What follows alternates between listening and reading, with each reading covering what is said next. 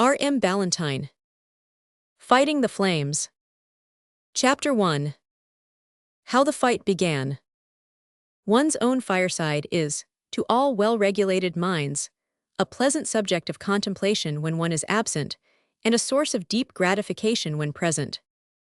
Especially may this be said to be the case in a cold, raw night in November, when mankind has a tendency to become chronically cross out of doors, and nature generally looks lugubrious. For just in proportion as the exterior world grows miserably chill, the world at home, with its blazing gas, its drawn curtains, its crackling fires, and its beaming smiles, becomes doubly comfortable and cozy. Even James Auberly, pompous, stern, and ungenial though he was, appeared to entertain some such thoughts, as he sat by his own fireside, one such night, in his elegant mansion in Beverly Square, Euston Road, London, and smiled grimly over the top of the Times newspaper at the fire. Mr. Auberly always smiled when he condescended to smile grimly. He seldom laughed; when he did so he did it grimly too. In fact, he was a grim man altogether, a gaunt, cadaverous, tall, careworn, middle-aged man, also a great one. There could be no question as to that. For besides being possessed of wealth, which, in the opinion of some minds, constitutes greatness, he was chairman of a railway company, and might have changed situations with the charwoman who attended the head office of the same without much difference being felt. He was also a director of several other companies, which, fortunately for them, did not appear to require much direction in the conduct of their affairs. Mr. Auberly was also leader of the fashion, in his own circle, and an oracle among his own parasites, but strange to say, he was nobody whatever in any other sphere. Cabmen, it is true, appeared to have an immense respect for him on first acquaintance, for his gold rings and chains bespoke wealth, and he was a man of commanding presence, but their respect never outlived a first engagement. Cabmen seldom touched their hats to Mr. Auberly on receiving their fare. They often parted from him with a smile as grim as his own, and once a peculiarly daring member of the fraternity was heard blandly to request him to step again into the cab, and he would drive him the 999th part of an inch that was still due on the odd sixpence.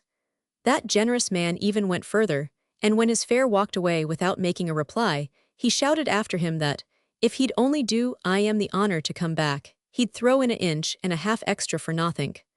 But Mr. Auberly was inexorable.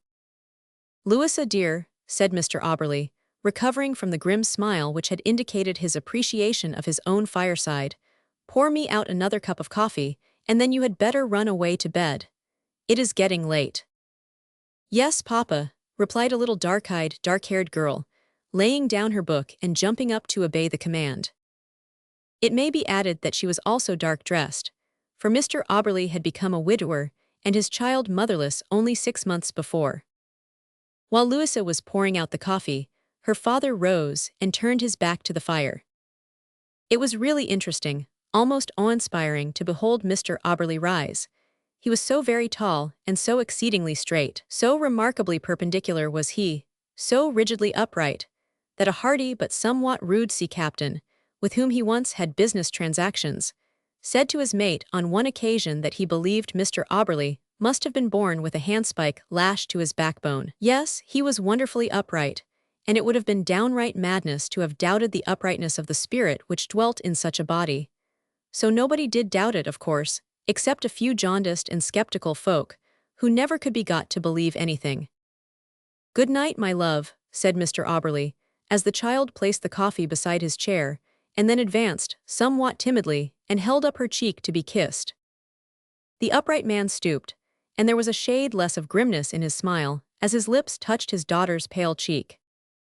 Louisa, or to use the name by which she was better known in the house, Lou, had clasped her hands tightly together while she was in the act of receiving this tribute of parental affection, as if she were struggling to crush down some feeling. But the feeling, whatever it was, would not be crushed down. It rose up and asserted itself by causing Lou to burst into a passionate flood of tears, throw her arms round her father's neck, and hold him tight there while she kissed his cheek all over.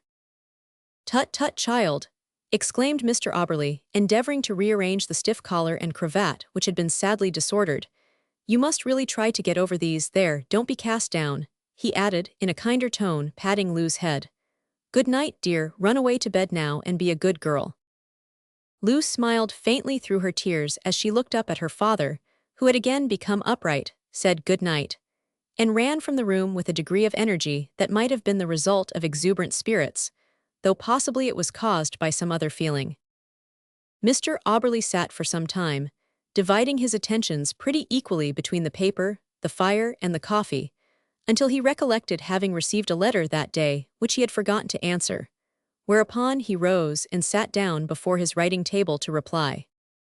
The letter was from a poor widow, a sister-in-law of his own, who had disgraced herself forever, at least in Mr. Auberly's eyes, by having married a waterman. Mr. Auberly shut his eyes obstinately to the fact that the said waterman had, by the sheer force of intelligence, good conduct, courage, and perseverance, raised himself to the command of an East Indiaman. It is astonishing how firmly some people can shut their eyes, sew them up, as it were, and plaster them over, to some things, and how easily they can open them to others. Mr. Auberly's eyes were open only to the fact that his sister-in-law had married a waterman, and that that was an unpardonable sin, for which she was forever banished from the sunshine of his presence. The widow's letter set forth that since her husband's death she had been in somewhat poor circumstances, though not in absolute poverty, for which she expressed herself thankful, that she did not write to ask for money, but that she had a young son, a boy of about 12, whom she was very anxious to get into a mercantile house of some sort, and knowing his great influence, etc., etc., she hoped that, forgetting, if not forgiving, the past, now that her husband was dead, he would kindly do what he could, etc., etc.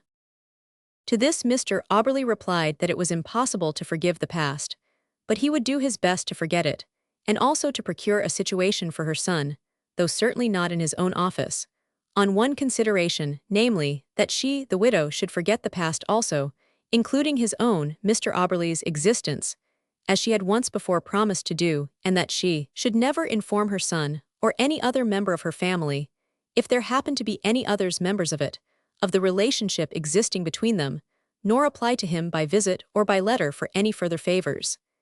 In the event of her agreeing to this arrangement, she might send her son to his residence in Beverly Square, on Thursday next, between 11 and 12. Just as he concluded this letter, a footman entered softly and laid a three-cornered note on the table. "Stay, Hopkins, I want you," said Mr. Auberly, as he opened the note and ran his eye over it. Hopkins, who was clad in blue velvet and white stockings, stood like a mute beside his master's chair. He was very tall and very thin, and very red in the nose. "Is the young woman waiting, Hopkins?" "Yes, sir, she's in the lobby." "Send her up."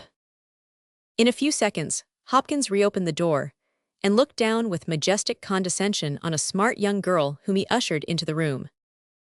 "That will do, you may go stay, post this letter. Come here, young woman." The young woman, who was evidently a respectable servant girl, approached with some timidity. "Your name is Mattie Marion, I understand, yes, sir, at least so your late mistress, Miss Tippet, informs me. Pray, what does Mattie stand for?" "Martha, sir." "Well, Martha, Miss Tippet gives you a very good character, which is well, because I intend you to be servant to my child, her maid, but Miss Tippet qualifies her remarks by saying that you are a little careless in some things. What things are you careless in?" "La, sir." "You must not say la, my girl," interrupted Mr. Auberly with a frown, "nor use exclamations of any kind in my presence. What are the some things referred to?" "Sure I don't know, sir," said the abashed Mattie. "I s'pose there's a many things I ain't very good at, but please, sir, I don't mean to do nothin' wrong, sir, I don't indeed, and I'll try to serve you well, sir, if it were only to plaze my missus, as I'm leavin' against my will, for I love my—" "There, that will do," said Mr. Auberly somewhat sternly, as the girl appeared to be getting excited. "Ring that bell. Now, go downstairs and Hopkins will introduce you to my housekeeper, who will explain your duties to you." Hopkins entered, and solemnly marched Martha Marion to the regions below.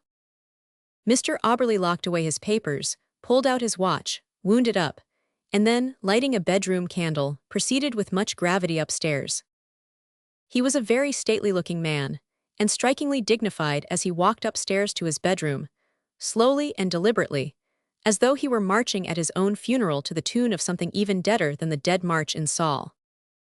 It is almost a violation of propriety To think of Mr. Auberly doing such a very undignified thing as going to bed. Yet truth requires us to tell that he did it, that he undressed himself as other mortals do, that he clothed himself in the wonted ghostly garment, and that, when his head was last seen, in the act of closing the curtains around him, there was a conical white cap on it, tied with a string below the chin, and ornamented on the top with a little tassel, which waggled as though it were bidding a triumphant and final adieu to human dignity. Half an hour later, Mrs. Rose, the housekeeper, a matronly, good-looking woman with very red cheeks, was busy in the study explaining to Maddie Marian her duties. She had already shown her all over the house, and was now at the concluding lesson. "Look here now, Marian," began the housekeeper.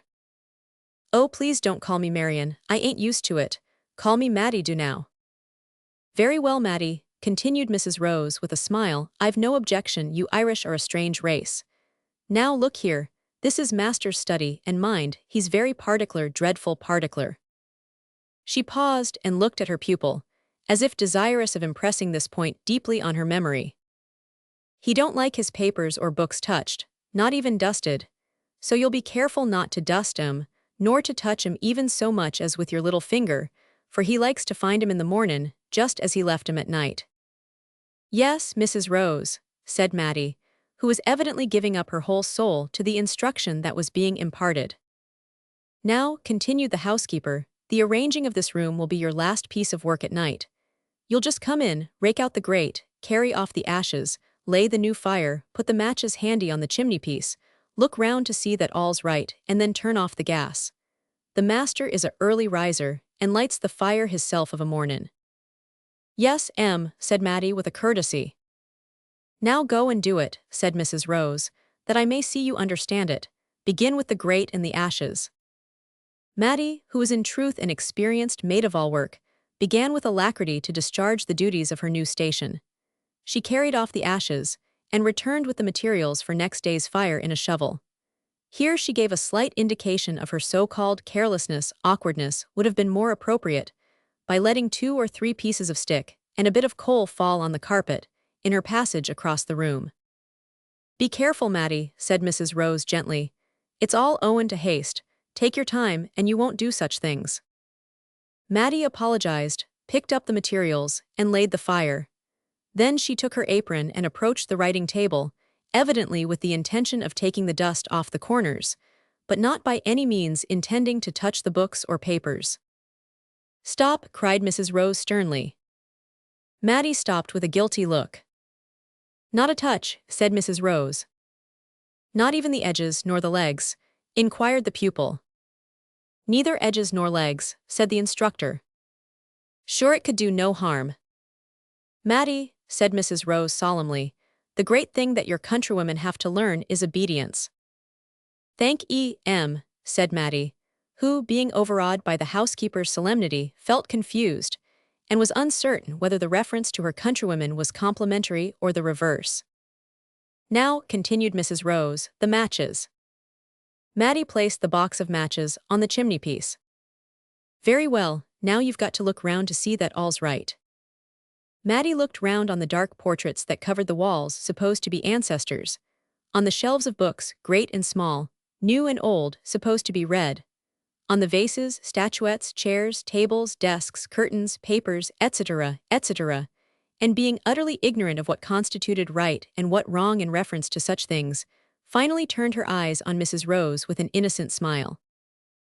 "Don't you see that the shutters are neither shut nor barred, Maddie?" She had not seen this, but she at once went and closed and barred them, in which operation she learned, first, that the bars refused to receive their respective catches, with unyielding obstinacy for some time, and second, that they suddenly gave in without rhyme or reason and pinched her fingers severely. "Now then, what next?" inquired Mrs. Rose. "Put out the gas," suggested Maddie. "And leave yourself in the dark," said the housekeeper, in a tone of playful irony. "Ah, sure did I forget the candle." In order to rectify this oversight, Maddie laid the unlighted candle which she had brought with her to the room on the writing table, and going to the chimney-piece, returned with the matchbox. "Be careful now, Maddie," said Mrs. Rose earnestly. "There's nothink I've such a fear of as fire, you can't be too careful." This remark made Maddie, who was of an anxious temperament, extremely nervous. She struck the match hesitatingly and lighted the candle shakily. Of course it would not light, candles never do on such occasions, and a long red-hot end of burnt wood projected from the point of the match. "Don't let the burnt end drop into the waste paper basket," exclaimed Mrs. Rose, in an unfortunate moment. "Where?" exclaimed Maddie with a start that sent the red-hot end into the center of a mass of papers. "There, just at your feet. Don't be so nervous, girl," cried Mrs. Rose. Maddie, in her anxiety not to drop the match, at once dropped it into the waste paper basket, which was instantly alight. A stamp of the foot might have extinguished it, but this did not occur to either of the domestics. The housekeeper, who was a courageous woman, seized the basket in both hands and rushed with it to the fireplace, thereby fanning the flame into a blaze and endangering her dress and curls. She succeeded, however, in cramming the basket and its contents into the grate. Then the two, with the aid of poker, tongs, and shovel, crushed and beat out the fire. "There, I said you'd do it," gasped Mrs. Rose, as she flung herself, panting, into Mr. Auberly's easy chair. "This comes of Bane in a hurry." "I was always unfortunate," sighed Maddie, still holding the shovel and keeping her eye on the grate, as if ready to make a furious attack on the smallest spark that should venture to show itself. "Come now, we'll go to bed," said Mrs. Rose, rising, "but first look well round to see that all is safe." A thorough and most careful investigation was made of the basket, the grate, and the carpet surrounding the fireplace, but nothing beyond the smell of the burnt papers could be discovered, so the instructor and pupil put out the gas, shut the door, and retired to the servants' hall, where Hopkins, the cook, the housemaid, and a small maid-of-all-work awaited their arrival, supper being already on the table. Here Mrs. Rose entertained the company with a graphic, not to say exaggerated, account of the small fire in the study, and wound up with an eloquent appeal to all to beware of fire, and an assurance that there was nothing on the face of the whole earth that she had a greater horror of. Meanwhile the little spark among the papers, forgotten in the excitement of the succeeding blaze of the waste paper basket, continued to do its slow but certain work. Having fallen on the cloth between two bundles, it smoldered until it reached a cotton pen wiper, which received it rather greedily in its embrace. This pen wiper lay in contact with some old letters which were dry and tindery in their nature, and being piled closely together in a heap afforded enlarged accommodation for the spark, which in about half an hour became quite worthy of being termed a swell. After that things went on like a house on fire, if we may venture to use that too often misapplied expression, in reference to the elegant mansion in Beverly Square on that raw November night. Chapter 2. Another little spark. Whistling is a fine, free, manly description of music, which costs little and expresses much. In all its phases, whistling is an interesting subject of study, whether we regard its aptitude for expressing personal independence, recklessness, and jollity, its antiquity, having begun no doubt with Adam, or its modes of production, as when created grandly by the whistling gale, or exasperatingly by the locomotive, or gushingly by the lark, or sweetly by the little birds that warble in the flowering thorn. The peculiar phase of this time-honored music to which we wish to draw the reader's attention at present is that which was exemplified one November night, the same November night of which mention has been made in the previous chapter, by a small boy who, in his progress through the streets of London, was arrested suddenly under the shadow of St. Paul's by the bright glare and the tempting fare of a pastry cook's window. Being hungry, the small boy, thrusting his cold hands deep into his empty trouser pockets, turned his fat little face and round blue eyes full on the window, and stared at the tarts and pies like a famishing owl. Being poor, so poor that he possessed not the smallest coin of the realm, he stared in vain, and being light of heart as well as stout of limb, he relieved his feelings by whistling at the food with inexpressible energy. The air selected by the young musician was Jim Crow, a sable melody high in public favor at that time, the familiar strains of which he delivered with shrill and tuneful precision, which intensified as he continued to gaze, until they rose above the din of cabs, vans, and buses, above the housetops, above the walls of the great cathedral, and finally awakened the echoes of its roof, which, coming out from the crevices and cornices where they usually slept, went dancing upwards on the dome, and played around the golden cross that glimmered like a ghost in the dark wintry sky. The music also awakened the interest of a tall policeman, whose beat that night chanced to be St. Paul's churchyard.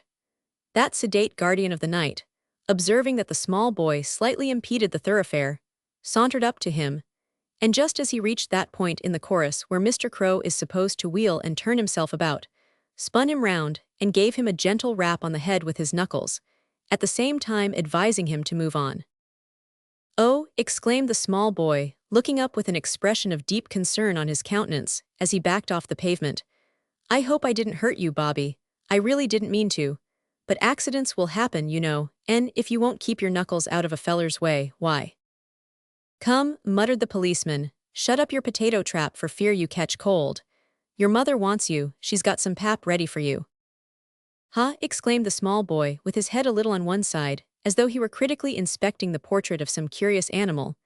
"A prophet it is, a blue-coated prophet in brass buttons, all but choked with a leather stock if not conceit. A horacle 6'2" in its stockings. I say, Bobby, whoever brought you up carried you up much too high, both in body and notions. What wouldn't they give for I am in the Guards or the Hoss Marines if he was only 8 inches wider across the shoulders?" Seeing that the policeman passed slowly and gravely on without condescending to take further notice of him, the small boy bade him an affectionate farewell, said that he would not forget to mention him favorably at headquarters, and then continued his progress through the crowded streets at a smart pace, whistling Jim Crow at the top of his shrill pipe.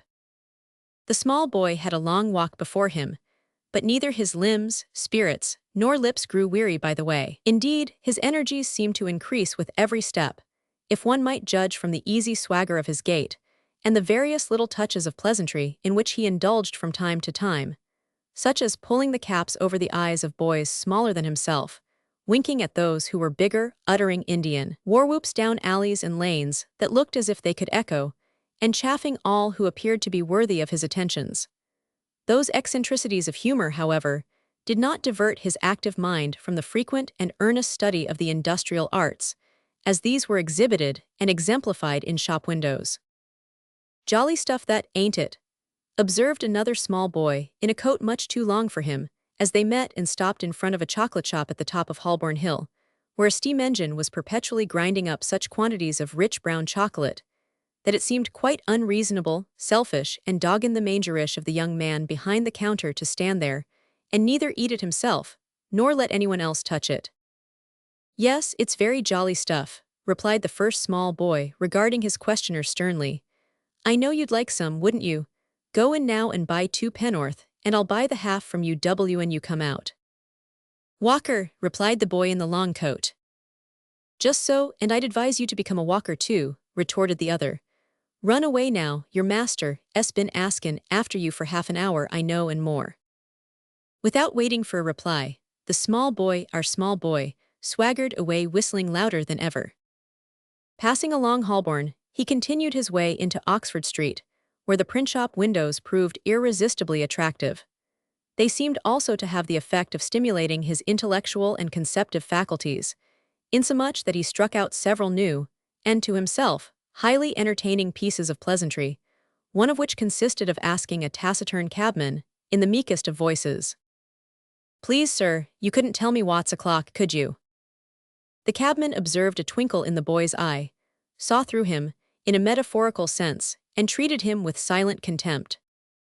"Oh, I beg pardon, sir," continued the small boy in the same meek tone, as he turned to move humbly away. "I forgot to remember that cabbies don't carry no watches, no, nor change neither, they're much too wide awake for that." A sudden motion of the taciturn cabman caused the small boy to dart suddenly to the other side of the crowded street, where he resumed his easy independent air, and his interrupted tune. "Can you direct me to Notting Hill Gate, missus?" he inquired of an applewoman, on reaching the neighborhood of Tottenham Court Road. "Straight on as you go, boy," answered the woman, who was busying herself about her stall. "Very good indeed," said the small boy with a patronizing air, "quite correctly answered. You've learnt geography, I see." "What say?" inquired the woman, who was apparently a little deaf. "I was askin' the price o' your oranges, missus." "1 penny apiece," said the woman, taking up one. "They ain't biled to make 'em puff out, are they?" To this the woman vouchsafed no reply. "Come, missus, don't be cross. What's the price o' your apples now?" "500 you want one?" asked the woman testily. "Of course I does." "Well then, they're 2 a penny." "2 a penny?" cried the small boy with a look of surprise. "Why, I'd 'a said they was a penny apiece. Good evenin', missus. I never buys cheap fruit cheap and nasty, no no, good evenin'."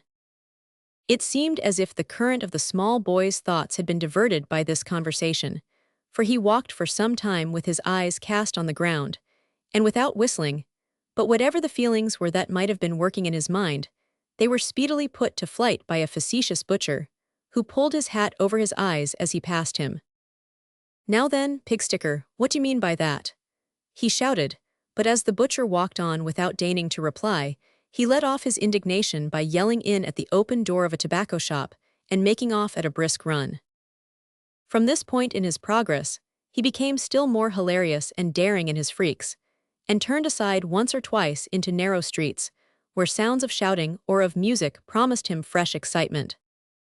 On turning the corner of one of those streets, he passed a wide doorway, by the side of which was a knob with the word fire in conspicuous letters above it and the word bell below it. The small boy paused, caught his breath as if a sudden thought had struck him, and glanced round. The street was comparatively quiet, his heart beat high. He seized the bell with both hands, pulled it full out, and bolted. Now it chanced that one of the firemen of the station happened to be standing close to the door, inside at the time. He, guessing the meaning of the ring at once, darted out and gave chase. The small boy fled on the wings of terror, with his blue eyes starting from their sockets.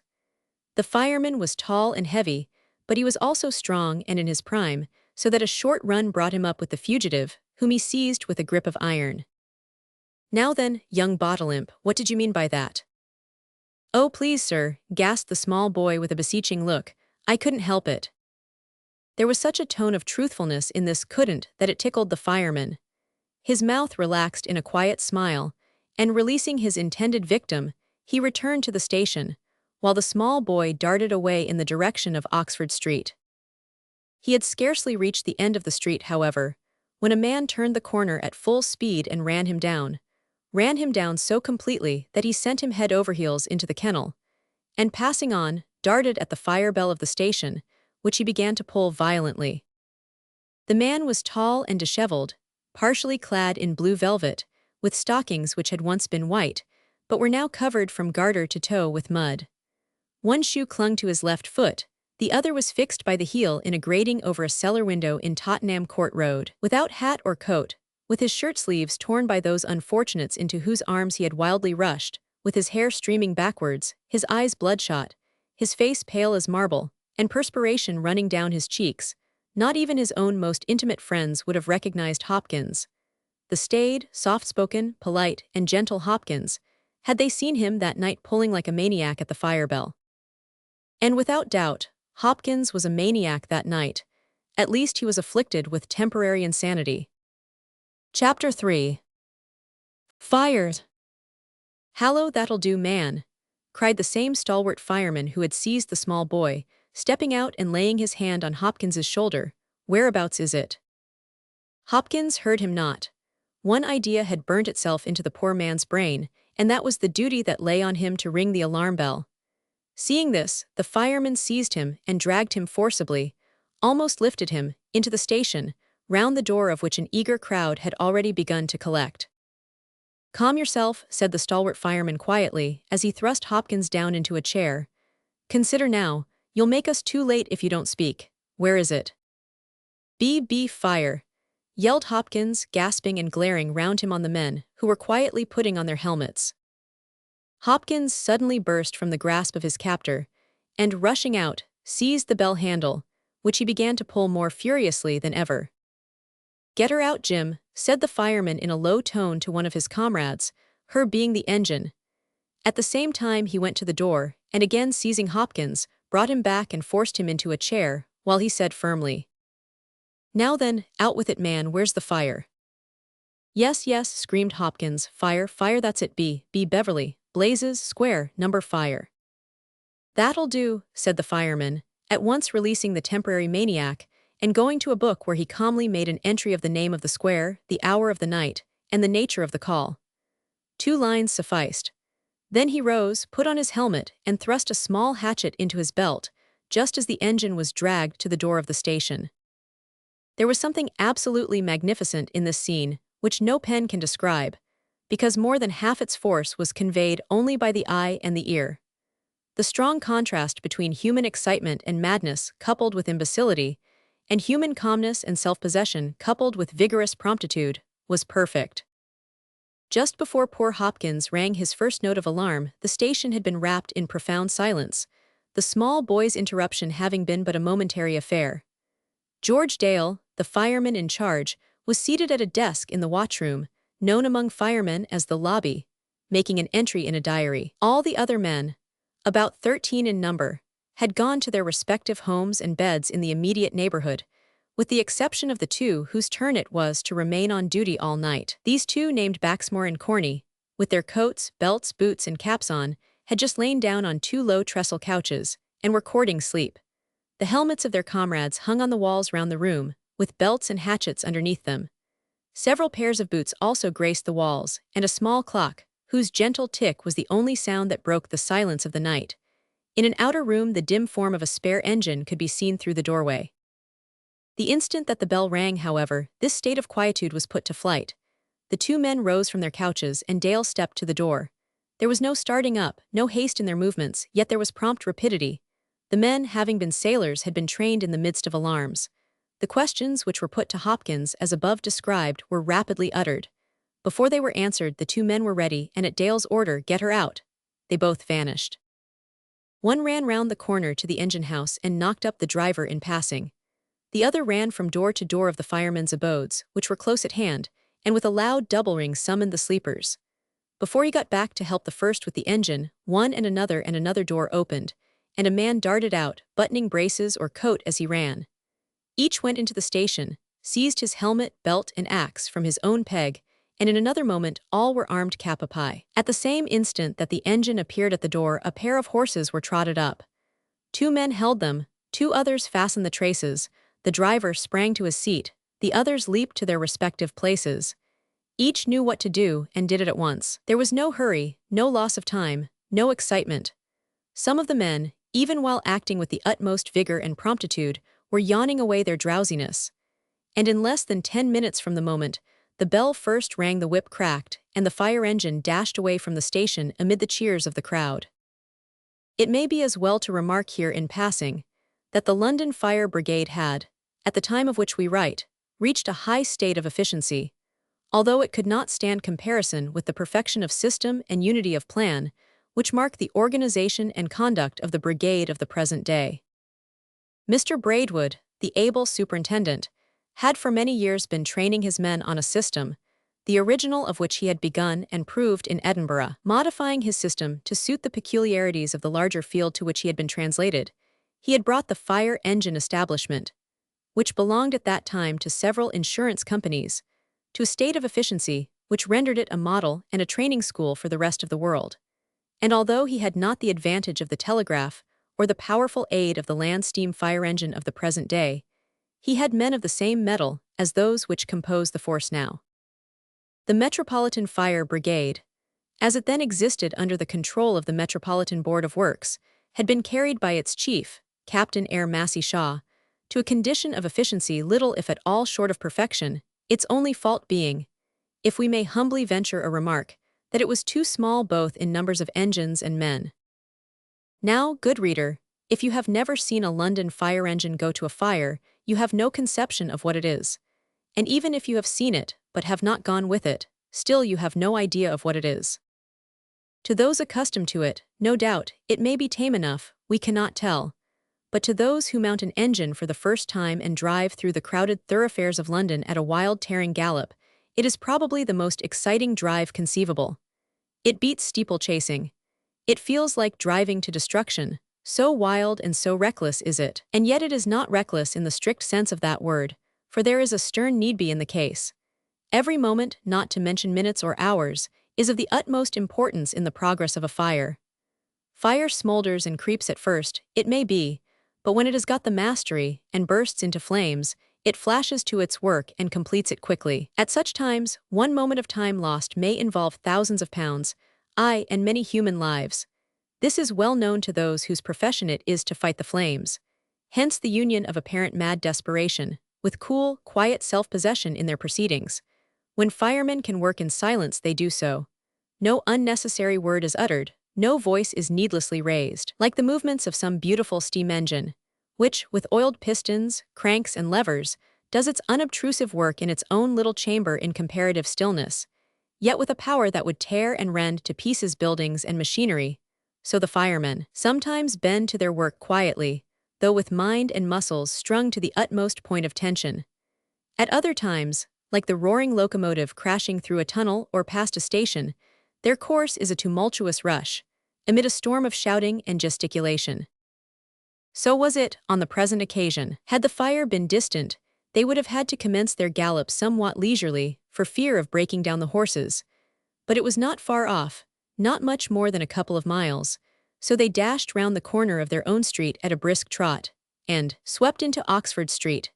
Here they broke into a gallop, and here the noise of their progress began, for the great thoroughfare was crowded with vehicles and pedestrians, many of whom were retiring from the theatres and music halls and other places of entertainment. To pass through such a crowd, without coming into collision with anything required not only the most dexterous driving, but rendered it necessary that some of the men on the engine should stand up and shout, or rather roar incessantly, as they whirled along, clearing everything out of their way, and narrowly escaping innumerable crashes by a mere hairbreadth. The men, as we said before, having been sailors, seemed to shout with the memory of the boatswain strong upon them, for their tones were pitched in the deepest and gruffest Basque. Sometimes there was a lull for a moment, as a comparatively clear space of 100 yards or so lay before them. Then their voices rose like the roaring of the gale as a stupid or deaf cabman got in their way, or a plethoric bus threatened to interrupt their furious passage. The cross streets were the points where the chief difficulties met them.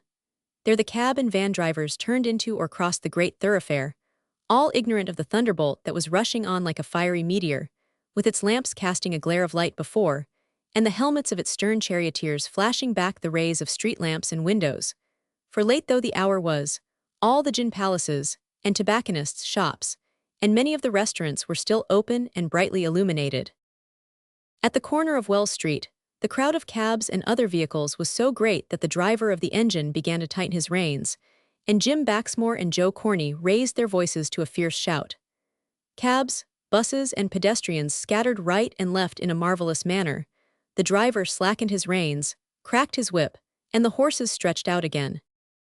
In passing Berners Street, a hansom cab swept round the corner, its dashing driver smoking a cigar in sublime self-satisfaction, and looking carelessly right and left for a fare. This exquisite almost ran into the engine.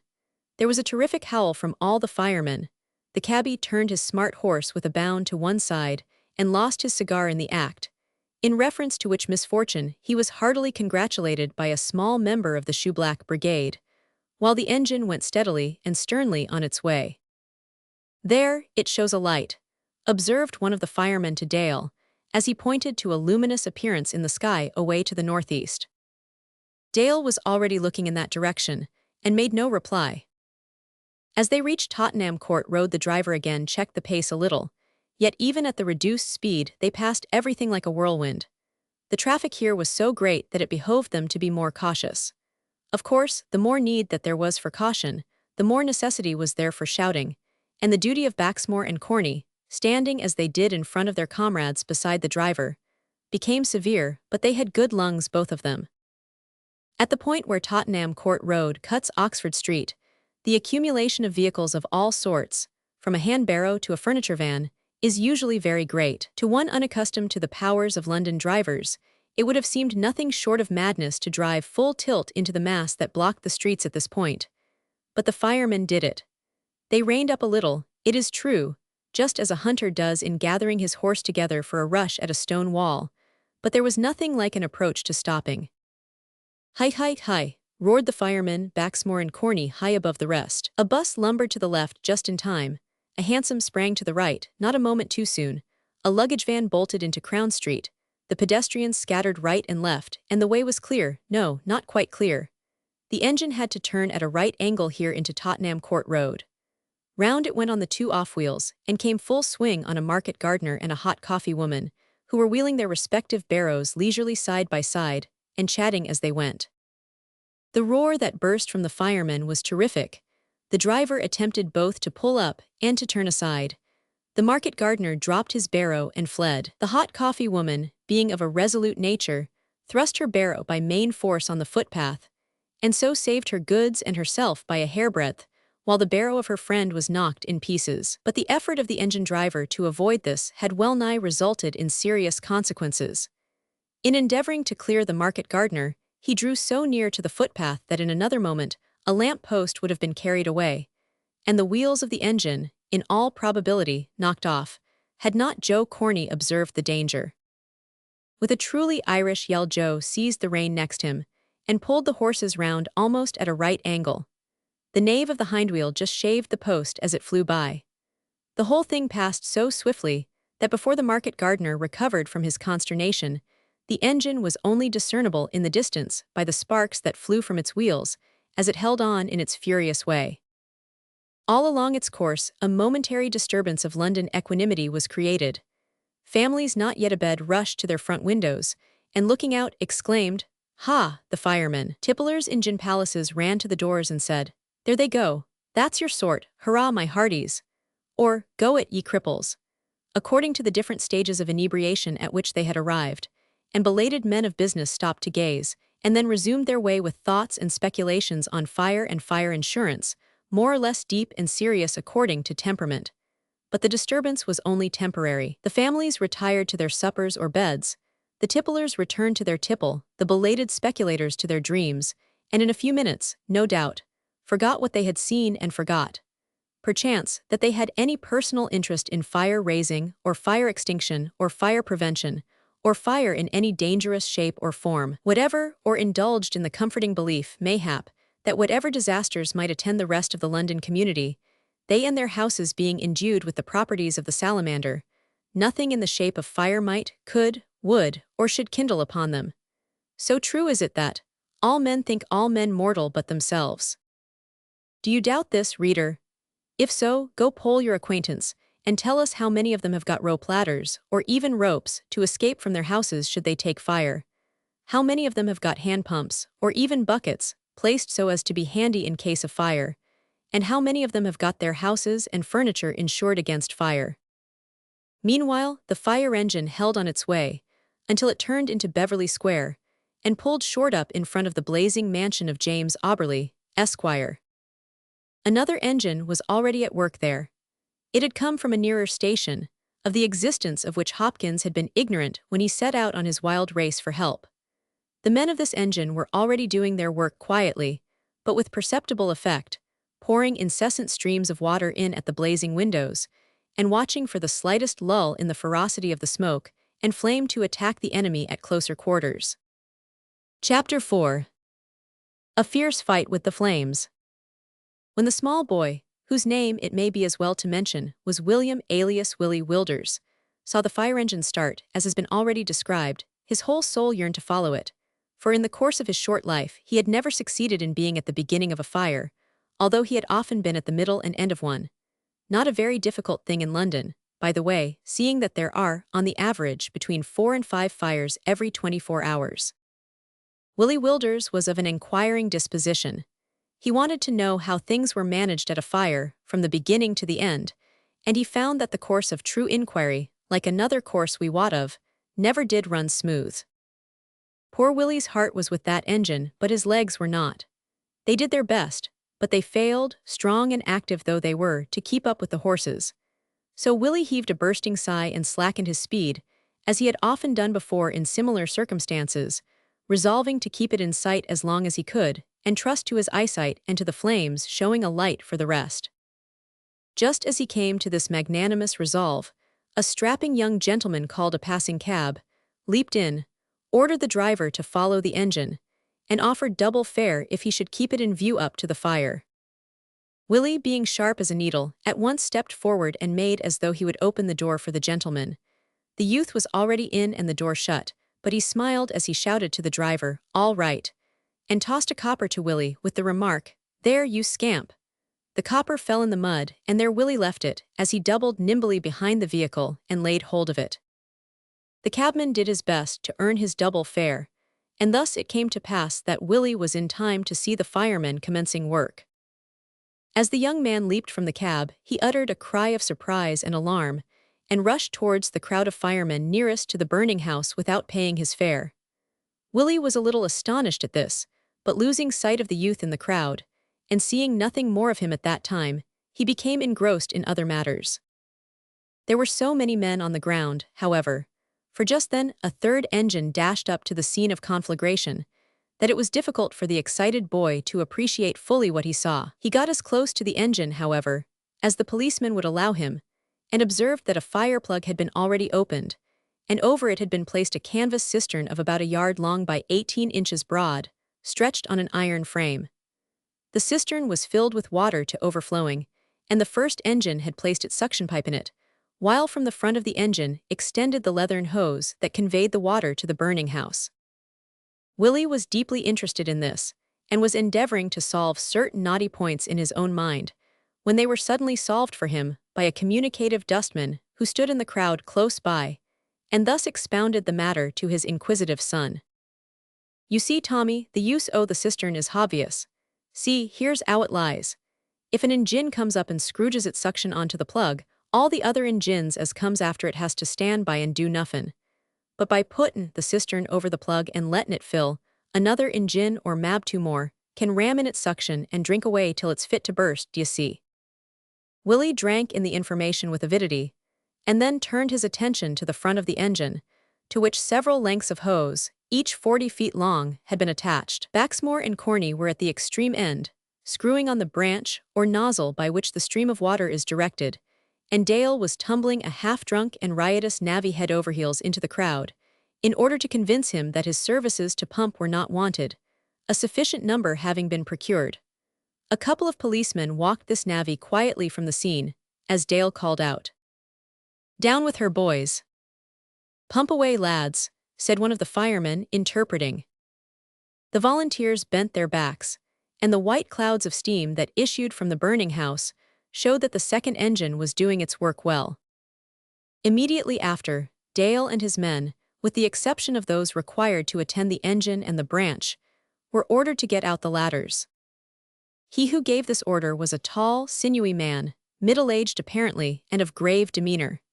His dress was similar to that of the other firemen, but there was an air of quiet, unobtrusive authority about him, which showed that he was a leader. "We might get on the roof now, Mr. Braidwood," suggested Dale, touching his helmet as he addressed the well-known chief of the London fire engine establishment. "Not yet, Dale, not yet," said Braidwood. "Get inside and see if you can touch the fire through the drawing-room floor. It's just fallen in." Dale and his men at once entered the front door of the building, dragging the branch and hose along with them, and were lost in smoke. Previous to the arrival of the fire engines, however, a scene had been enacted which Willie Wilders had not witnessed. A fire escape was first to reach the burning house. This was then, and still is, usually the case, owing to the fact that escapes are far more numerous in London than engines, so that the former, being always close at hand, often accomplish their great work of saving life before the engines make their appearance. The escape in the immediate neighborhood of Beverly Square was under the charge of conductor Samuel Forrest, a man who, although young, had already saved many lives, in the service of the Society for the Protection of Life from Fire. When Forrest reached the field of action, Mr. James Auberly was seen at an upper window in a state of undignified dishabille, shouting for help and half suffocated with smoke, with Mrs. Rose hanging round his neck on one side and Mattie Marion at the other. Poor Auberly, having tried the staircase on the first alarm, was driven back by smoke, and rushed wildly to the window, where the two domestics, descending in terror from their attic, clung to him and rendered him powerless.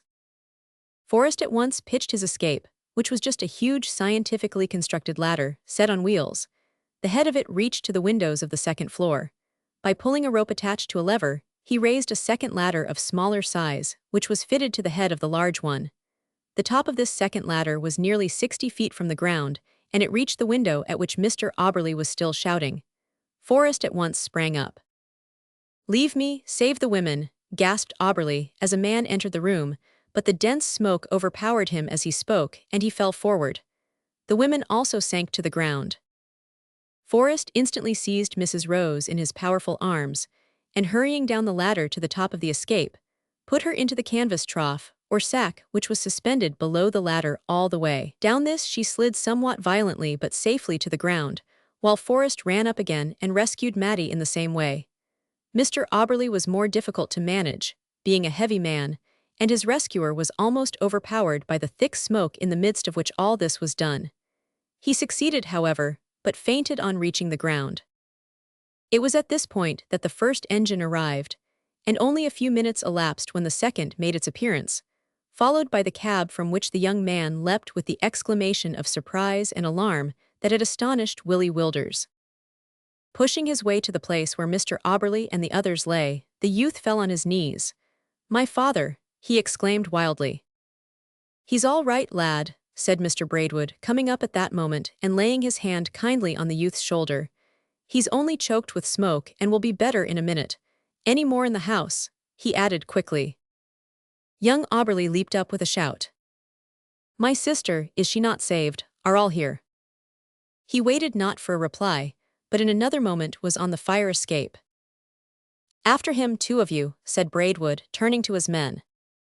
Two at once obeyed. In fact, they had leaped forward almost before the brief command was uttered. One of these firemen was conspicuous for his height and strength. He was first up the ladder. Close upon him followed Baxmore with a lantern. Nothing but smoke had yet reached the room into which young Auberly entered, so that he instantly found himself in impenetrable darkness, and was almost choked as well as blinded. "Have a care, Frank. The floor must be about gone by this time," said Baxmore, as he ran after his tall comrade. The man whom he called Frank knew this. He also knew that it was not likely anyone had been left in the room from which the master of the house had been rescued, and he thought it probable that his daughter would occupy a room on the same floor with her father. Acting on this supposition, and taking for granted that the room they were about to enter was Mr. Auberly's bedroom, the tall fireman dashed at once through the smoke, and tumbled over the prostrate form of young Auberly. "Look after him, Baxmore," he gasped, as he seized the lamp from his comrade's hand and darted across the room and out into the passage, where he went crash against a door and burst it open. Here the smoke was not so dense, so that he could breathe, though with difficulty. One glance showed him where the bed was. He felt it. A female form was lying on it. The light weight and the long hair which swept across his face as he raised it gently but swiftly on his shoulder told him that it was that of a girl. At that moment, he heard a loud shout from the crowd, which was followed by a crash. Dashing once more across the passage, he saw that a lurid flame was piercing the smoke in the other room. The staircase he knew was impassable, probably gone by that time, but he had not time to think, so he drew the blanket over the girl's head and bounded towards the window. There was a feeling of softness under his feet, as if the floor were made of pasteboard. He felt it sinking beneath him. Down it went, just as he laid hold of the head of the fire escape, from which he hung suspended in the midst of the smoke and sparks that rose from the falling ruin. Strong though the young fireman was, he could not raise himself by one arm, while the other was twined round Louisa Auberly. At that moment, Baxmore, having carried young Auberly down in safety, again ascended and appeared at the window. He seized Frank by the hair of the head. "Let go my hair and catch the girl," shouted Frank. "All right," said Baxmore, seizing Lou and lifting her over the window sill. Frank, being thus relieved, swung himself easily on the sill, and grasping Lou once more, descended to the street, where he was met by Mr. Auberly, who had recovered from his state of partial suffocation, and who seized his child and hurried with her into a neighboring house. Thither he was followed by Mrs. Rose and Maddie, who had also recovered. During these episodes, the firemen had continued at their work with cool and undistracted attention, and here the value of organization was strikingly and beautifully brought out. For while the crowd swayed to and fro, now breathless with anxiety lest the efforts of the bold conductor of the fire escape should fail, anon wild with excitement, and loud in cheers when he succeeded, each fireman paid devoted and exclusive attention to his own prescribed piece of duty, as if nothing else were going on around him, and did it with all his might. well knowing that every other piece of work was done, or point of danger guarded, by a comrade, while the eagle eyes of Mr. Braidwood and his not less watchful foreman superintended all, observed and guided, as it were, the field of battle. And truly good generalship was required, for the foe was fierce and furious. The devouring element rushed onward like a torrent. The house was large and filled with rich furniture, which was luxurious food for the flames as they swept over the walls, twined round the balustrades, swallowed the paintings, devoured the woodwork, and melted the metal in their dread progress. But the foe that met them was, on this occasion, more than a match for the flames. It was a hand-to-hand encounter. The men followed them foot by foot, inch by inch, sometimes almost singeing their beards or being well-nigh choked and blinded by dense volumes of smoke, but if driven back, always returning to the charge. The heat at times beat on their helmets so fiercely that they were forced to turn their faces aside and half turn their backs on the foe, but they always kept their weapons, the branches, to the front, and continued to discharge upon him tons and tons of aqueous artillery. "Get up to the windows now, use the escape," said Mr. Braidwood, and as he said this he passed through the doorway of the burning house. Some of the men rushed up the escape and let down a line, to which one of the branches was made fast. "Avast Pumpin, number 2, shouted Baxmore from the midst of clouds of smoke that were bursting out from the window. Number 2 engine was stopped. Its branch was pulled up and pointed inside straight at the fire, the signal given, "Down with number 2, and a hiss was followed by volumes of steam. The work of extinction had at last begun in real earnest. As long as they could only stand in the street and throw water in through the windows at haphazard, they might or might not hit the fire, and at all events they could not attack its strong points. But now, Baxmore at one window, and one of the men of the first engine at another, played point-blank into the flames, and wherever the water hit, they were extinguished. Presently they got inside and began to be able to see through the smoke. A blue glimmer became visible, the branch was pointed, and it was gone. By this time the second floor had partly given way, and fire was creeping down the rafters to the eaves of the house. Baxmore observed this, and pointed the branch straight up. The fire at that part was put out, and a heavy shower of water fell back on the fireman, drenching him to the skin. The attack had now become general. The firemen swarmed in at the doors and windows the moment that it was possible for a human being to breathe the smoke and live. One of the engines attached 2 additional lengths of hose, dragged the branch through the first floor to the back of the house, got upon an outhouse, in at a back window, and attacked the foe in rear. On the roof, Frank and Dale were plying their hatchets, their tall figures sharply defined against the wintry sky, and looking more gigantic than usual. The enemy saved them the trouble of cutting through, however, for it suddenly burst upwards, and part of the roof fell in. It would certainly have taken Frank prisoner had not Dale caught him by the collar, and dragged him out of danger. Instantly a branch was pointed downwards, and the foe was beaten back. From above, below, before, and behind, it was now met with deluges of water, which fell on the shoulders of the men in the lower floor in a continuous hot shower, while they stood ankle-deep in hot water. In 10 minutes after this, the fire was effectually subdued, the lower floor having been saved, although its contents were severely damaged by water. It was only necessary now that one of the engines should remain for a time to make good the victory. The others rolled up their hose and prepared to depart. The King Street engine was the first to quit the field of battle. While the men were getting ready, Mr. Auberly, muffled in a long cloak, stepped from the crowd and touched Frank, the tall fireman, on the shoulder. "Sir," said he in a low voice, "you saved my child. I would show my sense of gratitude. Will you accept of this purse?" Frank shook his head, and a smile played on his smoke-begrimed countenance as he said, "No, Mr. Auberly, I am obliged to you, but I cannot accept of it. I do not want it, and besides, the men of the brigade are not allowed to take money." "But you will let me do something for you," urged Mr. Auberly. "Is there nothing that I can do?" "Nothing, sir," said Frank. He paused for a moment and then resumed, "Well, there is something that perhaps you could do, sir. I have a little brother out of employment, if you could get him a situation, sir." "I will," said Mr. Auberly with emotion. "Send him to me on Thursday forenoon. He will find me living next door to my late home. I shall stay with a friend there for some time. Good night." "Men of King Street engine, get up," cried Dale. "Stay, what is your name?" said Mr. Auberly, turning round. But Frank was gone. He had leaped to his place on the engine, and was off at a rattling pace through the now silent and deserted streets of the sleeping city. Although they drove on at great speed, there was no shouting now, for neither bus, cab, nor foot passenger blocked up the way, and the men, begrimed with smoke and charcoal, wet, and weary with 2 hours of almost uninterrupted labor of a severe as well as dangerous character, sat or stood in their places in perfect silence. On reaching the fire station they leaped to the ground, and all went quickly and silently to their neighboring homes and beds, except the 2 men on duty. These, changing their coats and boots, lay down on the trestles, and at once fell fast asleep, the engine and horses having been previously housed, and then Dale sat down to make an entry of the event in his day-book. The whole thing might have been only a vivid dream, so silent was the room and so devoid of any evidence of recent excitement, while the reigning tranquility was enhanced rather than decreased by the soft breathing of the sleepers, the ticking of the clock, and the scratching of Dale's pen as he briefly recorded the facts of the fire that night in Beverly Square. Chapter 5. Willie Wilders in Difficulties. During the progress of the fire, small Willie Wilders was in a state of the wildest, we might almost say hilarious, excitement.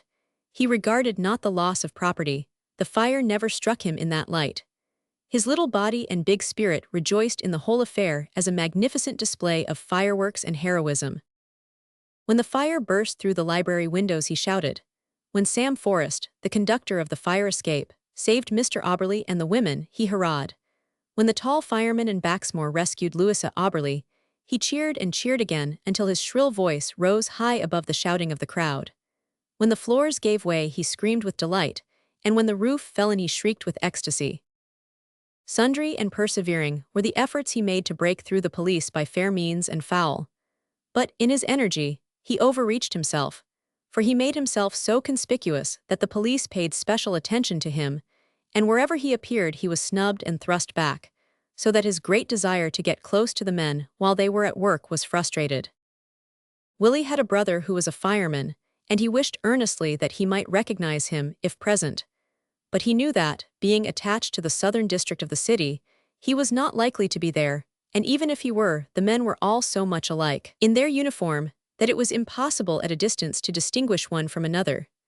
True it is that his brother was uncommonly tall and very strong, but as the London firemen were all picked men, many of them were very tall, and all of them were strong. Not until the last engine left the ground did Willie Wilders think it advisable to tear himself away and hasten to his home in Notting Hill, where he found his mother sitting up for him in a state of considerable anxiety. She forbore to question him that night, however. When Willie appeared next morning, or rather, the same morning, for it was nearly 4 o'clock when he went to bed, he found his mother sitting by the fire knitting a sock. Mrs. Wilders was a widow, and was usually to be found seated by the fire, knitting a sock, or darning one, or mending some portion of male attire. "So you were at a fire last night, Willie," said the widow. "Yes, I was," replied the boy, going up to his mother, and giving her what he styled a roistering kiss, which she appeared to like, although she was scarcely able to bear it, being thin and delicately formed, and somewhat weak from bad health. "No lives lost, I hope, Willie." "No, there ain't often lives lost when Sam Forrest, the fire escape man, is there. You know Forrest, mother, the man that we've heard so much of. Ah, it was sich fun, you've no notion. It would have made you split your sides, why, laughin', if you'd seen Sam come out o' the smoke carryin', the master o' the house on his shoulder in his shirt and drawers, with only one sock on, and his nightcap tied so tight under his chin that they had to cut it off. Him in a swound, too, hangin' as limp as a dead eel on Sam's shoulder, with his head down one side, and his legs down the other. Oh, it was a lark." The boy recalled the lark to his own mind so vividly that he had to stop at this point, in order to give vent to an uproarious fit of laughter. "Was Frank there?" inquired the widow when the fit subsided. "Not that I know of, mother. I looked hard for him but didn't see him. There was lots o' men big enough to be him, but I couldn't get near enough to see for the bobbies. I wonder what them bobbies were made for," continued Willie with a look of indignation as he seated himself at the table and began to eat a hearty breakfast. "The long lamp posts, that are always in the way when nobody wants 'em. I do believe they was invented for nothing else than to aggravate small boys and snub their inquiring minds." "Where was the fire, Willie?" In Beverly Square. I say, mother, if that there grocer don't send us better stuff than this here bacon in future, I'll have to give him up. I can't afford to get better, dear, said the widow meekly. I know that, mother, but he could afford to give better. However, it's down now, so it don't much matter. Did you hear whose house was burned, Willie? A Mr. Oberly, or something like that. Oberly, exclaimed the widow with a start. Well, p'raps it is Oberly, but whichever it is, he's got a pretty kettle o' fish to look after this mornin'. You seem to have heard of him before, mother. Yes, Willie, I know him, at least I have met with him often. You see, I was better off once, and used to mingle with, but I need not trouble you with that. On the strength of our former acquaintance, I thought I would write and ask him to get you a situation in an office, and I have got a letter from him, just before you came down to breakfast, saying that he will do what he can, and bidding me send you to him between 11 and 12 tomorrow. Hugh, whistled Willie, and he burnt out house and home, without a coat to his back or a shoe to his foot. It strikes me I'll have to try to get him a situation. He won't be found at the house, now, I dare say, my son, so we'll have to wait a little. But the burning of his house and furniture won't affect him much, for he's rich. Humph, p'raps not, said Willie, but the burnin' of his little girl might have. You said that no lives were lost, cried Mrs. Wilders, turning pale. No more there was, mother. But if it hadn't been for the fireman that jumped in at a blazin' winder and brought her out through fire and smoke, she'd have been a cinder by this time, and money wouldn't have bought the rich man another daughter, I know. True, my son, observed Mrs. Wilders, resting her forehead on her hand. Then, as if suddenly recollecting something, she looked up and said, Willie, I want you to go down to the city with these socks to Frank. This is his birthday, and I sat late last night on purpose to get them finished. His station is a long way off, I know, but you've nothing else to do, so. Nothing else to do, mother, exclaimed Willie with an offended look. Haven't I got to converse in a friendly way with all the crossin', sweepers and shoeblacks and stall women as I go along, and chaff the cabbies and look in at all the shop windows and insult the bobbies? I always insult the bobbies. It does me good. I hurt 'em mentally as much as I can, and I'd hurt 'em bodily if I could. But every dog has his day. When I grow up, won't I pitch into 'em? He struck the table with his fist, and shaking back his curly hair, lifted his blue eyes to his mother's face with a stern expression, which gradually relaxed into a smile. Ah, you needn't grin, mother, and tell me that the policemen are a fine set of men, and quite as brave and useful in their way as the firemen. I know all you respectable sort of people think that, but I don't. They're my natural enemies and I hate 'em. Come, mother, give me the socks and let me be off. Soon the vigorous urchin was on his way to the city, whistling, as usual, with all his might. As he passed the corner of the British Museum, a hand touched him on the shoulder, and its owner said, How much are you paid a week, lad, for kicking up such a row? Willie looked round, and his eyes encountered the brass buckle of the waist belt of a tall, strapping fellow in a blue uniform. Glancing upwards, he beheld the handsome countenance of his brother Frank looking down at him with a quiet smile. He wore no helmet, for except when attending a fire the firemen wear a sailor-like blue cloth cap. Hallo blazes, is that you? Cried the boy. Just so, Willie, goin' down to Watling Street to attend drill. Willie, who had styled his brother Blazes, ever since he joined the fire brigade, observed that he happened to be going in the same direction to deliver a message from his mother to a relation, which he would not speak about, however, just then, as he wished to tell him of a fire he had been at last night. A fire, lad, was it a big one? Aye, that it was, a case o' burnin' out almost, and there were lives saved, said the boy with a look of triumph, and that's more than you can say you've seen, though you are a fireman. Well, you know I have not been long in the brigade, Willie, and as the escapes often do their work before the engines come up, I've not had much chance yet of seeing lives saved. How was it done? With glowing eyes and flushed cheeks, Willie at once launched out into a vivid description of the scene he had so recently witnessed, and dwelt particularly on the brave deeds of Conductor Forrest and the tall fireman. Suddenly he looked up at his brother. Why, what are you chucklin' at, Blazes? Nothing, lad, was the fireman very tall? That he certainly was, uncommon tall. Something like me, said Frank. A gleam of intelligence shot across the boy's face as he stopped and caught his brother by the sleeve, saying earnestly, "It wasn't you, Frank, was it?" "It was, Willie, and right glad am I to have been in such good luck as to save Miss Auberly." Willie grasped his brother's hand and shook it heartily. "You're a brick, Blazes," said he, "and this is your birthday, and I wish you luck and long life, my boy. You'll do me credit yet if you go on as you've begun. Now I'll go right away back and tell Mother. Won't she be fit to bust?" "But what about your message to the relation in the city?" inquired Frank. "That relation is yourself, and here's the message in the shape of a pair o' socks from Mother, knitted with her own hands. And by the way, that reminds me, how came you to be at the fire last night? It's a long way from your station." "I've been changed recently," said Frank. "Poor Grove was badly hurt about the loins at a fire in New Bond Street last week, and I have been sent to take his place, so I'm at the King Street station now. But I have something more to tell you before you go, lad, so walk with me a bit farther." Willie consented, and Frank related to him his conversation with Mr. Auberly, in reference to himself. "I thought of asking leave and running out this afternoon to tell you, so it's as well we have met, as it will. Why, what are you chuckling at, Willie?" This question was put in consequence of the boy's eyes twinkling, and his cheeks reddening with suppressed merriment. "Never mind, Blazes, I haven't time to tell you just now. I'll tell you some other time. So old Auberly wants to see me tomorrow forenoon." "That's what he said to me," returned Frank. "Very good, I'll go. Adieu, Blazes, farewell." So saying, Willie Wilders turned round and went off at a run, chuckling violently. He attempted to whistle once or twice, but his mouth refused to retain the necessary formation, so he contented himself with chuckling instead. And it is worthy of record that that small boy was so much engrossed with his own thoughts on this particular occasion that he did not make one observation, bad, good, or indifferent, to anyone during his walk home. He even received a question from a boy smaller than himself as to whether his mother knew he was out, without making any reply, and passed innumerable policemen without even a thought of vengeance. "Let me see," said he, muttering to himself as he paused beside the Marble Arch at Hyde Park and leaned his head against the railings of that structure.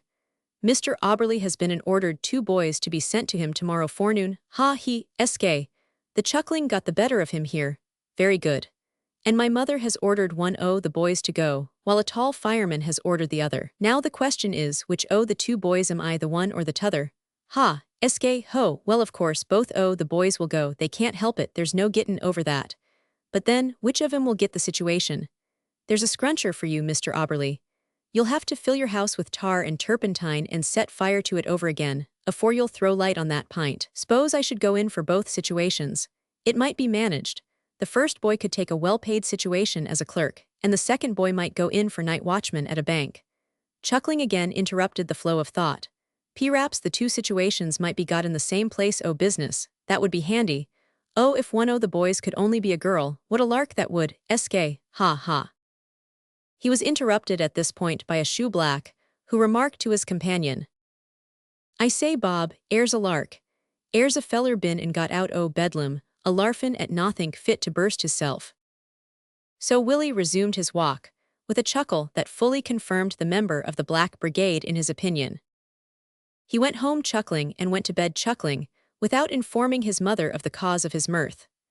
Chuckling he arose on the following morning, and chuckling still, went at noon to Beverly Square, where he discovered Mr. Auberly standing, gaunt and forlorn, in the midst of the ruins of his once elegant mansion. Chapter 6. When one is another, who is which? "Well, boy, what do you want? Have you anything to say to me?" Mr. Auberly turned sharp round on Willie, whose gaze had gone beyond the length of simple curiosity. In fact, he was awestruck at the sight of such a very tall and very dignified man, standing so grimly in the midst of such dreadful devastation. "Please, sir, I was sent to you, sir, by—" "Oh, you're the boy, the son of, that is to say, you were sent to me by your mother," said Mr. Auberly with a frown. "Well, sir," replied Willie, hesitating, I was sent by—" "Ah, I see," interrupted Mr. Auberly with a smile that was meant to be gracious. "You were sent by a fireman, you are not I mean you're the other boy." Poor Willie, being of a powerfully risible nature, found it hard to contain himself on hearing his own words of the previous evening re-echoed thus unexpectedly. His face became red, and he took refuge in blowing his nose, during which process, having observed the smile on Mr. Auberly's face, he resolved to be the other boy. "Yes, sir," he said, looking up modestly. "I was sent by a fireman. I am the other boy." Mr. Auberly smiled again grimly and said that the fireman was a brave fellow, and that he had saved his daughter's life, and that he was very glad to do anything that lay in his power for him, and that he understood that Willie was the fireman's brother, to which the boy replied that he was. "Well then, come this way," continued Mr. Auberly, leading Willie into the library of the adjoining house, which his friend had put at his disposal, and seating himself at a writing table. "You want a situation of some sort, a clerkship, I suppose."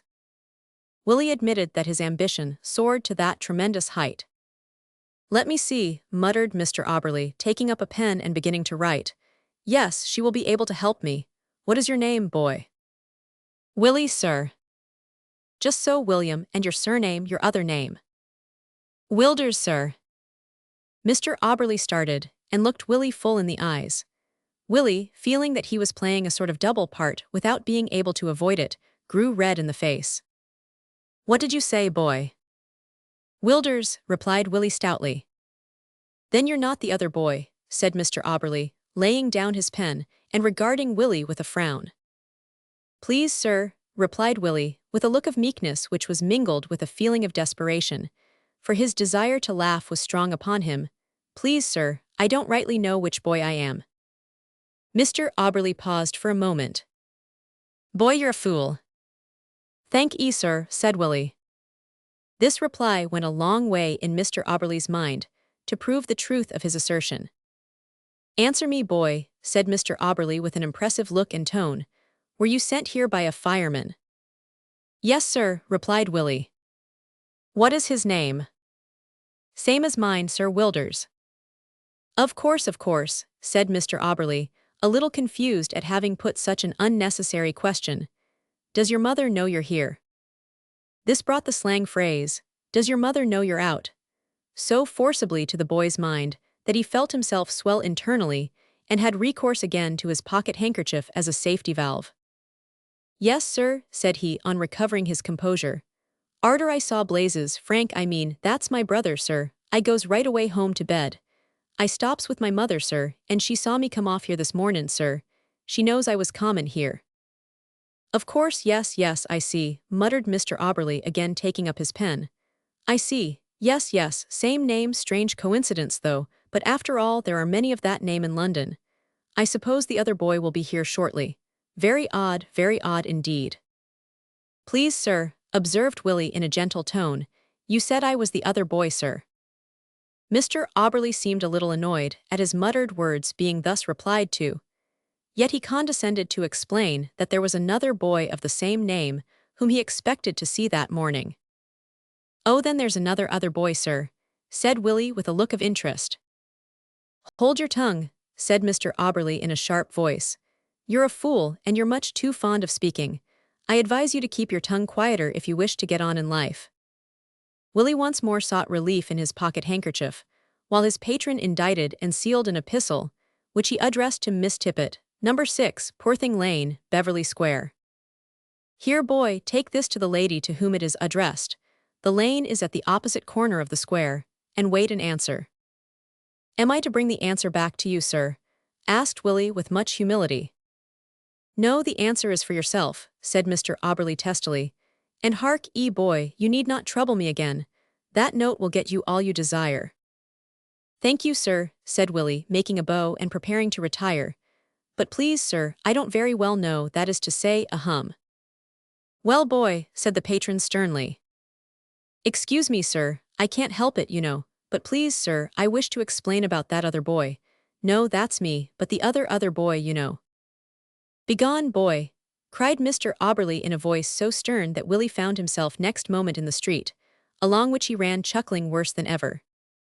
A little reflection might have opened Mr. Auberly's eyes to the truth in regard to Willie, but a poor relation was to him a disagreeable subject of contemplation, and he possessed the faculty, in an eminent degree, of dismissing it altogether from his mind. Having care enough on his mind at that time, poor man, He deliberately cast the confusion of the two boys out of his thoughts, and gave himself up to matters more interesting and personal. We may add here that Mrs. Wilders was faithful to her promise, and never more addressed her brother-in-law by word or letter. When Willie afterwards told her and Frank of the absurdity of his interview, and of the violent manner in which Mr. Auberly had dismissed him when he was going to explain about the other boy, his mother thought it best to let things rest as they stood, yet she often wondered in her own quiet way what Mr. Auberly would think of her, and of the non-appearance of the other boy, and she felt convinced that if he only put things together, he must come to understand that Willie and Frank were her sons. But Mrs. Wilders did not know of the before-mentioned happy facility which her kinsman possessed of forgetting poor relations. So, after wondering on for a time, she ceased to wonder or to think about it at all. Chapter 7. Thoughts in regard to men. Miss Emelina Tippet was a maiden lady of pleasing countenance and exceedingly uncertain age. She was a poor member of a poor branch of an aristocratic family, and feeling an unconquerable desire to breathe, if not the pure unadulterated atmosphere of Beverly Square, at least as much of it as was compatible with a very moderate income, she rented a small house in a very dark and dismal lane leading out of that great center of refinement. It is true that Beverly Square was not exactly the West End, but there are many degrees of Westendiness, so to speak, in the western neighborhood of London, and this square was, in the opinion of Miss Tippet, the West Endest place she knew, because there dwelt in it not only a very genteel and uncommonly rich portion of the community, but several of her own aristocratic, though distant, relations, among whom was Mr. Auberly. The precise distance of the relationship between them had never been defined, and all records bearing on it having been lost in the mists of antiquity, it could not now be ascertained. But Miss Tippet laid claim to the relationship, and as she was an obliging, good-humored, chatty, and musical lady, Mr. Auberly admitted the claim. Miss Tippet's only weakness, for she was indeed a most estimable woman, was a tendency to allow rank and position to weigh too much in her esteem. She had also a sensitive abhorrence of everything low and vulgar, which would have been, of course, a very proper feeling had she not fallen into the mistake of considering humble birth lowness, and want of polished vulgarity, a mistake which is often, sometimes even willfully, made by persons who consider themselves much wiser than Miss Tippet, but who are not wise enough to see a distinct shade of true vulgarity in their own sentiments.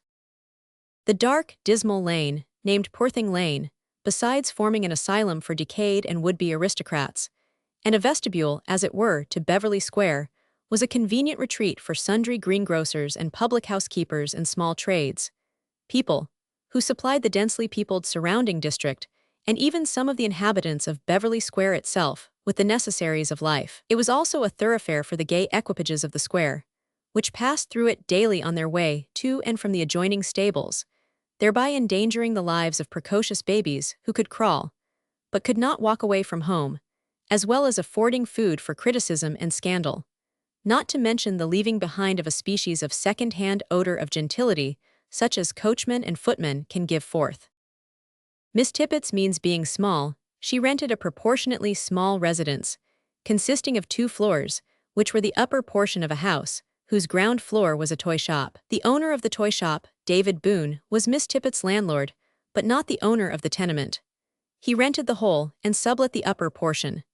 Miss Tippet's parlor windows commanded a near view of the lodging opposite, into every corner and crevice of which she could have seen, had not the windows been encrusted with impenetrable dirt. Her own domestic arrangements were concealed from view by small green Venetian blinds, which rose from below, and met the large Venetians which descended from above. The good lady's bedroom windows in the upper floor commanded a near view, much too near, of a stack of chimneys, between which and another stack, farther over, she had a glimpse of part of the gable end of a house, and the topmost bough of a tree in Beverly Square.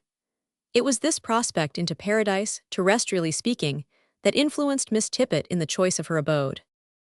When William Wilders reached the small door of number 6, Poorthing Lane, and raised his hand to knock, the said door opened as if it had been trained to admit visitors of its own accord, and Miss Mattie Marian issued forth, followed by a bright blue-eyed girl of about 12 years of age. "Well, boy, was ye comin' here?" inquired Mattie, as the lad stepped aside to let them pass. "Yes, I was. Does Miss Tippet live here?" She does, boy, what do you want with her? I want to see her, young ooman, so you'd better cut away up and tell her a gentleman requests a few words private conversation with her. The little girl laughed at this speech, and Matty, addressing Willie as a dirty spalpeen, said he had better go with her to a shop first, and she'd then take him back and introduce him to Miss Tippet. You see, I can't let ye and all be your loan, cushla, for what would the neighbors say, you know? I'm only goin' to the toy shop and won't kape ye a minute, for Miss Emma don't take long to her bargains. Willie might probably have demurred to this delay, but on hearing that the blue-eyed girl wanted to make purchases, he at once agreed to the proposal and followed them into the toy shop. David Boone, who stepped out of the back shop to serve them, was, if we may say so, very unlike his trade. A grave, tall, long-legged, long-nosed, raw-boned, melancholy-looking creature such as he might have been an undertaker, or a mute, or a sexton, or a policeman, or a horse guardsman, or even a lawyer. But it was the height of impropriety to have made him a toy shop man, and whoever did it had no notion whatever of the fitness of things. One could not resist the idea that his clumsy legs would certainly upset the slender wooden toys with which the floor and counters were covered, and his fingers seemed made to break things. The figure of Punch which hung from the ceiling appeared inclined to hit him as he passed to and fro, and the pretty little dolls with the sweet pink faces and very flaxen hair and cerulean eyes were evidently laughing at him. Nevertheless, David Boone was a kind-hearted man, very fond of children, and extremely unlike, in some respects, what people imagined him at first sight to be. "Well, Miss Ward, what can I supply you with today?" said he blandly. "Please, Mr. Boone, I want a slate and a piece of slate pencil." Emma looked up with a sweet smile at the tall shopman, who looked down upon her with grave benignity as he produced the articles required. 500 you Cape Turpentine," said Matty, as they were about to quit the shop. Boone started and said almost testily, "No, I don't, why do you ask?" "Sure, there's no sin in askin'," replied Matty in surprise at the man's changed manner. Of course not," rejoined Boone with a slight look of confusion, as he made a sudden assault with his pocket handkerchief on the cat, which was sleeping innocently in the window. "Get out o' that, you brute. You're always aggin' in the winder, capsizin' things. There you've been and sat on the face o' that air wax doll till you've a'most melted it. Out o' that with you. No, Miss Marion," he added, turning to the girl with his wonted urbanity, "I don't keep turpentine, and I was only surprised you should ask for it in a toy shop, but you'll get it of Mr. White next door. I don't believe there's anything in the world as he can't supply to his customers." David Boone bowed them out, and then re-entered the back shop, shaking his head slowly from side to side. "I don't like it. I don't even like to think of it, Gorman," he said to a big low-browed man who sat smoking his pipe beside the little fireplace, the fire in which was so small that its smoke scarcely equaled in volume that of the pipe he smoked. "No, I don't like it, and I won't do it." Well, you can please yourself," said Gorman, knocking the ashes out of his pipe and placing it in his vest pocket as he rose and buttoned his thick pea jacket up to the chin. "But I'll tell you what it is, if you are a descendant of the hunter of the far west that you boast so much about, it's precious little of his pluck that you've got. And so I tell to your face, David Boone. All I've got to say is that you'd better be wise and take my advice and think better of it." So saying, Gorman went out and slammed the door after him. Meanwhile, Miss Matty Marion, having purchased a small phial of turpentine, returned to number 6 and ushered Willie Wilders into the presence of her mistress. Miss Emelina Tippet was neither tall nor stiff, nor angular nor bony.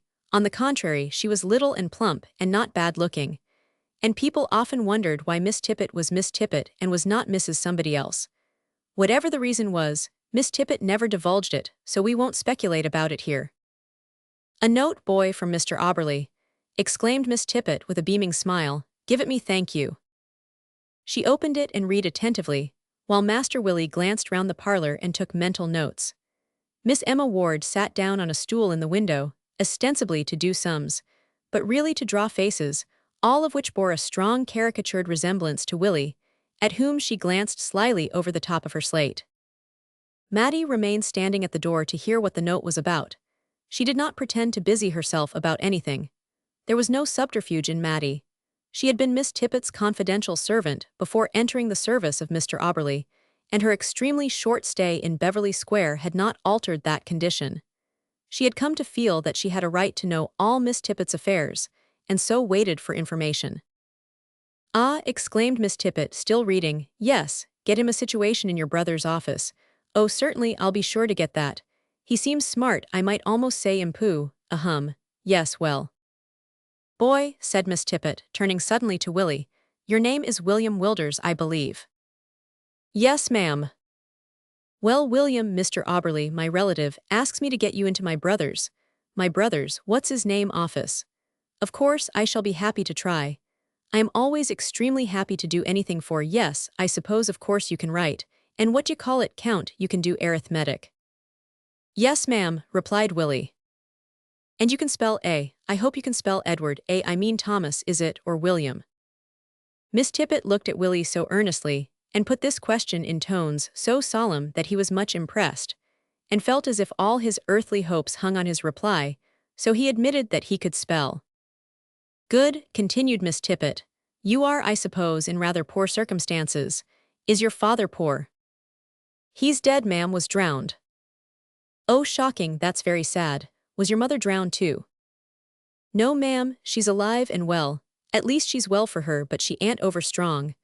That's why I want to get work, that I may help her, and she wants me to be a clerk in a office, but I'd rather be a fireman. You couldn't make me a fireman, could you, ma'am?" At this point, Willie caught Miss Ward gazing intently at him over the top of her slate, so he threw her into violent confusion by winking at her. "No, boy, I can't make you a fireman. Strange wish, why do you want to be one?" "'Cause it's such jolly fun," replied Willie, with real enthusiasm, "reglar bangin' crashin' sort o' work as good as fightin' any day, and my brother Frank's a fireman. Such a one too, you've no notion, 6'4" he is, and as strong as, oh why ma'am, he could take you up in one hand ma'am, and twirl you round his head like an old hat. He was at the fire in Beverly Square last night." This speech was delivered with such vehemence, contained so many objectionable sentiments, and involved such a dreadful supposition in regard to the treatment of Miss Tippet's person, that the worthy lady was shocked beyond all expression. The concluding sentence, however, diverted her thoughts. "Ah, was he indeed at that sad fire, and did he help to put it out?" "Sure, and he did more than that," exclaimed Mattie, regarding the boy with sudden interest. "If that was your brother that saved Miss Lou, he's a ral man." "Saved Lou," cried Miss Tippet. "Was it your brother that saved Lou?" "Yes, ma'am, it was."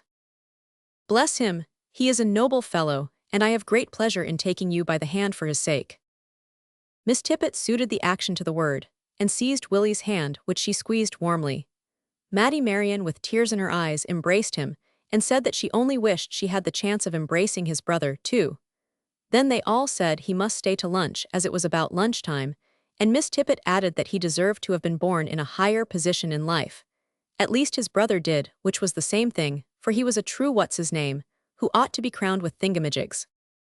Emma, who had latterly been looking at Willie with deepening respect, immediately crowned him with laurels on the slate, and then Mattie rushed away for the lunch tray, rejoicing in the fire that had sent her back so soon to the old mistress whom she never wanted to leave, that had afforded scope for the display of such heroism, and had brought about altogether such an agreeable state of unwonted excitation.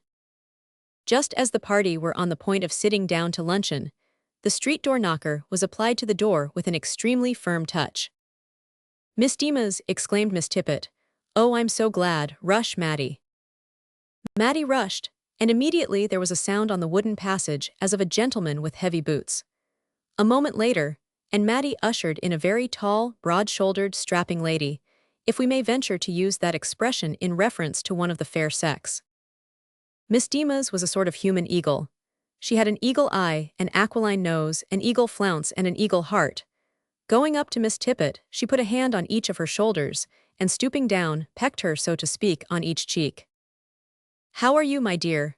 said Miss Demas, not by any means tenderly, but much in the tone in which one would expect to have one's money or one's life demanded. "Quite well, dear Julia, and so glad to see you. It is so good of you to take me by surprise this way, just at lunchtime, too. Another plate and knife, Mattie. This is a little boy, a friend, not exactly a friend, but a thingummy, you know." "No, I don't know, Emelina. What is the precise thingummy you refer to this time?" said the uncompromising and matter-of-fact Miss Demas. "You're so particular, dear Julia," replied Miss Tippet with a little sigh. "A what's-a-zen, a protégé, you know." "Indeed," said Miss Demas, regarding Willie with a severe frown, as if in her estimation all protégés were necessarily villains. "Yes, dear Julia, and would you believe it that this boy's brother-in-law—" "Brother, ma'am," interrupted Willie. "Yes, brother, actually saved my darling's life last night, at the thing in Beverly Square." "What darling's life, and what thing in Beverly Square?" demanded Miss Demas. "What, have you not heard of the fire last night in Beverly Square, my relative, James Auberly living there with his family, all burnt to ashes, and my sweet Lou too? A what's-his-name was brought, and a brave fireman went up it, through fire and water and smoke. Young Auberly went up before him and fell heat and suffocation, and saved her in his arms, and his name is Frank, and he's this boy's brother-in-law."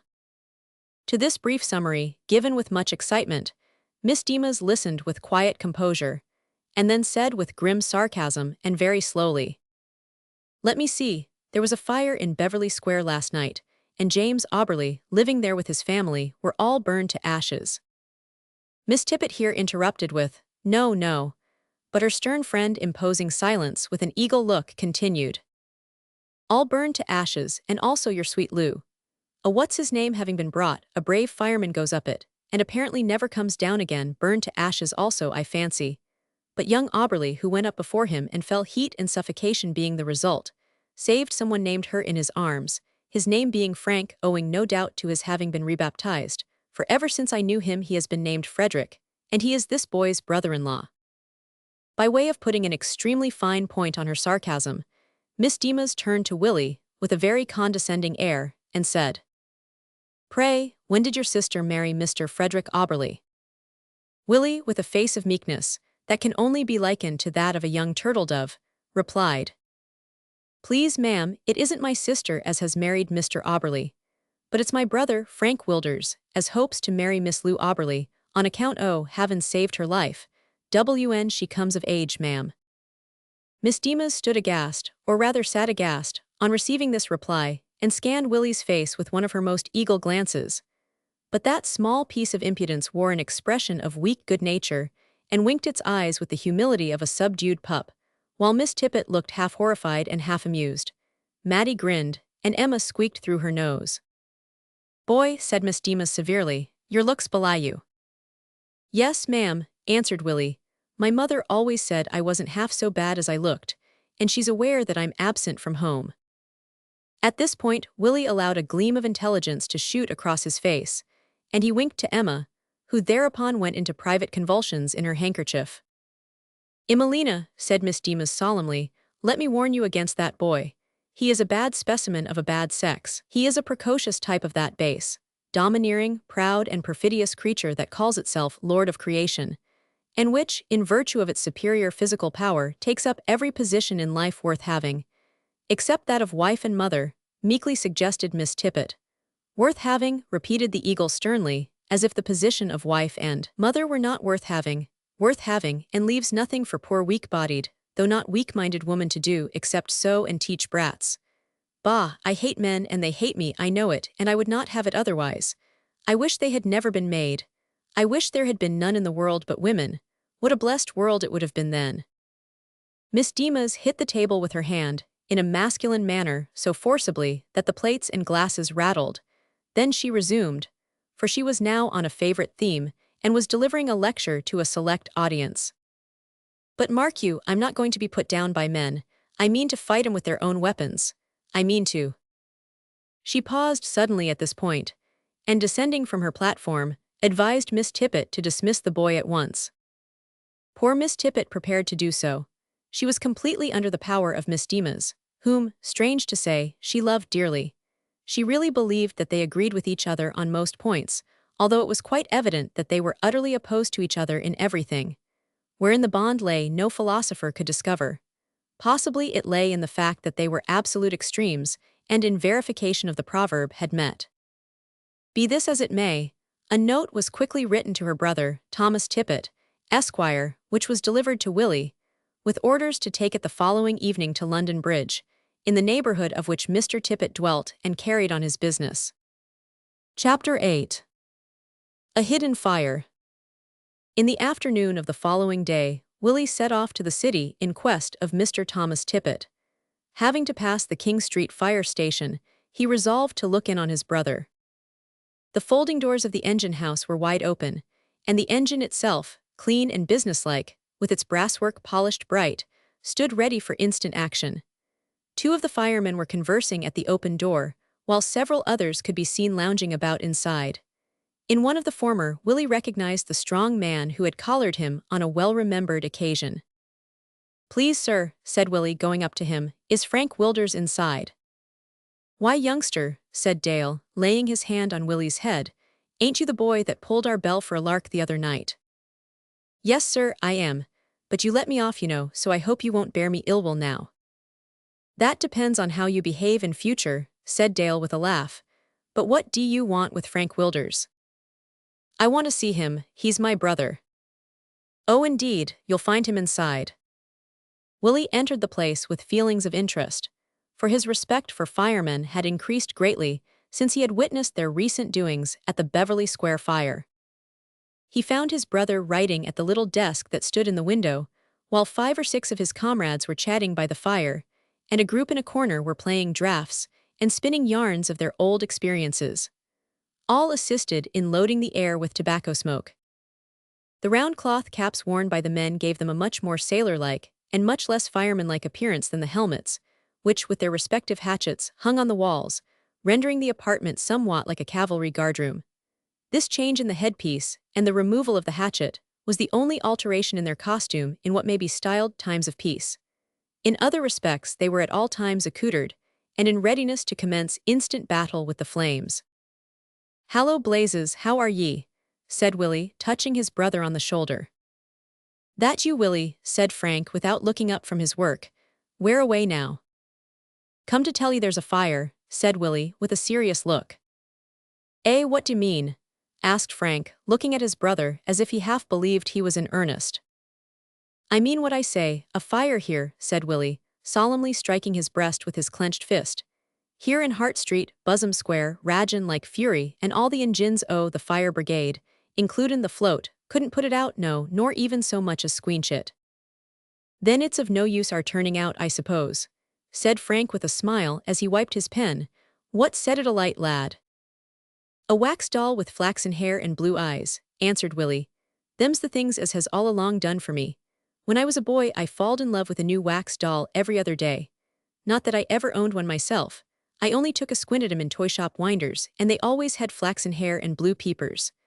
Now that I've become a man, I've been and falled in love with a livin' wax doll, and she's got flaxen hair and blue eyes. Moreover, she draws." "Draws, boy, what does she draw, corks?" inquires Frank. "No," replied Willie with a look of supreme contempt.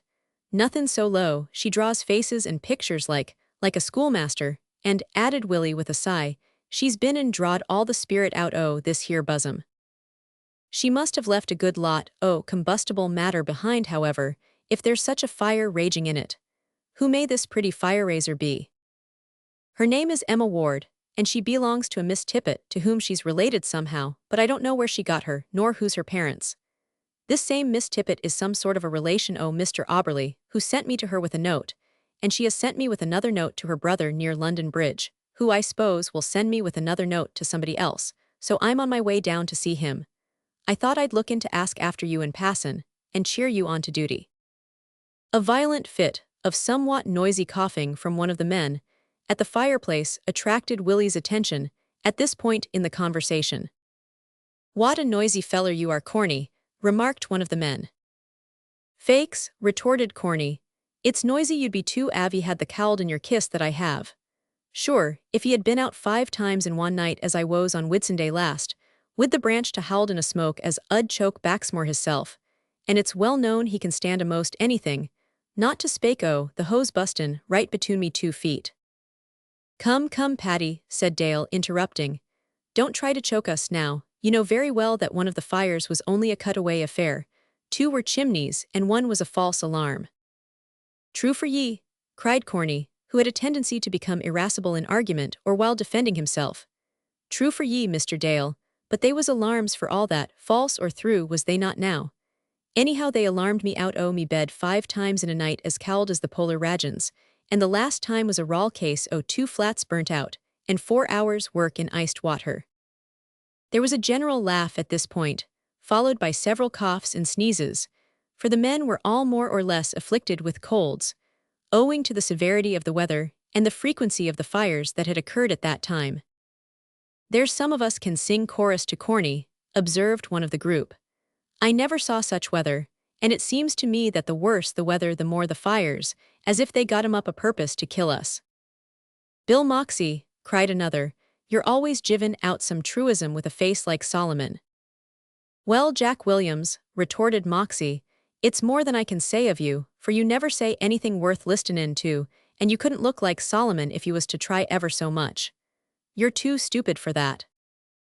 "I say, lads," cried Frank Wilders, "what d'ye say to send along to the doctor for another bottle o' cough mixture, same as the first?" This proposal was received with a general laugh. "He'll not send us more o' that tipple, you may depend," said Williams. "No, not av we woes dyin'," said Corny with a grin. "What was it?" asked Williams. "Didn't you hear about it?" inquired Moxie.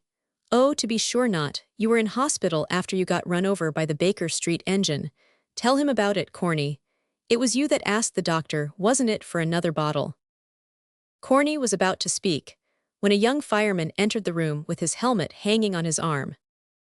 "Is it go on?" he inquired, looking round. "No, it's go back, young Rags," replied Baxmore as he refilled his pipe. "It was only a chimney, so you're not wanted." "Can any o' you fellers lend me a bit o' baccy?" asked Rags. "I've forgot to fetch mine." "Here you are," said Dale, offering him a piece of twist. "Ha'n't you got a bit o' hard baccy for the tooth?" said Rags. "Will that do?" asked Frank Wilders, cutting off a piece from a plug of Cavendish. "Thank ye, good afternoon." Young Rags put the quid in his cheek, and went away humming a tune. In explanation of the above incident, it is necessary to tell the reader that, when a fire occurred in any part of London at the time of which we write, the fire station nearest to it at once sent out its engines and men, and telegraphed to the then head or centre station at Watling Street. London was divided into 4 districts, each district containing several fire stations and being presided over by a foreman. From Watling Street, the news was telegraphed to the foreman's stations, whence it was transmitted to the stations of their respective districts, so that in a few minutes after the breaking out of a fire, the fact was known to the firemen all over London. As we have said, the stations nearest to the scene of conflagration turned out engines and men, but the other stations furnished a man each. Thus machinery was set in motion which moved, as it were, the whole metropolis, and while the engines were going to the fire at full speed, single men were setting out from every point of the compass to walk to it, with their sailors' caps on their heads and their helmets on their arms. And this took place in the case of every alarm of fire, because fire is an element that will not brook delay, and it does not do to wait to ascertain whether it is worthwhile to turn out such a force of men for it or not. In order, however, to prevent this unnecessary assembling of men when the fire was found to be trifling, or when, as was sometimes the case, it was a false alarm, the fireman in charge of the engine that arrived first at once sent a man back to the station with a stop, that is, with an order to telegraph to the central station that the fire turns out to be only a chimney or a false alarm, and that all hands who have started from the distant stations may be stopped. The stop was at once telegraphed to the foreman, from whom it was passed, just as the call had been to the outlying stations, and this second telegram might arrive within quarter of an hour of the first. Of course, the man from each station had set out before that time, and the stop was too late for him, but it was his duty to call at the various fire stations he happened to pass on the way, where he soon found out whether he was to go on or to go back. If no telegram had been received, he went on to the fire, sometimes walking 4 or 5 miles to it, at not less than 4 miles an hour. On coming up to the scene of conflagration, he put on his helmet, thrust his cap into the breast of his coat, and reported himself to the chief of the fire brigade, who was usually on the spot, or to the foreman in command, and found probably that he had arrived just in time to be of great service in the way of relieving the men who first attacked the flames. If, on the other hand, he found that the stop had been telegraphed, He turned back before having gone much more than a mile from his own station, and so went quietly home to bed. In the days of which we write, the effective and beautiful system of telegraphy, which now exists, had not been applied to the fire stations of London, and the system of stops and calls, although in operation, was carried out much less promptly and effectively by means of messengers. Some time before the entrance of Willie Wilders into the King Street station, the engine had been turned out to a fire close at hand, which proved to be only a chimney on fire, and which was put out by means of a hand pump and a bucket of water, while Moxie was sent back with the stop to the station. The affair was over and almost forgotten, and the men had resumed their pipes, as we have seen, when young Rags entered and was told to go back. Apologizing for this necessary digression, we returned to Joe Corney. The fact was, said he, that we had had a fearful time of it that winter, blowin' great guns and snow nearly every night, and what why heated the fires and cowled I the streets, and hot water pourin' on us at one minute and freezin' on us the next, a'most every man jack of us was coughin' and sneezin' and waterin' so bad at our eyes and noses, that I do belave if we'd held 'em over the suction pipes we might filled the engines without throublin' the mains at all. So the doctor he said, says he, lads, I'll send ye a bottle o' stuff as'll put ye right. In sure enough down comes the bottle that night when we was smockin' our pipes just after roll call. It turned out to be the best midscene ever was. Musha, says I, here's the top o' the marnin' to ye boys. Baxmore he smacks his lips when he tastes it, opens his eyes, tosses off the glass, and holds it out for another. Hold on, fair play, cried Jack Williams, so we all had a glass round. It was just like lemonade or ginger beer, it was. So we sat down and smoked our pipes over it, and spun yarns and sung songs. In fact, we made a jollification of it, and when we got up to turn in their warrant a drop left I the bottle. You'd better go to the doctor for another bottle, says Moxie, as he went out. I will, says I, I'll go I the marnin'. Sure enough away I goes I the marnin' to Dr. Offley. Doctor, says I, holdin' out the bottle, we all think our colds are much the better o' this here midscene, and I comed, avy plays, for another o' the same. Musha, but ye should seen the rage he goes off into. Finished it all, says he. Ivory trop, doctor, says I, at one sittin'. At that he stamped and swore at me and ordered me away as if I'd been a poor relation, and says he, I'll send ye a bottle tonight as'll cure ye. Sure so he did. The second bottle would have poisoned a rat. It lasted us all 6 months, and I do belave ye'll find the most of it in the cupboard at this minute avy look. Come, Willie, said Frank, while the men were laughing at the remembrance of this incident. I'm going down your way and will give you a convoy. We can take a look in at the gymnastics as we pass, if you choose. All right, Blazes, come along. So saying, they left the station, and set off at a brisk pace in the direction of the city. Chapter 9. Auctions and Gymnastics. As the brothers drew near to the busy region of the city, which lies to the north of London Bridge, Frank turned aside into one of the narrow streets that diverge from the main thoroughfare. Where are ye goin'? Inquired Willie. There was a fire here last night, said Frank. I want to have a look at the damage. A fire, exclaimed Willie. Why, Blazes, it strikes me there's been more fires than usual last night in London. Only 2, lad. Only 2, how many would you have? Asked Willie with a laugh. Don't you know, said Frank, that we have about 4 fires every night, sometimes more, sometimes fewer. Of course, we don't all of us turn out to them, but some of the brigade turn out to that number, on an average, every night of the year. Are ye jockin', Frank? Indeed I am not. I wish with all my heart I could say that I was joking. It's a fact, boy. You know I have not been long in the force, yet I've gone to as many as 6 fires in one night, and we often go to 2 or 3. The one we are going to see the remains of just now was too far from us for our engine to turn out, but we got the call to send a man on, and I was sent. When I arrived and reported myself to Mr. Braidwood, the 2 top floors were burnt out, and the fire was nearly got under. There were 3 engines, and the men were up on the windowsills of the 2nd floor with the branches, play-in, on the last of the flames, while the men of the salvage corps were getting the furniture out of the 1st floor. Conductor Brown was there with his escape, and had saved a whole family from the top floor just before I arrived. He had been changed from his old station at the West End that very day. He's a wonderful fellow, that conductor. Many a life he has saved, but indeed the same may be said of most of the men in the force, especially the old hands. Here we are, lad. This is the house. Frank stopped, as he spoke, in front of a ruined tenement, or rather in front of the gap which was now strewn with the charred and blackened debris of what had once been a house. The street in which it stood was a narrow, mean one, inhabited by a poor, and to judge from appearance, a dissipated class. The remains of the house were guarded by policemen, while a gang of men were engaged in digging among the ruins, which still smoked a little here and there. "What are they digging for?" asked Willie. "I fear they are looking for dead bodies." The house was let out to lodgers and swarmed with people. At first it was thought that all were saved, but just before I was ordered home after the fire was got under, someone said that an old man and his grandchild were missing. I suppose they're looking for them now. On inquiring of a policeman, however, Frank learned that the remains of the old man and his grandchild had already been found, and that they were searching for the bodies of others who were missing. A little beyond the spot where the fire had occurred, a crowd was gathered round a man who stood on a chair haranguing them, with apparently considerable effect, for ever and anon his observations were received with cries of "Hear, hear," and laughter. Going along the middle of the narrow street, in order to avoid the smell of the old clothes, shops and pawnbrokers, as well as the risk of contact with their wares, Frank and Willie elbowed their way through the crowd to within a few yards of the speaker. "What is he?" inquired Frank of a rather dissipated elderly woman.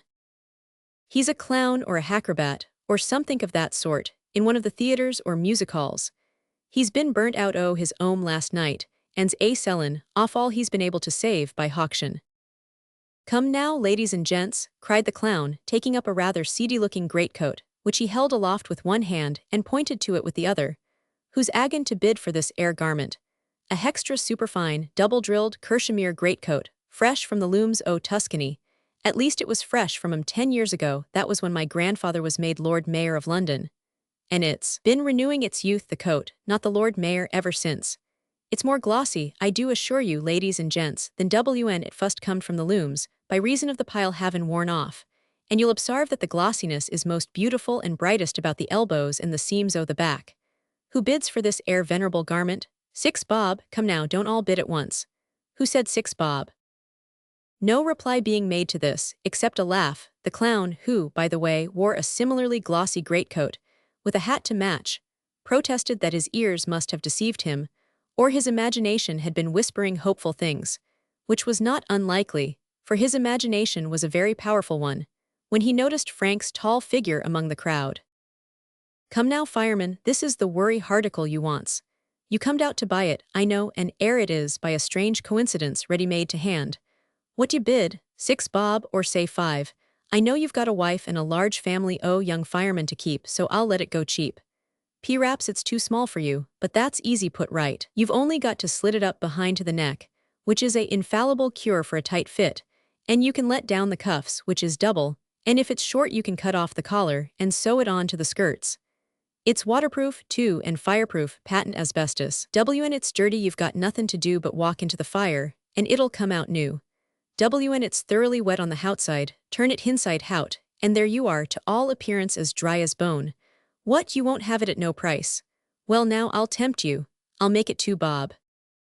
Say 1, cried a baker, who had been listening to this, with a broad grin on his flowery countenance. "Ladies and gents," cried the clown, drawing himself up with dignity, "there's an individual in this crowd, I beg pardon, this assemblage, as asks me to say 1. I do say 1, and I say it with melancholy feelin', as to the liberality of my species. 1 bob, a feller man as has been burnt hout of his own and needs ready money to keep from starvation, offers his best greatcoat, a hextra superfine, double-drilled or milled, I forget which kershimere, from the looms o' Tuscany for 1 bob. 1 and 6, muttered an old clothesman, with a black cotton sack on his shoulder. 1 and 6, echoed the clown with animation. 1 and 6 bid 1 and 6. Who said 1 and 7? Was it the gent with the red nose? No, 1 and 6 goin' at the ridiculously low figure of 1 and 6 gone, as the old 'ooman said and her cat died o' apoplexy. Here you are, hand over the money. I can't knock it down to you 'cause I haven't a auctioneer's 'ammer. Besides, it's agin my principles. I've never knocked nothin' down, not even a skittle, since I joined the Peace Society. Now, ladies and gents, the next thing I've got to hoffer is a harmchair. Hand up the harmchair, Jim." A very antique piece of furniture was handed up by a little boy. whom Willie recognized as the little boy who had once conversed with him in front of the chocolate shop in Holborn Hill. "Thank you, my son," said the clown, taking the chair with one hand and patting the boy's head with the other. "This, ladies and gents," he added in a parenthetical tone, "is my son. He's been burnt out of ooze and ohm, too. Now then, who bids for the old harmchair, the worry-identical harmchair that the song was written about? In the embrace this air chair has sat for generations past the family the Catleys. That's my name, ladies and gents, at your service. Here sat my great-great-grandfather, who was used to say that his great-grandfather sat in it too. Here sat his son and his son's son, the Lord Mayor as was, and his son, my father, ladies and gents, who died in it besides, and whose son now hoffers it to the iggest bidder. You'll observe its antiquity, ladies and gents. That's its beauty. It's what I may call, in the language of the aristocracy, a harticle of virtue, which means that it's a harticle as is surrounded by virtuous memories in connection with the defunct. Now then, say 5 bob for the whole harmchair." While the clown was endeavoring to get the chair disposed of, Willie pushed his way to the side of Jim Catley. "I say, youngster, would you like a cup o' chocolate?" began Willie by way of recalling to the boy their former meeting. Jim, whose face wore a sad and dispirited look, turned angrily and said, "Come, I don't want none o' your sauce." "It ain't sauce I'm talkin' of, it's chocolate," retorted Willie. "But come, Jim, I don't want to bother ye. I'm sorry to see you and your dad in sich a fix. Have you lost much?" "It's not what we've lost that troubles us," said Jim, softened by Willie's sympathetic tone more than by his words. "But Sister Ziza is took bad, and she's a fairy at Drury Lane, and talkin' her down the fire escape has well-nigh killed her, and we've got sich a cold damp cellar of a place to put her in, that I don't think she'll get better at all. Anyhow, she'll lose her engagement, for she can't make 2 speeches and go up in a silver cloud among blue fire with the fluencer, and air all but singed off eed." Jim almost whimpered at this point, and Willie, quitting his side abruptly, went back to Frank, who was still standing an amused auditor of the clown, and demanded a shilling. "What for, lad?" "Never you mind, blazes, but give me the bob, and I'll pay you back before the week's out." Frank gave him a shilling, with which he at once returned to Jim, and thrusting it into his hand, said, "There, Jim, your dad's hard up just now. Go you and get physic with that for the fairy. Them fluenzers is ticklish things to play with. Where d'ye stop?" "Well, you are a queer thank ye all the same," said Jim, pocketing the shilling. "We've got a sort o' cellar just 2 doors east o' the burnt ooze. Why?" "'Cause I'll come and see you, Jim. I'd like to see a live fairy in plain clothesy, with her wings off." The rest of the sentence was cut short by the clown, who, having disposed of the old armchair to a chimney sweep, ordered Jim to end up another harticle. At the same moment Frank touched Willie on the shoulder and said, "Let's go, lad. I'll be late, I fear, for the gymnastics." At the period of which we write, the then chief of the London Fire Brigade, Mr. Braidwood, had introduced a system of gymnastic training among the firemen, which he had found from experience to be a most useful exercise to fit the men for the arduous work they had to perform. Before going to London to take command of and reorganize the brigade, which then went by the name of the London Fire Engine Establishment, and was in a very unsatisfactory condition, Mr. Braidwood had, for a long period, been chief of the Edinburgh Fire Brigade, which he had brought to a state of great efficiency. Taking the requirements and conditions of the service in Edinburgh into consideration, he had come to the conclusion that the best men for the work in that city were masons, house carpenters, slaters, and such like. But these men, when at their ordinary employments, being accustomed to bring only certain muscles into full play, were found to have a degree of stiffness in their general movements which prevented them from performing their duty as firemen with that ease and celerity which are so desirable. To obviate this evil, he instituted the gymnastic exercises, which, by bringing all the muscles of the body into action, and by increasing the development of the frame generally, rendered the men lithe and supple, and in every way more fitted for the performance of duties in which their lives frequently depended on their promptitude and vigor. In addition to these advantages, it was found that those exercises gave the men confidence when placed in certain situations of danger. For example, writes Mr. Braidwood, a fireman untrained in gymnastics, on the 3rd or 4th floor of a burning house, with the branch in his hands, who is uncertain as to his means of escape, in the event of his return by the stair being cut off, will be too much concerned about his own safety to render much service, and will certainly not be half so efficient as the experienced gymnast, who, with a hatchet and 80 feet of rope at his waist, and a window near him, feels himself in comparative security, knowing that he has the means and the power of lowering himself easily and safely into the street. A knowledge which not only gives him confidence, but enables him to give his undistracted attention to the exigencies of the fire. It was to attend this gymnastic class that Frank now turned aside, and proposed to bid Willie goodbye, but Willie begged to be taken into the room. Frank complied, and the boy soon found himself in an apartment fitted up with all the appliances of a gymnasium, where a number of powerful young men were leaping, vaulting, climbing, and in other ways improving their physical powers. Frank joined them, and for a long time Willie stood in rapt and envious contemplation of the busy scene.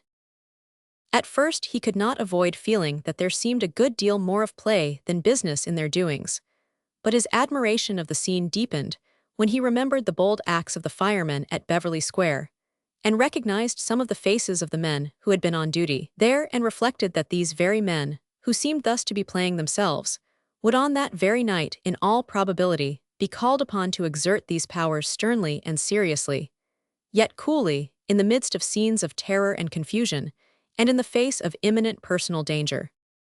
Brooding over these things, Willie, having at length torn himself away, hastened on his pilgrimage to London Bridge. Chapter 10. Difficulties and Dissipations. In a very small office, situate in a very large warehouse, in that great storehouse of the world's wealth, Tooley Street, sat a clerk named Edward Hooper. Among his familiar friends, Edward was better known by the name of Ned. He was seated on the top of a tall three-legged stool, which, to judge from the uneasy and restless motions of its occupant, must have been a peculiarly uncomfortable seat indeed. There was a clock on the wall just opposite to Ned's desk, which that young gentleman was in the habit of consulting frequently, very frequently, and comparing with his watch as if he doubted its veracity. This was very unreasonable, for he always found that the two timepieces told the truth, at least, that they agreed with each other. Nevertheless, in his own private heart, Ned Hooper thought that clock, and sometimes called it, the slowest piece of ancient furniture he had ever seen. During one of Ned's comparisons of the two timepieces, the door opened, and Mr. Auberly entered, with a dark cloud, figuratively speaking, on his brow. At the same moment the door of an inner office opened, and Mr. Auberly's head clerk, who had seen his employers approach through the dusty window, issued forth and bowed respectfully, with a touch of condolence in his air, as he referred with much regret to the fire at Beverly Square, and hoped that Miss Auberly was not much the worse of her late alarm. "Well, she is not the better for it," said Mr. Auberly, "but I hope she will be quite well soon. Indeed, the doctor assures me of this, if care is taken of her. I wish that was the only thing on my mind just now, but I am perplexed about another matter, Mr. Quill. Are you alone?" "Quite alone, sir," said Quill, throwing open the door of the inner office. "I want to consult with you about Frederick," said Mr. Auberly as he entered. The door shut out the remainder of the consultation at this point, so Edward Hooper consulted the clock again and sighed. If sighs could have delivered Hooper from his sorrows, there is no doubt that the accumulated millions of which he was delivered in that office, during the last 5 years, would have filled him with a species of semi-celestial bliss. At last, the hands of the clock reached the hour that was wont to evoke Ned's last sigh and set him free, but it was an aggravating clock. Nothing would persuade it to hurry. It would not, for all the untold wealth contained in the great stores of Tooley Street, have abated the very last second of the last minute of the hour. On the contrary, it went through that second quite as slowly as all the others. Ned fancied it went much slower at that one on purpose, and then, with a sneaking parade of its intention to begin to strike, it gave a prolonged hiss and did its duty, and nothing but its duty, by striking the hour at a pace so slow that it recalled forcibly to Ned Hooper's imaginative mind the minute gun at sea. There was a preliminary warning given by that clock some time before the premonitory hiss. Between this harbinger of coming events and the joyful sound which was felt to be an age, Ned was wont to wipe his pen and arrange his papers. When the hiss began, he invariably closed his warehouse book and laid it in the desk, and had the desk locked before the first stroke of the hour. While the minute gun at sea was going on, he changed his office coat for a surtout, not perfectly new, and a white hat with a black band, the rim of which was not perfectly straight.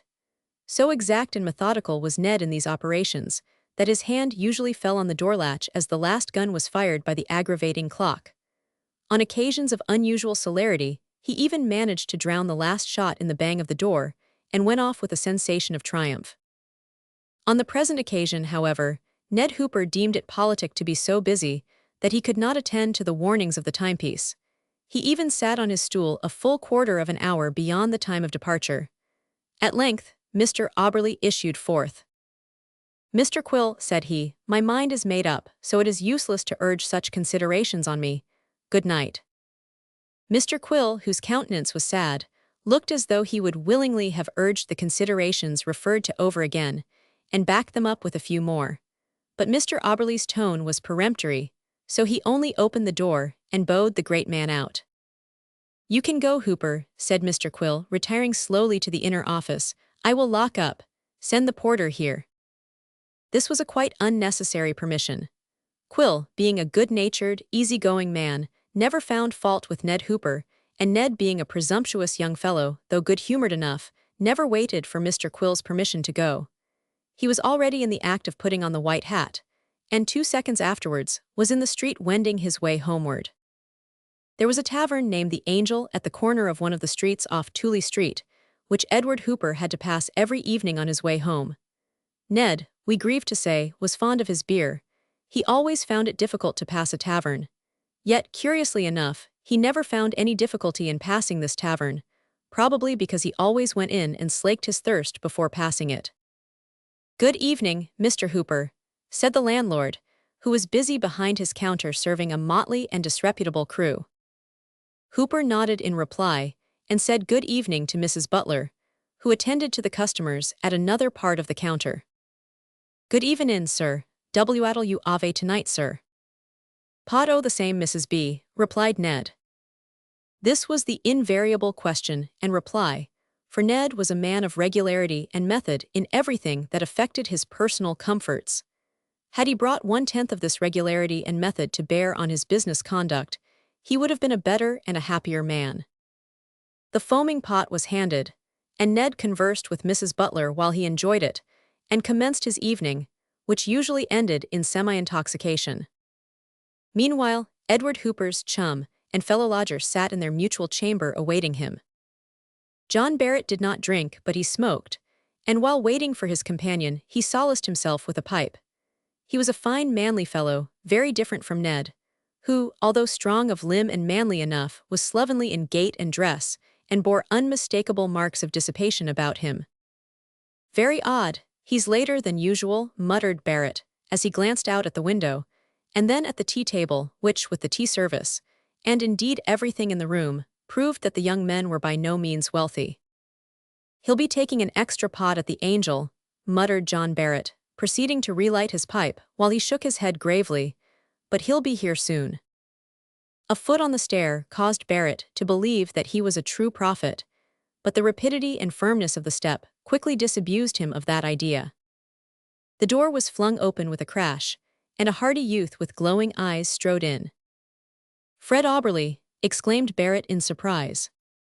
"Won't you welcome me?" demanded Fred.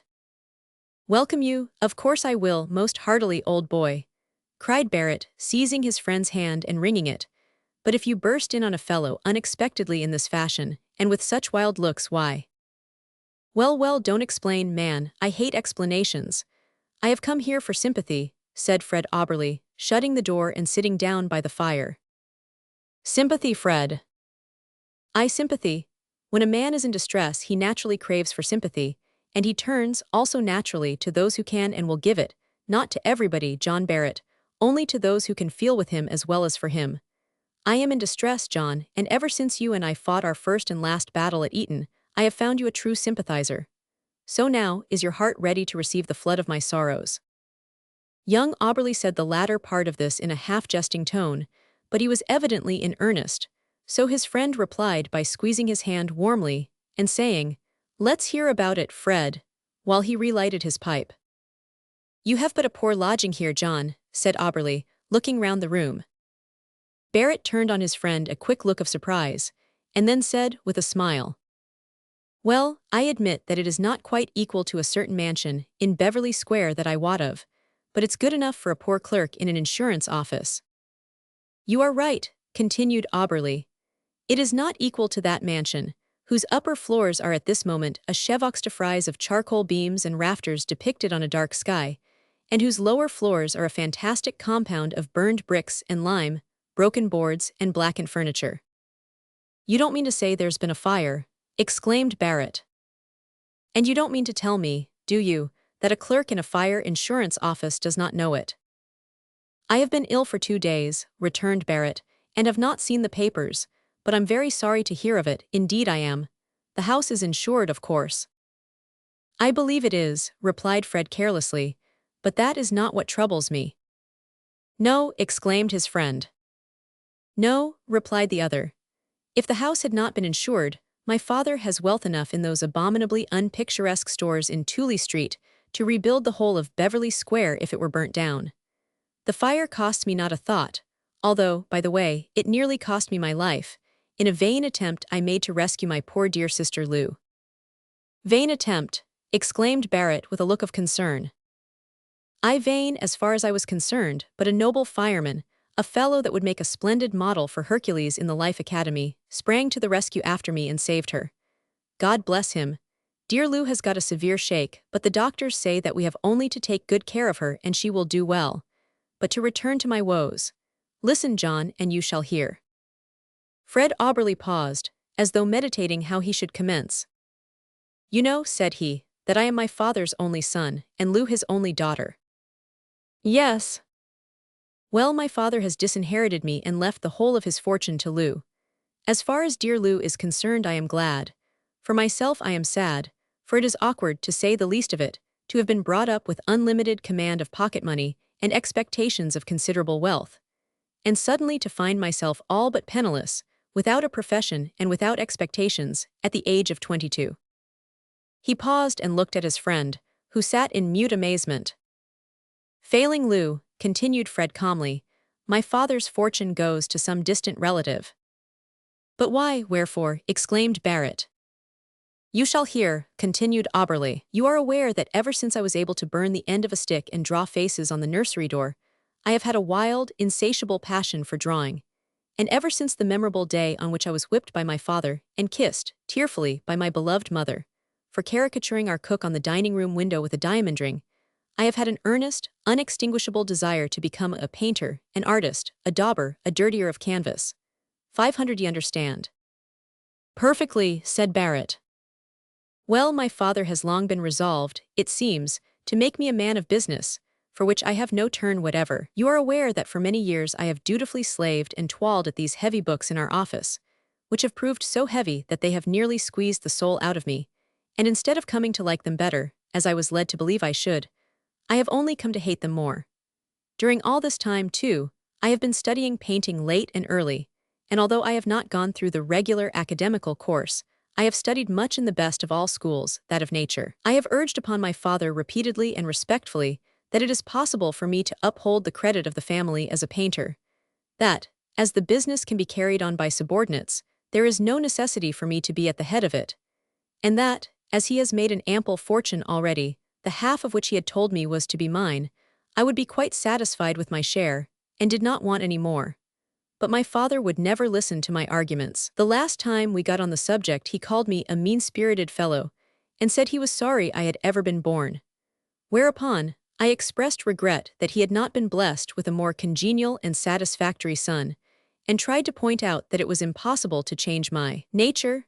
Then I urged all the old arguments over again, and wound up by saying that even if I were to become possessor of the whole of his business tomorrow, I would sell it off, take to painting as a profession, and become the patron of aspiring young painters from that date forward. To my surprise and consternation, this last remark put him in such a towering rage that he vowed he would disinherit me if I did not then and there throw my palette and brushes into the fire. Of course, I declined to do such an act, whereupon he dismissed me from his presence forever. This occurred on the morning of the day of the fire. I thought he might perhaps relent after such an evidence of the mutability of human affairs. I even ventured to remind him that Tooley Street was not made of asbestos, and that an occasional fire occurred there. But this made him worse than ever. So I went the length of saying that I would, at all events, in deference to his wishes, continue to go to the office at least for some time to come. But alas, I had roused him to such a pitch that he refused to hear of it, unless I should throw my palette and brushes into the fire.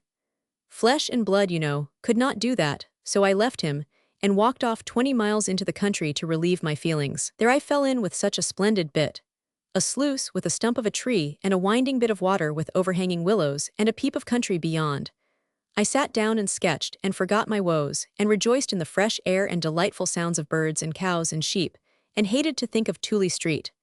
Then I slept in a country inn, walked back to London next day, and voila, here I am. Don't you think, Fred, that time will soften your father? No, I don't think it. On the contrary, I know it won't. He is a good man, but he has an iron will which I never saw subdued. Then, my dear Fred, I advise you to consider the propriety of throwing your palette and brushes into. My dear John, I did not come here for your advice, I came for your sympathy. And you have it, Fred, cried Barrett earnestly, but have you really such an unconquerable love for painting? Have I really? Echoed Fred. Do you think I would have come to such a pass as this for a trifle? Why, man, you have no idea how my soul longs for the life of a painter, for the free fresh air of the country, for the poetry of the woods, the water and the sky, for the music of bird and beast and running brook. You know the true proverb, man made the town, but God made the country. What, asked Barrett, would become of the town if all men thought as you do? Oh, John Barrett, has town life so marred your once fine intellect that you put such a question in earnest?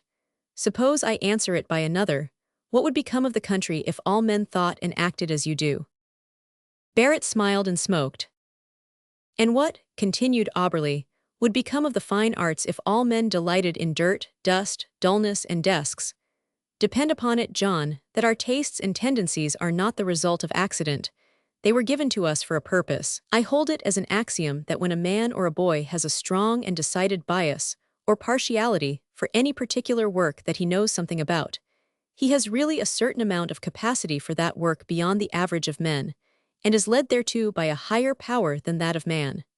Do not misunderstand me. I do not say that, when a boy expresses a longing desire to enter the Navy or the Army, he has necessarily an aptitude for these professions. Far from it. He has only a romantic notion of something about which, experimentally, he knows nothing. But when man or boy has put his hand to any style of work, and thereafter loves it and longs after it, I hold that that is the work for which he was destined, and for which he is best suited. Perhaps you are right, said Barrett, smoking harder than ever. At all events, I heartily sympathize with you and— At this point the conversation was interrupted by a loud burst of whistling, as the street door opened, and the strains of Rule Britannia filled the entire building. The music was interrupted by the sudden opening of another door, and a rough growl from a male voice. Don't get waxy, old feller, said the performer in a youthful voice. I ain't a-goin' to charge you nothink for it. I always do my music gratis, havin' a benevolent turn o' mind.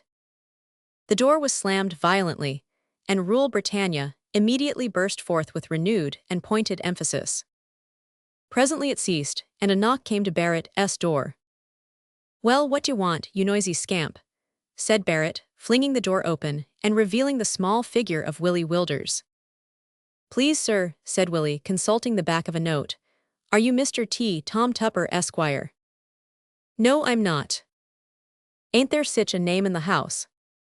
No, not that I know of. Willie's face looked blank. Well, I was told he lived here, he muttered, again consulting the note. Here, let me look, said Barrett, taking the note from the boy. This is Tippett, not Tupper. He lives in the top floor. By the way, Auberly, said Barrett, glancing over his shoulder, isn't Tom Tippett a sort of connection of yours? Yes, a distant one, said Fred carelessly, too distant to make it worth while our becoming acquainted. He's rich and eccentric, I'm told.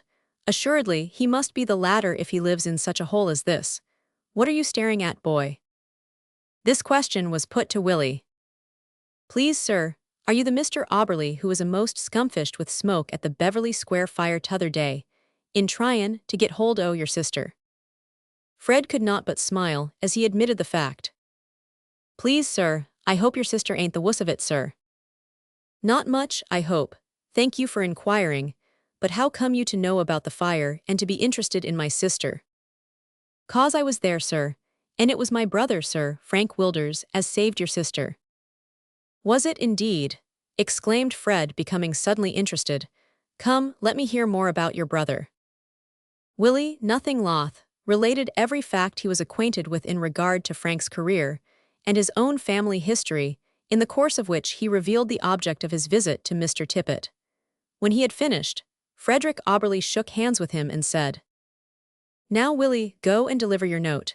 If the application is successful, well, but if it fails or you don't like your work, just call upon me, and I'll see what can be done for you." "Yes, sir, and thankee," said Willie. "Where did you say I was to call, sir?" "Call it yes, my boy, call here and let my friend Mr. Barrett know you want to see me. He will let me know and you shall hear from me. Just at present, well, never mind, go and deliver your note now. Your brother is a noble fellow, good night. And you're a fine little fellow yourself," he added, after Willie closed the door. The fine little fellow gave vent to such a gush of Rule Britannia at the moment that the two friends turned with a smile to each other. Just then a man's voice was heard at the foot of the stair, grumbling angrily. At the same moment young Auberly rose to leave. "Good night, Barrett. I'll write to you soon as to my whereabout and what about, perhaps see you ere long." "Good night, God prosper you, Fred, good night." As he spoke, the grumbler came stumbling along the passage. "Good night again, Fred," said Barrett, almost pushing his friend out. "I have a particular reason for not wishing you to see the Fr, the man who is coming in." "All right, old fellow," said Fred as he passed out, and drew up against the wall to allow a drunken man to stumble heavily into the room. Next moment, he was in the street hastening he knew not whither, but following the old and well-known route to Beverly Square. Chapter 11. Wonderful Plans.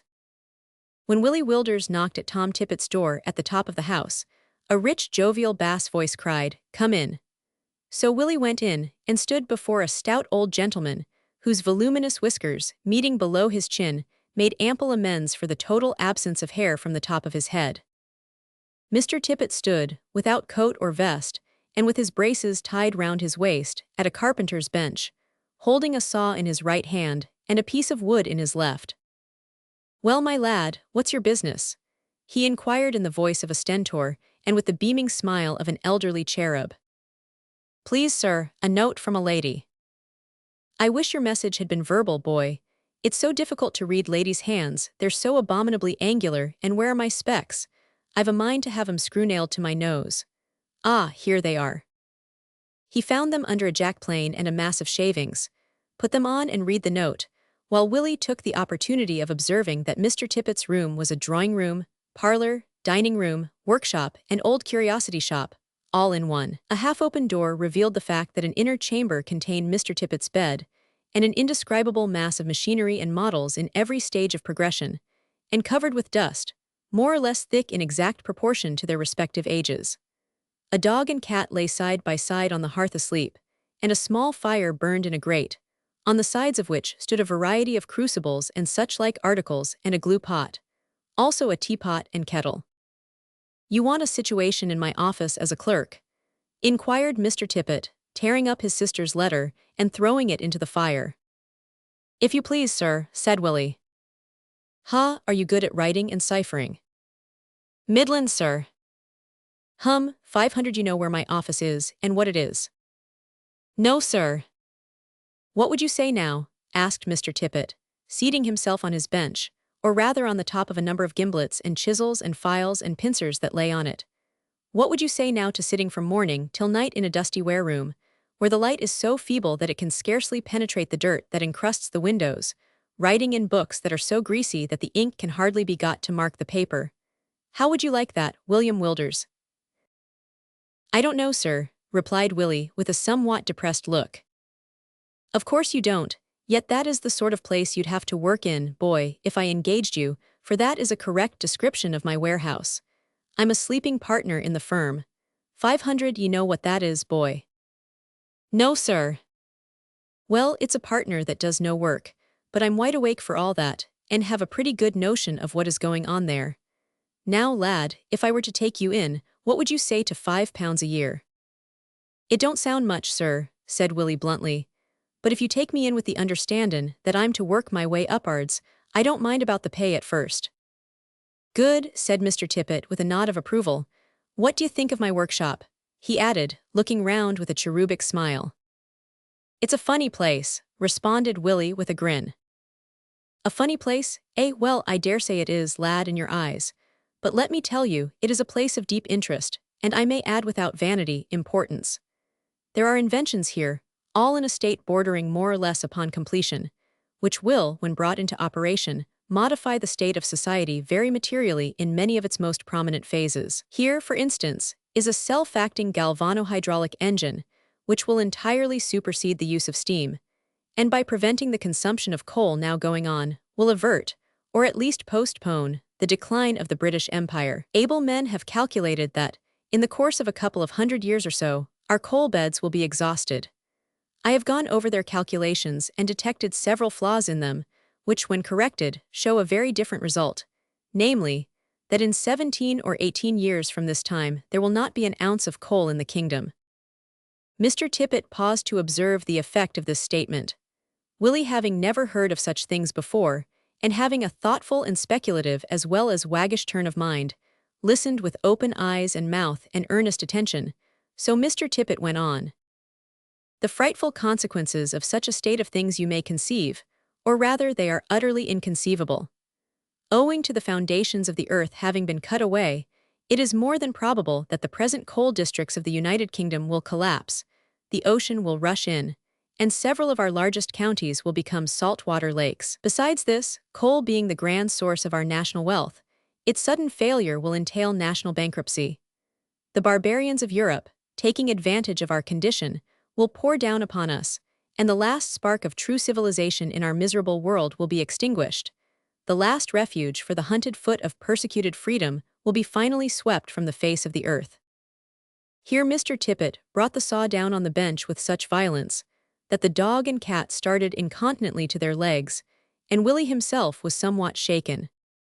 "Now," continued Mr. Tippet, utterly regardless of the sensation he had created, and wiping the perspiration from his shining head with a handful of shavings, "Now, William Wilders, all this may be, shall be, prevented by the adoption of the galvanohydraulic engine, and the consequent restriction of the application of coal to the legitimate purposes of warming our dwellings and cooking our victuals.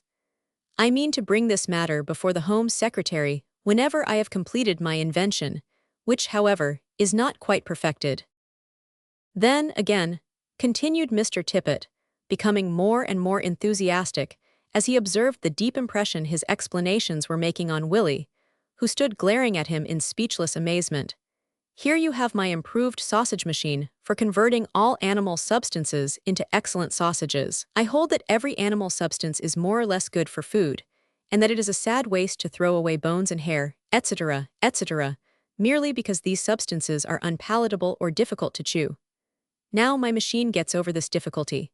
You cut an animal up just as it is killed, and put it into the machine, hair, skin, bones, blood, and all, and set it in motion by turning on the galvanohydraulic fluid. Delicious sausages are the result in about 20 minutes. You see my dog there, Chips I call him because he dwells in the midst of chips and shavings. He sleeps upon chips, and if he does not exactly eat chips, he lives upon scraps which have a strong resemblance to them. The cat has no name. I am partial to the time-honored name of Puss. Besides, a cat is not worthy of a name. Physically speaking, it is only a bundle of living fur, a mere mass of soft animated nature, as Goldsmith would express it. Intellectually it is nothing, a sort of existent nonentity, a moral void on which a name would be utterly thrown away. Well, I could take these two animals, Chips and Puss, put them in here, alive too, for there is a killing apparatus in the instrument which will effectually do away with the cruel process of slaughtering, and with its accompanying nuisances of slaughterhouses and butchers. Put them in here, I say, and in 20 minutes they would be ground up into sausages. I know that enemies to progress, ignorant persons and the like, will scoff at this, and say it is similar to the American machine, into one end of which you put a tree, and it comes out at the other end in the shape of ready-made furniture. But such scoffs will cease, while my invention will live. I am not bigoted, William.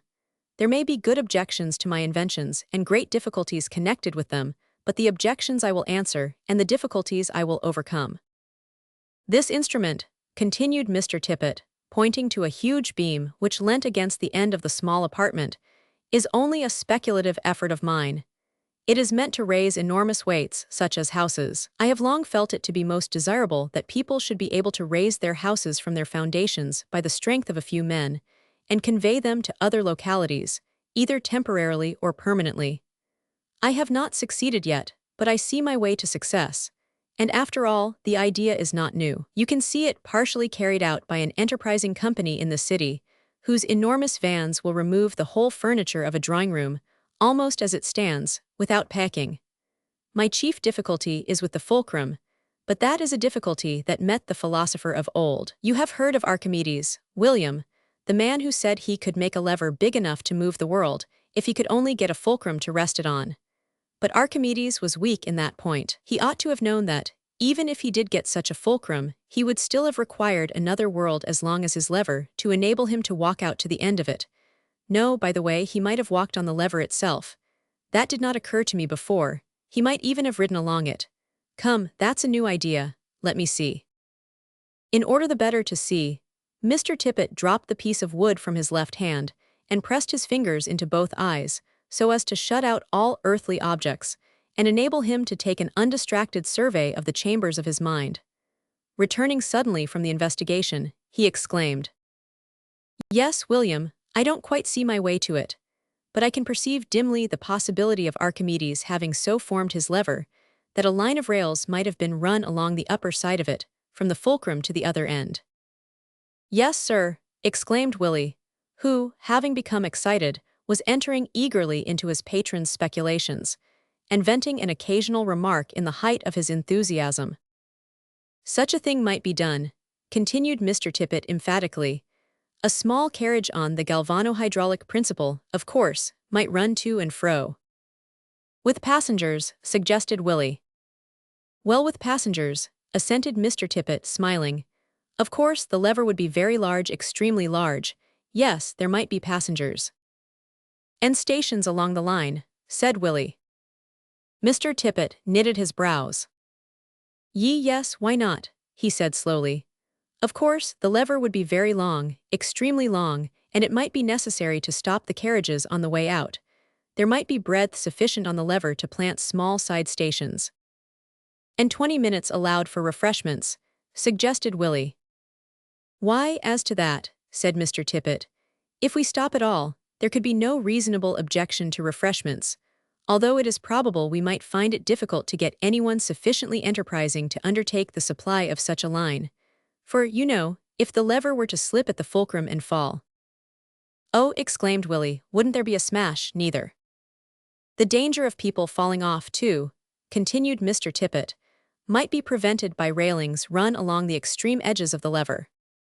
"Yes," interrupted Willie, whose vivid imagination, unused to such excitement, had taken the bit in its teeth and run away with him. "And spikes put on 'em to keep the little boys from swinging on 'em and get into mischief. Oh, what jolly fun it would be. Only think, we'd advertise cheap excursion trains along the Archimedes line, Mondays and Tuesdays. Fares £200 first class. No seconds or parleys allowed for love or money. Starts from the Fuddlecrum sta." "Fulcrum," said Mr. Tippet, correcting. "Fulcrum Station," resumed Willie, "at 2:30 a.m. of the mornin' precisely. Stops at the quarter, halfway, and three-quarter stations, allowin' 20 minutes more or less for grub, weather permittin'." "Your observations are quaint," said Mr. Tippet with a smile, "but there is a great deal of truth in them. No doubt the connection of such ideas, especially as put by you, sounds a little ludicrous. But when we come to analyze them, we see their possibility, for, if a lever of the size indicated by the ancient philosopher were erected, and theoretically the thing is possible, then the subordinate arrangements as to a line of railway and stations, etc., would be matters of detail. It might be advertised, too, that the balance of the lever would be so regulated that, on the arrival of the train at the terminus, the world would rise, a fact which might be seen by the excursionists, by the aid of enormous telescopes, much better than by the people at home, and that, on the return of the train, the world would again sink to its ancient level. There would be considerable risk, no doubt," continued Mr. Tippet meditatively, "of foolish young men and boys getting over the rails in sport or bravado, and falling off into the depths of illimitable profundity, but we could have bobbies stationed along the line, interrupted Willie, and tickets put up warnin' the passengers not to give 'em money on no account whatsomedever, on pain o' bane charged double fare for the first offense, and pitched over the rails into illimitable pro-what's-his-name for the second. I'll tell you what it is, William, said Mr. Tippet suddenly, getting off the bench and seizing the boy's hand. Your talents would be wasted in my office. You'll come and assist me here in the workshop. I'm greatly in want of an intelligent lad who can use his hands. But by the way, can you use your hands? Here, cut this piece of wood smooth with that knife. He handed Willie a piece of cross-grained wood and a blunt knife. Willie looked at both, smiled, and shook his head. It would take a clever feller than me to do it, but I'll try. Willie did try. After a quarter of an hour spent in vain attempts, he threw down the wood and knife, exclaiming, "It's impossible." Mr. Tippet, who had been smiling cherubically and nodding approval, said, "I knew it was impossible, my lad, when I gave it to you, and I now know that you are both neat-handed and persevering. So, if you choose, I'll engage you on the spot to come on trial for a week. After that, we will settle the remuneration. Meanwhile, shake hands again, and allow me to express to you my appreciation of the noble character of your brother, who, I understand from my sister's letter, saved a young relative of mine from the midst of imminent danger. Good night, William, and come to me on Monday next, at 9 o'clock in the morning." Willie was somewhat perplexed at this prompt dismissal, for Mr. Tippet had opened the door, especially after such a long and free and easy conversation, and he felt that, however much license Mr. Tippet might permit, he was a man of stern will, who could not be resisted with impunity. So, although he was burning to know the object and nature of innumerable strange pieces of mechanism in the workshop, he felt constrained to make a polite bow and depart. On his way downstairs, he heard the voices of men as if in angry disputation, and on reaching the next floor, found Mr. Barrett standing at the open door of his room, endeavoring to hold Ned Hooper, who was struggling violently. "I tell you," said the latter in a drunken voice, "that I will go out." "Come, Ned, not tonight. You can go tomorrow," said Barrett soothingly, yet maintaining his hold of his friend. Why not? Ain't night the best time to be jolly? 50 me go I shay." He made a fierce struggle at this point, and Barrett, ceasing to expostulate, seized him with a grasp that he could not resist, and dragged him forcibly, yet without unnecessary violence, into the room. Next instant the door was shut with a bang and locked, so Willie Wilders descended to the street, and turned his face homewards, moralizing as he went on the evils of drink. It was a long way to Notting Hill, but it was not long enough to enable Willie to regain his wonted nonchalance. He had seen and heard too much that night to permit of his equilibrium being restored. He pursed his mouth several times into the form of a round O and began "Rule Britannia," but the sounds invariably died at the part where the charter of the land is brought forward.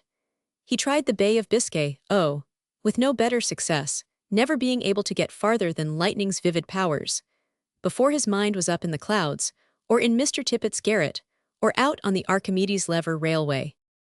Thus wandering in dreams, he reached home, talked wildly to his anxious mother, and went to bed in a state of partial insanity. Chapter 12. A little domestic chit-chat. One night, not long after the events narrated in the last chapter, Frank Wilders was standing with the fireman in charge in the King Street station. He had just removed his helmet, and the perspiration on his brow showed that he had been but recently engaged in some active duty, as indeed was the case, for he had just returned from a walk to a fire in Whitechapel. "It was only a small affair," said Frank, hanging up his helmet and axe and sitting down to fill his pipe.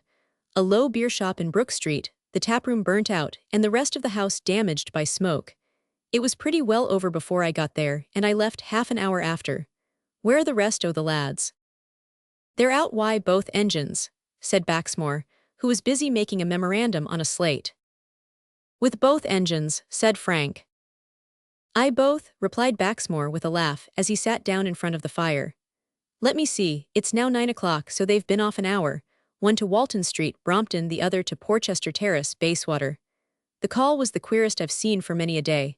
We was all sittin' here smockin' our pipes, as usual, when two fellers came to the door full split from opposite pints o' the compass, and run slap into each other. They looked like gentlemen, But they was in such a state it wasn't easy to make out what sort o' fish they was.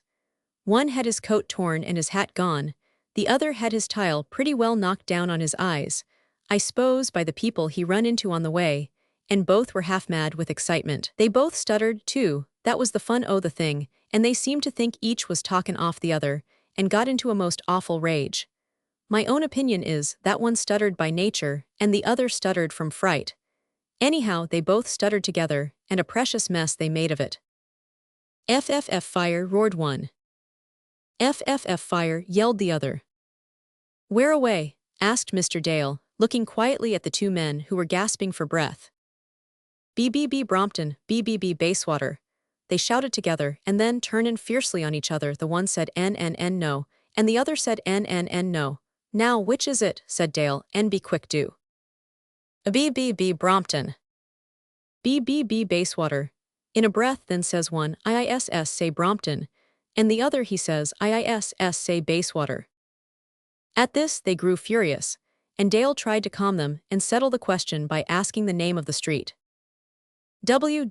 Walton S. Street, cried one. PPP Porchester TT Terrace, shouted the other. N no, why yes, N no, and with that one up fist and hit the other a crack between the eyes. T'other returned on the knob and then they closed. Before this Mr. Dale had ordered out one o' the engines, and when he heard the two streets named it occurred to him that there might be two fires, so he ordered out the other engine. And before we got the stutterers separated both engines were off full swing, one to Brompton, the other to Bayswater, but whether there are two fires or no is yet to be seen. Just as Baxmore concluded, the rattle of a returning engine was heard. Next moment it dashed up to the door, and the firemen, leaping off, streamed into the station, where, amid much comment and some laughter at the scene they had so recently witnessed, they hung up their helmets and crowded round the fire.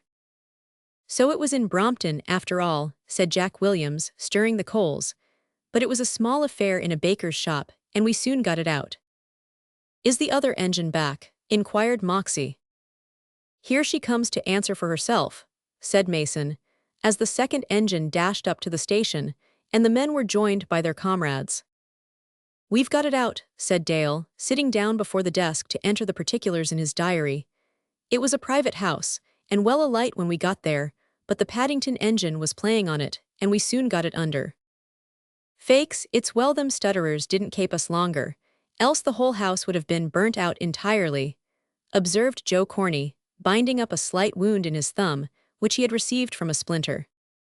Most of the men were more or less begrimed with charcoal and smoke, and otherwise bore marks of their recent sharp though short skirmish, but none of them deemed it necessary to remove these evidences of devotion to duty until they had refreshed themselves with a pipe. Were there people in the house? Inquired Frank. Aye, but Pickford was there with the escape, and got 'em all out before we came up, said one. Pickford said he couldn't help laughing after he got 'em out, at the remembrance o' their faces. When he first went in they was all sound asleep in the top floor, for the smoke was only beginnin' to show there, and the surprise they got when he jumped in among 'em and shouted was wonderful to behold. Not so wonderful, observed Bill Moxie, as the surprise I seed a whole man-o'-war's crew get by consequence o' the shout o' one of her own men. When was that? Let's hear about it, Bill, said Corney, stuffing down the tobacco in his pipe and firing a battery of cloudlets into the air.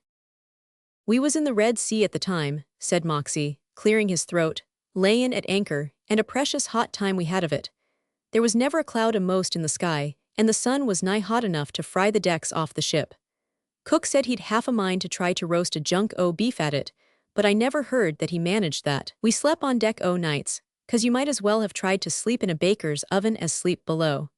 The thing that troubled us most at that time was a tiger we had on board. It did kick up such a shindy sometimes. We thought it would break its cage and make a quid o' some of us. I forget who sent it to us, p'raps it was the Pasha of Egypt. Anyhow, we weren't sorry when the order was given to put the tiger ashore. Well, the same day that we got rid o' the tiger we was sent aboard a Malay ship to flog one o' the men.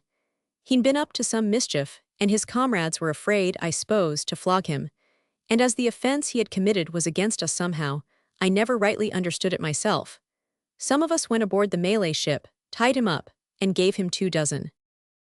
That night the whole ship's company slept on deck as usual, officers as well, all but the captain who had gone ashore. It was a tremendous hot night, and a good deal darker than usual.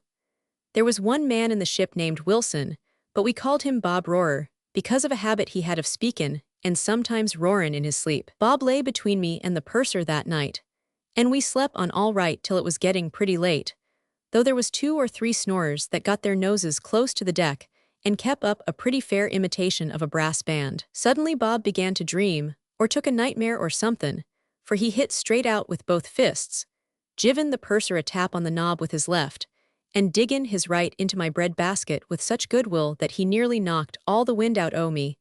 At the same time he uttered a most appallin' yell. The confusion that followed is past description.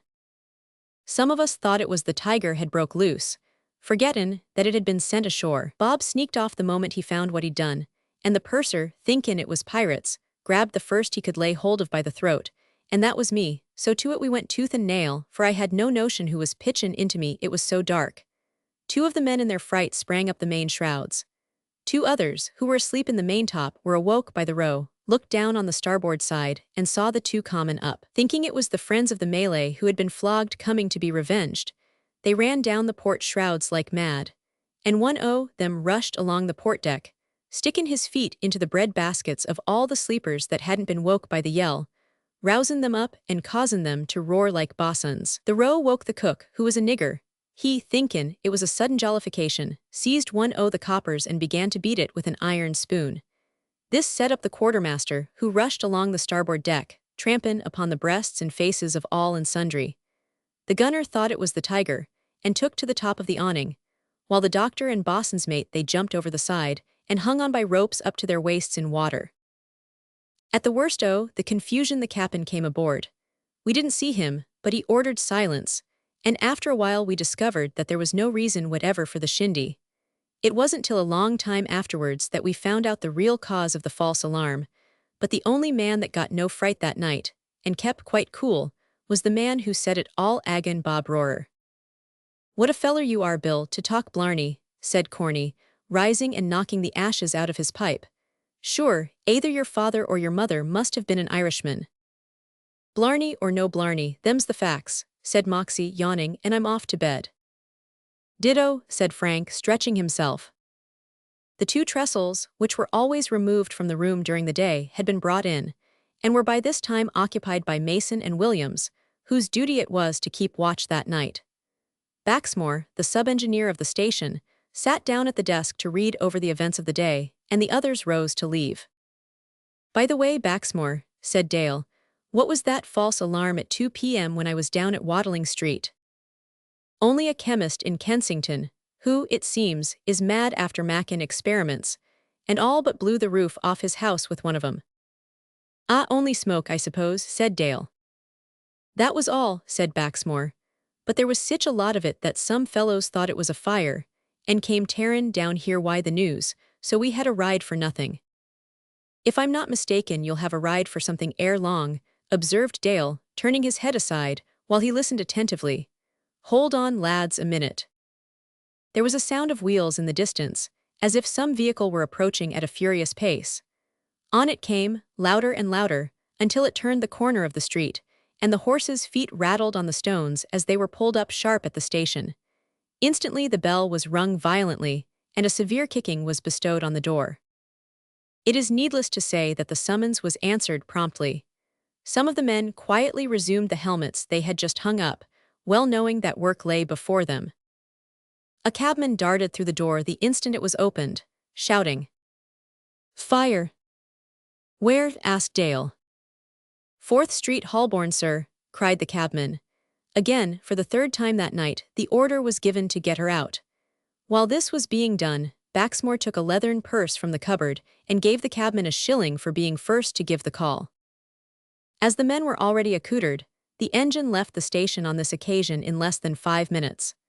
The distance was short, so the pace was full speed, and in an incredibly short space of time, they drew up in front of a large, handsome shop, from the first-floor windows of which thick smoke and a few forked flames were issuing. Chapter 13. Wild Doings and Daring Deeds. Quick though they were, however, in reaching the scene of the fire, the escape was there before them. It had a shorter way to travel, and was already pitched, with its head resting against a window of the second floor, and the fly ladder raised to the third. The people who had crowded round the building at the first alarm of fire were looking on as if in suspense, and the fireman knew that Conductor Forrest, or one of his lion-hearted comrades, was inside, doing his noble and dangerous work. But they had no time to pay attention to what was going on. While some of the firemen got the engine into play, the others ran in a body to the front door of the burning house, the lower part of which was a coach builder's warehouse. It was a heavy double door, locked and barred, and the owner had not yet arrived with the key. It was evident that the fire had originated in one of the upper floors, for there was no light in the wareroom. "Get the poleaxe," said Dale, as soon as he found the door was fast. Frank Wilders sprang off at the word, and returned with an axe of the largest size attached to a handle nearly 4 feet long. "Drive it in, Wilders," said Dale. Frank's powerful blows at once thundered on the massive door, but they fell on it in vain, for it was unusually strong. Seeing this, Dale ran back to the engine and got out the pole. "Come, lay hold, some of you," said he. Immediately 8 firemen, Frank and Dale being at the front, charged the door like a thunderbolt with this extemporized battering ram. It gave way with a prodigious crash, and the whole party fell over each other into the warehouse. There was a burst of laughter from themselves, as well as from the crowd, but in another moment they were up and swarming through the premises among the smoke, searching for a point of attack. "Send the branch up here," cried Mason, coughing violently. "Sure my peepers is out entirely," gasped Corny, rushing to the window for air, while showers of water fell on his head, for the engine was already in full play. Just then there was a noise outside, as if men were disputing violently. Dale guessed at once what it was, and ran down the staircase, calling out as he passed, "Here, Wilders, Corny, Baxmore, lend a hand, will you?" On reaching the engine, they found about a dozen roughs of the lowest character, disputing fiercely as to which of them was to pump the engine. As each man received 1 shilling an hour for this work, it became a desirable means of earning a good night's wages to these broad-shouldered rascals, who, in their anger, and in spite of the police, and the solitary fireman who superintended the engine, had actually caused the men already at work to cease pumping. We may remark in passing that this would not have been the case, but for the police force, from some unknown cause, being not very strong at that fire, and having an excited and somewhat turbulent crowd to keep in order. As a general rule, the police of London are of the most essential service at fires, and not a few of them have obtained the medals of the Society for the Protection of Life from Fire, and other rewards for gallantry displayed in saving life at the risk of their own lives. On the present occasion, however, the few policemen present could barely hold their ground against such a band of stalwart desperadoes, so the firemen came to the rescue. In the front of the roughs stood a man who was stronger made and better dressed than the others. He had not been pugnacious at first, but having got involved in the riot, he struck out with the rest. Dale sprang at this man, who was none other than the half-nautical individual already introduced to the reader by the name of Gorman, and launched a left-hander at his head. But Gorman stepped aside, and one of his comrades was felled instead. At this the others made a rush in a body at Dale, but Frank, Corny, and Baxmore come up at the moment, and each knocked down a man. Instantly Dale seized an instrument from the engine, named a preventer, like a large boat-hook, and raising it at the full stretch of his powerful arms, he brought it swoop down on the heads of the roughs, 6 of whom, including Gorman, measured their length on the ground. Meanwhile, Bill Moxey and Jack Williams, who had charge of the branch, which is considered the post of honor at a fire, had paid no attention whatever to this little episode. But the instant the order was given, had conveyed their branch into the building, and up to the first floor, where they thought they could reach the fire more directly. For it is an axiom in fire brigades to get into a burning building without delay and attack the fire at its heart. They got the hose up a staircase and began to play through a doorway at the head of it, but, to their surprise, did not make any impression whatever. 2 other engines, however, were at work by this time, so the fire was kept in check. "Something wrong here," said Moxey, speaking with difficulty, owing to the dense smoke. Owing to the same cause, it was impossible to see what was wrong. "I'll go in and see," said Mason, dropping on his hands and knees, and creeping into the room with his mouth as close to the ground as possible. This he did, because in a room on fire there is always a current of comparatively fresh air at the floor. Presently, the sound of Mason's small hatchet was heard cutting up woodwork, and in a few seconds he rushed out almost choking. "There," said he, "stick the branch through that hole. You've been playin' all this time up agin a board partition." Moxey and Williams advanced, put the branch through the partition, and the result was at once obvious in the diminution of smoke and increase of steam. While these incidents were occurring outside and inside the building, the crowd was still waiting in breathless expectation for the reappearance of Conductor Forrest of the fire escape. For the events just narrated, although taking a long time to tell, were enacted in a few minutes. Presently Forrest appeared at the window of the second floor with 2 infants in his arms. Instead of sending these down the canvas trough of the escape in the usual way, at the risk of their necks, for they were very young, he clasped them to his breast, and plunging into it himself head foremost, descended in that position, checking his speed by spreading out his knees against the sides of the canvas. Once again he sprang up the escape amid the cheers of the people, and re-entered the window. At that moment, the attention of the crowd was diverted by the sudden appearance of a man at one of the windows of the first floor. He was all on fire, and had evidently been aroused to his awful position unexpectedly, for he was in such confusion that he did not observe the fire escape at the other window. After shouting wildly for a few seconds, and tossing his arms in the air, he leaped out and came to the ground with stunning violence. 2 policemen extinguished the fire that was about him, and then, procuring a horsecloth, lifted him up tenderly and carried him away.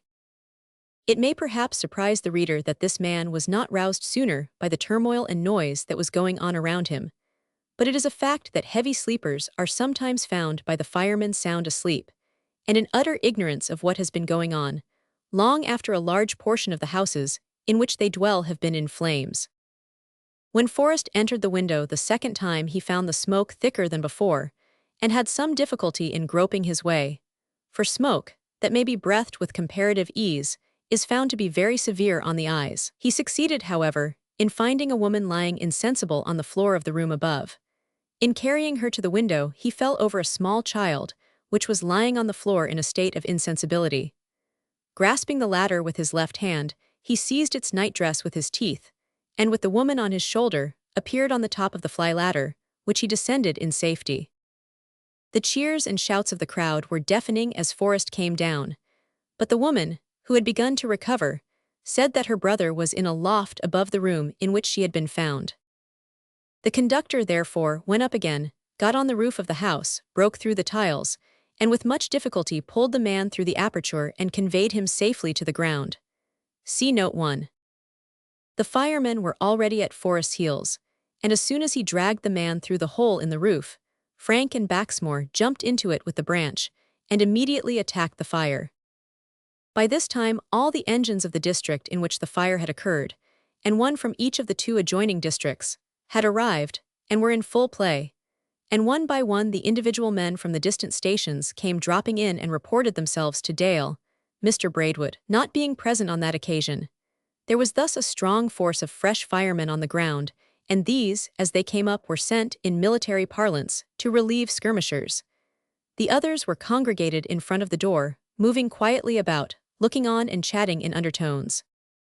Such of the public as arrived late at the fire, no doubt, formed a very erroneous impression in regard to these men, for not only did they appear to be lounging about doing nothing, but they were helped by one of their number to a glass of brandy, such of them at least as chose to take it. But those who had witnessed the fire from the beginning knew that these men had toiled, with every nerve and muscle strained, for upwards of an hour in the face of almost unbearable heat, half suffocated by smoke, and drenched by hot water. They were resting now, and they had much need of rest, for some of them had come out of the burning house almost fainting from exposure to heat and smoke. Indeed, Mason had fainted, but the fresh air soon revived him, and after a glass of brandy, he recovered sufficiently to be fit for duty again in half an hour. Frank and Baxmore were the last to be relieved. When 2 fresh men came up and took the branch, they descended the stairs, and a strange descent it was. The wooden stair, or flight of open steps, which they had to descend first, was burnt to charcoal, and looked as if it would fall to pieces with a touch. "I hope it'll bear," said Frank to Baxmore, who went first. Bear or not bear, we must go down, said Baxmore. He went unhesitatingly upon it, and although the steps bent ominously, there was enough of sound wood to sustain him. The second stair, also of wood, had not been quite so much charred, but so great was the quantity of water poured continuously into the house, that it formed a regular watercourse of the staircase, down which heaps of plaster and bricks and burnt rubbish had been washed, and had stuck here and there, forming obstructions on which the water broke, and round which it roared in the form of what might have been a very respectable mountain torrent, with this striking difference, that the water which rushed down it was hot, in consequence of its having passed through such glowing materials. The lower staircase was a stone one, the worst of all stairs in a fire, owing to its liability to crack at its connection with the wall, from the combined influence of heat and cold water. Just as the two men reached the head of it, it fell, without warning, in a mass of ruins. Never mind, said Baxmore, the fire escape is still at the window. So saying, he ran through the smoke and reached it. Frank was about to follow, when he observed a shut door. Without having any definite intention, he laid hold of the handle, and found that it was locked on the inside. He knew that, for he saw the end of the key sticking through the keyhole. At once he threw his weight on it and burst it open. To his amazement, he found a little old lady sitting quietly, but in great trepidation, in an easy chair, partially clothed in very scanty garments, which she had evidently thrown on in great haste. Go away, young man, she screamed, drawing a shawl tightly round her. Go away, I say, how dare you, sir? Why, ma'am, cried Frank, striding up to her, the house is on fire, come, I'll carry you out. No, no, she cried, pushing him resolutely away. What, carry me out thus? I know it's on fire. Leave me, sir, I command you, I entreat you. I will die rather than appear as I am in public. The poor lady finished off with a loud shriek, for Frank, seeing how matters stood, and knowing there was not a moment to lose, plucked a blanket from the bed, overwhelmed her in it, and exclaiming, Forgive me, ma'am, lifted her gently in his arms, bore her through the smoke, down the escape to the street, carried her into a neighboring house, the door of which was opportunely open, and laid her like a bundle on one of the beds, where he left her, with strict injunctions to the people of the house to take care of her. Frank then went out to rejoin his comrades, and refreshed himself with a glass of beer, while Baxmore, being a teetotaler, recruited his energies with a glass of water. By this time the fire had been pretty well subdued, but there were some parts smoldering about the roof and upper floor that rendered it necessary to keep the engines going, while the firemen hunted their foe from room to room and corner to corner, extinguishing him everywhere. Not, however, before he had completely gutted the whole house, with the exception of part of the ground floor. Keep away from the walls, men, said Dale, coming up to the group who were resting. At that moment, there was a cry raised that someone was in the cellars. At the word, Baxmore ran into the house and descended to the basement. There was little smoke here, but from the roof, water was running down in a thick, warm shower, which drenched him in a few minutes. He ran through the whole place, but found no one, until he opened the door of a closet, when he discovered two old women who had taken refuge there, one being deaf and the other lame, as her crutches testified. They were up to the knees in water, and the same element was pouring in continuous streams on their heads, yet like the old lady upstairs, they refused to move or be moved. Finding that persuasion was useless, Baxmore ran up for a horsecloth, and returning, threw it over the head of the deaf old woman, whom he bore, kicking violently, into the street. The other was carried out in the same fashion, only that she screamed violently, being unable to kick. Soon after that, the fire was completely extinguished, and the engines and men returned to their several stations, leaving London once again in comparative repose. Note 1. It is perhaps right to state here that a deed similar to this in nearly every point was performed by Conductor Samuel Wood, a member of the London Fire Escape Brigade, for which he received a testimonial signed by the then Lord Mayor, and a silver watch with £20 from the inhabitants of Whitechapel. Wood saved nearly 200 lives by his own personal exertions. Many of his brave comrades have also done deeds that are well worthy of record, but we have not space to do more than allude to them here. Chapter 14. Joe Corney's Adventure with Ghosts. When we said that the firemen returned to their respective stations, it must not be supposed that the house which had been burnt was left in forlorn wretchedness. No, One of the firemen remained to watch over it and guard against the upstarting of any sneaking spark that might have managed to conceal itself. The man selected for this duty was Joe Corney. Unfortunately for Joe, this was the only part of a fireman's duty that he did not relish. Joe Corney was, both by nature and education, very superstitious. He believed implicitly in ghosts, and knew an innumerable host of persons, male and female, who had seen people who said they had seen ghosts. He was too honest to say he had ever seen a ghost himself, but he had been very near seeing one 2 or 3 times, and he lived in perpetual expectation and dread of meeting one face to face before he died. Joe was as brave as a lion and faced danger, and sometimes even what appeared to be certain death, with as much unflinching courage as the bravest of his comrades. Once, in particular, he had walked with the branch in his hands along the burning roof of a tottering warehouse, near the docks, in order to gain a point from which he could play on the flames so as to prevent them spreading to the next warehouse, and so check a fire which might have easily become one of the great fires of London. Joe was therefore a man who could not be easily frightened, yet Joe trembled in his shoes when he had the most distant prospect of meeting with a ghost. There was no help for it, however. He had been appointed to watch the ruin, and being a man who cherished a strong sense of duty, he set himself doggedly to make the most of his circumstances. It was past 1 o'clock when the fire was finally extinguished. A few nightbirds and late revelers still hung about it, as if in the hope that it would burst forth again and afford them fresh excitement. But before 2 o'clock, everyone had gone away, and Joe was left alone with his preventer and lantern. Even the policeman on the beat appeared to avoid him, for although he passed the ruin at regular intervals in his rounds, he did not stop at it beyond a few moments, to see that the fireman's lantern was burning and all right. "Corney, me lad," said Joe to himself, "it's bad luck has befallen ye this night, but face your luck like a man now and shame it." Encouraging himself thus, he grasped his preventer and pulled about the debris in various places of which he had some suspicion, but the engines had done their work so effectually that not a spark remained. Then Joe walked up and down, and in and out for an hour, studied the half-consumed pictures that still hung on the walls of one of the lower rooms, which had not been completely destroyed, moralized on the dire confusion and ruin that could be accomplished in so short a space of time, reflected on the probable condition of the unfortunates who had been burnt out, on the mutability of human affairs in general, and wondered what his old mother would think of him if she saw him in his forlorn situation. This latter thought caused his mind to revert to ghosts, but he was comforted by hearing the slow, distant footfall of the policeman. On it came, not unlike the supposed step of an unearthly visitant, until the guardian of the night stood revealed before him on the other side of the road. "It's a cowld night entirely," cried Corney. "It is," responded the policeman. "How goes the enemy?" inquired the fireman. "Just gone 3, replied the other.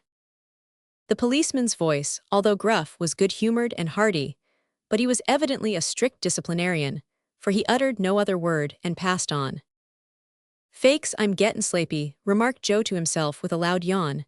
"I'll go and rest a bit." So saying, he re-entered the ruin, and with the aid of his lantern sought about for the least uncomfortable apartment on the ground floor. He selected one which was comparatively weather-tight. That is to say, only one of the windows had been dashed out, and the ceiling was entire, with the exception of a hole about 4 feet wide, through which the charred beams above could be seen depicted against the black sky. There was about an inch of water on the floor, but this was a small matter, for Joe's boots were thick and strong. The door, too, had been burst off its hinges and lay on the floor, but Joe could raise this and place it in its original position. The room had been a parlor, and there were several damaged prints hanging on the walls, besides a quantity of detached paper hanging from them. Most of the furniture had been removed at the commencement of the fire, but a few broken articles remained, and one big old easy chair, which had either been forgotten or deemed unworthy of removal by the men of the salvage corps. See Note 1. Joe wheeled the chair to the fireplace. Not that there was any fire in it. On the contrary, it was choked up with fallen bricks and mortar, and the hearth was flooded with water. But, as Joe remarked to himself, it felt more homelike and sociable to sit with one's feet on the finder. Having erected the door in front of its own doorway, Joe leaned his preventer against the wall, placed his lantern on the chimney-piece, and sat down to meditate. He had not meditated long, when the steady draft of air from the window at his back began to tell upon him. "Och, but it's a cold wind," said he. "I'll try the other side. There's nothing like fasten one's enemies." Acting on this idea, he changed his position, turning his face to the window and his back to the door. "Well," he remarked on sitting down again, "there's about as much draught from the door. But sure, ye have improved your situation, Corny, for haven't ye the elegant prospect of over the way through the windy?" Not long after this, Joe's mind became much affected with ghostly memories. This condition was aggravated by an intense desire to sleep, for the poor man had been hard worked that day and stood much in need of repose. He frequently fell asleep and frequently awoke. On falling asleep, his helmet performed extremely undignified gyrations. On awaking, he always started, opened his eyes very wide, looked round inquiringly, then smiled, and resumed a more easy position. But awake or asleep, his thoughts ran always in the same channel. During one of those waking moments, Joe heard a sound which rooted him to his seat with horror, and would doubtless have caused his hair to stand on end if the helmet would have allowed it. The sound was simple enough in itself, however, being slight, slow, and regular, and was only horrible in Joe's mind, because of his being utterly unable to account for it, or to conceive what it could be. Whatever the sound was, it banished sleep from his eyes for at least a quarter of an hour. At last, unable to stand the strain of uncertainty, he arose, drew his hatchet, took down his lantern, and coughing loudly and sternly, as though to say, "Have a care, I'm coming," removed the door and went cautiously into the passage, where the sound appeared to come from. It did not cease on his appearing, but went on slowly and steadily, and louder than before. It appeared to be at his very elbow, yet Joe could see nothing, and a cold perspiration broke out on him. "Och, av I could only see it," he gasped. Just as he said this, he did see it, for a turn of his lantern revealed the fact that a drop of water fell regularly from one of the burnt beams upon a large sheet of paper which had been torn from the passage wall. This, resting on the irregular rubbish, formed a sort of drum, which gave forth a hollow sound. "Ah then, but ye are a goose, Joe Corny, me boy," said the fireman, as he turned away with an amiable smile and resumed his seat after replacing the door. About this time the wind began to rise and came in irregular gusts. At each gust the door was blown from the wall an inch or so, and fell back with a noise that invariably awoke Joe with a start. He looked round each time quickly, but as the door remained quiet he did not discover the cause of his alarm. After it had done this several times Joe became, so to speak, desperately courageous. "Get out wid ye," he cried angrily on being startled again. "Wasn't the last one all a sham, and sure ye're the same. Go long in pace, and good night." As he said this the overtaxed man fell asleep. At the same moment, a heavy gust of wind drove the door in altogether, and dashed it down on his head. Fortunately, being somewhat charred, the panel that struck his helmet was driven out, so that Joe came by no greater damage than the fright, which caused his heart to bound into his throat, for he really believed that the ghost had got him at last. Relieving himself of the door, which he laid on the floor lest it should play him the same prank over again, Joe Corny once more settled himself in the easy chair and resolved to give his mind to meditation. Just then, the city clocks pealed forth the hour of 4 o'clock. This is perhaps the quietest hour of the 24 in London. Before this, most of the latest revelers have gone home, and few of the early risers are moving. There was one active mind at work at that hour, however, namely, that of Gorman, who, after recovering from the blow given him by Dale, went to his own home on the banks of the Thames, in the unaristocratic locality of London Bridge. Gorman owned a small boat and did various kinds of business with it, but Gorman's occupations were numerous and not definite. He was everything by turns and nothing long. When visible to the outward eye, and that wasn't often, his chief occupations were loafing about and drinking. On the present occasion he drank a good deal more than usual, and lay down to sleep, vowing vengeance against firemen in general, and Dale in particular.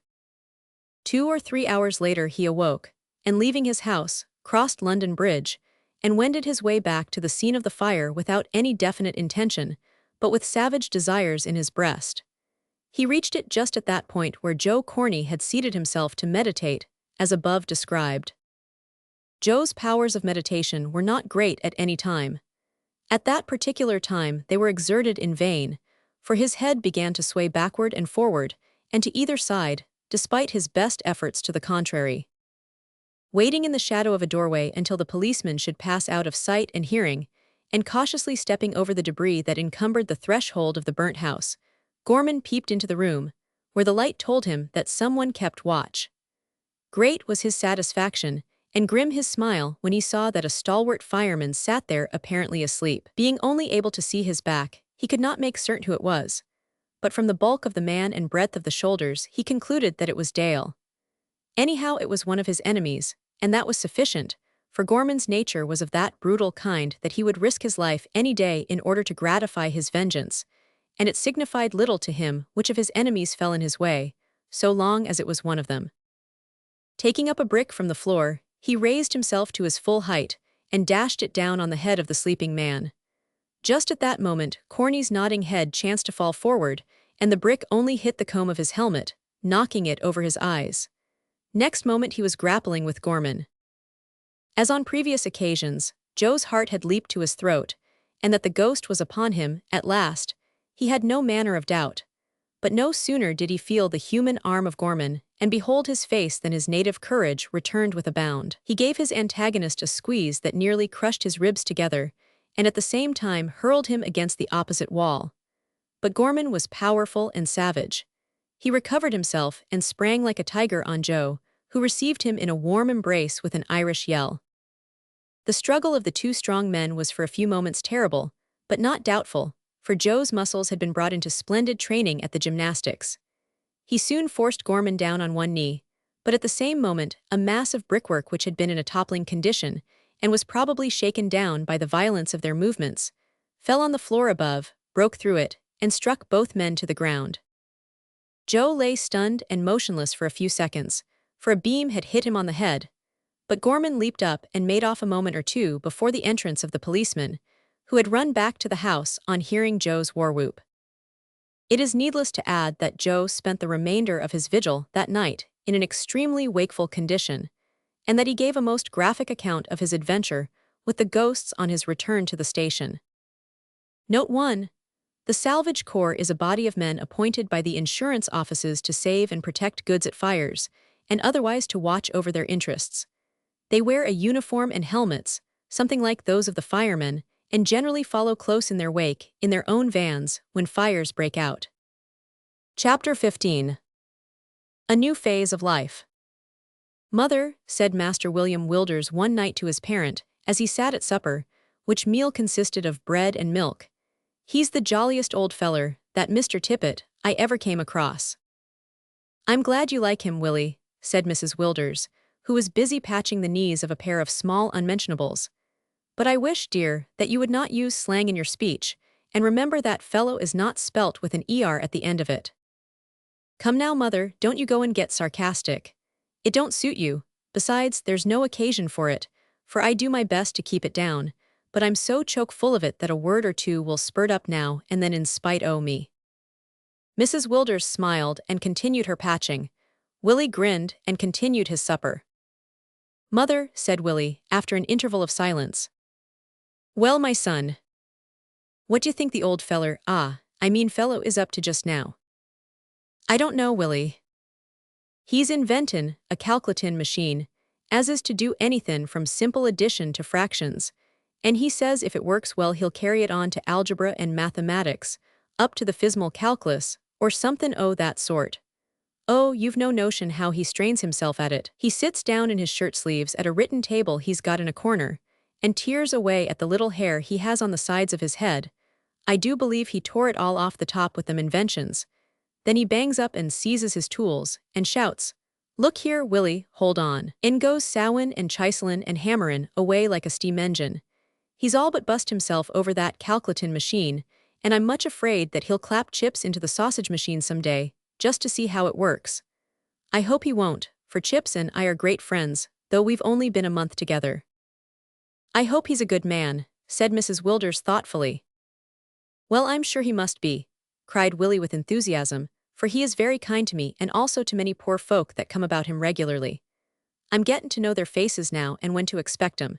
He always takes 'em into his back room, all sorts, old men and old women and children, most of 'em seedy enough but some of 'em well off to look at. What he says to 'em I don't know, but they usually come out very grave and go away thankin' him and sayin' they won't forget his advice. If the advice is to come back soon they certainly don't forget it. And he's a great philosopher, too, mother, for he often talks to me about my intellects. He said just t'other day, Willie, said he, get into a habit o' usin' your brains, my boy. The Almighty put us into this world well-made machines, intended to be used in all our parts.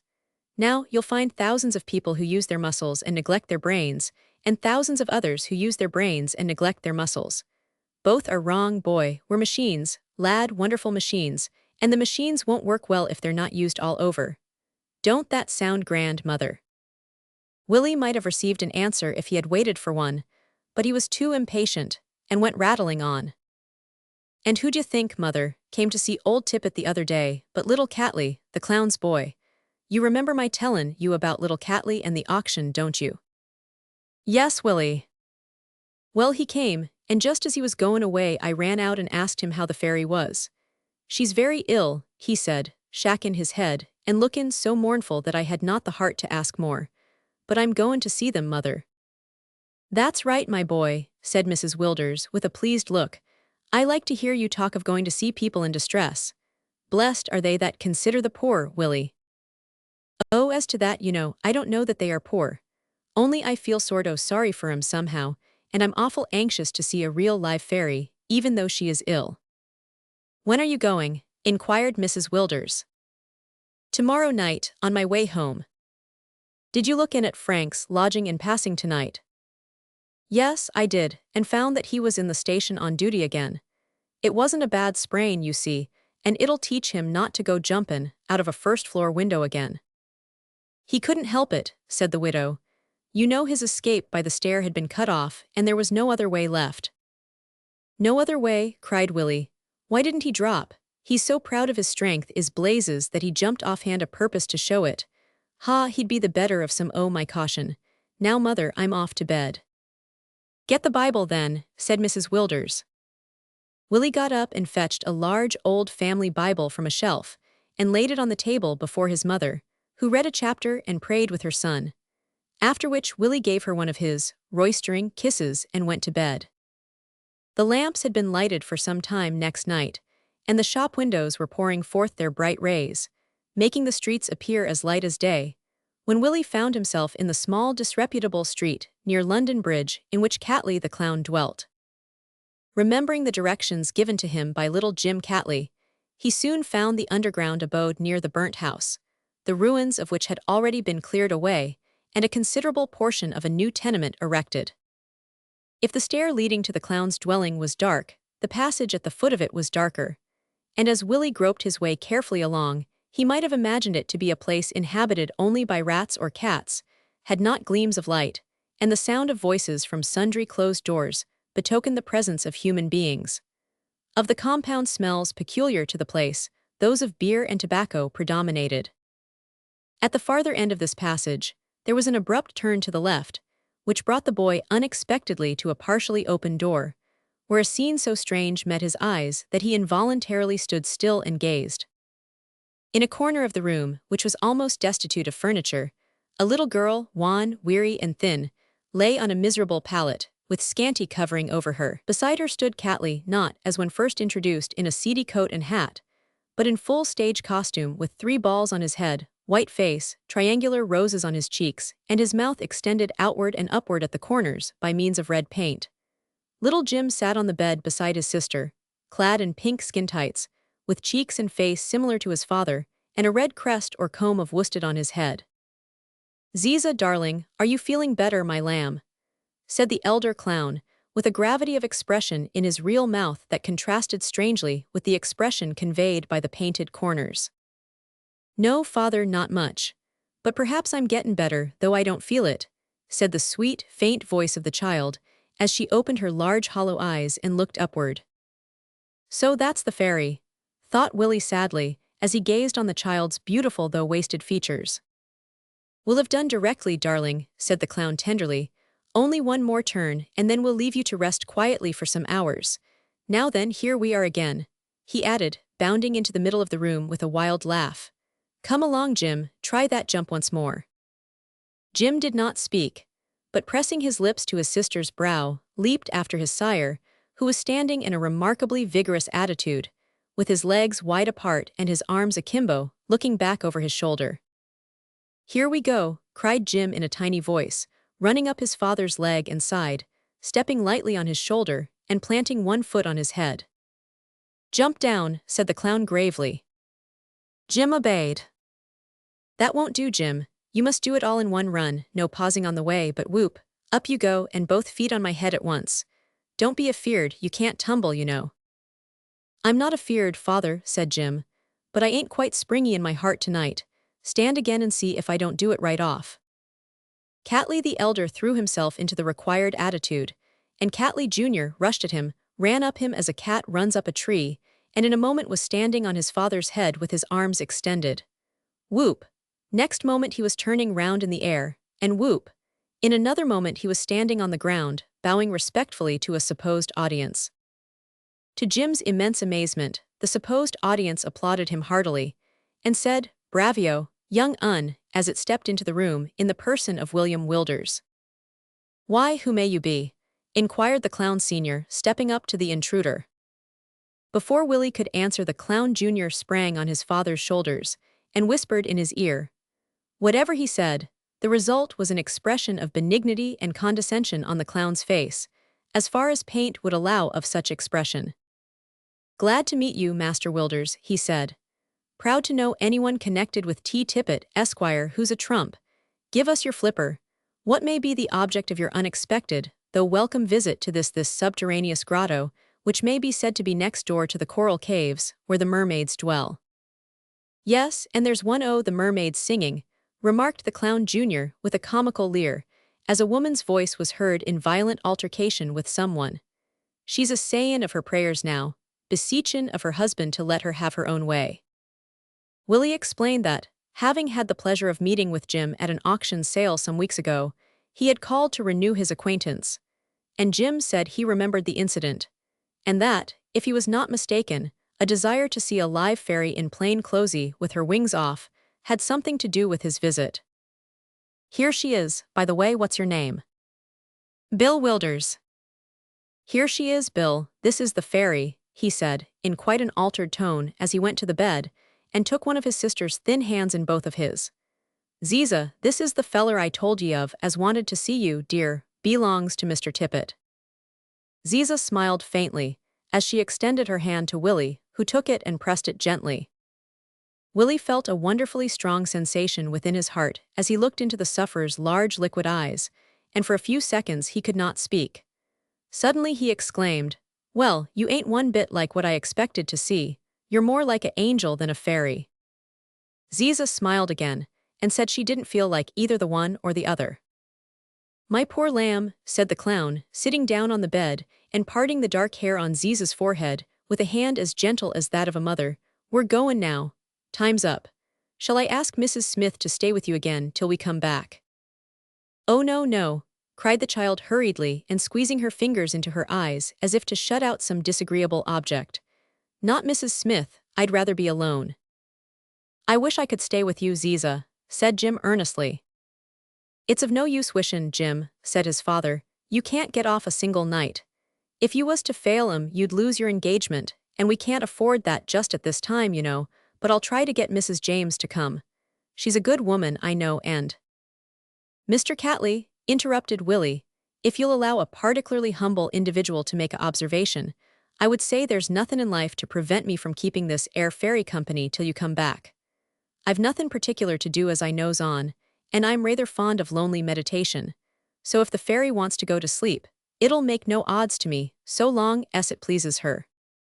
"Thank ye, lad," said the clown, "but you'll get wearied, I fear, for we won't be home till mornin'." "Ah," interrupted Willie, "till daylight does appear. But that's no odds, neither, 'cause I'm not married yet, so there's nobody a-waitin' for me, and," he winked to Jim at this point, "my mother knows I'm out." The clown grinned at this. "You'd make one of us, youngster," said he, "if ye can jump. Hows'ever, I'm obliged by your offer, so you can stay if Ziza would like it." Ziza said she would like it with such good will, that Willie adored her from that moment, and vowed in his heart he would nurse her till he did not like to finish the sentence. Yet, somehow, the little that he had heard and seen of the child led him irresistibly to the conclusion that she was dying. This having been satisfactorily arranged, the Catleys, senior and junior, threw cloaks round them, exchanged their wigs for caps, and, regardless of the absurd appearance of their faces, hurried out to one of the minor theaters, with heavy hearts because of the little fairy left so ill and comfortless at home. In a few minutes they were tumbling on the stage, cracking their jokes, and convulsing the house with laughter. Chapter 16. Willie in a New Light. Left alone with the fairy, Willie Wilders began his duties as sick nurse, a sphere of action into which he had never thought of being introduced, even in his wildest dreams. He began by asking the fairy if she was all right and comfortable, to which she replied that she was not, upon which he explained that he meant, was she as right and comfortable as could be expected in the circumstances? Could he do anything for her, in fact, or get her anything that would make her more comfortable than she was? But the fairy shook her poor head and said, "No. Come now, won't you have something to eat? What had you for dinner?" said Willie, in a cheery voice, looking round the room, but not discovering any symptoms of food beyond a few empty plates and cups, the latter without handles, and a teapot with half a spout. "I had a little bread and butter," said the fairy. "No tipple?" inquired the nurse. "No, except water." "Ain't there none in the house?" "No." "500 ye get nothin' better at other times?" inquired Willie in surprise. "Not often. Father is very poor. He was ill for a long time too, and if it hadn't been for your kind master I think we should all have starved. He's better now, but he needs pretty good living to keep him up to his work, for there's a deal of training to be done, and it wears him out if he don't get meat." But the pantomimes began and we were getting on better, when the fire came and burnt everything we had almost, so we can't afford much meat or beer, and I don't like beer, so I've got them persuaded to let me live on bread and butter and water. I would like tea better, because it's hot, but we can't afford that. Here was a revelation. The fairy lived upon bread and butter and water. Willie thought that, but for the interpolation of the butter, it would have borne marvelous resemblance to prison fare. "When had you dinner?" inquired Willie suddenly. "I think about 4 o'clock. "And can't you eat nothin' now?" Again the fairy shook her head. "Nor drink?" "Look if there's anything in the teapot," said the fairy. Willie looked, shook his head and said, "Not a drop." "Any leaves?" Why, yes," he brought the pot nearer to the candle. "There are a few used-up ones." "Oh, do pour some hot water into it. But I fear the water is cold, and the fire's too low to boil it, and I know the coals are done. But father gets paid his salary tomorrow, and he'll give me some tea then. He's very kind to me, father is, and so is Jim." She sighed as she spoke, and shut her eyes. "Ziza," said Willie in a careless tone, "you won't object to my leavin' you for a few minutes, only a few. I want to get a little fresh air, and see what sort of a night it is. I won't be long gone." Ziza, so far from objecting, said that she was used to being left alone for long hours at a time, and wouldn't mind it. So Willie put the candle nearer to her bedside, placed a teacup of water within reach, went out, shut the door softly behind him, groped his way through the passage and up the stair, and got into the street. That day his eccentric employer had paid him his first month's wage, a sovereign, with many complimentary remarks as to his usefulness. The golden coin lay in his pocket. It was the first he had ever earned. He had intended to go straight home and lay the shining piece in his mother's lap, for Willie was a peculiar boy and had some strange notions in regard to the destination of first fruits. Where he had got them nobody could tell. Perhaps his mother knew, but nobody ever questioned her upon the point. Taking this gold piece from his pocket, he ran into the nearest respectable street, and selected there the most respectable grocer's shop, into which he entered, and demanded a pound of the shopman's best tea, a pound of his best sugar, a pound of his best butter, a cut of his best bacon, and one of his best wax candles. Willie knew nothing about relative proportion in regard to such things. He only knew that they were usually bought and consumed together. The shopman looked at the little purchaser in surprise, but as Willie emphatically repeated his demands, he gave him the required articles. On receiving the sovereign, he looked twice at Willie, rung the piece of money 3 times on the counter, and then returned the change. Gathering the packages in his arms and putting the candle between his vest and bosom, he went into a baker's shop, purchased a loaf, and returned to the subterraneous grotto laden like the bee. To say that the fairy was surprised when he displayed these things would be a feeble use of language. She opened her large eyes until Willie begged her in alarm not to open them wider for fear they should come out, at which sally she laughed, and then, being weak, she cried. After that she fell in with her nurse's humor, and the two proceeded to have a night of it. Ziza said she'd be a real fairy and tell him what to do, and Willie said he'd be a gnome or a he-fairy and do it. At the outset, Willie discovered that he had forgotten coals, but this was rectified by another 5 minutes airing, and a rousing fire was quickly roaring in the chimney, while the kettle sang and spluttered on it like a sympathetic thing, as no doubt it was. Willie cleared the small table that stood at the invalid's bedside, and arranged upon it the loaf, the teapot, 2 cracked teacups, the butter and sugar, and the wax candle, which latter was stuck into a quart bottle in default of a better candlestick. "Now ain't that jolly?" said the nurse, sitting down and rubbing his hands. "Very," replied the patient, her eyes sparkling with delight. "It's so like a scene in a play," continued Willie. "Only much more real," suggested the fairy. "Now then, Ziza, have a cup o' tea, fresh from the market o' Chiny, as your dad would say if he was sellin' it by auction. He's a knowin' codger your dad is, Ziza.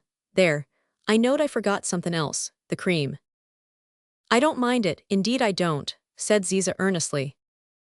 Willie had started up to run out and rectify this omission, but on being assured that the fairy liked tea almost as well without as with cream, and that there was no cream to be got near at hand, he sat down again and continued to do the honors of the table. First he made the fairy sit up in bed, and commented sadly on her poor thin neck as she did it, observing that she was nothing better than a skeleton in a skin. Then he took off his own jacket and put it on her shoulders, tying the arms round her neck. Next he placed a piece of board in front of her, saying that it was a capital tray, and on this he arranged the viands neatly. "Now then, go at it, Ziza," he said when all was arranged. Ziza, who received his attentions with looks that were wonderfully gleeful for one in her weak state of health, went at it with such vigor that the bread was eaten, and the tea drunk in a few minutes, and the supply had to be renewed. When she was in the middle of her second round of buttered toast, for Willie had toasted the bread, she stopped suddenly. "Why don't you go on?" asked Willie. "Because you have not eat or drunk one mouthful yet." "But I'm lookin' at you, and ain't that better? However, if you won't go on, I'll not keep you back." And with that Willie set to work and, being uncommonly hungry, did what he styled terrible execution among the wittles. For some time the nurse and patient ate in comparative silence, but by degrees they began to talk, and as they became more confidential their talk became more personal. "500 you like bane a fairy," said Willie after a lull in the conversation. "No I don't," replied Ziza. "Why not?"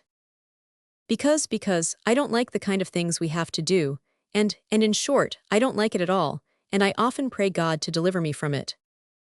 "That's strange now," said Willie. "I would have thought it great fun to be a fairy. I'd rather be a little clown or a he-fairy myself, now, than anything else I know of except a fireman." "A fireman, Willie?" "Yes, a fireman. My brother Blaz, Frank I mean is one, and he saved the lives of some people not long since." Of course Willie here diverged into a graphic account of the fire in Beverly Square, and seeing that Ziza listened with intense earnestness, he dilated upon every point, and went with special minuteness into the doings of Frank. When he concluded, Ziza heaved a very deep sigh and closed her eyes. "I've tired you, Ziza," exclaimed Willie, jumping up with a look of anxiety and removing the tea-board and jacket as the child slipped down under the clothes. He asked if she wanted to go to sleep. "Yes, for I'm very tired," she sighed languidly, then added, "but please read to me a little first." "What book am I to read you?" said Willie, looking round the room, where no book of any kind was to be seen. "Here, it's under the pillow."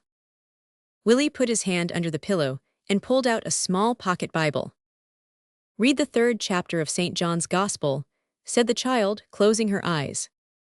Willie read in the monotonous tones of a schoolboy's voice until he came to the 16th verse. "For God so loved the world, that he gave his only begotten Son, that whosoever believeth in him should not perish, but have everlasting life. Stop at that verse, whispered Ziza. I'll go to sleep now. Her deep breathing soon proclaimed that she was in the land of dreams, so Willie removed the candle a little further away from her, and then, resting his elbows on the table and his head in his hands, began to read the Bible. He turned over a few pages without much intention of finding any particular place, for he was beginning to feel sleepy. The first words his eyes fell upon were, "Blessed are they that consider the poor." He roused up a little at this, and read the verse again, for he connected it with the fact that the fairy was poor. Then he pondered it for some time, and falling asleep, dropped his head on the Bible with such force that he woke up for a little and tried to read again, but do what he would he could not get beyond that verse.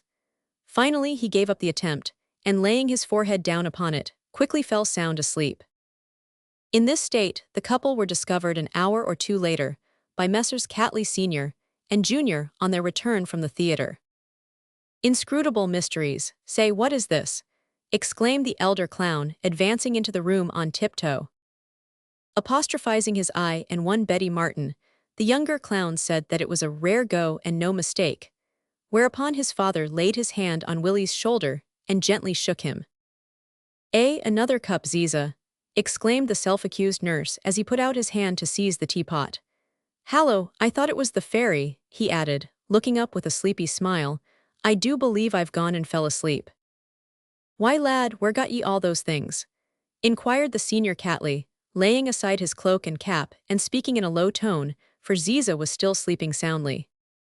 "Well, I got 'em," replied Willie in a meditative tone, "from a friend of mine, a very particular friend o' mine, as declines to let me mention his name, so you'll have to be satisfied with the wittles and without the name of the virtuous giver. P'raps it was a duke or a squire or a archbishop as did it. Anyway, his name warn't Walker. See now, you've been and woke up the fairy." The sick child moved as he spoke, but it was only to turn, without awaking, on her side. "Well, lad," said the clown, sitting down and looking wistfully in the face of his daughter, "you've got your own reasons for not tellin' me, mayhap I've a pretty good guess. Anyhow, I say God bless him, for I do believe he's saved the child's life. I've not seen her sleep like that for weeks. Look at her, Jim, ain't she like her old self?" "Yes, father, she don't need no paint and flour to make a fairy on her just now. She's just like what she was the last time I seed her go up in a gauze cloud to heaven, with red and blue fire blazin' all round her." "I'll bid ye good night now," said Willie, buttoning up his jacket to the chin, and pulling his cap down on his brows with the air of a man who has a long walk before him. "You're off, are you, eh?" said the elder clown, rising and taking Willie by the hand. "Well, you're a good lad. Thank ye for comin' here and talkin' care of Ziza. My subterranean grotto ain't much to boast of, but such as it is you're welcome to it at all times. Good night." "Good night," said Willie. "Good night, Jim." Jim replied good night heartily, and then Willie stepped into the dark passage. He glanced back at the fairy before shutting the door, but her eyes were closed, so he said good night to her in his heart and went home. Chapter 17. Home Lives. "My dear Miss Tippet, I shall never, no never, get over it." So said, and so undoubtedly thought, a thin little old lady with remarkably bright eyes and a sweet old face, as she sat sipping tea at Miss Tippet's elbow. It was in the drawing-room of Miss Deemas that she sat, and the eagle sat opposite to her. "It was very dreadful," responded Miss Tippet with a sigh, "very. It was awful. I know I shall never get over it, never," repeated the little old lady, finishing her tea and asking for another cup in the calmest possible voice, with the sweetest possible smile. "Oh yes, you will, Mrs. Denman," said Miss Deemas snappishly. "No, indeed I won't," repeated Mrs. Denman. "How can I? Just think of the situation. Sitting in my chair in dishabille when a man, Miss D." "Well, I know what a man is," said the eagle bitterly. "Why don't you go on?" "Burst himself through my bedroom door," continued Mrs. Denman, with lime and charcoal and brick dust and water streaming down his face. Folded me in his arms, bore me out into the street. Oh, I shall never, never get over it, and so little, so very little clothing on me." "How much had you on?" asked Miss Deemas in a deep voice, the calmness of which contrasted forcibly with Mrs. Denman's excited tones. "Really, Miss Deemas, I see no necessity for going into particulars. It is sufficient to know that I was carried by a man into the street in the face of some thousands of people, for I heard them cheering though I saw them not. I know I shall never get over it. Another cup, my love. Not quite so much sugar. No, not if I were to live to the age of Methuselah. I don't wonder, indeed I don't, murmured the sympathetic Miss Tippet. I think, Julia dear, you are a little too hard on Mrs. Denman. How would you like to have been carried out of a burning house in such a way by a big rough man? Oh, my dear, interposed Mrs. Denman, I did not say he was rough. Big he certainly was and strong, but I must do him the justice to say that the man lifted me up very tenderly, and carried me as though I had been an infant and he my mother, through smoke and fire and water, into the street, before the eyes of the whole. Oh, it's too awful to think of. Stuff, ejaculated Miss Demas, pecking a piece of cake out of her fingers as she would, metaphorically of course, have pecked the eyes out of the head of Frank Wilders, or any other man. Didn't you say he put a blanket round you? Of course, Miss Demas, I should have died otherwise of pure shame. No, you wouldn't, retorted the eagle. You would probably have been half suffocated and a good deal dirtied, and you might have been singed, but you wouldn't have died. And what need you care now, for the people saw nothing but a bundle. You might have been a bundle of old clothes for all they knew or cared. All they wanted to see was the bravery, as they call it, of the man, as if there were not hundreds upon hundreds of women who would do the same thing if their muscles were strong enough, and occasion served. But it was a brave act, you know, said Miss Tippet timidly. I don't know that, retorted Miss Demas, helping herself to more cake with as much decision of manner as if she had been carrying it off by force of arms from before the very muzzles of a masculine battery. I don't know that. He had to escape, you know, for his own life, and he might as well bring a bundle along with him as not. Yes, but then, said Miss Tippet, he first went up the thingummy, you know. No, he didn't, retorted Miss Demas smartly. He was in the house at the time and only came down the thingummy, as you call it. It was a peculiarity of Miss Demas's character that she claimed the right to be as rude as she chose to people in her own house, and rather prided herself on this evidence of independence. In my opinion, said Mrs. Denman, his being in the burning house at all of his own accord was of itself evidence of courage.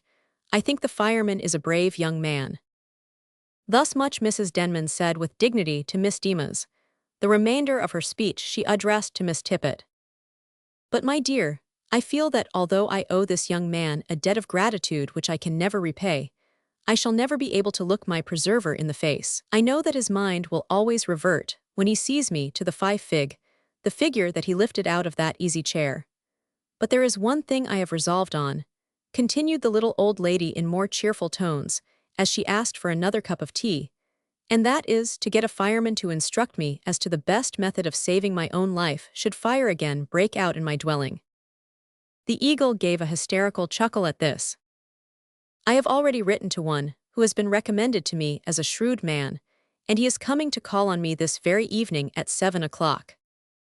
Mrs. Denman started, as if her own remark had recalled something, and pulled out her watch.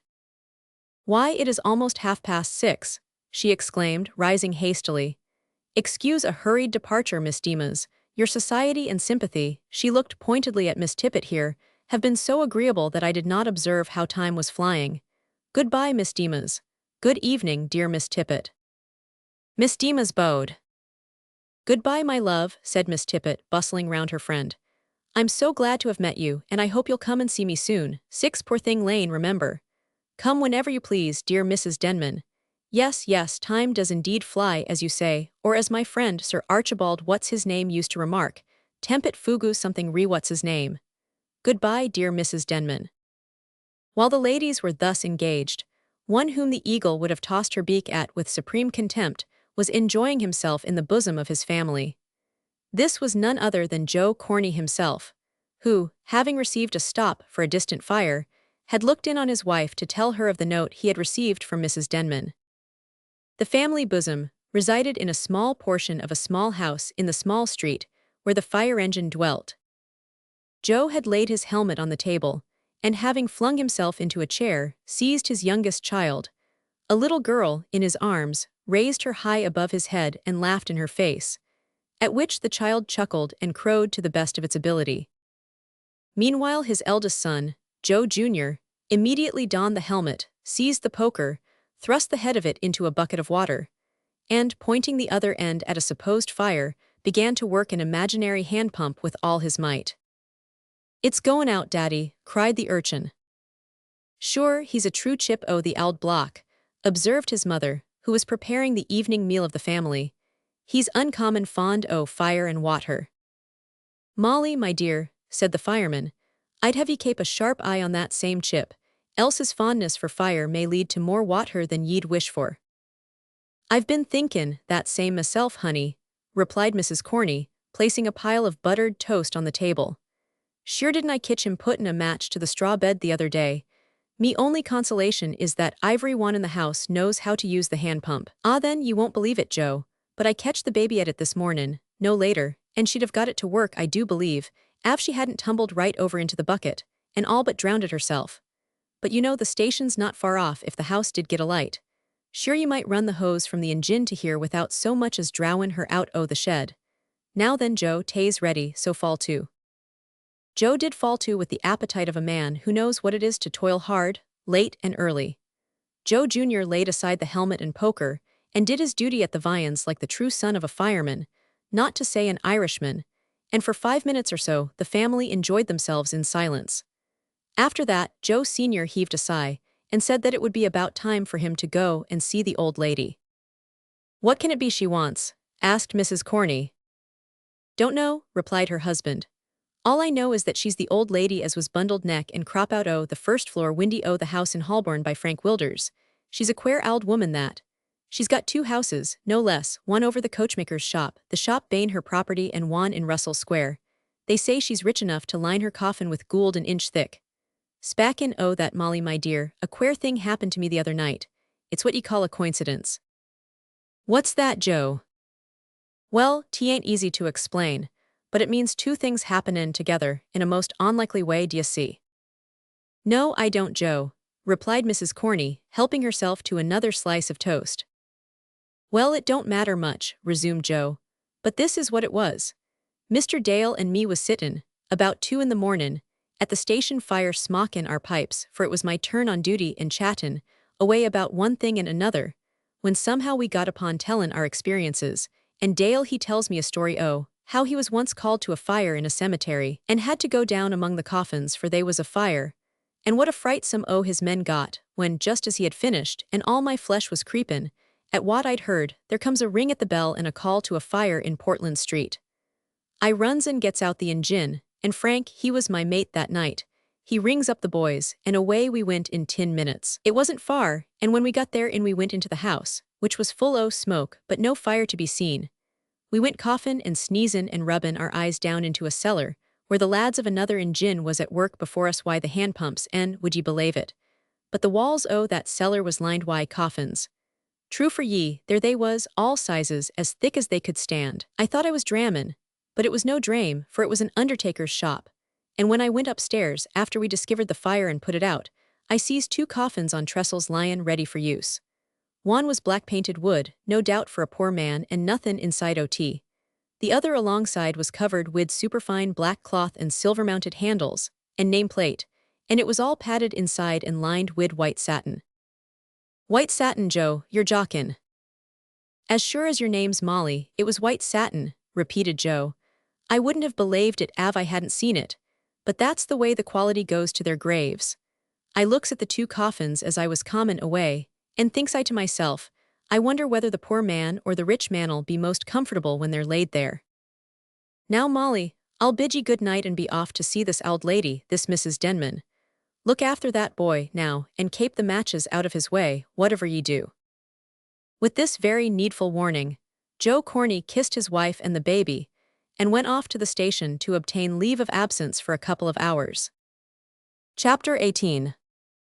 Joe Corney's advice. Wending his way through the crowded streets, Joe soon reached the door of the house in Russell Square which belonged to Mrs. Denman. The good lady had made use of a cab after quitting Miss Dima's, so that she was at home, and seated in a luxuriously easy chair in her splendidly furnished drawing-room when the fireman applied the knocker. "Does Mrs. Denman stop here, my dear?" said Joe to the smart servant girl who opened the door. "Yes," replied the girl, and she told me to show you up to the drawing room whenever you came. Step this way."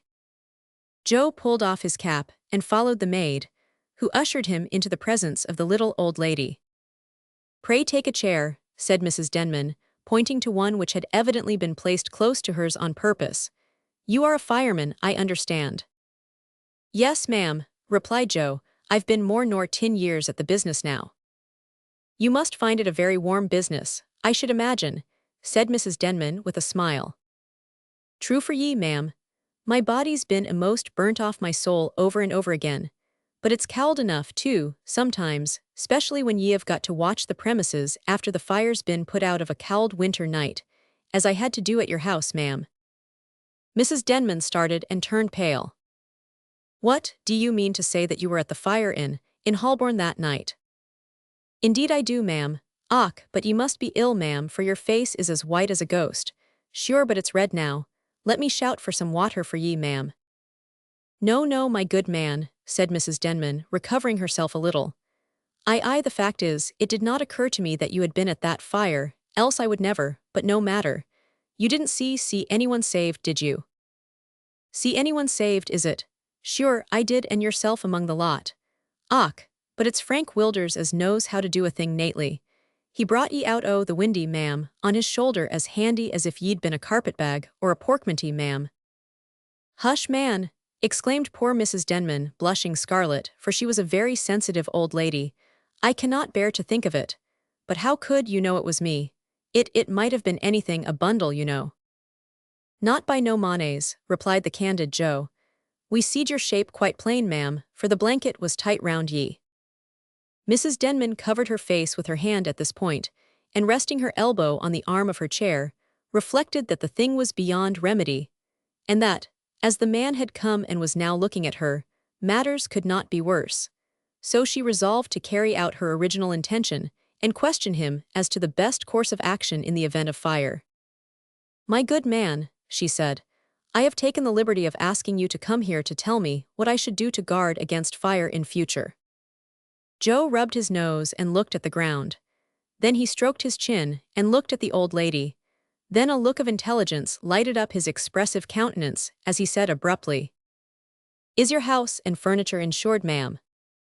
"No, it is not," replied Mrs. Denman. "I have never insured in my life, because although I hear of fires every day in London, it has never occurred to me until lately that there was any probability of my house being burned. I know it was very foolish of me, but I shall see to having it done directly." "That's right, ma'am," said Joe with an approving nod. "If you seed the heaps and heaps o' splendid furniture and goods and buildin's as is burnt every day a'most in London, and lost to the owners 'cause they grudged the few shillin's of insurance, or 'cause they was careless and didn't believe a fire would ever come to them, no matter how many might come to other folk, you'd insure your house and furniture first thing I the mornin', ma'am." "I have no doubt you say what is quite correct, Mr. Corney, and I will certainly attend to this matter in future. But I am more particularly anxious to know how I should act if the house in which I live were to take fire." "Get out of it as fast as possible," said Joe promptly, "and screech out fire, till your sides is sore." "But suppose," said Mrs. Denman with a faint smile, "that the fire is burning in the stair and the house full of smoke, what am I to do?" "Och, I see your drift now, ma'am," said Joe with a knowing look. "Av it's that what you wants to know, I'll just, with your lave, ma'am, give ye a small discourse on the subject." Joe cleared his throat, and began with the air of a man who knows what he is talking about. "It's as well, ma'am, to begin by tryin' to prevent your house catchin' fire. Prevention bane better nor cure. If ye'd kape clear o' that, there's 2 or 3 small matters to remember. First of all, take oncommon good care o' your matches, and don't let the childer get at 'em, if you've any in the house. Would you believe it, ma'am, there was above 50 fires in London last year that was known to ha' been set alight by childers playin' wid matches, or by careless servants lettin' 'em drop and treadin' on 'em." "How many?" asked Mrs. Denman in surprise. "50, ma'am." "Dear me, you amaze me, fireman. I had supposed there were not so many fires in London in a year." "A year?" exclaimed Joe. "Why, there's nearly 3 fires, on the average, every 24 hours in London, and that's about 1,000 fires in the year, ma'am." "Are you sure of what you say, fireman?" "Quite sure, ma'am. You can ax Mr. Braidwood if you don't believe me." Mrs. Denman, still in a state of blank amazement, said that she did not doubt him, and bade him go on. "Well then," resumed Joe, "look well arter your matches, and niver red in bed. That's the way hundreds o' houses get a light. When you light a candle with a bit o' paper, ma'am, don't throw it on the floor and tramp on it and think it's out, for many a time there's a small spark left, and the wind as always blows along the floor sets it up and it kitches somethin', and there you are blazes and hollerin', and injins goin' full swing in no time. Then, ma'am, never go for to blow out your gas, and if there's an escape don't rest till you get a gas fitter and find it out. But more particularly don't try to find it yourself with a candle. Och, if ye'd only seen the blows up as I've seen from gas, ye'd look better arter it. Not more nor 2 weeks gone by, ma'am, we was called to attend a fire which was caused by an escape o' gas. When we got there the fire was out, but sich a mess you niver did see. It was a house, ma'am, in the West End, with the most elegant painted walls and cornices and gimcracks, iged all with gold. The family had just got into it, new done up for him, only, by good luck, there wasn't much o' the furnitur in. They had smelled a horrid smell o' gas for a good while but couldn't find it. At last the missus, she goes with a workman and a candle to look for it, and sure enough they found it in a bathroom. It had been escapin' in a small closet at the end o' the bath, and not bane able to get out, for the door was a tight fit. It had gone away and filled all the space between the ceilings and floors, and between the lath and plaster and the walls. The moment the door in the bathroom was opened, all this gas took light and blowed up like gunpowder. The whole inner skin o' the beautiful drawing-room, ma'am, was blowed into the middle of the room. The cook, who was in the drawing-room passage, she was blowed downstairs. The workman as opened the little door, he was blowed flat on his back. And the missus, as was standin' with her back to a door, she was lifted off her legs and blowed right through the doorway into a bedroom. "Gracious!" exclaimed the horrified Mrs. Denman, "was she killed?" "No, ma'am, she warn't killed. Be good luck they was only stunned and dreadful skeered, but no bones was broken." Mrs. Denman found relief in a sigh. "Well, ma'am," continued Joe, "let me advise you to sweep your chimneys once a month. When your chimney gets afire the sparks they get out, and when sparks get out of a windy night there's no tellin' what they won't light up. It's my opinion, ma'am, that them as makes the laws should more nor double the fines for chimneys goin' afire. But suppose, ma'am, your house gets alight in spite of you, well then, the question is what's best to do." Mrs. Denman nodded her old head 6 or 7 times, as though to say, "That is precisely the question." "I'll tell you, ma'am." Here Joe held up the forefinger of his right hand impressively. "In the first place, everyone in a house ought to know all the outs and ins of it, 'cause if you've got to look for things for the first time when the cry of fire is raised, it's not likely that you'll find 'em. Now, d'ye know, or do the servants know, or does anybody in the house know, where the trap in the roof is?" Mrs. Denman appeared to meditate for a minute, and then said that she was not sure. She herself did not know, and she thought the servants might be ignorant on the point, but she rather thought there was an old one in the pantry, but they had long kept a cat, and so didn't require it. "Och," exclaimed Joe with a broad grin, "sure it's a trapdoor I'm speckin' of." Mrs. Denman professed utter ignorance on this point, and when told that it ought to be known to everyone in the house as a mode of escape in the event of fire, she mildly requested to know what she would have to do if there were such a trap. "Why, get out on the roof to be sure." Mrs. Denman shivered, "and get along the tiles to the next house."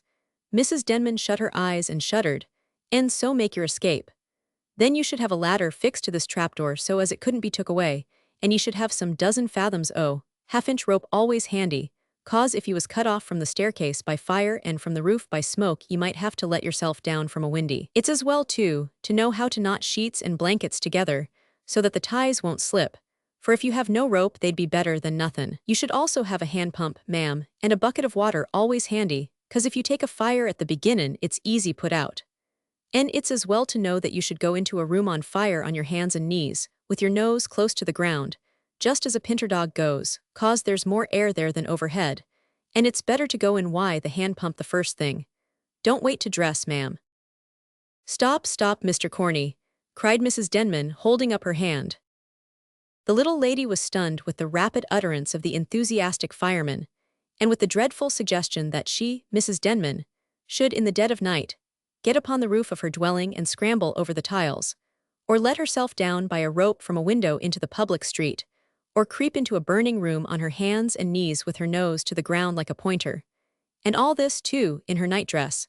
So she begged of him to stop and said, "But you forget, fireman, it is impossible for me to do any of these dreadful things." "Well, ma'am," returned Joe coolly, "it wouldn't be easy, though for the matter o' that, it's wonderful what people will do for their lives.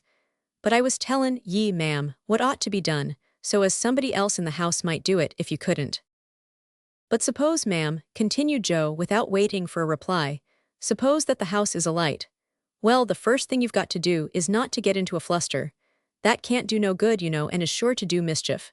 Keep cool. That's the first thing, ma'am, and be deliberate in all ye do. The second thing is to wrap a blanket round ye, and get out of the house as fast as ye can without stoppin' to dress. It's of no use lookin' put out, ma'am, for it's better to escape without your claws than to be burnt alive in 'em. Then be careful to shut all doors after ye as ye go. This keeps the air from gettin' at the fire and so smothers it down till the engines come up. Also keep all windows shut. If the smoke is like to choke ye, get your nose as near the ground as possible, and go along on your hands and knees. A bit o' flannel or a worsted sock held over your mouth and nose will help you to bear it better. If ye can't escape by the street door or the trap in the roof, then get into a front room, where you will be more easy to be got at wid ladders or fire escapes, and see that every member o' the household is there. Many a one has been forgotten in the hurry-scurry of a fire, and left asleep in bed, ignorant o' the danger till too late, when a cool head might have missed 'em and wakened 'em in time. Whatever ye do, ma'am, keep cool." The probability of poor Mrs. Denman keeping cool in such circumstances was uncommonly small, for she was at that moment hot all over, and her face flushed at the mere recital of such horrors. Joe then went on to state that the very last thing she should do was to jump from a window, a somewhat unnecessary piece of advice, poor Miss Denman thought, and that, when she was compelled to take such a step, she should first of all pitch over all the blankets and bedding she could lay hold of to make her fall easy. He wound up with an emphatic reiteration of the assurance that her only chance lay in keeping cool. That night, poor Mrs. Denman, in a condition of mind that is utterly indescribable, because inconceivable, went through the whole of the dreadful processes which Joe had described, and did it, too, with miraculous presence of mind and energy in her dreams. Chapter 19. Dark plots are hatched. Gorman was one of those peculiar characters who, in personal appearance, are totally devoid of peculiarity. He was a middle-sized, thick-set, commonplace, grave, quiet man, very powerful, but not apparently so, one whom it was impossible to find out unless he chose to let himself be found out. Above all, he was a reserved man. Everybody knew well enough, at least among his intimates, that he was named Gorman, but not one of the number knew what his Christian name was. A few were aware that he signed himself D. Gorman, but whether the 500 represented David, dastard, drunkard, or demon was a matter of pure speculation to all, a few of his female acquaintance excepted, for he had no friends, who asserted roundly that it represented them all, and some were even willing to go the length of saying that it represented more, and stood for dirty, driveling, desperate, and a few other choice words which it is quite unnecessary to mention. Only a few, and these were among the knowing and peculiarly observant ones of Gorman's intimates, said that 500 stood for deep. But then, many of those who thus pronounced their opinion were comparatively worthless characters, given to scandal and slander, so the reader must not allow himself to be biased too much by their report.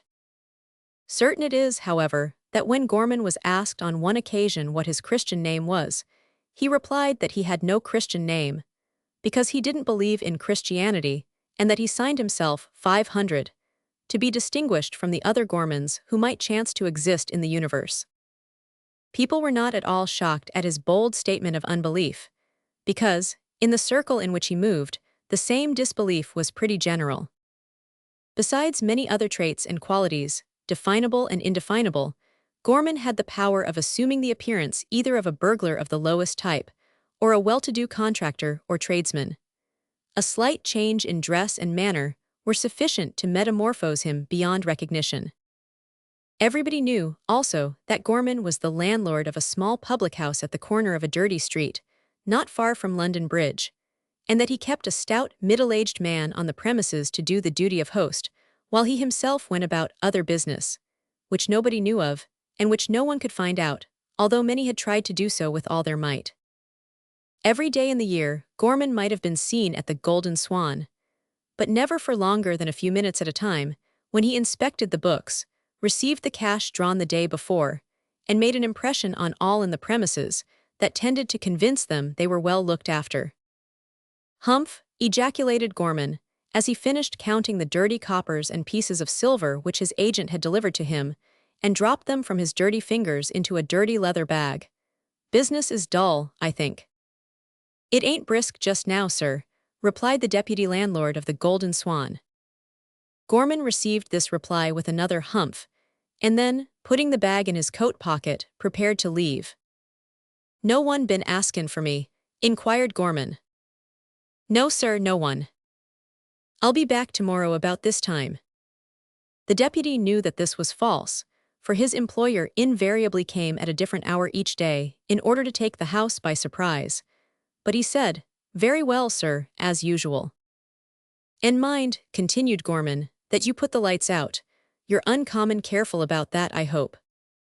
It is worthy of remark, in reference to Gorman's anxiety about putting out lights, that he had been burned out of several sets of premises in the course of a few years. He was quite a martyr, as it were, to fire. Unaccountably worried, pursued, and damaged by it. No, not damaged, by the way, because Gorman was a prudent man and always insured to the full amount. His enemies sometimes set above it, but neither they nor we have any means of proving or disproving that. The deputy protested that he always exercised the utmost precaution in putting everything out every night, from the last beery lingerer to the gas, and that he felt quite put out himself at being asked the question, as it implied a doubt of his care and attention to business. Hereupon Gorman said good night, and the deputy returned to the counter, where besotted men and drunken women awaited his attendance. 3/4 of an hour sufficed to convey Gorman from the east to the west end of London.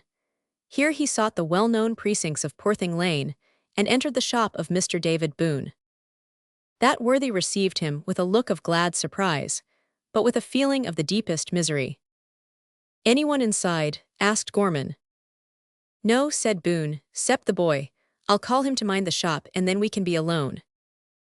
As Gorman did not vouchsafe a reply, but walked straight into the little room behind the shop, Boone called the boy, and bade him mind the shop, while he held private consultation with his friend. The shop boy enjoyed the name of Robert Roddy. He was a soft-faced, washed-out youth, with a disposition to wink both eyes in a meek manner. Rough-spoken people called him an idiot, but Roddy was not quite such an idiot as they took him for. He obeyed his master's mandate by sitting down on a tall stool near the window, and occupied himself in attempting to carve a human face on the head of a walking stick. "Glad to see you, Mr. Gorman," said Boone, seating his tall body on a low stool at the side of his friend, who, with his hat on, had thrown himself into an armchair and spread out both legs before the fire. "Very glad to see you, indeed, in my little sanctum, my withdrawing room, if I may venture to use the name, to which I retire during the intervals of business." Boone said this with an air of pleasantry, and smiled, but his visitor did not encourage him. "Pretty long intervals, I should suppose," he growled, pulling out his pipe and lighting it. Boone admitted with a sigh that they were, and observed that trade was extremely dull, astonishingly dull. "Why, would you believe it, sir, I have not sold 20 shillings worth o' goods all last week, and only one wax doll within the month, although it's gettin' well on for Christmas time. One would a'most fancy the children was about to give up such vanities and devote themselves to serious business. It's a serious business for the like of us, anyhow." Again Mr. Boone smiled, and again failed to make an agreeable impression on his visitor, who demanded in a surly tone if he had been thinking over it, and made up his mind to do it. Boone's face changed at this indefinite question, and became a shade paler than it was by nature, as he replied, hesitatingly, that he had been thinking over it, and that he had made up his mind not to do it. "Oh, you have you?" said Gorman in a tone of irony. "Very good. Then I'll trouble you to pay me the £300 you owe me by this day next week, and the rent of this here tenement for last half." Boone's face became still paler. "You're a hard landlord," said he. "You're a soft tenant," retorted Gorman. "You know what the punishment is by law," continued Boone. "Yes, death," said the other dryly, "but you know as well as I do that it's never carried out nowadays." But penal servitude for 10 or 20 years ain't much better. Some men think it's worse, replied Gorman with a savage grin, but you've no need to fear. If you only take the right precautions, it's impossible to find it out, and I'll engage to put ye up to doing it in such a way that there won't be a scrap the size of a sixpence left to convict you. Only put a bold face on it and the thing's done, and your fortune made as well as mine. The man's voice and manner softened a little as he said this, for he thought he perceived symptoms of wavering in his tenant, who covered his face with his large thin hands and sighed deeply. Come, don't be hard on me, he said at length. I really haven't got courage to go through with this. Only give me a little more time and I'll. Very good, interrupted Gorman with an oath, as he rose and dashed his pipe into fragments on the hearth. If you won't burn yourself out, this scrape. Hush, hush, man, said Boone in a hoarse whisper, not so loud my lad will hear you. Come, I'll think of it. Will you do it? Demanded the other fiercely. You know the alternative if you do. Ruination. Exactly so, and that without delay. Ruination either way, murmured Boone sadly to himself, as though he were counting the cost. Tut, man, said his landlord, becoming more gentle, it's nothing of the sort. If you only take my advice, it'll be a jolly blaze, which instead of ending in smoke will end in some thousands of pounds and commencing business again on fresh capital. Come, I've not got time to waste with you. There's no escape for you, so you'd better say yes, else I'll go and have a talk with a legal friend of mine who is used to screwing gold out of most unpromising mines. David Boone's face had by this time become so pale that it could not become paler, so it turned somewhat green instead. His teeth, too, had a tendency to chatter when he spoke, but by a strong mental effort he prevented this, and said in a subdued voice that he was willing to do whatever his landlord pleased to command. That's all right, said Gorman, resuming his seat in front of the fire. Now you speak like a man. Sit down and I'll go over the matter with you, and make your mind easy by showing you that it ain't either a difficult or risky piece of work. Bless you, it ain't the first time I've been up to that sort o' thing. It did not require the diabolical leer that accompanied this remark to convince his hearer of its truth. Now then, said Gorman with a business air, first of all, how stands the stock in the shop? Rather low, answered Boone, who had reseated himself on the stool. In fact, I've got little or nothing more than what is visible. I've been so hard up of late that I've had to crowd everything into view and make the most of appearances. All the dressed dolls has got their frocks spread out, and the undressed ones their arms and legs throwed about to make 'em take up as much room as possible. The lids of all the work boxes is open, the slates and puzzle boxes stuck up in single rows with their broadsides to the front, and the collapse-in worlds is all inflated. Everything in the front is real, but all behind is sham dummies and empty boxes. Gorman opened his eyes a little on hearing this. Good, he said after a pause. You're a clever fellow than I took you for. I thought you was well off, and I'm sure the neighbors think the same, for the place looks pretty full and thrivin'. I suppose now if it was all sold off you wouldn't have enough to pay up my loans. Nothink like it, said Boone earnestly. I've slaved night and day, and done my best, but luck's again me. Ah, that's 'cause you've been faint-hearted in time past. You're going to be bold in time to come, my good fellow. You'll have to be bold, you will. Come, I'll explain how. But first, let me ask how much you think the stock is worth. Not much above £50. It looks like more. That's true, and the people about think it's worth 200 or 300, for you see I have a lot o' cheap jewelry, and some of the inquisitive ones have been trying to pump me of late. They all think I'm thriving, said Boone, shaking his head sorrowfully. So you are, man, said Gorman jocosely, and you're going to make your fortune soon, and so am I, though at present I'm poor enough. However, that don't matter. Here's your course for the future, which you're to steer by. You'll go and begin chatting with your neighbors at odd times, and your conversation, curiously enough, will always be about the times bane better than usual, and about the approach of Christmas, and the stock you mean to lay in against that festive season. After that you'll lay in the stock £50 worth, and it won't be sham, it'll be real. But where is the money to come from? Asked Boone. Oh, don't you trouble about the money, I'll provide that. I've a curious power of raisin' the wind on easy terms. £50 worth of real goods will be bought by you, my thriving shopman, and you'll let some of the neighbors, particularly these same inquisitive uns, see the goods and some of the invoices, and you'll tell them that you've laid in 150 pounds worth of stock, and that you think of laying in more. On the strength of the presso business, you'll get another shop lad, and you'll keep him employed a good deal goin' messages, so that they won't get to know much about the state o' things, and I'll take care to send you a rare lot o' customers, who'll come pretty often for small purchases, and give the shop an uncommon thrivin' look. Oh, we'll make a splendid appearance of doin' business, and we'll have lots of witnesses ready to bother these sharp lawyers if need be, won't we, Boone? Poor Boone, whose color had not yet improved much, smiled in a ghastly way but said nothing. Well then, resumed Gorman, after a few minutes' meditation, when this thriving trade is in full swing, we'll get it insured. You know it would never do to risk the loss of such valuable stock by fire. Boone? Common prudence pints that out. You say what you have is worth 50, and what you'll lay in is 50 more, mackin' 100, so we'll insure for 500. There's a clear gain of 400%, only think of that. Well, the house I have already insured for 500, that makes 900, and we'll insure the furniture and fixings for 50. That'll look businesslike, you know. Then the goods laid in will be carefully removed in the night at various times before the fire, so you had better see that they are small and portable objects. That'll make another 50 pounds, if not more. So I see my way to 1,000 pounds. That's a neat sum, ain't it, Boone? Still Boone made no reply, but favored his visitor with another ghastly smile. Well then, pursued Gorman, all you've got to do is, on a certain night that I will fix, to set the shop alight, and the thing's done quite easy. But that's not all. You've got an old mother, I believe. Well, it would be very unnatural in you to run the risk of being burned to death and leaving her penniless. So you'll insure your life for 500 pounds, and I'll pay the first premium on it, and then you'll die. Die, exclaimed Boone with a start. Aye, why not, if you're to get a small fortune by it? But how's that to be managed? Inquired Boone with a look of doubt. Managed? Nothing easier. You'll be so desperately upset by the fire, perhaps singed a little too, that you'll be taken ill and won't get better.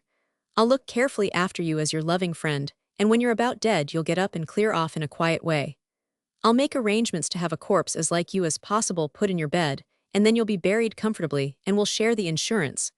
Of course you'll have to leave this part of the town and disguise yourself, but that won't be difficult. Why, man, if you were only fond of a joke you might even attend your own funeral. It's not the first time that sort of thing has been done.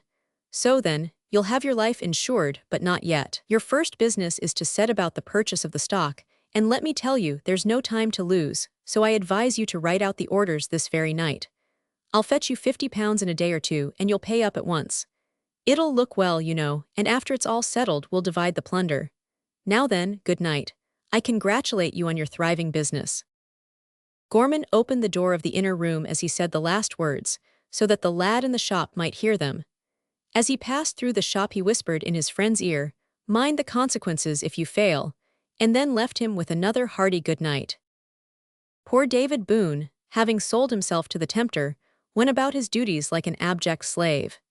He began by ordering goods from various wholesale dealers in the city, after which he took occasion to stand a good deal at his shop door and accost such of his neighbors as chanced to pass. The conversation at such times invariably began with the interesting topic of the weather, on which abstruse subject Boone and his friends displayed a surprising profundity of knowledge, by stating not only what the weather was at the time being, and what it had been in time past, but what it was likely to be in time to come.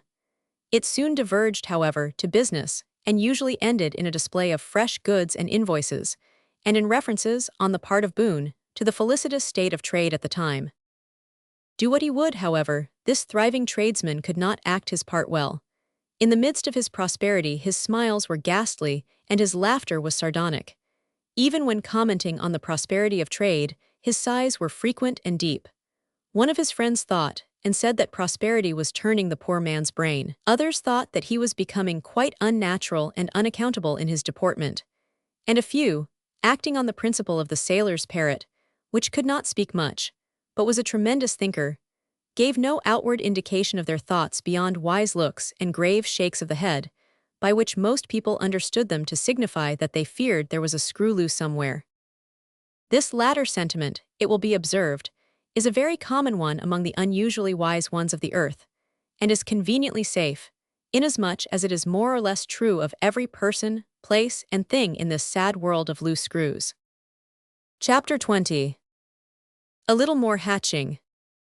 One night Edward Hooper, having consulted his watch frequently, and compared it with the clock of slow notoriety in the warehouse in Tooley Street, until his patience was almost gone, at last received the warning hiss, and had his books shut and put away before the minute gun began to boom.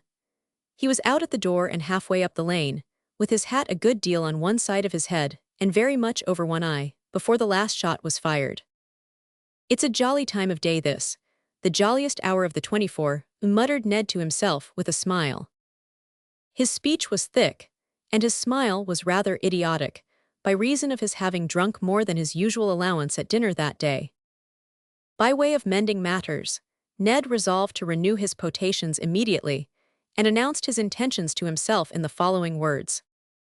"Come me boy, why you'll go ave an por thash your sort." At a certain point in the drunkard's downward career, he ceases to have any control over himself, and increases his speed from the usual staggering jog-trot to a brisk zigzag gallop that generally terminates abruptly in the grave. Ned Hooper, a kind-hearted fellow enough, and thinking himself not so bad as he seemed because of that same kind-heartedness, had reached the galloping point, and was traveling unusually fast along the high road to ruin.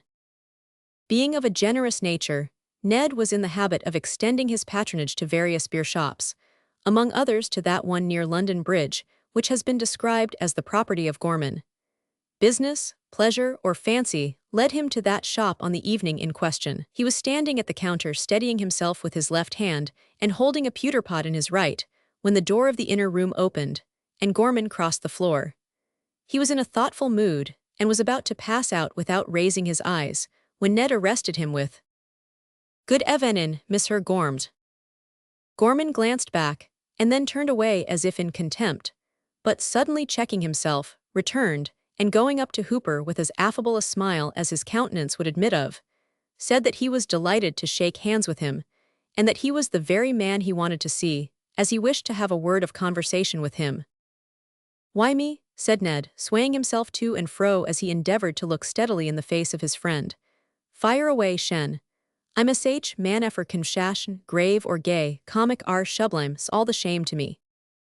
He finished the pot, and laid it, with an immense assumption of care, on the counter. "Come out, we'll walk as we talk," said Gorman. "Ha, to be sure. At s poetical, very good, we'll alk as we talk. Ha, very good, didn't know you wash a poet, don't look like un."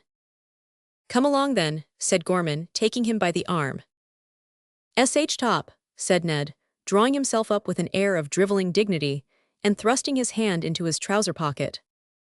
"What for?" asked the other. "I haven't paid for my beer." "Never mind the beer, I'll stand that," said Gorman, dragging his friend away. Ned consented to be dragged, and said something to the effect that he hoped to have the pleasure of standing treat on some future occasion. "Now then," said Gorman, somewhat firmly, though not sternly, for he knew that Ned Hooper was not to be browbeat, "are you sober enough to attend to what I've got to say?" "Sober as a dudge," answered Ned. Gorman looked earnestly in his face for a few moments, and then began to talk to him in a continuous strain by way of testing him. 100 found these cabs and buses. A feller see, can't hear a word," said Ned. "Your lodgin's ain't far off, are they?" "Close and," answered Ned. "Let's go to 'em," said Gorman. In silence Ned Hooper led the way, and conducting his friend into his chamber, as he styled his poor abode, begged him to be seated, and threw himself into an armchair beside the little fire. There was a pipe on the chimney-piece, which Ned began to fill, while Gorman opened the conversation. "You're hard up rather just now," said the latter. "'Zactly so, that's my scene-dishin to a T." Ned smiled as he said this, as though it were the most satisfactory state of things possible, and lighted his pipe. "Of course you've no objection to make a 50-pound note or so?" asked Gorman. "None in sh Wald. Always," he became very earnest here, "always sh possin that I make it honestly." Of course," rejoined the other. "I would never propose anything that would lead you into a scrape. You don't suppose I would do that, I hope?" "Certainly not," replied Ned with a smile. "Fire away." "Well then, I'm anxious just now to procure a dead corpse." Ned Hooper, drunk as he was, felt somewhat startled by this, but being a man of wandering and lively imagination, turned from the point in question to an idea suggested by it. I suppose a living corpse wouldn't do, would it? It must be a dead one, eh? Be serious if you can, said Gorman angrily. I want a corpse. Ned Hooper, who, like many good-humored men, was easily roused when in a state of intoxication, fired at the tone of Gorman's voice, and looked at him as sternly as he could while he replied. What have I got to do with your wants and your copses? You don't suppose I keep a stock of 'em on hand ready-made, do you, Then relapsing into a placid frame, he smiled and added, But fire away, all feller, I'm your man for concession, specially when it's in the comic line. That's right, said Gorman, clapping Ned on the shoulder and endeavoring to conciliate him. Now then, the question is, how am I to get on? That'sh the question, if Shakespeare's to be believed. Well, but couldn't you think, said Gorman. Think, exclaimed the other, what am I paid a salary for? What are my brains doing night and day? Of course I can think, that'sh as my profession is thinking. Gorman cast a scornful look at his friend, but he deemed it prudent to admit the truth of what he said, and suggested that he might perhaps remember a certain medical student with whom he had once held pleasant converse in his Gorman's house of entertainment. I remember him, of course, hiccuped Ned. Well then, he could get us a corpse, couldn't he? Ned looked uncommonly knowing at this point, and admitted that he rather thought he could. A dozen of them, if necessary. Well, I want one, and I'll pay well for it if it's of the right sort. It must be at least 6'2", thin about the jaws, with lanky black hair and a yellow complexion. Ned smiled facetiously, but at the same time shook his head. 6'2", said he, and a common height. It won't be easy to get so tall, but he pondered here with a grave expression of countenance. But it might be stretched a bit, As to thin jaws, most of 'em is thin about jaws, and black hair ain't uncommon. Ned yawned at this point, and looked very sleepy. Well, you'll speak to him, won't you, and I'll make it worthwhile for both of you.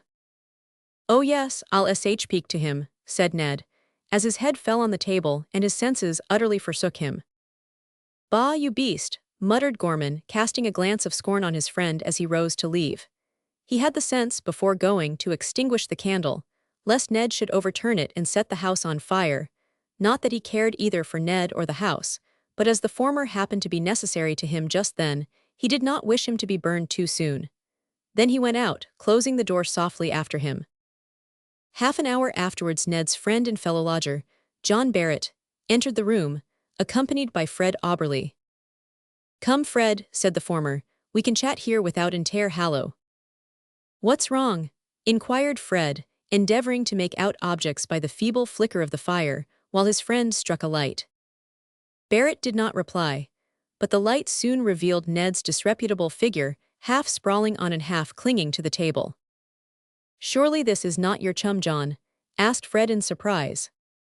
Yes, that's him, answered Barrett in a low, sad voice. Help me to get him into bed like a good fellow. Without a word, the young men raised the drunken figure in their arms, and laid it like some loathsome object on one of the beds in the adjoining room. How can you stay with him? Asked Auberly, after they had returned to the other room and seated themselves at the fire. He is an old schoolfellow of mine, said Barrett in a low voice. I'm sorry you've seen him in this state. He was a very different fellow once, I assure you, and if it were not for that accursed drink, he would be as pleasant a companion as exists. I have no friends in London save yourself, Fred, and this young fellow. I came to stay with him at first, not knowing his character, and now I remain to try to save him, but I fear his case is hopeless. Come, Fred, we won't talk of it. You were saying, as we came along, that your father is sterner than ever, were you not? Aye, said Fred with a sigh. He won't even let me call to see my sister too, that's the worst of it. For the rest I care not. My brush has sustained me hitherto, and my love for my profession increases every hour. I feel towards it, John, as a man may be supposed to feel towards the sweet, young girl whom wicked guardians had for a long time refused to let him wed. Nothing but death shall separate us now. Barrett smiled, and was about to make some rejoinder, but he checked himself and changed the subject. How is your sister? Said he. I have not heard of her for a long time. Not well, answered Fred. The doctors shake their heads and speak of the shock having been too much for her. Dear Lou, she never was strong, and I'm afraid that she has received fatal injury on the night of the fire. I'm told that my poor father is sadly cut up about her, attends on her night and day, and humors her every whim. This is so unlike him that it fills me with anxiety on account of dear Lou, whom I have not seen since I went to live at Kensington. Kensington, Fred. I did not know you had gone to live there. I was just going to mention that when we came in. I have got a very comfortable lodging with, who do you think? You'll never guess, Mrs. Wilders, the mother of our young friend Willie who works with old Tom Tippett upstairs. You may well look surprised. I came upon the lodging quite accidentally, and finding that it suited my inclinations and my purse, I took it at once for a few weeks. It's in a very poor locality, no doubt, but you know a man must cut his coat according to his cloth, and my cloth is not broad at present. But then, continued Fred with sudden animation, it's a splendid place for a painter. There are such picturesque regions and bits near it. Why, Kensington Gardens are sufficient to make the fortune of a landscape painter, at least in the way of trees. Then an hour's walk takes you to rural scenery, or canal scenery, with barges, bridges, boats, old stores, cottages, etc. Oh, it's a magnificent spot, and I'm hard at work on a picturesque old pump near Shepherd's Bush Common, with a bit of old brick wall behind it, half covered with ivy, and a gypsy-like beggar girl drinking at it out of her hand. That'll make an impression, I think, on the Royal Academy if they take it in. Ah, if they take it in, said John Barrett, smiling. Well, retorted Fred Auberly, I know that is a point of uncertainty, and I'm not very sanguine because there is great lack of room. Nevertheless, I mean to send it. And you know, John, faint heart never won fair lady, so. At this point, the conversation was interrupted by a shrill whistle at the top of the house, which, as it drew nearer, became identified with the air of Rule Britannia. That's Willie Wilders, said Barrett, laughing. I guessed as much, and with your leave I'll call him in. He knows of my having become an inmate of his mother's house, and as he is probably going home, I would like to send a message to his mother. Hallo, Willie. Aye, aye, sir, answered the youth in the tones of a thoroughbred seaman. Not that Willie had ever been at sea, but he was so fond of seamen, and had mingled with them so much at the docks, as well as those of them who had become firemen, that he tried to imitate their gait and tones. Come here, you scamp, and stop your noise. Certainly, sir, said Willie, with a grin as he entered the room, cap in hand. Going home, lad? Asked Fred. Yes, sir, at least in a promiscuous sort of way entertainin' myself, as I goes with agreeable talk, and improvin' observation of the shop winders, etc. Will you take a message to your mother? Sure lie, answered Willie. Well, say to her that I have several calls to make tonight, and may be late in getting home, but she need not sit up for me as I have the door key. Tell her not to forget to leave the door on the latch. Worry good, sir, said Willie. May I make so bold as to ask how Miss Lou was when you seed her last? Not well, I regret to say, replied Fred. Indeed, I'm surprised to hear that, for she's agon out to tea tomorrow night, sir.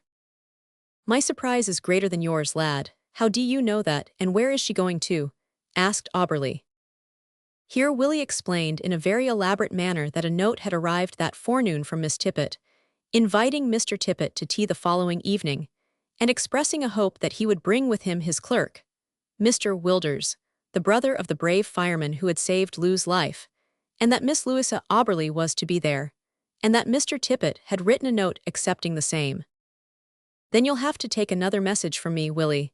Tell Miss Tippett when you go tomorrow that I will give myself the pleasure of looking in on her in the course of the evening, said Fred.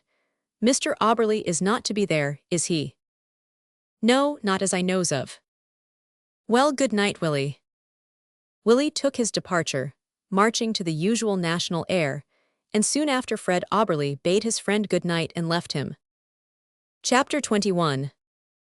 A small tea party. Miss Tippett's tea party began by the arrival of Willie Wilders, who, being fond of society, and regardless of fashion, understood his hostess literally when she named her tea hour. For full half an hour, therefore, he had the field to himself, and improved the occasion by entertaining Miss Tippett and Emma Ward with an account of the wonderful inventions that emanated from the fertile brain of Mr. Thomas Tippett. Strange to say, A deep and lasting friendship had sprung up between the eccentric old gentleman and his volatile assistant. Willie sympathized so fully with his master in his wild schemes, and displayed withal such an aptitude for mechanical contrivance, and such a ready appreciation of complex theories, that Mr. Tippet soon came to forget his extreme youth, and to converse with him, propound schemes and new ideas to him, and even to ask his advice, with as much seriousness as though he had been a full-grown man. This was of course very gratifying to Willie, who repaid his master's condescension and kindness by devoting himself heart and soul to the duties of what he styled his profession. He was a good deal put out when his brother Frank asked him one day what his profession was, and resolving never again to be placed in such an awkward position of ignorance, asked his employer what was the name of his business, to which the employer replied that it had no particular name. But on being urged by his assistant to give it a name, he suggested that he might, if so disposed, style himself a polyartist, which he explained meant an artist of many occupations. Willie felt that this might be translated jack of all trades, but on mature consideration he resolved to adopt it, in the belief that few people would understand what it meant, and that thereby he would be invested with a halo of mystery, which was, upon the whole, a gratifying reflection. Gradually, however, Willie was led to diverge from his employer to his brother Frank, in regard to whom Miss Tippet entertained the strongest feelings of admiration, because of his courageous conduct in saving Louisa Auberly. Willie pursued this theme all the more willingly that Emma appeared to be deeply interested in it. Emma Ward was very romantic in her nature, yet she had a keen appreciation of the ludicrous, which caused her to appear somewhat light-headed and giddy in the eyes of superficial observers, but she possessed an underlying earnestness of soul, which displayed itself in 1,000 ways to those who had much intercourse with her. She was an ardent hero-worshipper, and while Miss Tippet was her heroine, Frank Wilders was, at that time, her beau ideal of a hero, although she only knew him from description. Willie was still in the middle of a glowing account of a fire, in which Frank and his friends Dale and Baxmore were the chief actors, and Emma was listening with heightened color, parted lips, and sparkling eyes, when Mattie Marian opened the door and announced Mr. Tippet. That gentleman was still in the act of shaking his sister's hands with both of his, and kissing her on both cheeks heartily, when Mattie announced Miss Deemas. Mattie, being Irish, allowed her soul to gush out too obviously in her tones, so that her feelings towards the eagle, though unexpressed, were discernible. Miss Deemas strode up to Miss Tippet, and pecked her on the right cheek, much as an eagle might peck a tender rabbit, which it could slay and devour if it chose, but which it preferred to spare for a time. She was immediately introduced to Mr. Tippet, whom she favored with a stiff bow, intended to express armed neutrality in the meantime, with a possibility, if not a probability, of war in the future. The eccentric gentleman felt chilled, but ventured to express an opinion in regard to the weather, glancing for confirmation of the same towards the window, through which he naturally enough expected to see the sky, but was baffled by only seeing the green Venetian blinds, which ruled off the opposite houses in narrow stripes. Before he had recovered himself to make any further observation, Miss Deemas had attempted, in a condescending way, to peck the cheek of Emma Ward, but that young lady, feeling disinclined, so managed that she received the peck on her forehead. On Willie, Miss Deemas bestowed a glance of utter indifference, which Willie replied to with a gaze of desperate defiance. Then Miss Deemas seated herself on the sofa, and asked her dear friend how she did, and how she felt, and whether things in general were much as usual. From which elevated region of generalities, she gradually descended into the more particular sphere of gossip and scandal. It is only just to Miss Tippet to say that the eagle did not find her a congenial bird of prey in this region. On the contrary, she had to drag her unwilling friend down into it. And as Miss Tippet was too conscientious and kind-hearted to agree with her in her sweeping censures, and caustic observations and willful misconstructions, it is difficult to conceive wherein she, the eagle, found pleasure in her society. Probably it was because she found in her one who would submit meekly to any amount of contradiction, and listen patiently to any amount of vituperative declamation. "So it seems Mr. Auberly has disinherited and dismissed his son, my dear," said Miss Deemas, smoothing her dress with both hands, as though she were about to lay Mr. Auberly in her lap and analyze him. "I'm sorry to say that it is too true, Julia," answered Miss Tippet with a sigh. "Ha, it's so like one of these creatures," said Miss Deemas, pursing her thin lips, so domineering, so towering, in their pride of mere physical power. Mr. Tippet glanced at the eagle in surprise, not being able to understand to what sort of creatures she made reference. "Poor Frederick," sighed Miss Tippet. "I don't know what he'll do. Ring the bell, Emma, darling.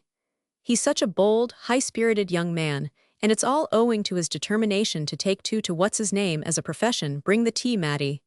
It's very sad." "That must be a new sort of profession," observed Miss Deemas pointedly. "Oh, I mean painting, you know. It's impossible to arrange one's things in such very correct language, you know, dear Julia. You are really too.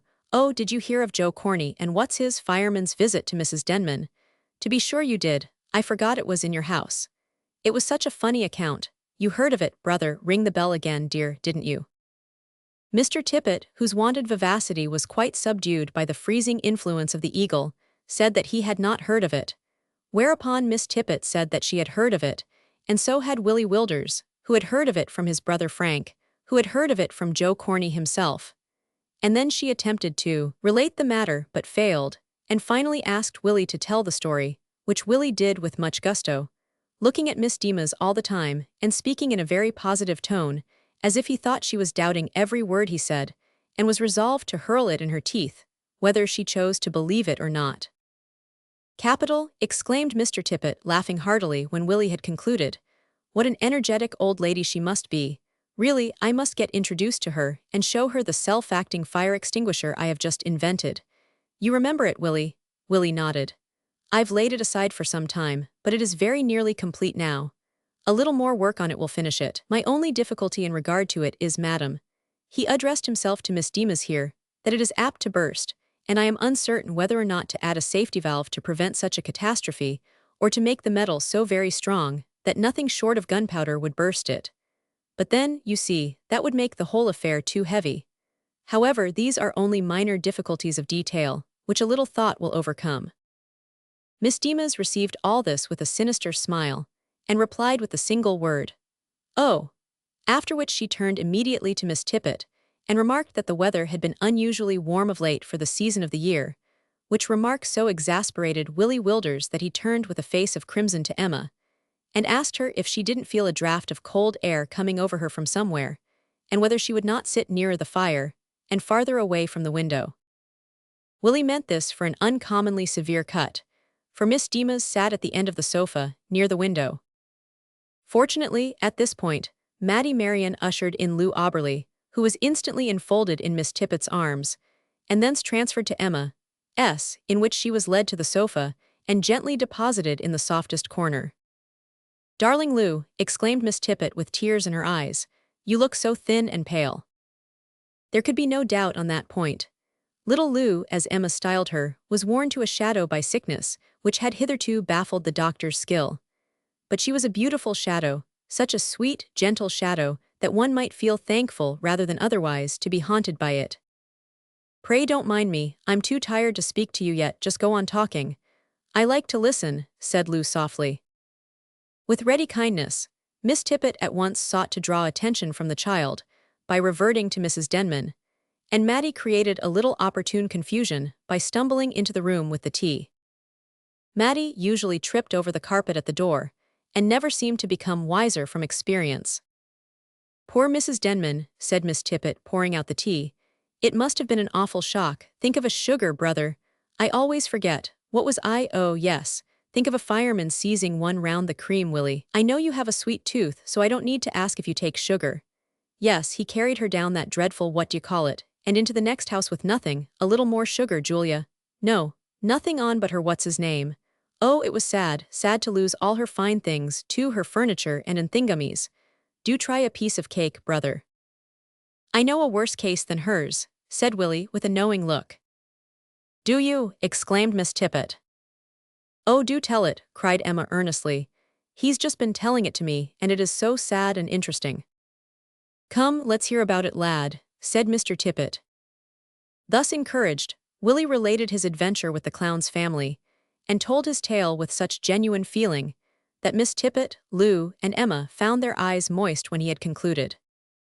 There was a good deal of comment upon this subject, and Miss Dima's animadverted very strongly upon actors in general and clowns in particular. As to ballet girls, she could not find words to express her contempt for them, but in reference to this, Miss Tippet ventured to rebuke her friend, and to say that although she could not and would not defend the position of these unfortunates, yet she felt that they were very much to be pitied, seeing that they were in many cases trained to their peculiarly indelicate life by their parents, and had been taught to regard ballet dancing as quite a proper and legitimate what's-its-name.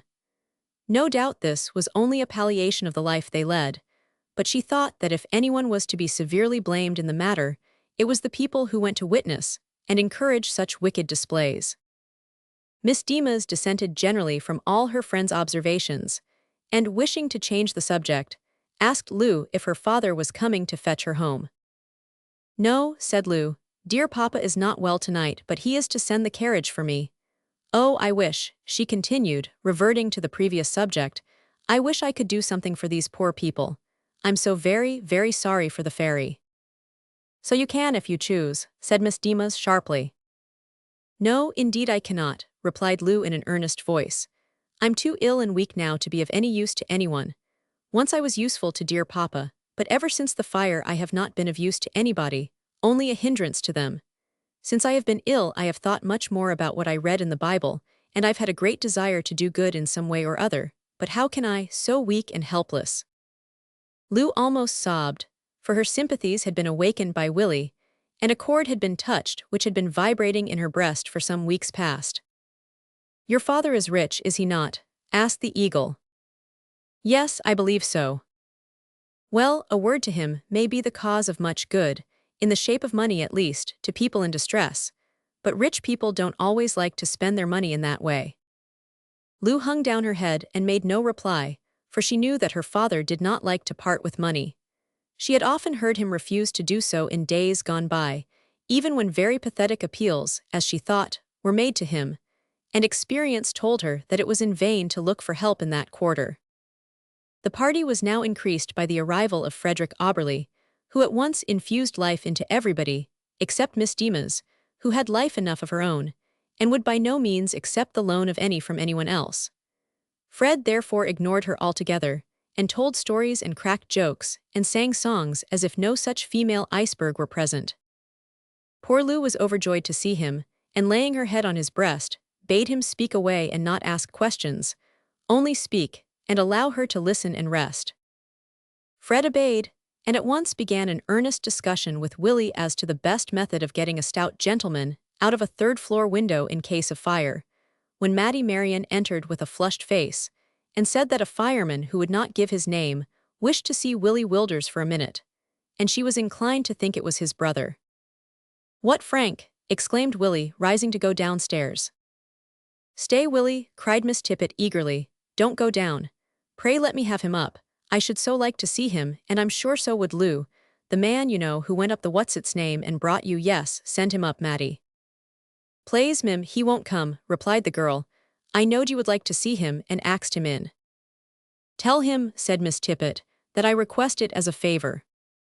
While Mattie was delivering this message, the eagle took occasion to sniff once or twice in a contemptuous manner, and wondered why people worshipped men just because they happened to be big, and what they called handsome. For her part, she hated all men, but if she were to be obliged to choose between any class, which she was thankful to say was not necessary in her case, she would certainly give the preference to ugly men and small. Willie Wilders nodded his head approvingly, and being exasperated into a savage serio-comic condition, as well by the eagle's voice and aspect as by her sentiments, he said that she was quite right, and that if he were a lady like her he would hold the same opinions, because then, said he, being stout, I could wallop my husband and keep him down, and the contrast of his ugly face with mine would not be so obvious. Frank's step on the stair fortunately prevented this open and desperate attack being noticed. Next moment, all turned their eyes in breathless expectation towards the door. Being on duty, Frank appeared in fireman's costume, with the sailor-like undress cap in his hand. He bowed to the company, and apologized to Miss Tippet for intruding, but he had wished to ask his brother Willie to call at the fire station on his way home to convey a letter to his mother, and merely meant to see him at the door. "I'm very glad you came, Mr. Wilders," said Miss Tippet, for I assure you we all regard you as the preserver of our dear Miss Auberly's life when you went up the thing. Here she is. You must shake, that's it, so nice." The last part of Miss Tippet's remark referred to Lou stretching out her hand to Frank, who advanced promptly and shook it with great tenderness. He then shook hands with Fred, who expressed his regard for him in warm terms, also with Mr. Tippet, who paid him some enthusiastic compliments, and said something to the effect that the parent stem from which two such branches as he and Willie had grown must be a prime plant. As he turned from Mr. Tippet, who, being very short, appeared to be looking up at a steeple while he delivered this opinion, Frank's eyes encountered those of Emma Ward, who was gazing at him in such undisguised admiration that, being a somewhat bashful man, he felt a little confused and dropped his eyes, figuratively, on the floor. Emma blushed scarlet with shame at being caught in this way, and thereafter became rigidly grave and indifferent. When Frank again raised his eyes, which, by the way, he did immediately, they encountered the eagle glance of Miss Dima's frowning defiance on him, as being a sort of type or patterned specimen of his highly objectionable race. Had Miss Dima's been a man, which would have gratified her more than she could have expressed, Frank could have met the frown with a smile of pity. As it was, he turned to the little eager countenance of Miss Tippet and felt deeper respect than ever for the sex, thus showing that just as an exception proves a rule, so an unfavorable contrast strengthens a cause. "Pray sit down, Mr. Wilders," entreated Miss Tippet earnestly. "I should like so much to hear how you did it from your own lips, and how you can possibly venture up such dreadful things, just like going up the outside of the monument. Dear Lou, and you came down it too, but to be sure your eyes were shut, which was as well, for you were only in your night. Ah well, yes, do sit down, Mr. Firem Wilders, I mean." Frank thanked her but declined, on the ground that he was on duty, and that he feared he was doing wrong in even looking in on them for the few minutes he had stayed. "Good night, ma'am," he continued, "good night. You'll call at the station on your way home, Willie." Willie said he would, and then all the company, excepting the eagle, shook hands with the stalwart fireman, looking up at him as if he were a hero just returned from the proverbial 100 fights. Even Emma Ward condescended to shake hands with him at parting. "Perhaps you'll be in the middle of a fire this very night," cried Tom Tippet, following him to the door. "It is quite possible," said Frank with a smile. Miss Dimas was heard to snort contemptuously at this. "Perhaps you may even save more lives," cried Miss Tippet. "It may be so," answered Frank, again smiling, but evidently feeling anxious to make his escape, for he was not one of those men who like to be lionized. "Only think," exclaimed Miss Tippet as Frank quitted the room. "Ha!" ejaculated the eagle, in a tone which was meant to convey her well-known opinion that women would do such things quite as well as men, if their muscles were a little stronger. It is but justice to Miss Dimas to explain that she did not champion and exalt women out of love to her sex. Love was not one of her strong points. Rampant indignation against those whom she bitterly termed lords of creation was her strong tower of refuge, in which she habitually dwelt, and from the giddy summit of which she hurled would-be destruction on the doomed males below. Among her various missiles, she counted the wrongs of her sex, the most telling shaft, and was in consequence always busy sharpening and polishing and flourishing this dread weapon in the eyes of her friends as well as her enemies, although, of course, she only launched it at the latter.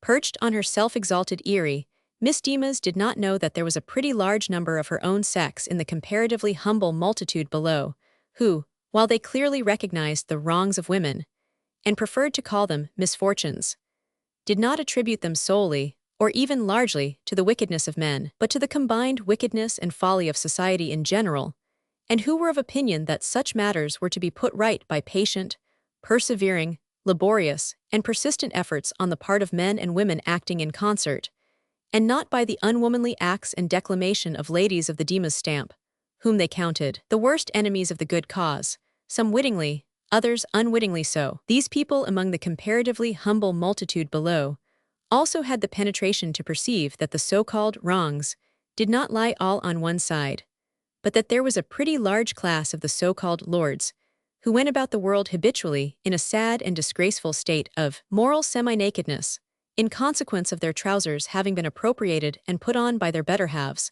and that therefore it was only meet that men and women should be united, as indeed they were from the first intended to be, in their efforts to put each other's wrongs to rights. In addition to all this, these weak-minded, shall we call them, people, moving in the comparatively humble multitude below, entertained the belief that rising in antagonism to the male sex in this matter was not only unnecessary and unjust and impolitic, but also ungenerous, for they reflected with much calm satisfaction that the lords are, after all, under woman's control. But Miss Demas and all the ladies of the eagle stamp did not think so. They did not believe that a strong mind means a mind strong enough to exercise its own powers to the ascertainment and reception of truth and the rejection of falsehood and fallacy, strong enough, under the influence of God's love, to perceive the paths of duty in all their ramifications, and to resolve to follow them. They did not believe that a high spirit, in the true sense of the word, meant a spirit broken down altogether and brought into subjection to its owner's, not another's, will. By no means. A strong mind with the Demas eagles meant unutterable and unalterable obstinacy, blind as a bat, with the great guns blazing all round and the colors nailed to the mast.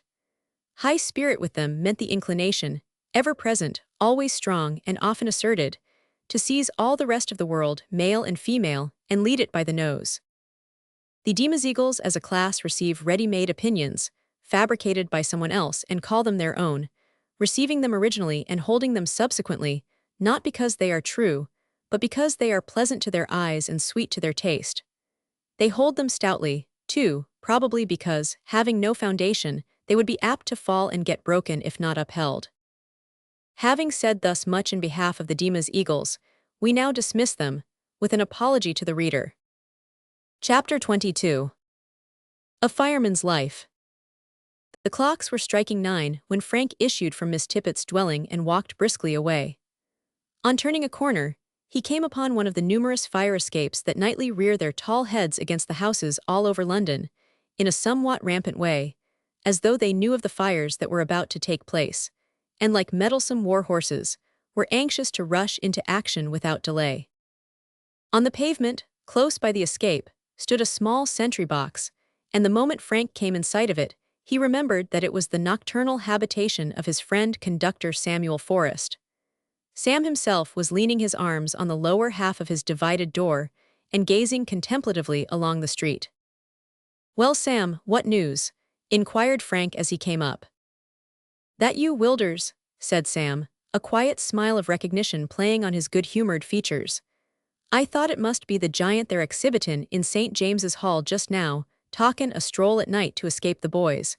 Why, when do you mean to stop growing?" "I don't mean to interfere with nature at all," replied Frank, "and I believe the world will be big enough to hold me, whatever size I grow to." "Well, what's the news?" inquired Sam, emerging from his narrow residence and proving in the act that, though not quite so tall as his friend, he was one who required a pretty fair share of room in the world for himself. "Nothing particular," said Frank, leaning against the escape. "Only a chimney and a cutaway affair last night, and a false alarm and a first floor burnt out the day before." "How is Thompson?" asked Forrest. "Poorly, I fear," said Frank, with a shake of his head. "The sprained ankle he got when he fell off the folding board is getting well, but the injury to his spine from the engine is more serious." "Ah, poor fellow," said Forrest, "he's just a little too reckless. How came he by the sprain?" "It was in the basement of a bookbinder's in Littleton Street," said Frank, lighting a cigar. "We got the call about 11 p.m., and on getting there found 3 engines at work. Mr. Braidwood ordered our fellows to go down into the basement. It was very dark, and so thick of smoke that I couldn't see half an inch before my nose. We broke through the windows and found ourselves ankle-deep in water. The engines had been at work flooding the place for some time, and there was more water than we expected. But we had got on the folding boards without knowing it, and before we knew where we were, down went Thompson into water 4 feet deep. I think myself some of the water pipes had burst. He rose gasping, and I caught him by the collar and hauled him out. It was in trying to recover himself when he fell that he got the sprain. You've heard how he came by the other mishap." "Yes, it was gallopin' down Ludgate Hill, wasn't it?" "Aye, the engine went over a barrow, and the jolt threw him off, and before he got up it was on him. By good fortune it did not go over him, it only bruised his back, but it's worse than we thought it would be, I fear." "Ah, one never knows," said Forrest gravely. "There's one man Jackson now. Only 2 weeks ago he was up in a 3rd floor in Lambeth, and had brought down 2 women and a child, and was in the back rooms groping for more, when the floor above gave way and came down on him. We all thought he was done for, but some of the beams had got jammed, and not 5 minutes after he steps out of a window all right. Only a scratch or two, not worth mentioning. Yet that same man fell down a flight of stairs at the same fire, with a boy on his shoulder, and sprained his ankle so bad that he's been laid up for 3 weeks. But he saved the boy. "Ah, it was worth the sprain," said Frank. "It was," responded Forrest. "Well, good night," said Frank, resuming his walk. Samuel Forrest responded good night, and then, getting into his box, sat down on its little seat, which was warranted not to hold two, trimmed the lamp that hung at his side, and pulling out a book from a corner, began to peruse it. Sam was of a literary turn of mind. He read a great deal during his lonely watches, and used often to say that some of his happiest hours were those spent in the dead of night in his sentry box. His helmet hung on a peg beside him. His hatchet was in his girdle, and a small cap covered his head. Looking at him in his snug and brightly illuminated little apartment, he appeared, by contrast with the surrounding darkness, inexpressibly comfortable. Nevertheless, Sam Forrest could have told you that appearances are often deceptive, and that no matter how it looked, his box was but a cold habitation on a biting December night. While deeply immersed in his book, Sam heard the sound of approaching footsteps and pricked up his ears. He was a good judge of such sounds. As they drew near, he quietly took off his cap, put on his helmet, and stepped from his box. The street was very silent, and perhaps not one of the hundreds of sleepers there thought of the solitary man who held vigil, and was so alert to do them service, if the hour of their extremity should come. But a cry arose that startled them: "Fire! Fire!" Another moment, and 2 men dashed round the corner, yelling at the top of their voices. Gasping for breath, they named the locality. Almost before they had done so, 2 policemen were on the spot, and in another moment the fire escape was in motion. Instructed by the conductor, the 2 strangers and the policemen lent their willing aid. Before 10 minutes had passed, the tall machine was run up to a burning house, the lower part of which was blazing, while from the upper windows, frantic cries were heard for help, and sundry figures in dishabille were seen waving their arms. The escape was run up, and one after another the inmates were rescued from their perilous position. While this scene was enacting, Frank was pursuing his way to the Regent Street fire station, but news of the fire got there before him. He arrived just in time to don his helmet and take his place on the engine. Away they went, and in 10 minutes after the arrival of the fire escape, they dashed up, almost running into an engine which appeared from an opposite direction. The fire was blazing brightly by this time, and the whole neighborhood was in a state of commotion and excitement. The 2 engines were got to work with as little delay as possible.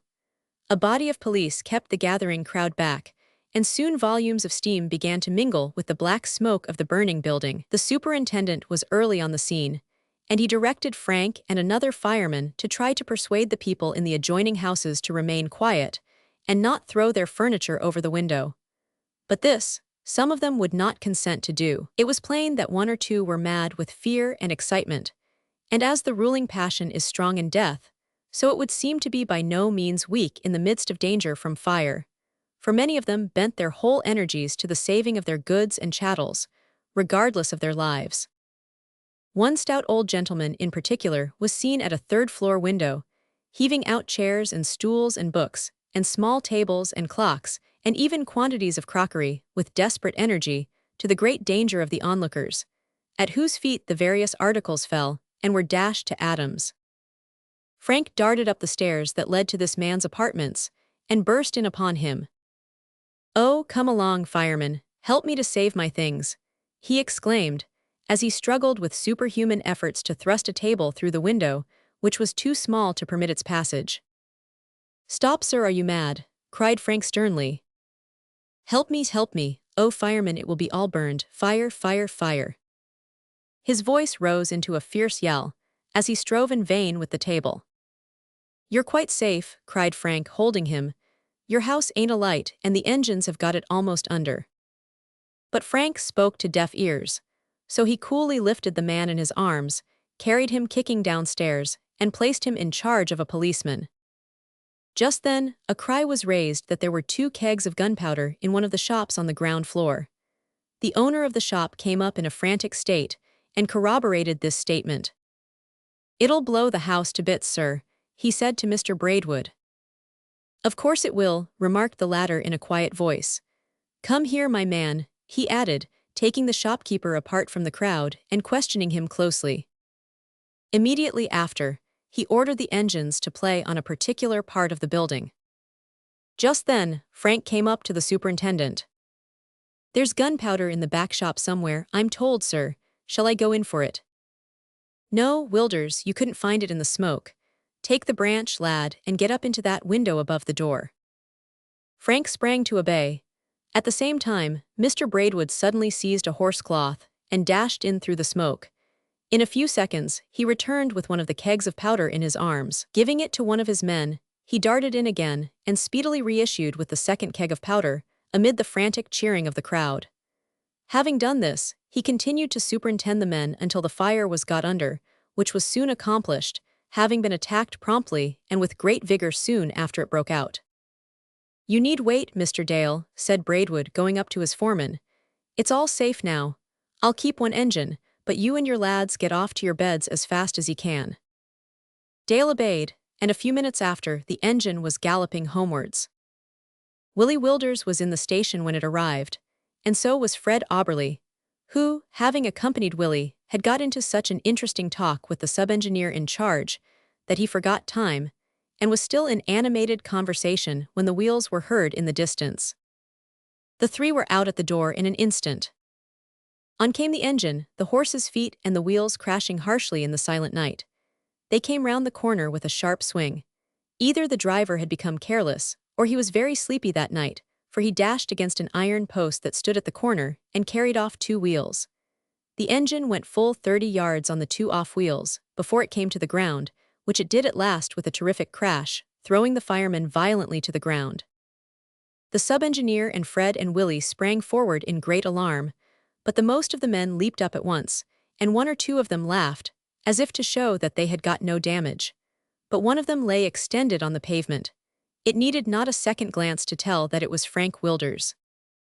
"Lift him gently, lads," said Dale, who was himself severely bruised. "Stop," exclaimed Frank in a low voice. "I've got no harm except to my left leg. It's broken, I think. There's no use of lifting me till you get a cab. I'll go straight home," if he fainted as he spoke. "Run for a cab, Willie," said Fred Auberly. Willie was off in a moment.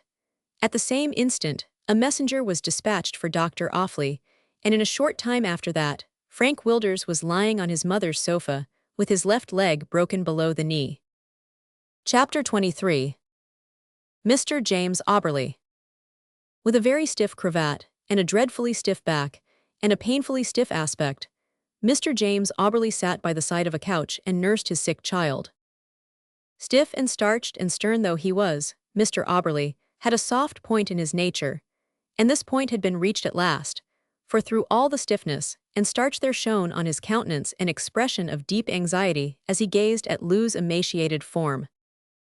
Mr. Auberly performed the duties of a nurse awkwardly enough, not being accustomed to such work, but he did them with care and with an evident effort to please, which made a deep impression on the child's heart. "Dear Papa," she said, after he had given her a drink and arranged her coverings, "I want you to do me a favor."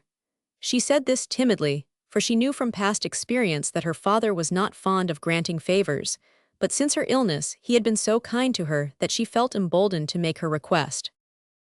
"I will do it, dear," said the stiff man, bending, morally as well as physically, as he had never bent before, for the prospect of Lou's death had been presented to him by the physicians. "I will do it, dear, if I can, and if the request be reasonable." "Oh then, do forgive Fred and let him be an artist," cried Lou, eagerly stretching out one of her thin hands. "Hush, darling," said Mr. Auberly with a look of distress. "You must not excite yourself so. I have forgiven Fred long ago, and he has become an artist in spite of my objections." "Yes, but let him come home, I mean, and be happy with us again as he used to be, and go to the office with you," said Lou. Mr. Auberly replied somewhat coldly to this that Fred was welcome to return home if he chose, but that his place in the office had been filled up. Besides, it was impossible for him to be both a painter and a man of business, he said, and added that Lou had better not talk about such things, because she did not understand them. All he could say was that he was willing to receive Fred, if Fred was willing to return. He did not say, however, that he was willing to restore Fred to his former position in regard to his fortune, and as Lou knew nothing about her brother having been disinherited, she felt that she must be satisfied with this cold concession. "Can you not ask some other favor, such as I could grant?" said Mr. Auberly, with a smile, which was not nearly so grim as it used to be before the fire. The family always talked of the burning of Mr. Auberly's house as the fire, to the utter repudiation of all other fires, the great one of monumental fame included. Lou meditated some time before replying. "Oh yes," she exclaimed suddenly, "I have another favor to ask. How stupid of me to forget it. I want you very much to go and see a fairy that lives." "A fairy, Lou," said Mr. Auberly, while a shade of anxiety crossed his face. You are rather weak just now. I must make you be quiet and try to sleep if you talk nonsense, dear." "It's not nonsense," said Lou, again stretching out the thin hand which her father grasped, replaced under the coverings, and held there. "It's quite true, Papa," she continued energetically. "It is a fairy I want you to go and see. She's a pantomime fairy and lives somewhere near London Bridge, and she's been very ill, and is so poor that they say she's dying for want of good food." "Who told you about her, Lou?" "Willie Wilders," she replied. "He has been to see her and her father the clown a good many times." Mr. Auberly frowned, for the name of Willie Wilders did not sound pleasantly in his ears. "Do go to see her, pray, dear Papa," pleaded Lou with much earnestness, "and give her some money. You know that darling Mama said, just before she was taken away. The poor child persistently refused to use the expression when she died. She wanted you to take me sometimes to see poor people when they were sick, and I've often thought of that since, especially when I have come to the verse in my Bible which tells me to consider the poor. And I have often, oh so very often, longed to go, but you were always so busy, dear Papa, that you never had time, you know." The stiff man winced a little at this. "But you seem to have more time now, Papa, and although I'm too weak to go with you, I thought I would ask you to go to see this poor fairy, and tell her I will go to see her some day, if God makes me strong again." The stiff man winced still more at this, but it was only a momentary wince, such as a man gives when he gets a sudden and severe twinge of toothache. It instantly passed away. Still, as in the case of toothache, it left behind an uneasy impression that there might be something very sharp and difficult to bear looming in the not-distant future. Mr. Auberly had covered his face with his hand and leant his elbow on the head of the couch. Looking up quickly with a smile, still tinged with grimness, for evil habits and their results are not to be got rid of in a day, he said, "Well, Lou, I will go to see this fairy if it will please you, but somewhere near London Bridge is not a very definite address." "Oh, but Willie Wilders knows it," said Lou. "But where is Willie Wilders?" objected her father. "Perhaps at home, perhaps at Mr. Tippett's place." "Well, we shall soon find out," said Mr. Auberly, rising and ringing the bell. Hopkins answered the summons. Stiff, thin, tall, sedate, powdered, superfine Hopkins. How different from the personage we saw but lately plunging like a maniac at the fire-bell. Could it have been the Hopkins?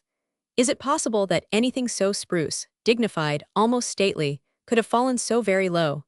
We fear it is too true, for human nature not unfrequently furnishes instances of tremendous contrast, just as material nature sometimes furnishes the spectacle of the serene summer sky being engulfed in the black thunderstorm. "Hopkins," said Mr. Auberly, handing him a slip of paper, "go to this address and ask for the boy William Wilders. If he is there, bring him here immediately. If not, find out where he is, search for him, and bring him here without delay. Take a cab." Hopkins folded the paper delicately with both his little fingers projecting very much, as though they wished it to be distinctly understood that they had no connection whatever with the others, and would not on any account assist the low-born and hard-working forefingers and thumbs in such menial employment. Hopkins's nose appeared to be affected with something of the same spirit. Then Hopkins bowed, that is to say, he broke across suddenly at the middle, causing his stiff upper man to form an obtuse angle with his rigid legs for one moment, recovered his perpendicular, and retired. "Oh, Hopkins, how difficult to believe that thy back was once as round as a hoop, and thy legs bent at acute angles whilst thou didst lay violent hands on. Well, well, let bygones be bygones, and let us all, in kindness to thee, learn the song which says, Teach, oh teach me to forget. Hailing a cab with the air of 6 emperors rolled into one, Hopkins drove to Mr. Tippet's residence, where he learned that Willie had gone home, so he followed him up, and soon found himself at Notting Hill before the door of Mrs. Wilder's humble abode. The door was opened by Willie himself, who stared in some surprise at the stately visitor. Is William Wilders at home? Said Hopkins. I rather think he is, replied Willie with a grin. Who shall I say calls on him? You'd better send up your card. Hopkins frowned, but being a good-natured man, he immediately smiled, and said he would walk in. I think, said Willie, interposing his small person in the way, that you'd as well stop where you are, for there's a invalid in the drawing-room, and all the other rooms is engaged, 'cept the kitchen, which of course I could not show you into. Couldn't you deliver your message? I could manage to carry it if it ain't too heavy. In a state of uncertainty as to how far this was consistent with his dignity, Hopkins hesitated for a moment, but at length delivered his message, with which Willie returned to the parlor. Here, on the little sofa, lay the tall form of Frank Wilders, arrayed in an old dressing-gown, and with one of his legs bandaged up and motionless. His face was pale, and he was suffering great pain, but a free and easy smile was on his lips, for beside him sat a lady and a young girl, the latter of whom was afflicted with strong sympathy, but appeared afraid to show it. Mrs. Wilders, with a stocking and knitting wires in her hands, sat on a chair at the head of the bed, looking anxious, but hopeful and mild. An open Bible which lay on a small table at her side showed how she had been engaged before the visitors entered. My good sir, said the lady, with much earnestness of voice and manner, I assure you it grieves me to the heart to see you lying in this state, and I'm quite sure it grieves Emma too, and all your friends. When I think of the risks you run and the way you dash up these dreadful fire things, what do you call 'ems? What do you call them? Fire escapes, ma'am, answered Frank with a smile. Ah, fire escapes, how you ever come down them alive is a mystery to me, I'm sure. But as I was saying, it makes one shudder to think of, and how does your leg feel now? Said Miss Tippet, forgetting what she had intended to say. Pretty well, replied Frank. The doctor tells me it has broken without splintering, and that I'll be all right in a few weeks and fit for duty again. Fit for duty, young man, exclaimed Miss Tippet. Do you mean to say that you will return to your dreadful profession when you recover? Have you not received warning enough? Why, madam, said Frank, someone must look after the fires, you know, else London would be in ashes in a few months, and I like the work. Like the work, cried Miss Tippet in amazement. Like to be almost smoked to death and burned alive and tumbled off roofs and get upset off what's its names and fall down fire things and break all your legs and arms. Well, no, I don't like all that, said Frank, laughing. But I like the vigor and energy that are called forth in the work, and I like the object of the work, which is to save life and property. Why, exclaimed Frank enthusiastically, it has all the danger and excitement of a soldier's life without the bloody work, and with better ends in view. Nay, nay, Frank, said the peaceful Mrs. Wilders, you must not say better ends, because it is a great and glorious thing to defend one's native land. A very just observation, said Miss Tippet, nodding approval. Why, mother, who would have expected to hear you standing up for the redcoats in this fashion? Said Frank. I stand up for the blue jackets too, observed Mrs. Wilders meekly. They fight for their country as well. True, mother, rejoined Frank. But I did not refer to ultimate ends, I only thought of the immediate results in connection with those engaged. The warrior fights, and in so doing destroys life and property. The fireman fights, and in doing so protects and preserves both. Hear, hear, interrupted Willie, but the copybook says comparisons are odious. Don't it? Mother, here's a fathom and 2 inches or so of humanity as wants me to go with him to Mr. Auberly. I suppose Frank can get along without me for a little while, eh? Certainly, my son, why does he want you?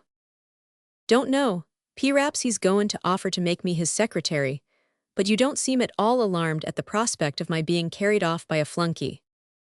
You'll come back, dearie, I doubt not. Don't you? Oh, very well, then I'll just look after myself. If I don't return, I'll advertise myself in the Times. Goodbye. Willie returned to the door, and announced that he was ready to go. But where is William? Asked Hopkins. Mr. William Wilders stands before you, said the boy, placing his hand on his heart and making a bow. Come now, Longlegs, he added, seizing Hopkins by the arm and pushing him downstairs and into the cab. Leaping in after him, he shut the door with a bang. Now then, cabby, all right, Beverly Square, full split. 6 pence extra if you do it within the half. Away they went, and in a few seconds were in the mall driving at a rattling pace. See that house? Asked Willie, so suddenly as to startle Hopkins, who was quite overwhelmed by the vigor and energy of his young companion. Which, the one with the porch before the door? No, no, stupid. The old red brick house with the limbs of a vine all over the front of it, and the skeleton of a Virginia creeper on the wall. Yes, I see it, said Hopkins, looking out. Ah, a friend o' mine lives there. I'm on Wisitin terms there, I am. Now then, mind your eye, pump handle, cried Willie, the turn's rather sharp hollow. As they swung round into the Bayswater Road, the cab came in contact with a butcher's cart, which, being the lighter vehicle, was nearly upset. No serious damage resulted, however, and soon after they drew up at the door of the house next Mr. Auberly's, for that gentleman still occupied the residence of his friend. Master Wilders, said Hopkins, ushering him into the presence of Mr. Auberly, who still sat at the head of the couch. Willie nodded to Lou, and then to her father. Boy, said the latter, beckoning Willie to approach, my daughter wishes me to go and visit a poor family near London Bridge. She tells me you know their name and address. The ferry, you know, said Lou, explaining. Ah, the Catleys, answered Willie. Yes, resumed Mr. Auberly. Will you conduct me to their abode? In some surprise, Willie said that he would be happy to do so, and then asked Lou how she did. While Mr. Auberly was getting ready, Willie was permitted to converse with Lou and Mrs. Rose, who was summoned to attend her young mistress. Presently Mr. Auberly returned, bade Mrs. Rose be very careful of the invalid, and then set off with Willie. At first the boy felt somewhat awed by the remarkably upright figure that stalked in silence at his side, but as they continued to thread their way through the streets he ventured to attempt a little conversation. Weather's improvin, sir, said Willie, looking up. It is, replied Mr. Auberly, looking down in surprise at the boldness of his small guide. Good for the country, sir, observed Willie. Mr. Auberly, being utterly ignorant of rural matters, thought it best to say nothing to this.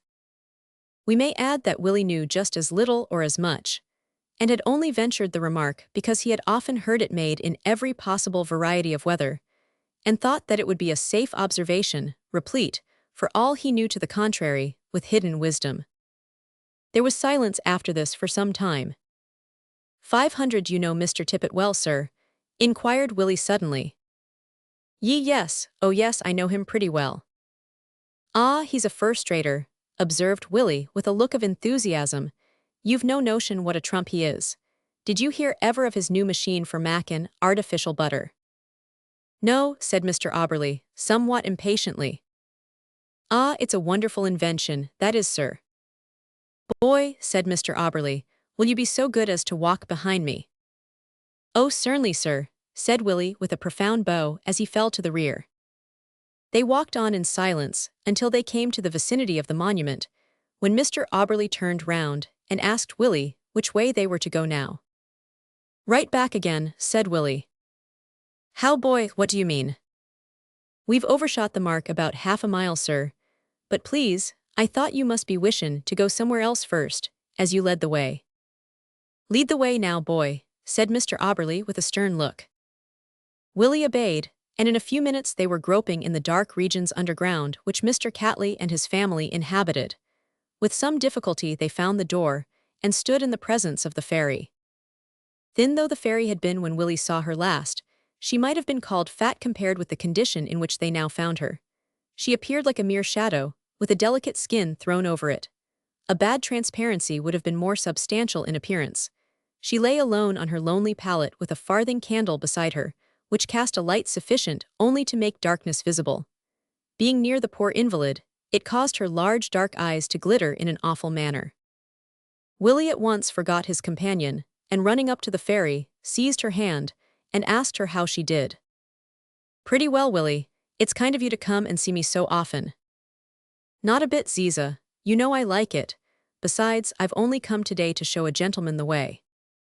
He pointed to Mr. Auberly, who had stopped short in the doorway, but who now advanced and sat down beside the invalid, and put to her several formal questions in a very stately and stiff manner, with a great assumption of patronage. But it was evident that he was not accustomed to the duty of visiting the sick, and like little boys and girls when they sit down to write a letter, was very much at a loss what to say. He began by asking the fairy about her complaint, and exhausted every point that entered into his imagination in reference to that. Then he questioned her as to her circumstances, after which he told her that he had been sent to see her by his daughter Louisa, who was herself very ill, owing to the effects of a fire in his own house. At this point the child became interested, and came to his relief by asking a great many eager and earnest questions about Lou. She knew about the fire in Beverly Square and its incidents, Willie having often related them to her during his visits, and she knew Mr. Auberly by name, and was interested in him, but his frigid manner had repelled her, until he spoke of Lou having sent him to see her. "Oh, I've been so sorry about Miss Lou, sir," said Ziza, raising her large eyes full in Mr. Auberly's face. "I've heard of her, you know, from Willie, and when I've been lying all alone here for hours and hours together, I have wondered how she spent her time, and if there were kind people about her to keep up her spirits. It's so strange that she and I should have been both hurt by a fire, and both of us so different every way. I do hope she'll get better, sir." Mr. Auberly became suddenly much interested in the fairy, for just as love begets love, so does interest beget interest. His feelings having been roused, his tongue was loosed, and forthwith he enjoyed a delightful conversation with the intelligent child. Not that there was any remarkable change as to the matter of what was spoken, but there was a vast change in the manner of speaking it. Willie also chimed in now and then, and volunteered his opinions in a way that would have called forth a sharp rebuke from his patron half an hour before. But he was permitted to speak, even encouraged now, for Mr. Auberly was being tickled pleasantly. He was having his feelings and affections roused in a way that he had never thought of or tried before. He was gathering golden experiences that he had never stooped to touch before, although the mine had been under his feet all his life, and his path had been strewn with neglected nuggets from the cradle, fortunately not as yet to the grave. Ziza's Bible lay on the counterpane close to her wasted little hand. While she was talking of Lou, with deep sympathy beaming out of her eyes and trembling in her tones, Mr. Auberly laid his hand inadvertently on it. She observed the action and said, "Are you going to read and pray with me, sir?" Mr. Auberly was taken very much aback indeed by this question. "Well, no," said he, "that is, if fact, I have not brought my prayer book with me, but I will read to you if you wish it." Sympathy was gone now, the fairy felt that, and not clearly understanding why, wondered at it. She thanked her visitor, however, and shut her eyes, while Mr. Auberly opened the Bible and cleared his voice. His confusion was only momentary. Still the idea that he could be confused at all by two mere children in such a wretched cellar so nettled the worthy man, that he not only recovered his self-possession, but read a chapter with all the solemn dignity of tone and manner that he would have assumed had he been officiating in St. Paul's or Westminster Abbey. This was such a successful essay, and overawed his little congregation so terribly, that for a moment he thought of concluding with the benediction.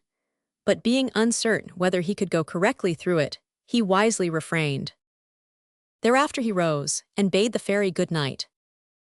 "Your father does not return till late, I suppose," he said, while he held her hand. "No, it is morning generally before he gets away. The pantomimes are hurting him, I fear, for he's not so active as he once was, and he says he feels the falls very bad. Poor man, it's very sad, but I suppose it's the usual way with that class of men. Well, good night again." "Good night, sir," responded the fairy with a bright smile, "and thank you very much for your visit. Good night, Willie." Willie said good night in such a sulky tone, and followed Mr. Auberly to the door with such a reckless swagger, that the fairy gazed after him in unutterable surprise. After shutting the door with a bang, he suddenly opened it again, and said in a loud voice, "I say, I'll get my wages day arter tomorrow.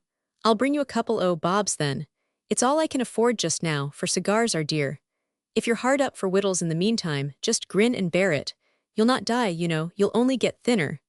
I have heard that a bit o' boiled shoe leather ain't a bad thing to keep one easy till relief comes." "Dear me," exclaimed Mr. Auberly in the distance, and bustling back as Lai spoke, I quite forgot. How stupid of me. I was directed by my daughter to give you this. He took a 10-pound note from his purse and put it into the fairy's hand. This is from Louisa, he continued, and I may add that it is the savings from her pocket money. I did not wish the dear child to part with it, and said I would give it to you from myself, but she was so urgent, and seemed so distressed when I refused my consent that I gave in, so you have to thank my daughter, not me. Mr. Auberly smiled and nodded as he turned to go, and there was really very little grimness in the smile on this occasion, very little indeed. Willie also nodded with great violence and frequency. He likewise winked with one eye, and otherwise sought to indicate that there were within him sundry deep and not easily expressed thoughts and feelings, which were, upon the whole, of a satisfactory nature. As for the fairy, she never once smiled or thanked Mr. Auberly, but simply stared at him with her lustrous eyes open to their very widest, and she continued to stare at the door, as though she saw him through it, for some time after they were gone. Then she turned suddenly to the wall, thanked God, and burst into tears, glad tears, such as only those can weep who have unexpectedly found relief when their extremity was greatest. Chapter 24. A Change in Fortune. There is nothing more surprising in regard to sublunary matters than the way in which unexpected events arise out of what may be called unintentional causes. When David Boone and his friend Gorman planned the insurance and destruction of the toy shop and its contents, they no more expected that the very first steps towards that end would result in the conversion of a poor into a flourishing business, than they expected that the expression of a wish would convert Poorthing Lane into Beverly Square. Yet so it was. Poor David was rendered so desperate by his straits, and so anxious to escape from the crime into which his friend sought to plunge him, that he meditated suicide. But lacking the courage to accomplish this, he relieved his feelings by carrying out the details of his business and the preliminary steps of his plan, with the wild and reckless energy of a maniac. The more he thought of the meshes which Gorman had cast around him, the more did he regard escape impossible. He therefore sought relief in action. He not only talked to his neighbors, as per agreement, about his rapidly increasing business, but he made purchases on a scale more extensive than he had ever before contemplated, even in his dreams. Being convinced that ruin, sooner or later, was his doom, he indulged in the most extravagant excesses, with much of the feeling which prompts some seamen, when the ship is sinking, to break into the spirit room and spend the short remnant of life in jollity. He experienced a sort of savage delight in ordering right and left from wholesale dealers in town and country, and even went so far as to write to Germany for toys, using the name of a well-known London house which had hitherto, and justly, believed him to be an honest man. The result of this was that Poorthing Lane was besieged for some time by railway vans, and wagons so huge that apparently an inch more added to their bulk would have rendered their passage impossible. Great deal boxes were constantly being unpacked in front of Mr. Boone's door, much to the annoyance of Miss Tippet, who could not imagine how it happened that her sedate and slow-going landlord had got such a sudden increase of business. Little did she think, poor lady, that this was the fuel with which it was intended to roast her alive. Some of the smaller accounts for goods thus purchased Boone paid at once with the money furnished to him by Gorman, and thus got credit for being a capitalist. Others he deferred payment of until a more convenient season. His friend Gorman, who would not have bent the joint of his little finger to have saved him from destruction, was so anxious to get up a good appearance, for the sake of getting the insurance effected advantageously, that he did his best to carry out his part of the plan, and being a man of energy, who in the paths of virtue might have risen to a high position among men, he succeeded beyond his expectation.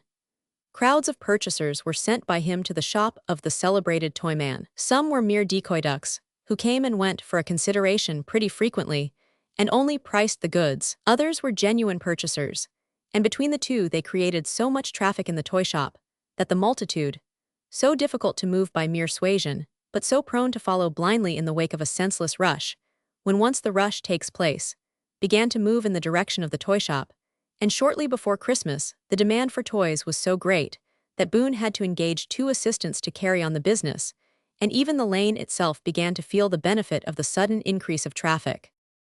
All this was patent to the eyes of David Boone, but he was so overwhelmed with a sense of the guilt he was about to incur, and the deception he was even then practicing, that he regarded the whole affair as a hollow bubble, which would soon burst and leave nothing behind. Even the rapid increase of the credit balance in his bank book did not affect his opinion, for he was not much of a financier, and knowing that his transactions were founded on deception, he looked on the balance as being deceptive also. Not so thought Gorman. That wily individual perceived, to his amazement, that things were taking a turn which had never been contemplated, so he silently looked on and wondered, and chuckled and resolved to abide his time. As prosperity flowed in upon him, David Boone became more insane, for his condition of mind was little, if at all, short of temporary insanity, and his proceedings became more eccentric than ever.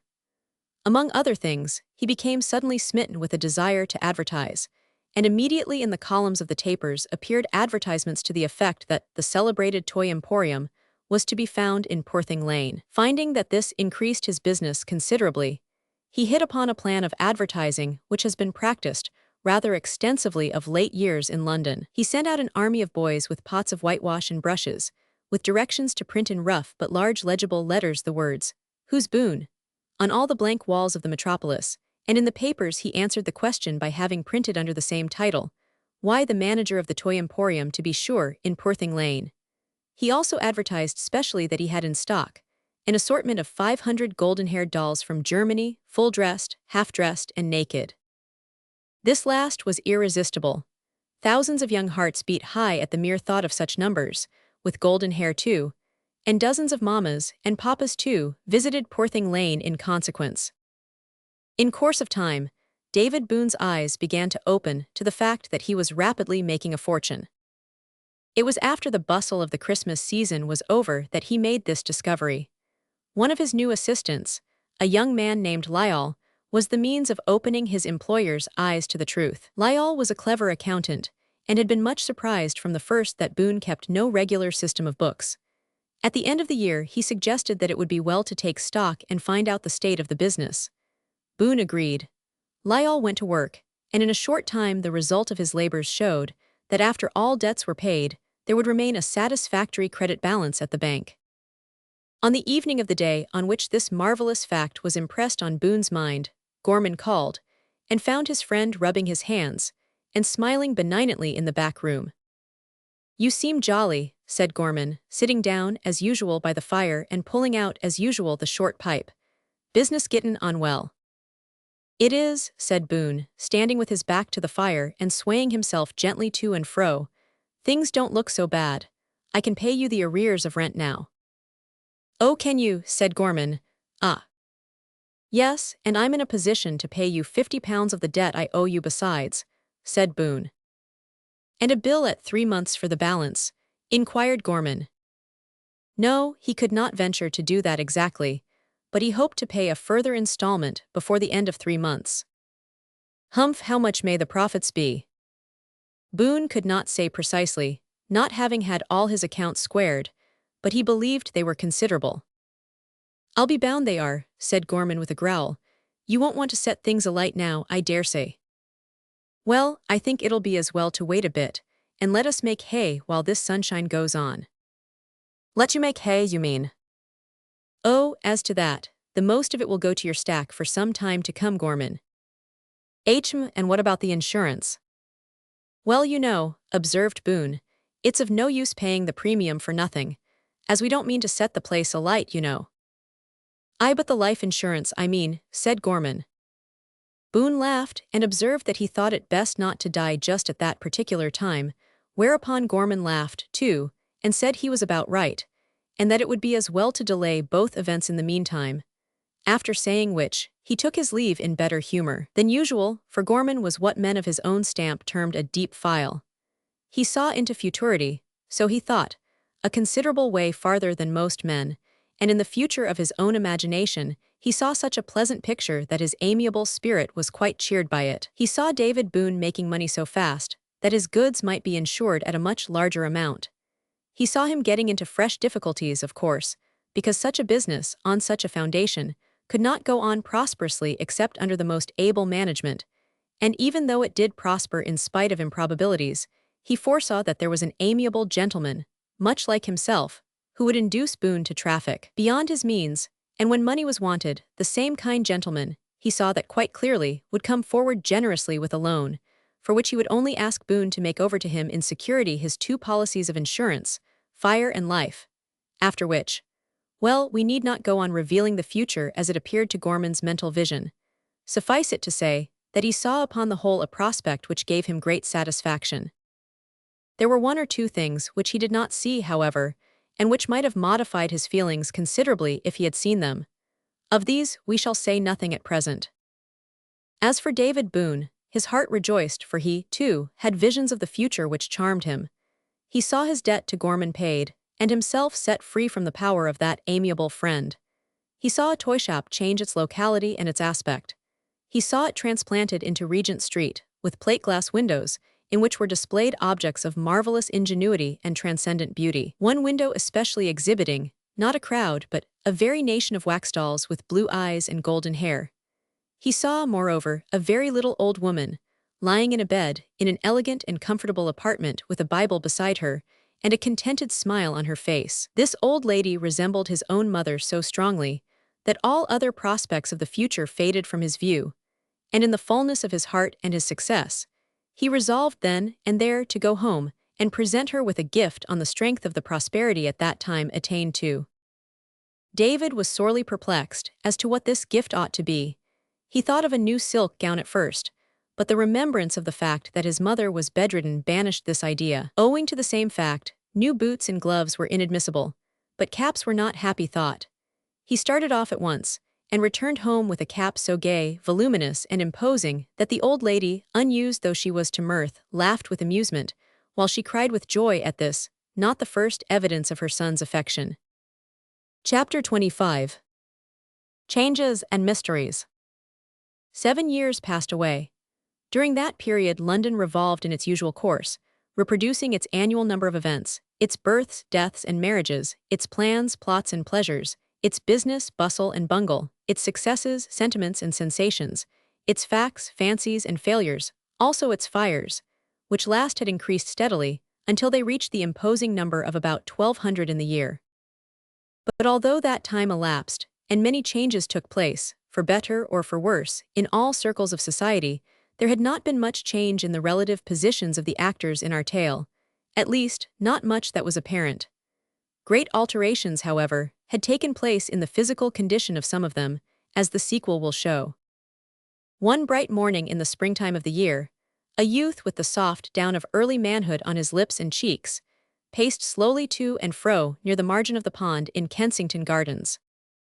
Being early, the spot was as complete a solitude as the backwoods of North America, and so thick was the foliage on the noble trees that no glimpse of the surrounding city could be obtained in any direction. Everything that greeted eye and ear was characteristic of the woods, even to the swans, geese, ducks, and other waterfowl which sported on the clear surface of the pond, while the noise of traffic in the mighty metropolis was so subdued by distance as to resemble the deep-toned roar of a great cataract. A stranger, rambling there for the first time, would have found it difficult to believe that he was surrounded on all sides by London. It was one of those soul-stirring mornings in which nature seems to smile. There was just enough of motion in the air to relieve the effect of what is called a dead calm. The ripple on the water caught the sun's rays, and breaking them up, scattered them about in a shower of fragmentary diamonds. Fleecy white clouds floated in the blue sky, suggesting dreams of fairyland, and scents of sprouting herbage filled the nostrils, reminding one of the fast-approaching summer. The youth who sauntered alone by the margin of the pond was broad of shoulder and stout of limb, though not unusually tall, not much above the middle height. His gait was easy, free, almost reckless, as though he cared not a fig for anybody, high or low, rich or poor, yet his eye was bright and his smile kindly, as though he cared for everybody, high, low, rich, and poor. He sauntered with his hands in the pockets of his short coat and whistled an operatic air in a low melodious tone. He was evidently waiting for someone, and judging from his impatient gestures, someone who was resolved to keep him waiting. Presently, a female figure appeared in the far distance, on the broad avenue that leads direct from the Serpentine. She was young and graceful in form, but she walked with a quick step, with her eyes looking down, like one who regarded neither youth nor grace. Curiously enough, this downcast look gave to her fair face a modest, captivating grace, which is never seen to sit upon the lofty brow, or to circle round the elevated nose, of conscious beauty. The youth at first paid no attention to her, she was not the someone for whom he waited. But as she drew near, he became suddenly interested and threw himself in her way. Just as she was about to pass, she raised her eyes, started, blushed, and exclaimed, "Mr. Wilders." "Good morning, Miss Ward," said the youth, advancing with a smile and holding out his hand. "This is indeed an unexpected pleasure. I did not know that you were addicted to early walking." "I am indeed fond of early walking," replied Emma with a smile, "but I cannot say that it is so much pleasure as duty which brings me here. I am a day governess, and pass this pond every morning on my way to Kensington, where the family in which I teach resides." "Indeed," said Willie, with that amount of emphasis which denotes moderate surprise and solicits information. He paused for a single moment, but seeing that Emma did not intend to speak of her own affairs, he added quickly, "I am waiting for my brother Frank. We arranged to meet here this morning. I hope that Miss Tippet is well." "Quite well," replied Emma, with a blush, as she took a sudden interest in a large duck, which swam up to the edge of the pond at that moment, in the hope, no doubt, of obtaining food from her hand. Its hopes were disappointed, however, for Emma only called it a beautiful creature. And then, turning somewhat abruptly to Willie, said with a slight look of embarrassment that she feared she should be late and must bid him good morning. Willie felt a good deal puzzled, and had he been the same Willie that we introduced at the commencement of our tale, he would have told Emma his mind candidly and asked her what was the matter. But Willie was a man now, so he smiled, lifted his hat politely, and wished her good morning. 5 minutes later, Frank appeared in the distance and hurried forward. 7 years had added a little to the breadth of his shoulders and the firm self-possession of his step and look, but they had made no other perceptible impression on him. There was, indeed, a deep scar on his right temple, but that was the result of accident, not of time. Many a hairbreadth escape had he made during these 7 years of fighting with the flames, and often had his life been in imminent danger. But he was fortunate in having escaped, hitherto, with only a broken leg and a variety of small cuts, scalds, and bruises. The cut on his temple was the severest, and most recent of these. He had got it in a fall through a second floor, which gave way under him as he was attempting to rescue an old bedridden man who lay in an inner chamber. Frank was carried out in a state of insensibility on the broad shoulders of his friend Baxmore, while Dale rescued the old man. "How goes it, Frank?" cried Willie, advancing and giving his brother's hand a warm shake. "The cut head mending, eh?" "Oh, it's all right," replied Frank with a smile, as they sauntered up and down by the margin of the pond. "The headaches have left me now, I'm thankful to say, and the doctor tells me it won't leave much of a mark." "You don't need to care much if it does, for it's an honorable scar, and does not spoil your beauty, old boy." "Well, Willie," said Frank, "here I am at your request. What have you got to tell me? Nothing serious, I hope." The stalwart fireman looked earnestly into his brother's face, and exhibited more anxiety than there seemed to be any occasion for. "No, nothing very serious. It may be serious enough for all I know, but as far as my knowledge goes it's not bad enough to make you look so anxious. Why, what's the matter with you?" "Nothing, Willie. Perhaps my late accident has shaken my nerves a bit." Willie burst into a loud laugh, and said that it was so awfully absurd to hear a man like Frank talking of nerves at all that he could not help it. "Well, but what is the news you've got to tell me?" resumed Frank. "You're not going to be married, are you?" Frank asked this with a look and expression so peculiar that Willie again laughed, and said that really he could not understand him at all. For even suppose he had been going to be married, that was no reason why he should take it so much to heart, as the expression on his face implied he did. "Perhaps not, Willie," said Frank with a quiet smile, "but that is not what you want to speak about then." "No, certainly not." Frank appeared relieved, and Willie, observing the appearance, said, "Come now, I really don't see why you should be so very much pleased to hear that. I'm young, it is true, but I'm old enough, and I have a good business, with brilliant prospects, and there appears to me no reason on earth why I should not marry if I felt so disposed." "None in the world, Willie," said Frank with some haste, "but you tell me you are not thinking of that just now, so pray let's hear what you've got to say." "Oh, it's all very well in you, old blazes, to change the subject in that way, but I'm nettled at your implied objection to my getting married if I choose. However, we won't quarrel over it, so here goes for the point.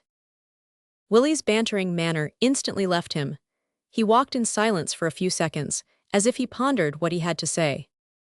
There are 2 points which trouble me just now, Frank, and I want your opinion in regard to them. The first is Miss Tippet. She is a small point, no doubt, whether we regard her physically or mentally, but she is by no means a small point if we regard her socially, for the good that that little woman does in a quiet, unobtrusive way is almost incredible. 500 You know, Frank, I have a sort of triumphant feeling in regard to the sour, cynical folk of this world, whom it is so impossible to answer in their fallacious and sophistical arguments, when I reflect that there is a day coming when the meek and lowly and unknown workers for the sake of our Lord shall be singled out from the multitude, and their true place and position assigned them. Miss Tippet will stand higher, I believe, in the next world than she does in this. Well, Miss Tippet has been much out of sorts of late, mentally, and Mr. Tippet, who is the kindest man alive, has been very anxious about her, and has begged of me to try to counsel and comfort her. Now, it is not an easy matter to comply with this request, because, in the first place, Miss Tippet does not want me to counsel or comfort her, so far as I know, and in the second place, my motives for attempting to do so might be misunderstood. How so? Exclaimed Frank quickly. Well, you know, Miss Ward lives with her, said Willie with a modest look. There was again something peculiar about Frank's expression and manner, as he said, well, it would not signify much, I dare say, if people were to make remarks about you and Miss Ward, for you know it would not be misconstruction after all. What mean you? Asked Willie in surprise. You remember what you once said to me about your bosom being on fire, pursued Frank. I suppose the fire has not been got under yet, has it? Willie burst into a loud laugh. Why blazes do you not know? But no matter, we came here to talk of business. After that is done we can diverge to love. Willie paused here again for a few seconds, and then resumed. You must know, Frank, that the cause of Miss Tippet's disturbance just now is the strange conduct of her landlord, David Boone, who has been going on of late in a way that would justify his friends putting him in an asylum. His business affairs are, I fear, in a bad way, and he not only comes with excessive punctuality for Miss Tippet's rent, but he asks her for loans of money in a wild, incoherent fashion, and favors her with cautions and warnings of a kind that are utterly incomprehensible. Only the other night he came to her and asked if she did not intend soon to visit some of her friends, and on being informed that she did not, he went further and advised her to do so, saying that she was looking very ill, and he feared she would certainly get into bad health if she did not. In fact, he even said that he feared she would die if she did not go to the country for a few weeks. Now, all this would be laughable, as being the eccentricity of a half-cracked fellow, if it were not that he exhibits such a desperate anxiety that his advice should be followed, and even begged of the poor lady, with tears in his eyes, to go to visit her friends. What do you think of it, Frank? I confess myself utterly nonplussed. I don't know what to think, said Frank after a pause. Either the man must be mad, or he wishes to rob Miss Tippet's house in her absence. Willie admitted that the first supposition might be true, but he held stoutly that the second was impossible, for Boone was too honest for that. They conversed for some time on this point, and both came ultimately to the conclusion that the thing was incomprehensible and mysterious, and that it ought to be watched and inquired into. Willie, moreover, said he would go and consult his friend Barrett about it. You know Barrett, Frank? No, but I have heard of him. Ah, he's a first-rate fellow, in one of the insurance offices, I forget which. I came to know him when I first went to Mr. Tippet's. He lived then in the floor below us with a drunken companion whom he was anxious to reclaim, but he found him so hard to manage that he at last left him, and went to live in Hampstead. He and I became great friends when he lived under our workshop. He got married 2 years ago, and I have not seen much of him since, but he's a sharp fellow, and knows a good deal more of the Tippets than I was aware of. I'll go and see if he can throw any light on this subject. The next point, pursued Willie, is Catley the clown. Have you seen or heard of him lately? Frank said he had not. Well, I am greatly troubled about him. He has become a regular drunkard, and leads his poor daughter a terrible life. He is so broken down with dissipation that he can scarcely procure employment anywhere. His son is fortunately a pretty decent fellow, though somewhat wild, and helps in a small way to support his father, having obtained a situation as clown at one of the minor theaters. The daughter, Ziza, has long ago given up the profession, and has been struggling to maintain herself and her father by painting fire screens and making artificial flowers. But the work is severe and ill-paid, and I see quite well that if the poor girl is not relieved in some way, she will not be able to bear up." "I grieve to hear this, Willie," said Frank. "But how comes it that you take so great an interest in these people?" "Frank," said Willie, assuming a tone of deep seriousness, while a glow suffused his cheeks, "can you keep a secret?" "I think so, lad. At least I promise to try." "Well then," said Willie, "I love Ziza Catley. I knew her first as a fairy, I know her now as a woman who is worthy of a place among the angels, for none but those who know her well and have seen her fighting the battle of life can have the least idea of the self-denial, the perseverance under difficulties, the sweetness of temper, and the deep-seated love of that devoted girl. She goes every night, after the toil of each day, to the door of the theatre, where she waits to conduct her father safely past the gin palaces, into which, but for her, he would infallibly stray, and she spends all she has in making him comfortable. But I see well enough that this is killing her. She can't stand it long, and I won't stand it at all. I've made up my mind to that. Now, Frank, I want your advice." To say that Frank was hearty in his assurances that he would do what he could to help his brother would be a faint way of stating the truth. Frank shook Willie by the hand and congratulated him on having gained the affections of one whom he knew to be a good girl, and then condoled with him on that girl's unfortunate circumstances. But Willie stopped him short at this point by asking him in a tone of surprise what could be the matter with him, for at first he had been apparently annoyed at the notion of his Willie's being in love, and now he seemed quite pleased about it. In short, his conduct was unaccountable. Frank laughed but said eagerly, "Why, Willie, did you not tell me long ago that there was a fire in your bosom, lit up by a certain young friend of Miss Tippet's?" "Oh," interrupted Willie, "Emma Ward. Ah yes, I confess that I did feel spoony once in that direction when I was a boy, but the fairy displaced her long ago." "No, no, Frank, I'm not accountable for boyish fancies. By the way, I have just parted from the fair Emma. We had a tete-a-tete here not half an hour before you arrived." "Here?" exclaimed Frank in surprise. "I hear," repeated Willie. "She passes this pond every morning, she told me, on her way to teach a family in Kensington. By the way, I didn't think of asking whether the father, mother, and servants were included among her pupils." "Why, Frank, what an absent frame of mind you are in this morning. I declare it is not worth a man's while consulting you about anything." "I beg pardon," cried Frank quickly. "Your words caused my mind to wander a bit. Come, what do you think of doing?" "What do you think I should do? That is the question." "You can offer to assist them," suggested Frank. "I've done so," said the other, "but Ziza won't accept of assistance." "Could we not manage to get her a situation of some sort with light work and good pay?" "Ah, a fireman's, for instance," cried Willie with a sarcastic laugh. "Did you ever hear of a situation with light work and good pay except under government?" "I never did, but we might perhaps find steady work and good pay. It would only be required for a time because I mean to, well, no matter, but how and where is it to be got? Good Mr. Tippet is of no use because he is mad." "Mad, Willie?" "Aye, mad as a March hare. For years back I have suspected it, but now I am sure of it. In fact, I feel that I have gradually come to be his keeper, but more of that anon. Meanwhile, what is to be done for the Catleys?" "Could nothing be done with Mr. Auberly?" Willie shook his head. "No, I fear not. He was in a soft state once, long ago, 6 or 7 years now, I think, when the dear fairy was ill and he seemed as if he were going to become a man. But his daughter Lou had just begun to be ill at that time. She's been so long ill now that he has got used to it, and has relapsed again into an oyster." "He might be reached through Lou yet," said Frank. "Perhaps," replied Willie, "but I doubt it, for he's a blunt old fellow in his feelings, however sharp he may be in his business. Besides, Lou is so weak now that very few are allowed to see her except Ziza, and Miss Tippet and Emma Ward." The brothers remained silent after this for some time, for neither of them could see his way out of their difficulties. At last, Frank suggested that Willie should go home and consult his mother. "She is wise, Willie, and has never given us bad advice yet." "I know what her first advice will be," said Willie.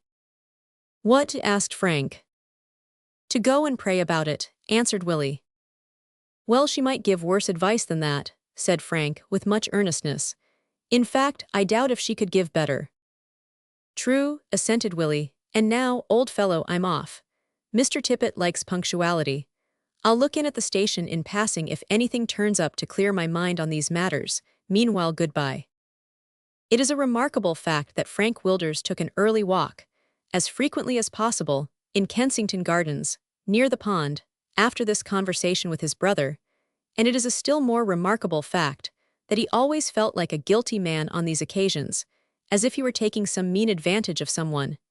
Yet it was certain that he took advantage of no one, for nobody ever met him there by any chance whatever. A fact even more remarkable still was that never, after that day, did Emma Ward go to her duties through Kensington Gardens, but always by the Bayswater Road, although the latter was dusty and unpicturesque compared with the former. And it is a circumstance worthy of note, as savoring a little of mystery, that Emma acted as if she too were a guilty creature during her morning walks, and glanced uneasily from side to side as she went along, expecting, apparently, that a policeman or a detective would pounce upon her suddenly and bear her off to prison. But whether guilty or not guilty, it is plain that no policeman or detective had the heart to do it, for Miss Ward went on her mission daily without molestation.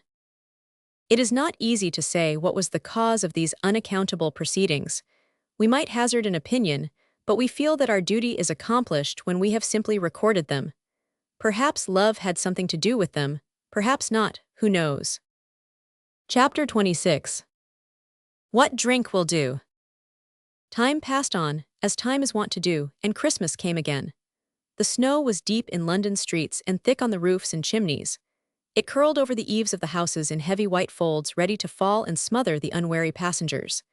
It capped the railings everywhere with little white knobs, and rounded off the corners of things so that wherever the eye alighted, the same impressions were invariably conveyed to it, namely, whiteness and rotundity. Corinthian capitals were rendered, if possible, more ornate than ever by snow. Equestrian statues were laden with it so heavily that the horses appeared to stagger beneath their trappings, and the riders, having white tips to their noses, white lumps on their heads and shoulders, and white patches on their cheekbones and chins, looked ineffably ridiculous and miserably cold.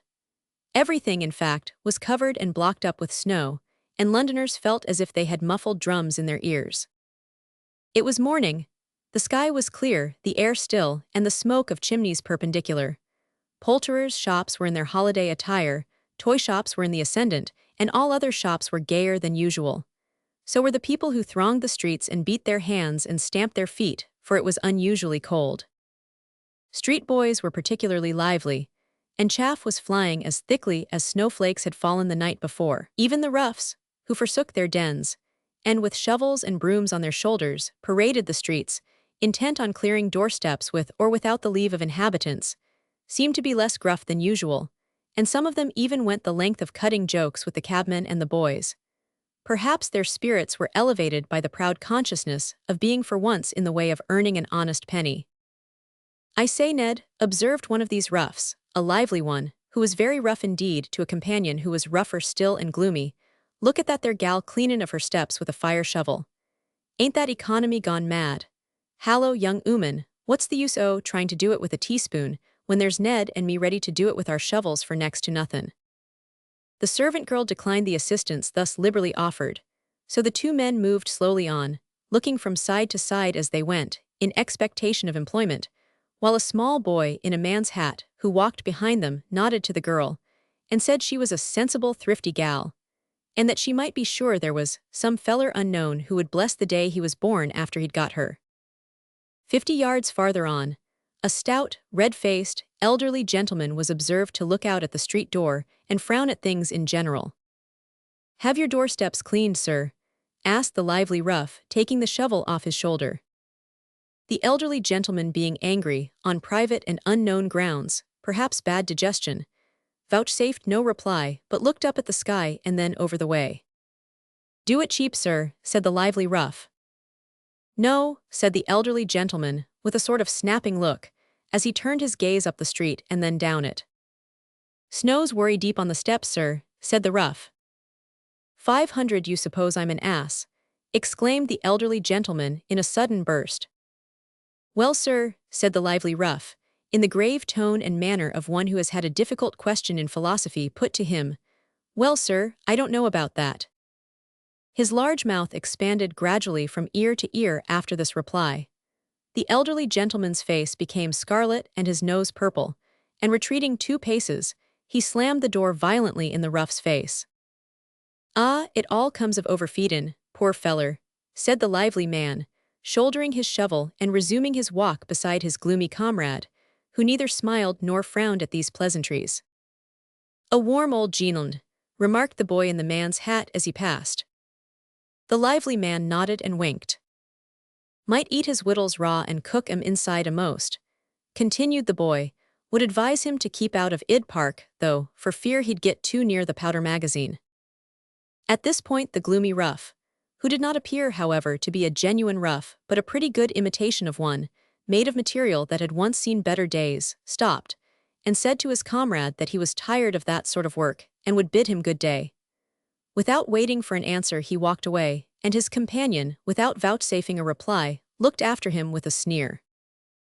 "A rum cove," he remarked to the small boy in the man's hat as he continued his progress. "Rather," replied the boy. With this interchange of sentiment these casual acquaintances parted, to meet probably no more. Meanwhile the gloomy rough, whom the lively one had called Ned, walked with rapid steps along several streets, as though he had a distinct purpose in view. He turned at last into a narrow, quiet street, and going up to the door of a shabby-genteel house, applied the knocker with considerable vigor. "Now then, go along with you, we don't want your services here, we clear off our own snow, we do. Imprence," to knock too as if he was a gentleman. This was uttered by a servant girl, who had thrust her head out of a second-floor window to take an observation of the visitor, before going down to open the door. "Is he at home, Betsy dear?" inquired the gloomy man, looking up with a leer which proved that he could be the reverse of gloomy when he chose. "Oh, it's you, is it? I don't think he wants to see you, indeed I'm sure of it," said the girl. "Yes he does, dear, at all events I want to see him, and Betsy, say it's pressing business and not beggin'." Betsy disappeared, and soon after, reappearing at the door, admitted the man, whom she ushered into a small apartment, which was redolent of tobacco, and in which sat a young man slippered and dressing-gowned, taking breakfast. "How are you, doctor?"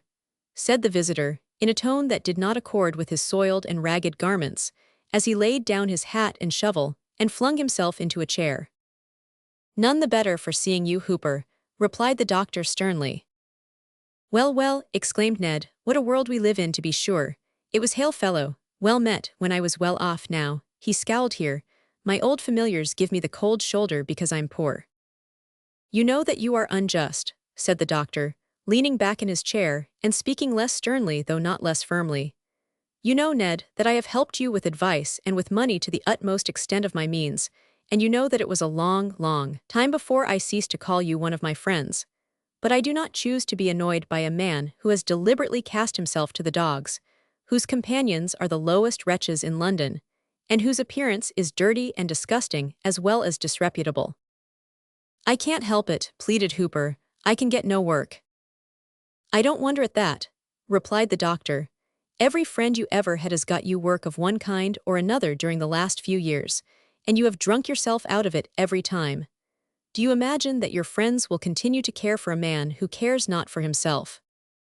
Ned did not reply, but hung his head in moody silence. "Now," continued the doctor, "my time is a little more valuable than yours. State what you have got to say and then be off. Stay," he added in a softened tone, "have you breakfasted?" "No," answered Ned, with a hungry glance at the table. "Well then, as you did not come to beg, you may draw in your chair and go to work." Ned at once availed himself of this permission, and his spirits revived wonderfully as he progressed with the meal, during which he stated the cause of his visit. "The fact is," said he, "that I want your assistance, doctor."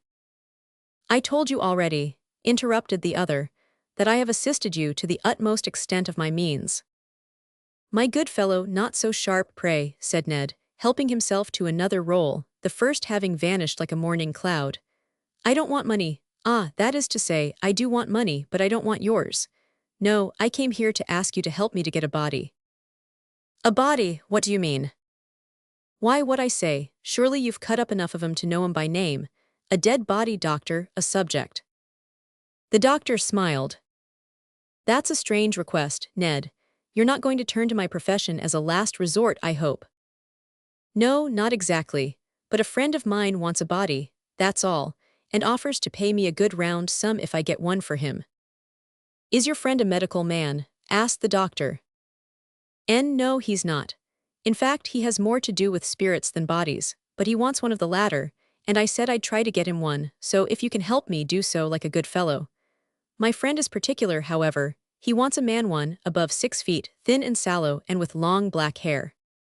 You don't suppose I keep a stock of assorted subjects on hand, do you? Said the doctor. I fear it won't be easy to get what you want.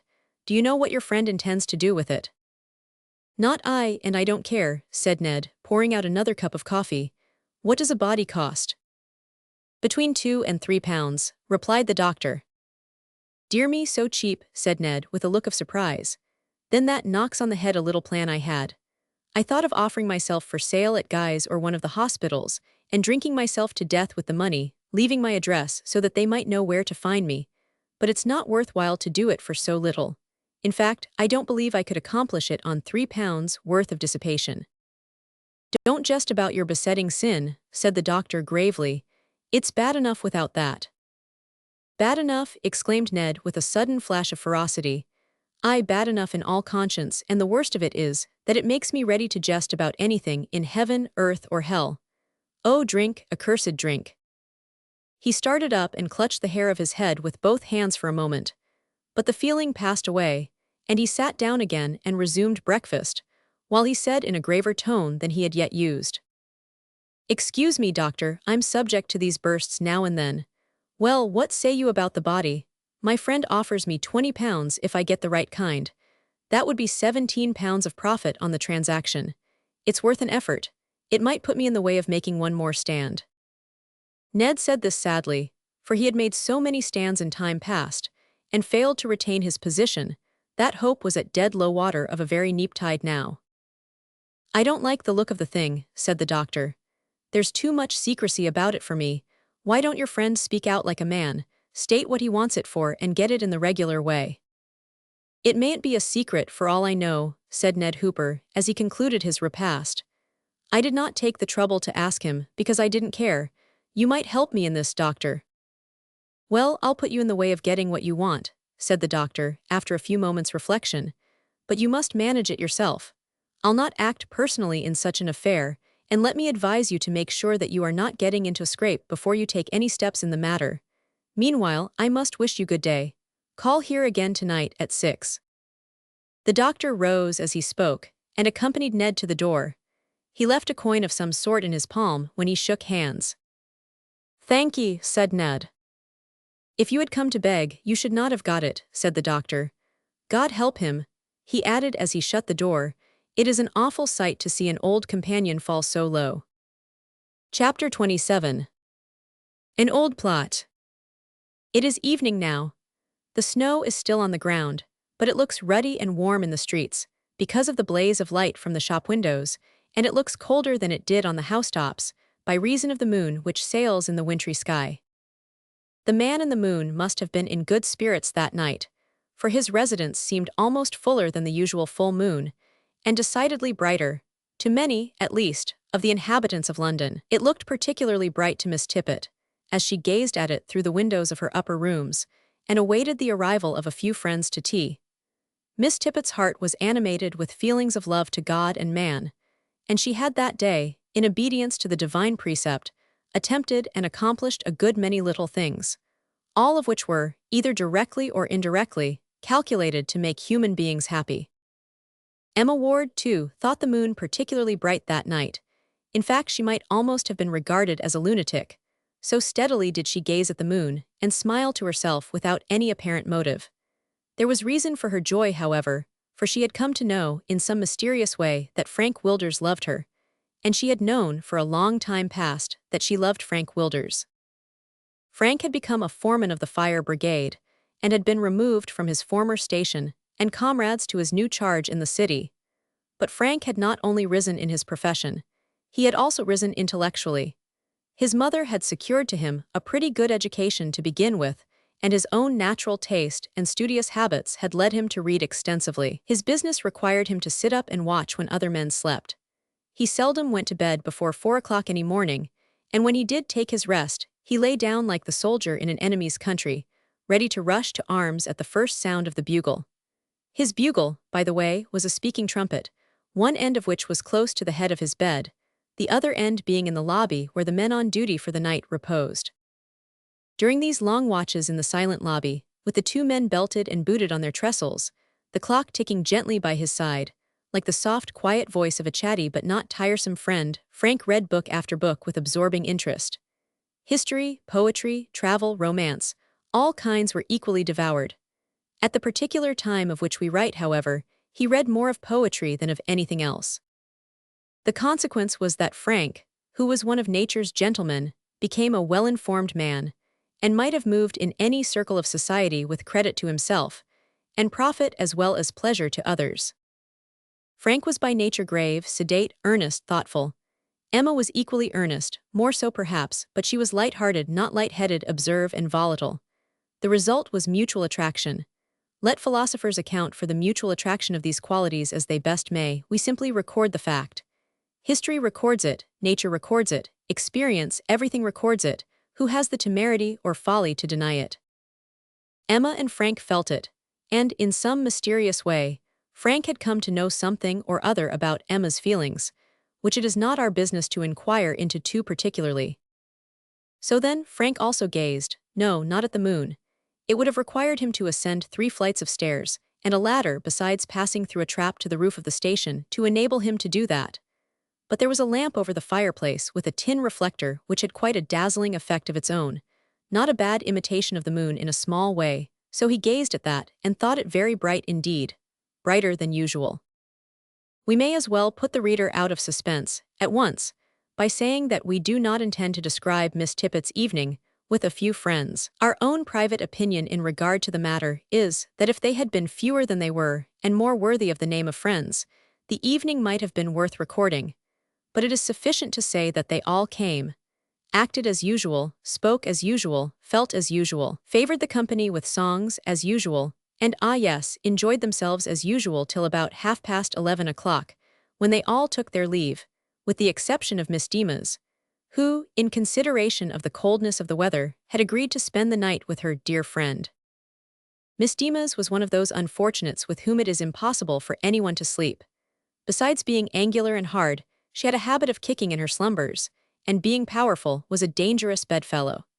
She knew this herself, and therefore wisely preferred, when visiting her friends, to sleep alone. Hence it happened that Miss Tippet and Emma went to bed in the back room with the green hangings, while Miss Deemas retired to the front room with the blue paper. There is a common fallacy in naval matters founded on poetical license, to the effect that the mariner is separated from death by a single plank, whereas the unpoetical truth is that the separation consists of many hundreds of planks, and a solid bulwark of timbers more than a foot thick, besides an inner skin, the whole being held together by innumerable iron and oaken bolts, and trenails and tightened with oakum and pitch. We had almost fallen into this error or poetical laxity of expression, by saying that, on the night of which we write, little did Miss Tippet know that she was separated from, not death exactly, but from something very awful by a single plank, at least by the floor of her own residence and the ceiling of the house below, as the sequel will show. That same night, David Boone, gaunt, tall, and cadaverous as of old, sat in his back parlor talking with his friend Gorman. "Now, Boone," said the latter with an oath, "I'm not going to hang off and on any longer.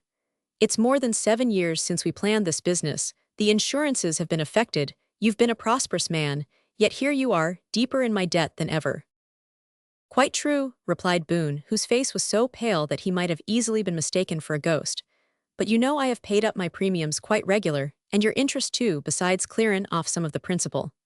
Come, don't be hard on me, Gorman. If it had not been that trade has got worse of late, I would have cleared off all I owe you, but indeed I have not been so successful of late, and I'm again in difficulties. If you will only wait." "No," cried Gorman, "I'll not wait, I have waited long enough. How long would you have me wait? Moreover, I'm not hard on you. I show you an easy way to make a good thing of it, and you're so chicken-hearted that you're afraid to do it." "It's such a mean thing to do," said Boone. "Mean? Why, what do you call the style of carrying on business that you started with 7 years ago, and have practiced more or less ever since?" That is mean too, said Boone. I'm ashamed of it, sorry for it. It was for a time successful, no doubt, and I have actually paid off all my creditors except yourself, but I don't think it the less mean on that account, and I'm thoroughly ashamed of it. There was a good deal of firmness in Boone's tone as he said this, and his companion was silent for a few minutes. I have arranged, he said at last, about your making over your policies of insurance to me as security for the debt you owe me. You won't have to pay them next half year, I'll do that for you if necessary. He laughed as he said this. I have now come to ask you to set the house alight, and have the plan carried out, and the whole affair comfortably settled. Gorman said this in an encouraging voice, assuming that his dupe was ready to act. But it's awful to think of, said Boone. Suppose it's found out. How can it be found out? Well, I don't know. It's wonderful how crime is discovered, said Boone despondingly. Besides, think of the risk we run of burning the people who live above, as well as my 2 clerks who sleep in the room below us. That would be murder, you know. I'm sure I have tried my very best to get Miss Tippet to go from home for a short time. I've almost let the cat out of the bag in my anxiety, but she won't take the hint. Oh ho, exclaimed Gorman with a laugh. Well, have you made the arrangements, as I directed you last night? Yes, I've got a lot of tarry oakum scattered about, and there is a pile of shavings, he added, pointing to a corner of the room. The only thing I'm anxious about is that my young man Robert Roddy caught me pouring turpentine on the walls and floor of the shop. I pretended that it was water I had in the can, and that I was sprinkling it to lay the dust before sweeping up. Roddy is a slow, stupid youth. He always was, and I daresay did not notice the smell. Gorman was himself filled with anxiety on hearing the first part of this, but at the conclusion he appeared relieved. It's lucky you turned it off so, said he, and Roddy is a stupid fellow. I daresay he has no suspicion. In fact, I am sure of it. It's not of much importance now, however, said Boone, rising and confronting his friend with more firmness than he had ever before exhibited to him, because I have resolved not to do it. Gorman lit his pipe at the fire, looking at the bowl of it with a scornful smile as he replied. Oh, you have made up your mind, have you? Yes, decidedly. Nothing will move me, you may do your worst. Very good, remarked Gorman, advancing with the lighted paper towards the heap of shavings. Boone sprang towards him, and seizing his arms, grasped the light and crushed it out. What would you do, madman? He cried. You can only ruin me, but do you not know that I will have the power to denounce you as a fire-raiser? Gorman laughed, and returned to the fireplace, while Boone sat down on a chair almost overcome with terror. What, you dare to defy me? Said Gorman, with an air of assumed pity. A pretty case you would have to make out of it. You fill your shop with combustibles, you warn your tenant upstairs to get out of the premises for a time in a way that must be quite unaccountable to her, until the fire accounts for it, and your own clerk sees you spilling turpentine about the place the day before the fire occurs, and yet you have the stupidity to suppose that people will believe you when you denounce me. Poor David Boone's wit seemed to be sharpened by his despair, for he said suddenly, after a short pause, If the case is so bad it will tell against yourself, Gorman, for I shall be certainly convicted, and the insurance will not be paid to you.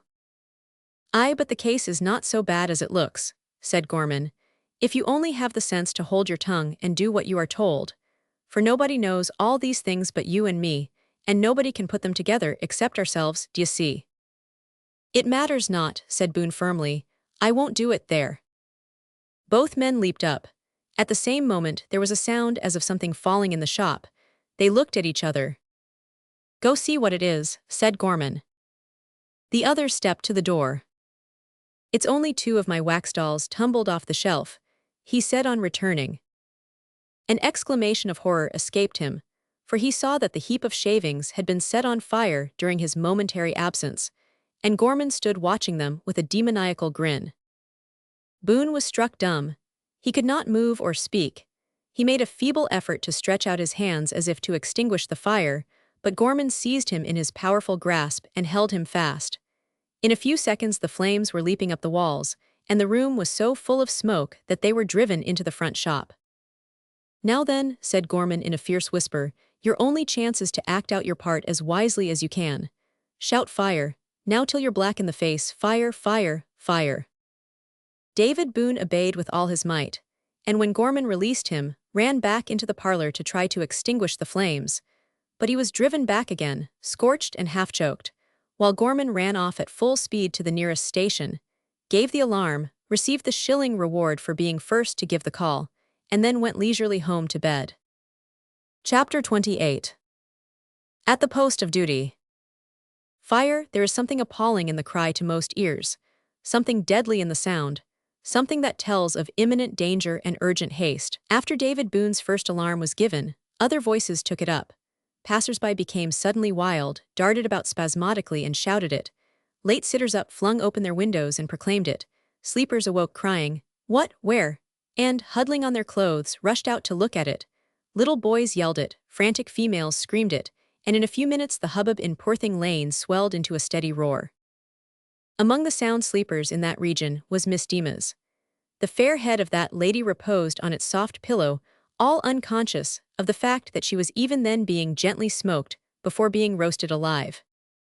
Miss Tippet, on the very first note of alarm, bounced out of bed with an emphatic "there," which was meant to announce the triumphant fulfillment of an old prophecy which she had been in the habit of making for some time past. Namely, that Mattie Marian would certainly set the house on fire if she did not take care. The energy with which Miss Tippet sprang to the floor and exclaimed "there" caused Emma Ward to open her eyes to the utmost possible extent and exclaim, "Where?" Without waiting for a reply, she too bounded out of bed like an india-rubber ball, and seeing, for there was always a night light in the room, that Miss Tippet's face was as white as her night dress, she attempted to shriek, but failed, owing to a lump of some kind that had got somehow into her throat, and which refused to be swallowed on any terms. The repetition of the cry, "Fire, fire!" outside, induced both ladies at once to become insane. Miss Tippet, with a touch of method even in her madness, seized the counterpane, wrapped it round her, and rushed out of the room and downstairs. Emma followed her example with a blanket, and also fled, just as Mattie Marian, who slept in an attic room above, tumbled down her wooden staircase and burst into the room by another door, uttering a wild exclamation that was choked in the bud partly by terror, partly by smoke. Attempting in vain to wrap herself in a bolster, Mattie followed her mistress. All three had utterly forgotten the existence of Miss Deemas. That strong-minded lady being, as we have hinted, a sound sleeper, was not awakened by the commotion in the street.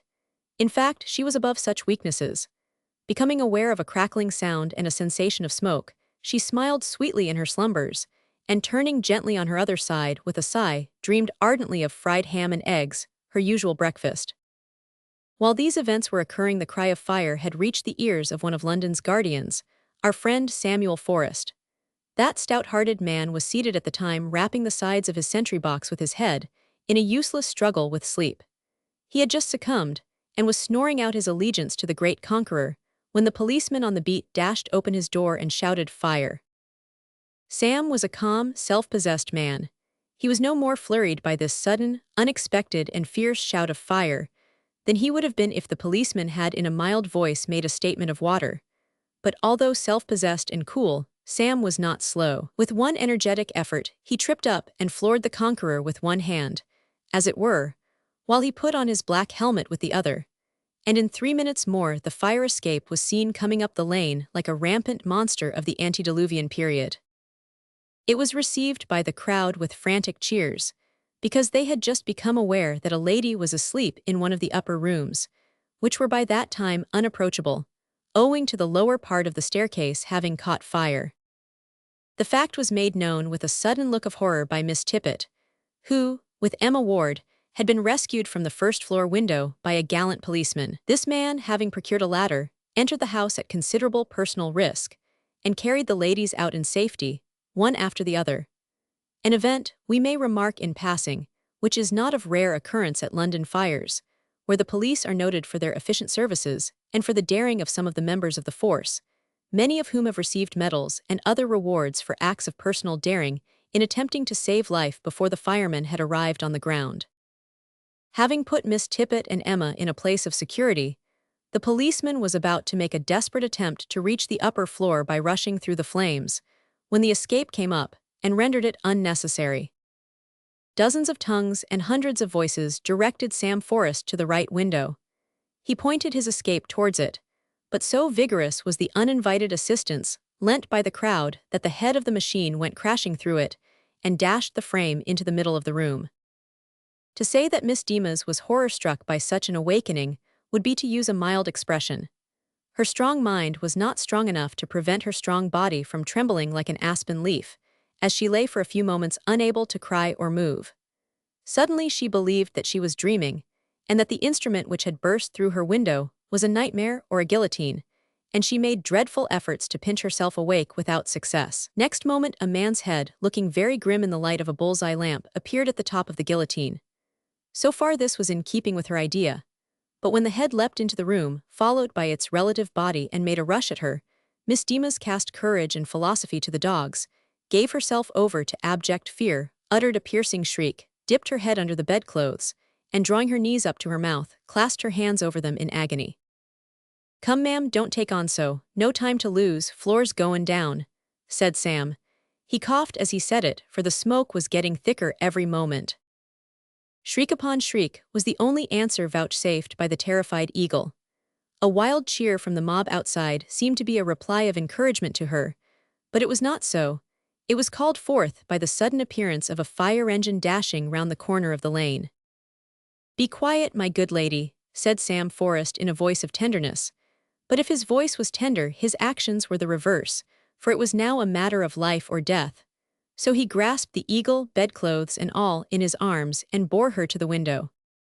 It is probable that this act revived in Miss Demas some reminiscences of her childhood, for she suddenly straightened herself out and struggled violently, after the manner of those sweet little ones who won't be made to sit on nurse's knees. Being a tall, heavy woman, she struggled out of Sam's grasp and fell to the floor, but her victory was short-lived. Another moment and that bold man had her round the waist, in a grasp from which she could not free herself. Sam was considerate, however, and polite even in this extremity.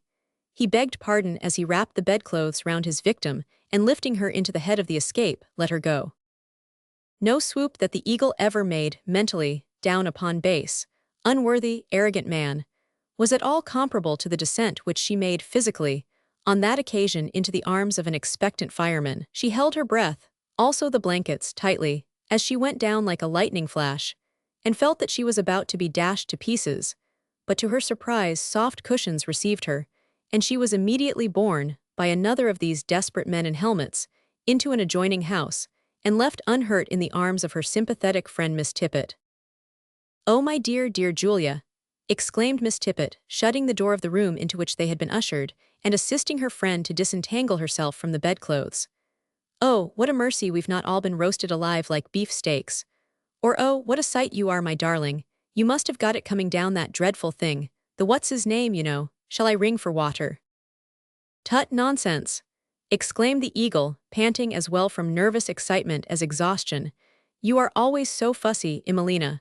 Please assist me to tie this string, Miss Ward." "Yes, I know I'm fussy, dear Julia," exclaimed Miss Tippet, bustling nervously about the room. "But I can't help it, and I'm so thankful for. But it was so bold in these noble fellows to risk their lives too." "Noble fellows," shouted Miss Demas with flashing eyes. "Do you call it noble to pull me out of bed, and roll me in a blanket and shoot me down I don't know what, like a sack of coals? Noble fellows indeed, brutes." Here Miss Demas clasped her hands above her head in a passion of conflicting feelings, and, being unable to find words for utterance, burst into a flood of tears, dropped into a chair, and covered her face with both hands. "Dear, dear, darling Julia," said Miss Tippet soothingly. "Don't speak to me," sobbed the eagle passionately and stamping her foot. "I can't bear to think of it." "But you know, dear," persevered her friend, "they could not help being, what do you call it? Energetic, you know, for it was not rough. We should all have been roasted to death but for them, and I feel very, very grateful to them. I shall respect that policeman as long as I live." "Ah, sure, and he is a dacent boy now," said Mattie Marian, who entered the room just then. "The way he lifted you and Miss Emma up and flung ye over his shoulder, as aisy as if he was two bolsters, was beautiful to look at. Indade it was. Sure it remembered me the purty pottery you was readin' just the other night, as was writ by O'Dood or O'Hood." "Hood," suggested Miss Tippet. "P'raps it was," said Mattie. "He'd be none the worse of an O before his name anyhow. But the pottery be good with, take her up tenderly, lift her with care, if I don't misremember." "Will you hold your tongue?" cried the eagle, looking up suddenly and drying her eyes. "Surely, miss," said Mattie with a toss of her head, "anything to please ye." It is due to Mattie to say that, while the policeman was descending the ladder with her mistress, she had faithfully remained to comfort and encourage Emma, and after Emma was rescued, she had quietly descended the ladder without assistance, having previously found time to clothe herself in something a little more ample and appropriate than a bolster. But where was David Boone all this time? Rather say, where was he not? Everywhere by turns and nowhere long was David to be seen in the frenzy of his excitement. Conscience smitten for what he had done, or rather intended to do, he ran wildly about, making the most desperate efforts to extinguish the fire.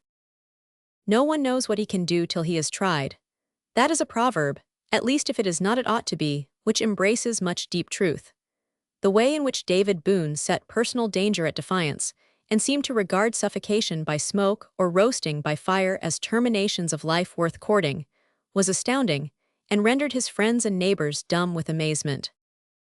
David was now on the staircase among the firemen, fighting his way up through fire and smoke, for the purpose of saving Miss Tippet, until he was hauled forcibly back by Dale or Baxmore, who were in the thick of it as usual. Anon, down in the basement, knee-deep in water, searching for the bodies of his two shopmen, both of whom were standing comfortably outside looking on. Presently he was on the leads of the adjoining house, directing, commanding, exhorting, entreating the firemen there to point their branch at the blue bedroom. Soon after he was in the street, tearing his hair, shouting that it was all his fault, that he did it, and that it would kill him. Before the fire was put out, poor Boone's eyelashes and whiskers were singed off. Little hair was left on his head, and that little was short and frizzled. His clothes, of course, were completely soaked, in addition to which they were torn almost to shreds, and some of his skin was in the same condition. At last he had to be forcibly taken in charge, and kept shut up in an adjoining house, from the window of which he watched the destruction of his property and his hopes. Almost superhuman efforts had been made by the firemen to save the house. Many a house in London had they saved that year, partially or wholly, as, indeed, is the case every year, and many thousands of pounds worth of property had they rescued, but this case utterly defied them. So well had the plot been laid, so thoroughly had the combustibles been distributed and lubricated with inflammable liquids, that all the engines in the metropolis would have failed to extinguish that fire. David Boone knew this, and he groaned in spirit. The firemen knew it not, and they worked like heroes. There was a shout at last among the firemen to look out. It was feared one of the partition walls was coming down, so each man beat a hasty retreat. They swarmed out at the door like bees, and were all safe when the wall fell. All safe, but one, Joe Corney, who, being a reckless man, took things too leisurely, and was knocked down by the falling bricks. Moxey and Williams ran back, and carried him out of danger. Then, seeing that he did not recover consciousness, although he breathed, they carried him at once to the hospital. The flames of the burning house sprang up, just then, as if they leaped in triumph over a fallen foe, but the polished surface of poor Joe's helmet seemed to flash back defiance at the flames as they bore him away. After the partition wall fell, the fire sank, and in the course of a few hours it was extinguished altogether. But nothing whatever was saved, and the firemen had only the satisfaction of knowing that they had done their best, and had preserved the adjoining houses, which would certainly have gone, but for their untiring energy. By this time, David Boone, besides being mad, was in a raging fever. The tenant of the house to which he had been taken was a friend, as well as a neighbor of his own, a greengrocer named Mrs. Craw, and she turned out to be a good Samaritan, for she insisted on keeping Boone in her house and nursing him, asserting stoutly, and with a very red face, she almost always asserted things stoutly, and with a red face, that Mr. Boone was one of her best and holdest friends, as she wouldn't see him go to a hospital on charity, which she despised, so she did. As long as there was a spare bed in her ooze, so there was, which it was. As long as could be wished, considerin' Mr. Boone's height. But that could be put right by knocking out the footboard, and 2 cheers, so it could, and as long she had 1 copper to rub on another.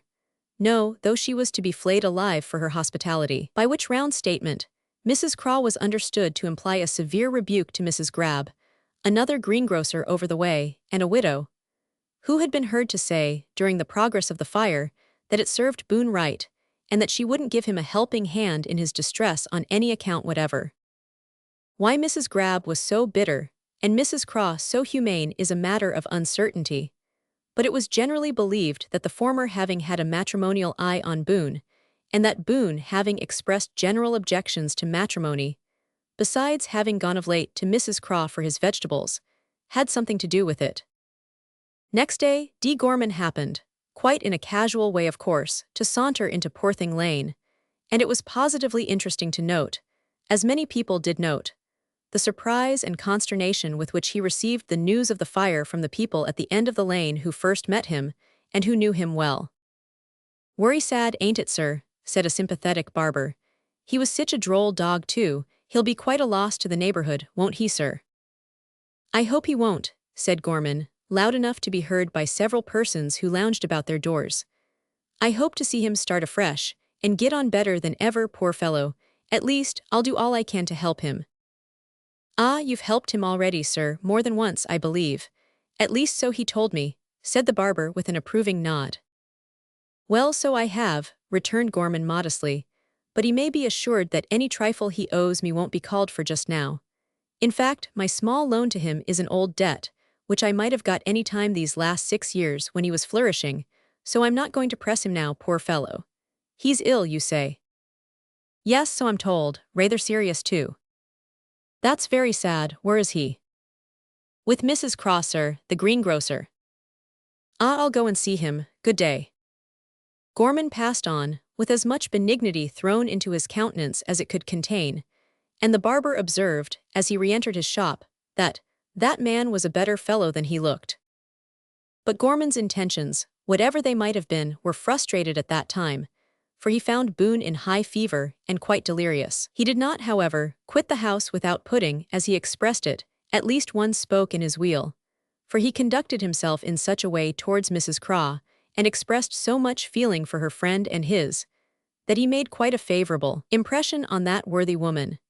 He also left a sovereign, wherewith to purchase any little luxuries for the sick man that might be conducive to his health and comfort, and went away with the assurance that he would look in to inquire for him as often as he could.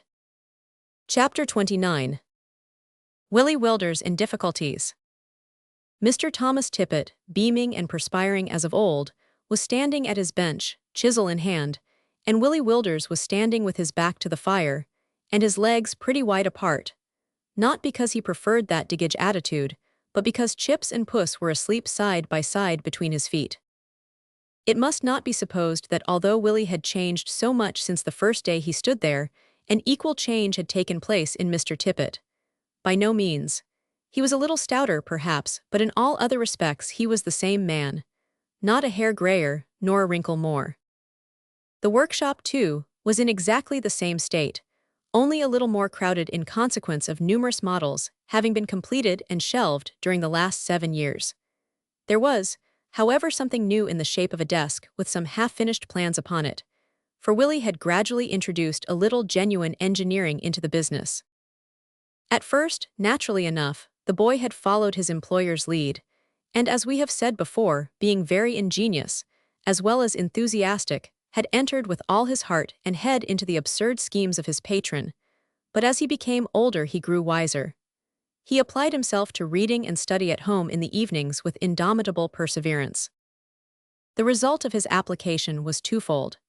In the first place, he discovered that he was very ignorant, and that there existed a huge, illimitable field of knowledge worth entering on seriously. His early training having been conducted, thanks to his mother, in the fear of the Lord, he regarded things that are spiritual, and have God and man's duty to him for their object, as the chief part of that great field of knowledge, not as a separate field which may or may not be entered on, according to taste.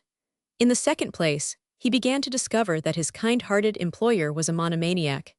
In other words, that, although sane enough in all other matters, he was absolutely mad in regard to mechanical discoveries and inventions, and that most of the latter were absolutely nonsensical. This second discovery induced him to prosecute his studies with all the more energy, in order that he might be prepared for the battle of life, in case his existing connection with Mr. Tippet should be dissolved. His studies naturally took an engineering turn, and being what is termed a thoroughgoing fellow, he did not rest until he had dived into mathematics so deep that we do not pretend to follow him, even in the way of description. Architecture, surveying, shipbuilding, and cognate subjects claimed and obtained his earnest attention, and year after year, on winter nights, did he sit at the side of the fire in the little house at Notting Hill, adding to his stores of knowledge on these subjects, while his meek old mother sat darning socks or patching male attire on the other side of the fire with full as much perseverance and assiduity.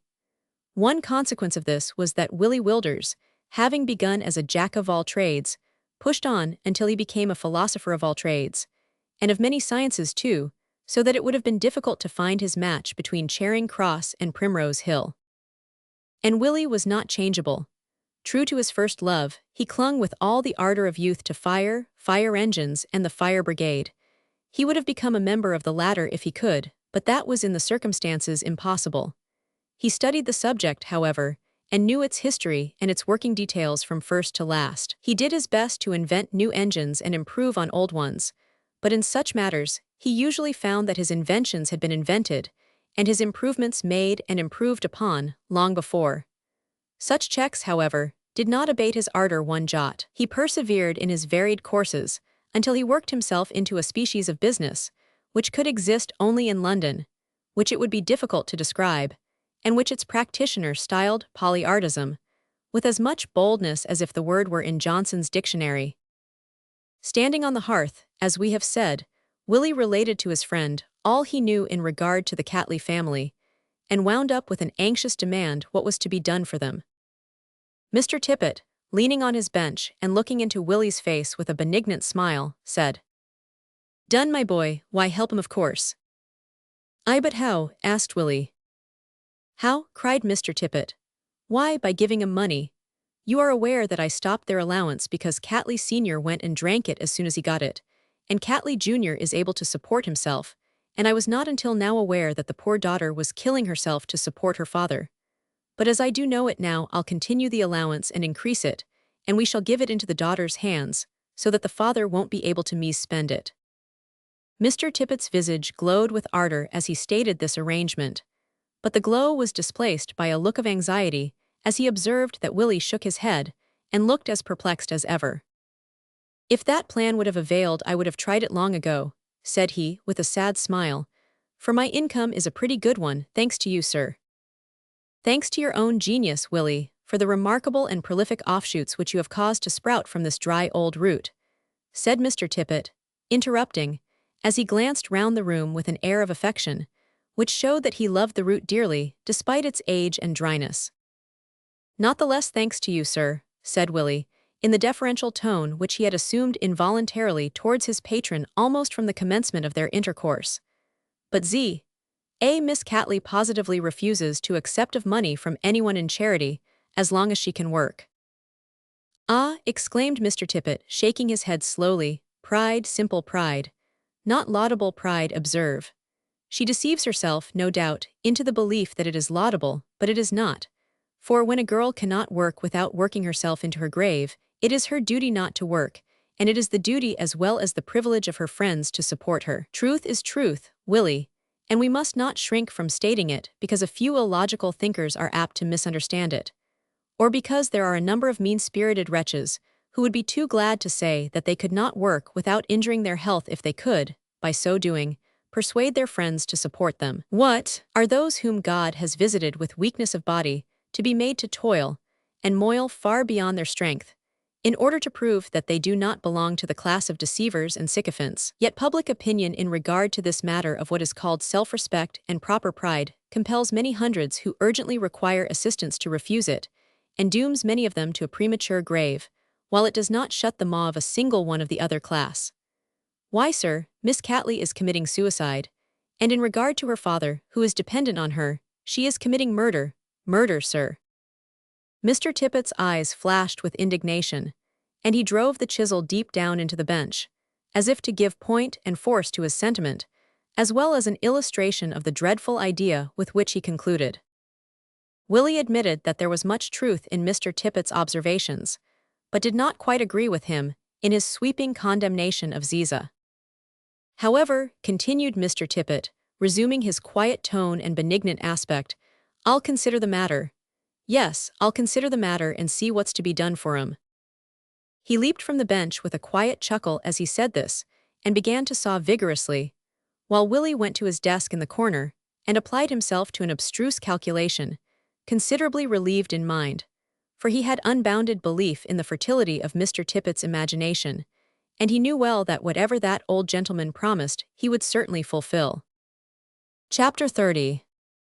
The Best-Laid Plans. There were other men, besides Mr. Tippet, who could be true to their promises when it suited them. D. Gorman was true to his, in so far as they concerned David Boone. He visited that unfortunate invalid so frequently, and brought him so many little nice things for the alleviation of his sufferings, and exhibited altogether such nervous anxiety about his recovery, that worthy Mrs. Craw was quite overwhelmed, and said, in the fullness of her heart, that she never did see a kinder friend, or one who more flatly gave the lie direct to his looks, which, she was bound to admit, were not prepossessing.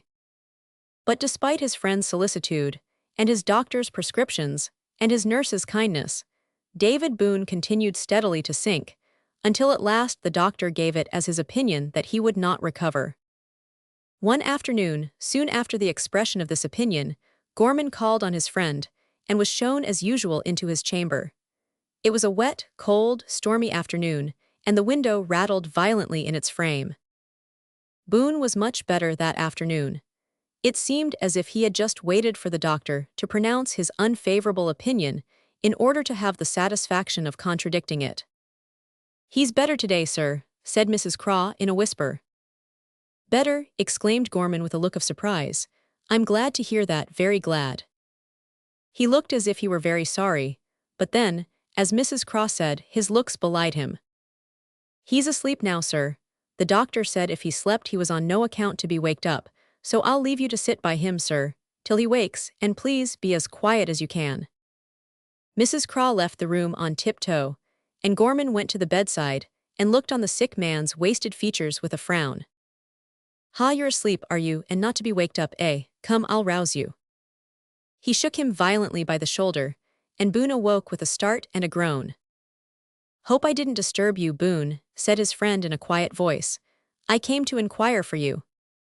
Boone started up in his bed and stared wildly at some object which appeared to be at the foot of the bed. Gorman started too, and turned pale as his eyes followed those of the invalid. "What is it you see, Boone?"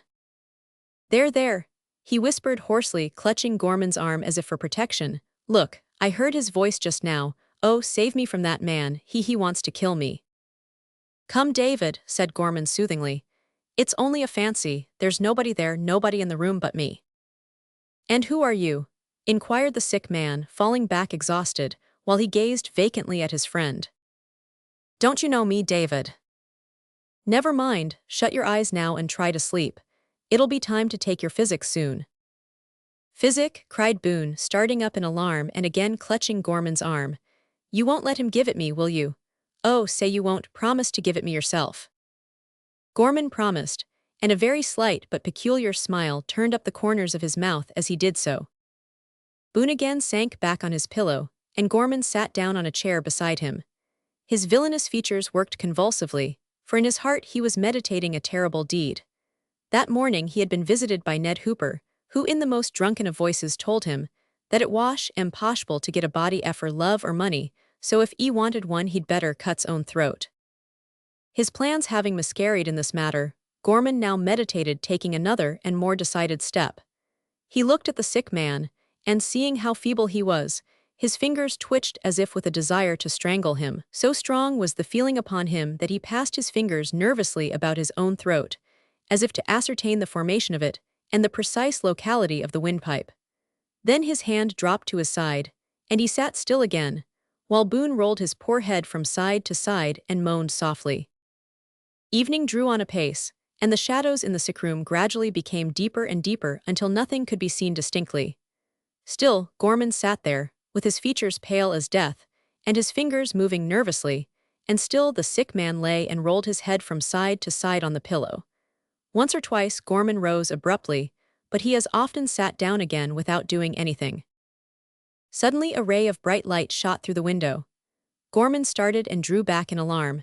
It was only a lamplighter who had lighted one of the street lamps, and the ray which he had thus sent into the sick chamber passed over the bed. It did not disturb Boone, for the curtains were between him and it, but it disturbed Gorman, for it fell on the chimney-piece and illuminated a group of phials, one of which, half full of a black liquid, was labeled poison. Gorman started up, and this time did not sit down, but with a trembling step moved to the fireplace. He stretched out his hand to grasp the bottle, and almost overturned it, for just at the moment his own figure intercepted the ray of light, and threw the spot where it stood into deep shadow. "What's that?" asked Boone. "It's only me," said Gorman, "getting you your physic. I almost upset it in the dark. Here now, drink it off. I can't find the cup, but you can take it out of the bottle." "You won't let him come near when you give it, will you?" asked Boone anxiously. "No, no, come, open your mouths." Boone hesitated to do so, but Gorman used a little force. His hands were steady now. His heart was steeled to the deed, and the cry which Boone was about to utter was choked by the liquid flowing down his throat.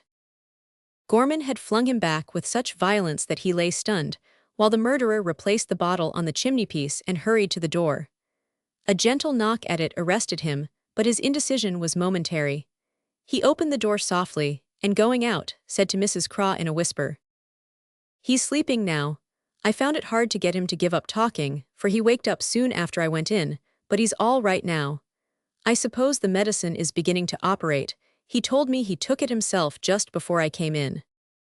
"Took it himself," exclaimed Mrs. Craw. "Impossible." "Well, I don't know, but he's better now. I would let him rest a while if I were you." "Stay, sir, I'll go fetch a light," said Mrs. Craw. "Never mind, I know the stair well," said Gorman hurriedly. "Don't mind a light, I shan't want it." He was right.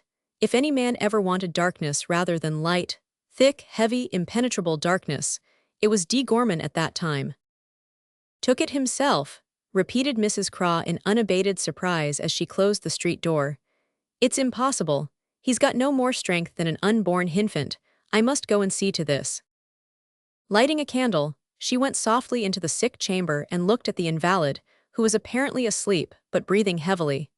She then went to the chimney-piece and began to examine the phials there. "My," she exclaimed suddenly with a look of alarm, "if he han't been and drunk up all the tincture o' rhubarb. And the laudanum bottle standin' close beside it too. What a mercy he didn't drink that. Well, lucky for him there wasn't much in it, for an overdose of anything in his state would be serious." Full of her discovery, Mrs. Craw set the candle on the table, and sat down on the chair by the bedside to think about it. But the more she thought about it, the more puzzled she was. "Took it himself," she said, reverting to Gorman's words. "Impossible." She continued to shake her head and mutter, "Impossible," for some time, while she stared at the candle as if she expected that it would solve the mystery. Then she got up and examined the bedclothes, and found that a good deal of the rhubarb had been spilt on the sheets, and that a good deal more of it had been spilt on Boone's chin and chest. After which her aspect changed considerably, as, setting down the candle, she resumed her seat and said, "Took it himself, impossible." Darkness, if ever a man sought darkness in vain, and found light, bright blazing light, everywhere it was Gorman. At first, in a burst of frenzy, he rushed away at full speed. It was well for him that the wind had increased to a hurricane, and the rain was blinding, else had he been stopped on suspicion. So fierce was his mien, so haggard his look, so wild his race. Gradually his pace slackened, and gradually as well as naturally he gravitated to his old familiar haunts. But go where he would, there was light everywhere except within his own breast. It was all darkness there. It is true the sky was dark enough, for the war of elements was so great that it seemed to have been blotted out with ink, but the shops appeared to have been lit up more brilliantly than usual. Every lamp poured a flood of light around it. The lanterns of the cabs and omnibuses sent rich beams of light through the air, and the air itself, laden as it was with moisture, absorbed a portion of light, and invested everything with a halo. Light, light, all round, and the light of conscience within rendering the darkness there visible, and shining on the letters of a word written in dark red, "Murderer." Gorman tried to extinguish the light, but it was a fire that would not be put out. He cursed the shop windows and the lamps for shining so brightly on him. He cursed the few people whose curiosity induced them to pause and look back at him, and he cursed himself for being such a fool. On reaching Cheapside, he began to recover his self-possession, and to walk in the storm as other men did. But in proportion as his composure returned, the enormity of his crime became more apparent to him, and the word written in red letters became so bright that he felt as if every passerby must read it, unless he dropped his eyes to prevent their seeing through them into his soul. At London Bridge he became nervously apprehensive. Each unusually quick footstep startled him. Every policeman was carefully avoided, and anything approaching to a shout behind caused him to start into an involuntary run. Despite his utmost efforts to control himself, the strong man was unmanned. A child could have made him fly. He was about to cross London Bridge when he observed a policeman taking shelter under the parapet and apparently watching those who passed him. Gorman could not make up his mind to go on, so he turned aside and descended the nearest stairs. The policeman had doubtless been watching for someone, or suspected Gorman because of his undecided movements, for he followed him. The latter observed this and quickened his pace. The instant he was hidden from his pursuer, he darted away at full speed and did not halt until he stood at the foot of one of the stairs where wherries are usually to be found. The sight that met his gaze there might have overawed the most reckless of men. A hurricane was raging such as is not often experienced in our favored island. The wind blew, not in gusts and squalls, but in one continuous roar, lashing the Thames into crested waves, tearing ships from their moorings, and dashing them against other ships, which were likewise carried away and swept downward with the tide. Dozens of barges were sunk, and the shrieks of their crews were heard, sometimes rising above the storm. The gale was at its height when Gorman came into full view of the Thames. A waterman, who was crouching for shelter in the angle of a warehouse, observed him and came forward. "An awful night, sir," he said. "Yes," answered Gorman curtly. He started as he spoke, for he heard, or he fancied he heard, a shout behind him. "Is that your boat?" said he. "It is," replied the waterman in surprise. "You don't want to go on the water on such a night, do you?" "Yes, I do," said Gorman, trembling in every limb. "Come, jump in and shove off." At that moment, a policeman came running down towards them. "Are you mad?" exclaimed the man, grasping Gorman by the arm as he sprang toward the boat. In a moment, Gorman struck him to the ground, and leaping into the boat pushed off, just as the policeman came up. He was whirled away instantly. Grasping one of the oars, he was just in time to prevent the boat being dashed against one of the wooden piers of a wharf. He was desperate now. Shipping both oars, he pulled madly out into the stream, but in a few moments, he was swept against the portbow of a large vessel, against the stem of which the water was curling, as if the ship had been breasting the Atlantic waves before a stiff breeze. One effort Gorman made to avoid the collision, then he leaped up, and just as the boat struck, sprang at the four chains. He caught them and held on, but his hold was not firm. The next moment he was rolling along the vessel's side, tearing it with his nails in the vain attempt to grasp the smooth hull. He struck against the bow of the vessel immediately behind and was swept under it. Rising to the surface, he uttered a wild shriek and attempted to stem the current. He was a powerful swimmer, and despair lent him energy to buffet the waves for a short time, but he was again swept away by the irresistible tide, and had almost given up hope of being saved, when his forehead was grazed by a rope which hung from a vessel's side. Seizing this, he held on, and with much difficulty succeeded in gaining the vessel's deck. With his safety, Gorman's fear of being captured returned. He hid himself behind some lumber, and while in this position, wrung some of the water out of his clothes. In a few minutes, he summoned courage to look about him, and discovered that the vessel was connected with the one that lay next to it by a plank. No one appeared to be moving, and it was so dark that he could not see more than 4 or 5 yards before him. To pass from one vessel to the other was the work of a few seconds. Finding that the second vessel lay moored to the quay, he sprang from it with all his might, and alighted safely on the shore. From the position of the shipping he knew that he stood on the south bank of the river, having been swept right across the Thames, so he had now no further difficulty in hiding his guilty head in his own home. Chapter 31. New lights of various kinds. Time sped on apace, and in its train came many changes. To the confusion of the doctor and despite the would-be murderer, David Boone recovered. But that brought no relief to Gorman, whose remorse increased daily, insomuch that he became, if not quite, very nearly insane, and his fear of being caught was so great that he never ventured near the quarter of London in which Boone dwelt. He therefore remained in ignorance of the failure of his murderous attempt. What would he not have given to have known the truth? To have had the dreadful word removed from the light, which shone upon it brighter and brighter every day, until it was made red-hot, as it were, and became within him as a consuming fire. Preferring darkness to light more than ever, Gorman kept in secret places during the day, and only ventured out with other human vultures at night. The wretched man feared the darkness, too, although he sought it, and what between the darkness that he feared yet courted, and the light that he feared and fled from, and the light within that he feared but could not fly from, he became one of the most miserable of all the outcasts in London. As for his deep-laid plans, they were all scattered to the winds. In the presumption of ignorance, he had fancied that he knew his own power, and so in one sense he did, but he was not aware of his own want of power. He knew indeed that he had the brute courage to dare and do anything desperate or dastardly, but he did not know that he lacked the moral courage to bear the consequences of his deeds. The insurance policies, therefore, lay unclaimed, even uncared for. Another change for the worse effected by time was the death of Lou Auberly. Gradually and gently her end approached. Death was so slow in coming that it was long expected, yet it was so very slow that when it came at last, it took her friends by surprise. James Auberly continued stiff and stately to the last. He refused to believe that his child was dying, and spared no expense to provide everything that money could procure to restore her health. He also refused to be reconciled to his son Fred, who had succeeded in his loved profession beyond his expectations, and who had sought, again and again, to propitiate his father.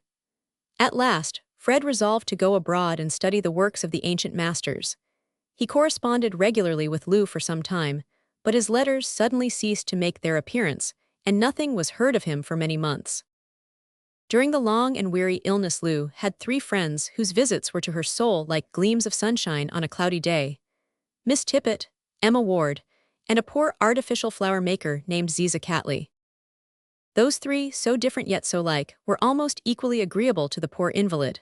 Miss Tippet was so funny but so good, and Emma's sprightly nature seemed to charm away her pain for a time, while grave, gentle, earnest Ziza made her happy during her visits, and left a sensation of happiness after she went away.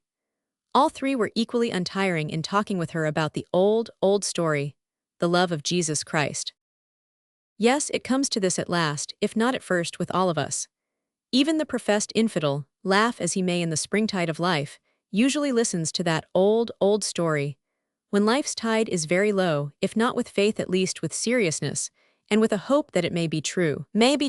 Why, if the infidel would only give 1/10 of the time, and trouble and serious inquiry, to the investigation of that same old story, and its credentials, that he gives so freely to the study of the subtleties of his art or profession, he would find that there is no historical fact whatever within his ken, which can boast of anything like the amount or strength of evidence in favor of its truth, that exists in favor of the truth of the story of the life, death, and resurrection of Jesus Christ our Lord. When Lou died, the stateliness and stiffness of James Auberly gave way, and the stern man, leaning his head upon the coffin, as he sat alone in the darkened room, wept as if he had been a little child. There was yet another change brought about by that great overturner, time. But as the change to which we refer affects those who have yet to take a prominent part in our tale, we will suffer them to speak for themselves.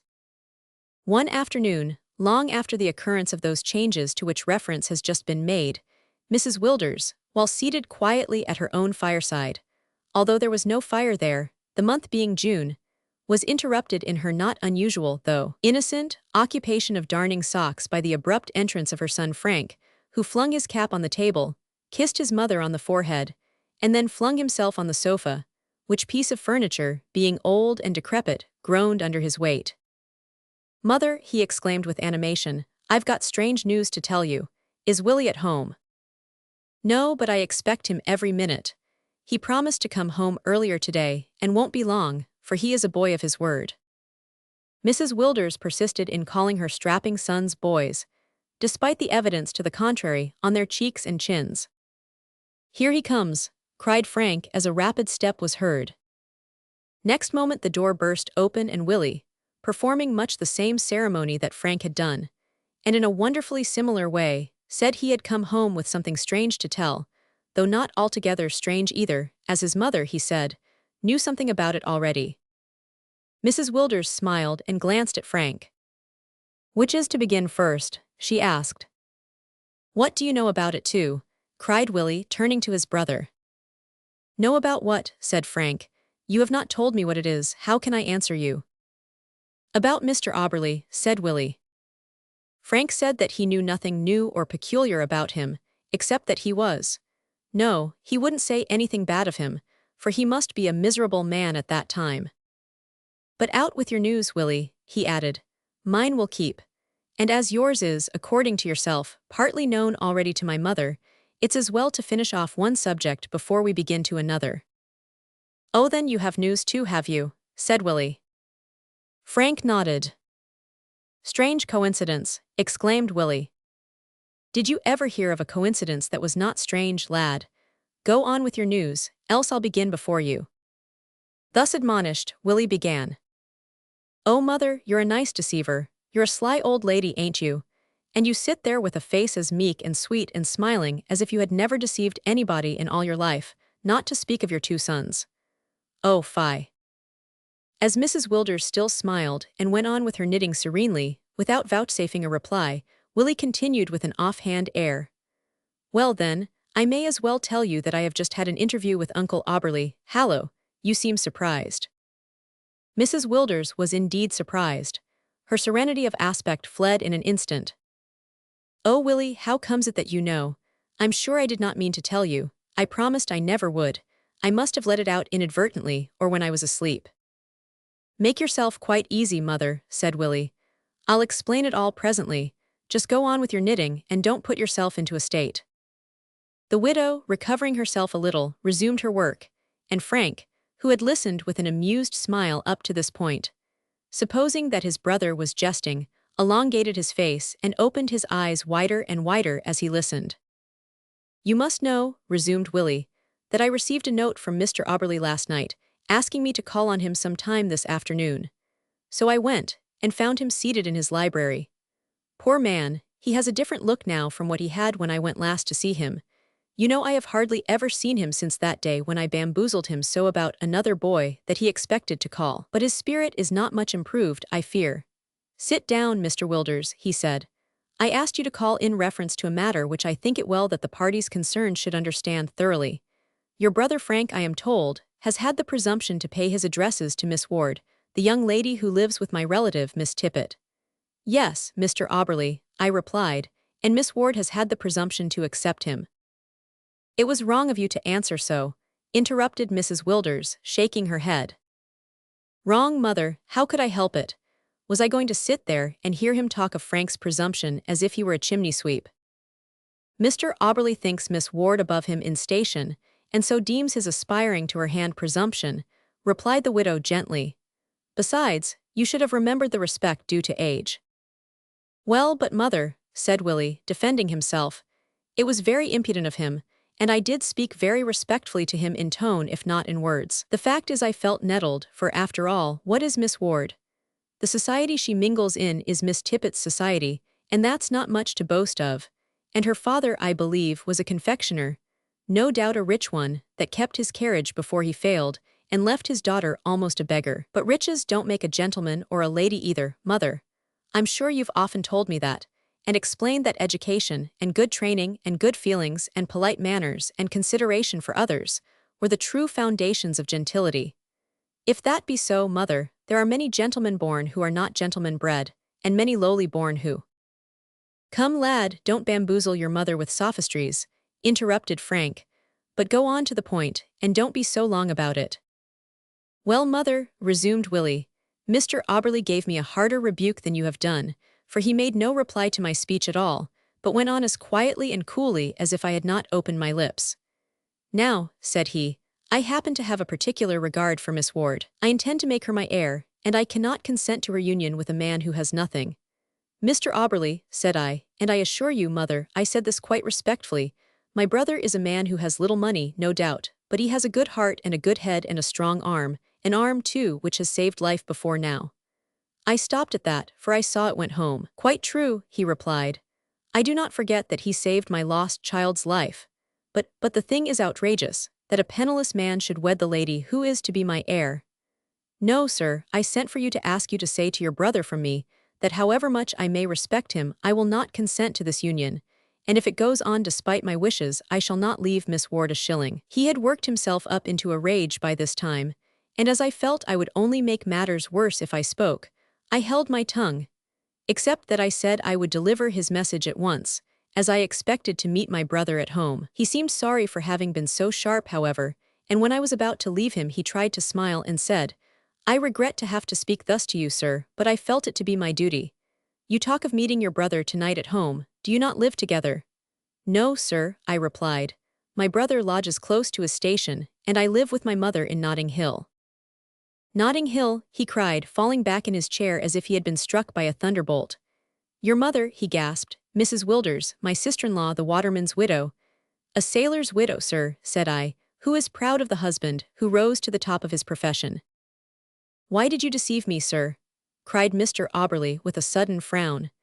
"I would have undeceived you," said I, "when we first met, but you dismissed me abruptly at that time, and would not hear me out.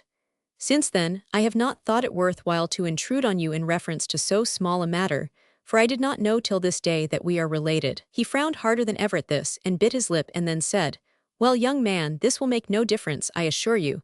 I desire you to convey my message to your brother. Leave me now." I was just on the point of saying, "Goodbye, uncle," but he covered his face with his hands and looked so miserable that I went out without a word more. There, you've got the whole of my story. What think you of it? "It's a curious one, and very unexpected, at least by me," said Frank. "Though, as you said, part of it must have been known to mother, who, no doubt, had good reasons for concealing it from us. But I rather think that my story will surprise you more, and it's a better one than yours, Willie, in this respect, that it is shorter." "Come then, out with it," said Willie with a laugh. "Why, this is something like one of the Arabian Nights' entertainments." "Well, mother," said Frank, laying his hand gently on the widow's shoulder, "you shan't darn any more socks if I can help it, for I'm a man of fortune now." "How, Frank?" said Mrs. Wilders with a puzzled look.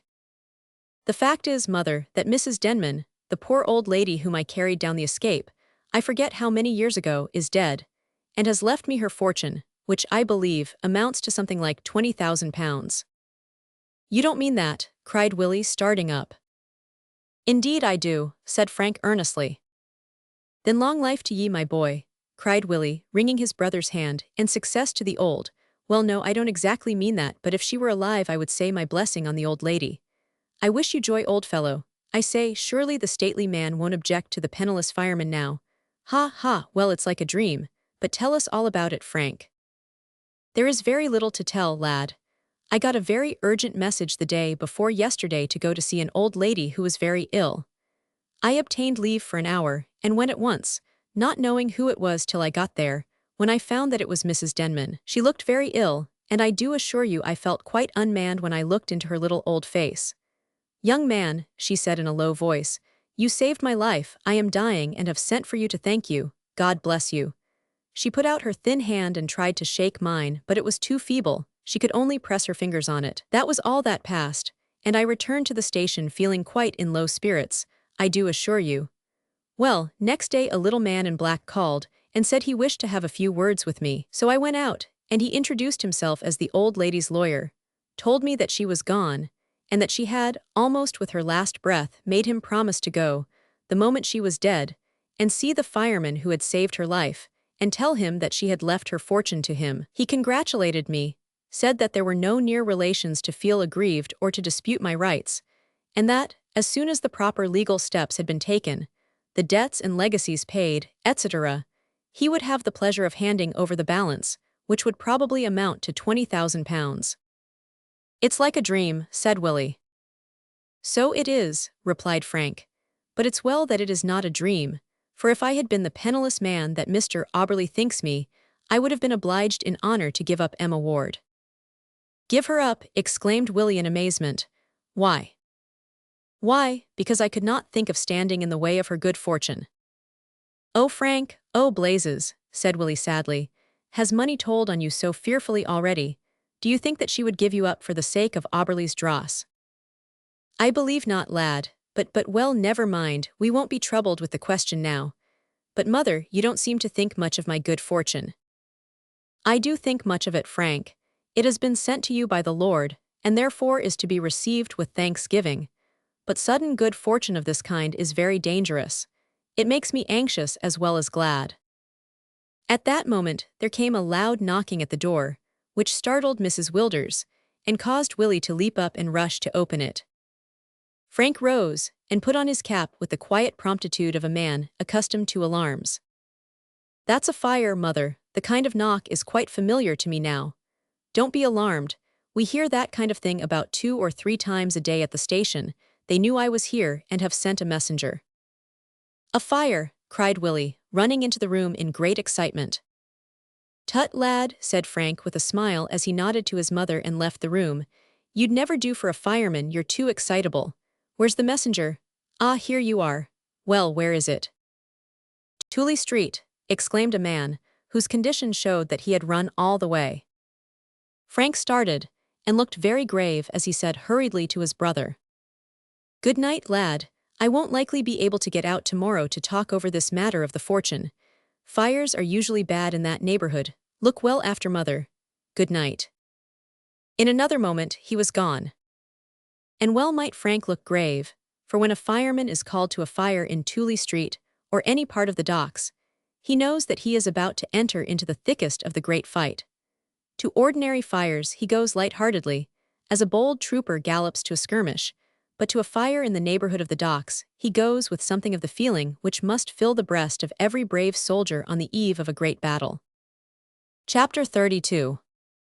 The Fire in Tooley Street. One of those great calamities which visit us once or twice, it may be, in a century, descended upon London on Saturday, the 22nd of June, 1861. It was the sudden, and for the time, overwhelming, attack of an old and unconquerable enemy, who found us, as usual, inadequately prepared to meet him. Fire has fought with us and fed upon us since we became a nation, and yet, despite all our efforts, its flames are at this day more furious than ever. There are more fires daily in London now than there ever were before. Has this foe been properly met? Is a question which naturally arises out of this fact. Referring to the beautiful organization of the present fire brigade, the ability of its chiefs, and the courage of its men, the answer is yes, decidedly. But referring to the strength of the brigade, to the munitions of war in the form of water, to the means of conveyance in the form of mains, to the system of check in the shape of an effective act in reference to partition walls and moderately sized warehouses, to the means of prevention in the shape of prohibitions and regulations in regard to inflammable substances, referring to all these things, the answer to the question, has the foe been properly met? Is emphatically no. It is not sufficient to reply that a special inquiry has been made into this subject, that steps are being actually taken to remedy the evils of our system, or rather of our want of system, of fire prevention. Good may or may not result from this inquiry.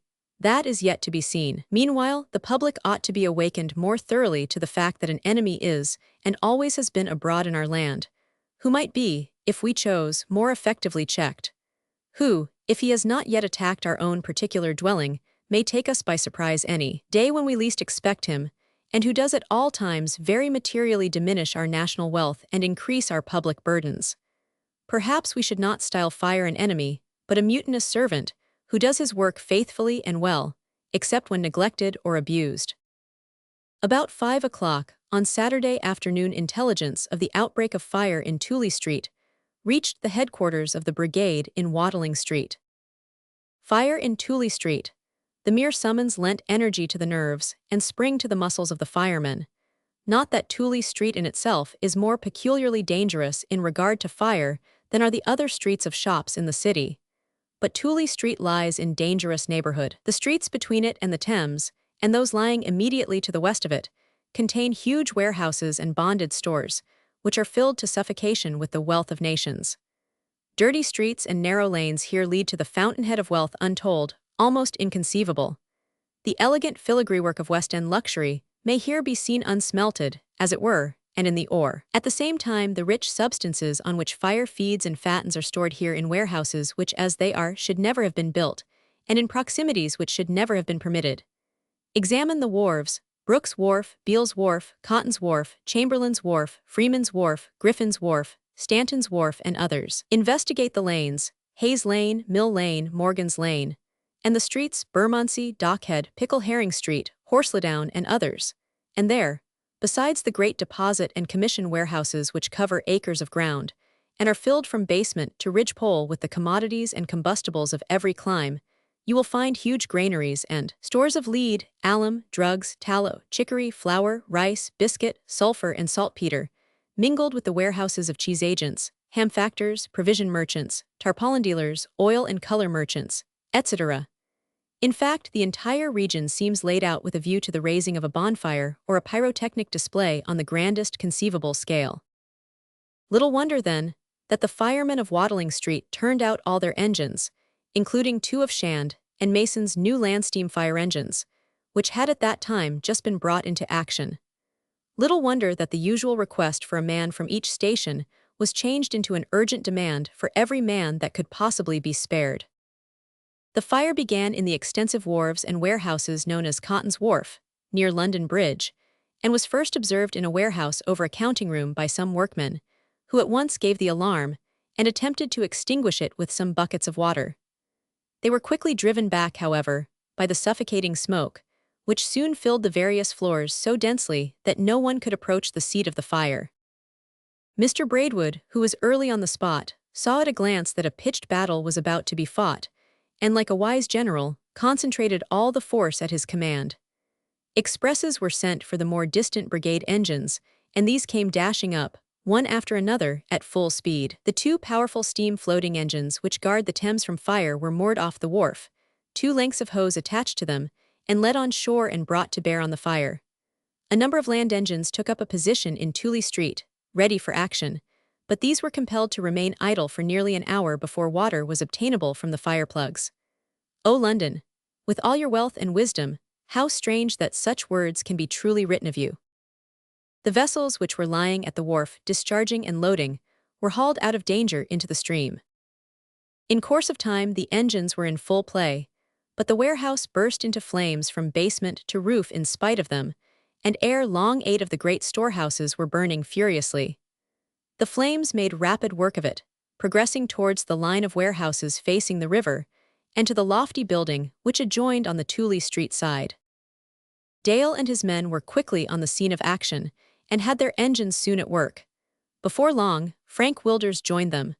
They were playing in at the windows of a large store, which was burning so furiously that the interior appeared to be red hot. "Relieve Corny, lad," said Dale as Frank came forward. "Och, it's time," cried Corny, delivering up the branch to Frank and Moxie. "Sure Baxmore and me are melted entirely." Frank made no reply. He and Moxie directed the branch which the others resigned, turning their backs as much as possible on the glowing fire, and glancing at it over their shoulders, for it was too hot to be faced. Just then the chief of the brigade came up. "It's of no use, sir," said Dale. "We can't save these." "True, Dale, true," said Mr. Braidwood in a quick but quiet tone. "This block is doomed.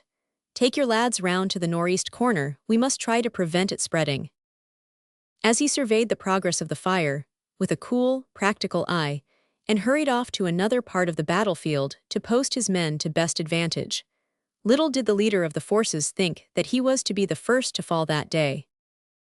Engines were now playing on the buildings in all directions, but the flames were so fierce that they made no visible impression on them, and even in the efforts made to check their spreading, little success appeared to attend them at first.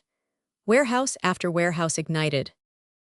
To make matters worse, a fresh breeze sprang up and fanned the flames into redoubled fury, so that they quickly caught hold of vast portions of the premises occupied by the firm of Scoville and Company. "There's not a chance," said Frank to Dale, while he wiped the perspiration from his forehead and sat down for a few seconds to recover breath, for he had just issued from a burning building, driven back by heat and smoke. "There's not a chance of saving that block. All the iron doors that were meant to keep the fire from spreading have been left open by the workmen." "Chance or no chance, we must do our best," said Dale. "Come, lad, with me. I think we may get at a door inside the next warehouse, through which we might bring the branch to bear. Are you able?" "All right," exclaimed Frank, leaping up and following his leader through the smoke.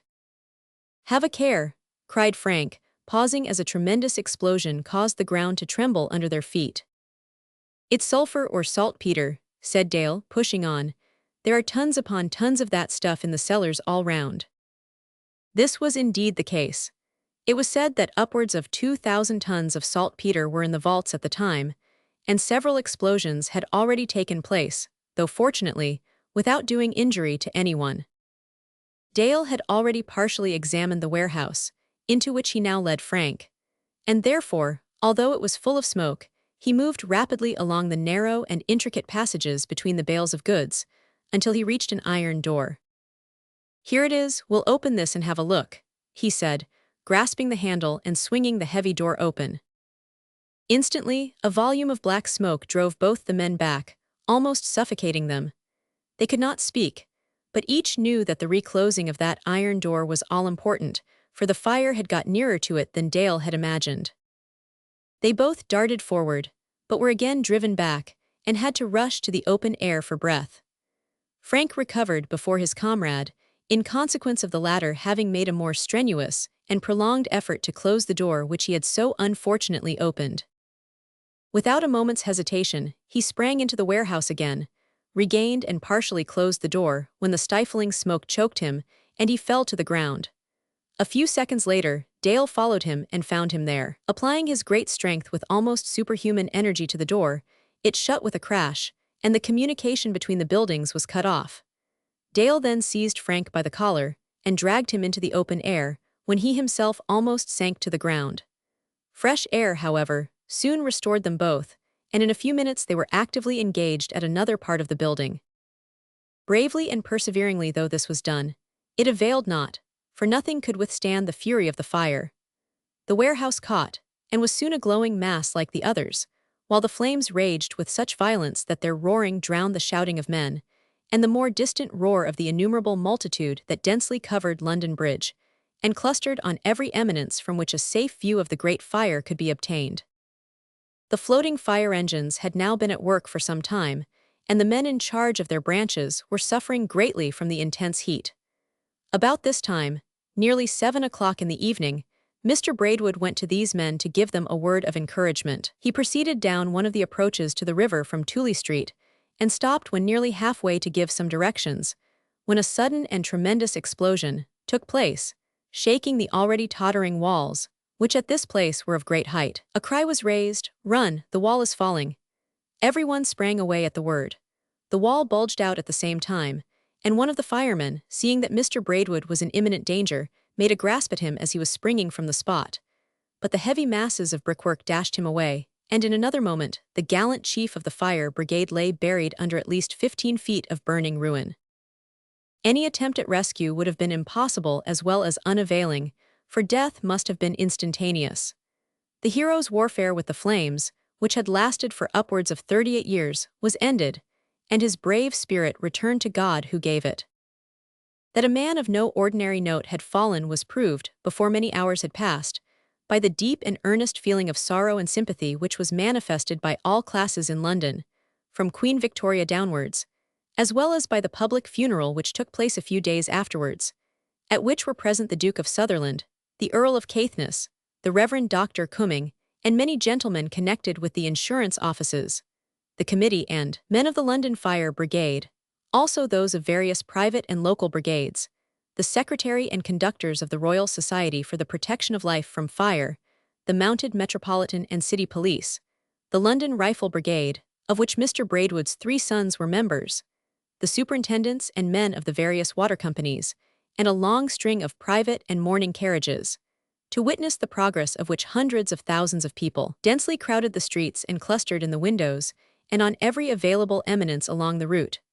While in Cheapside, almost all the shops were shut and business was suspended, and in the neighborhood of Shoreditch, toiling thousands of artisans came forth from factory and workshop to see the last of Braidwood, whose name had been so long familiar to them as a household word. The whole heart of London seemed to have been moved by one feeling, and the thousands who thronged the streets had, in the language of one of the papers of the day, gathered together to witness the funeral, not of a dead monarch, not of a great warrior, not of a distinguished statesman, not even of a man famous in art, in literature, or in science, but simply of James Braidwood, late superintendent of the London Fire Engine Establishment, a true hero, and one who was said, by those who knew him best, to be an earnest Christian man.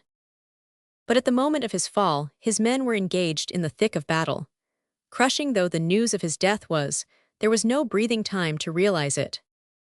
The fierce heat had not only driven back the firemen on shore, but had compelled the floating fire engines to haul off, in consequence of the flaming matter which poured over the wharf wall and covered the surface of the river the entire length of the burning warehouses, while the whole of the carriageway of Tooley Street was ankle-deep in hot oil and tallow.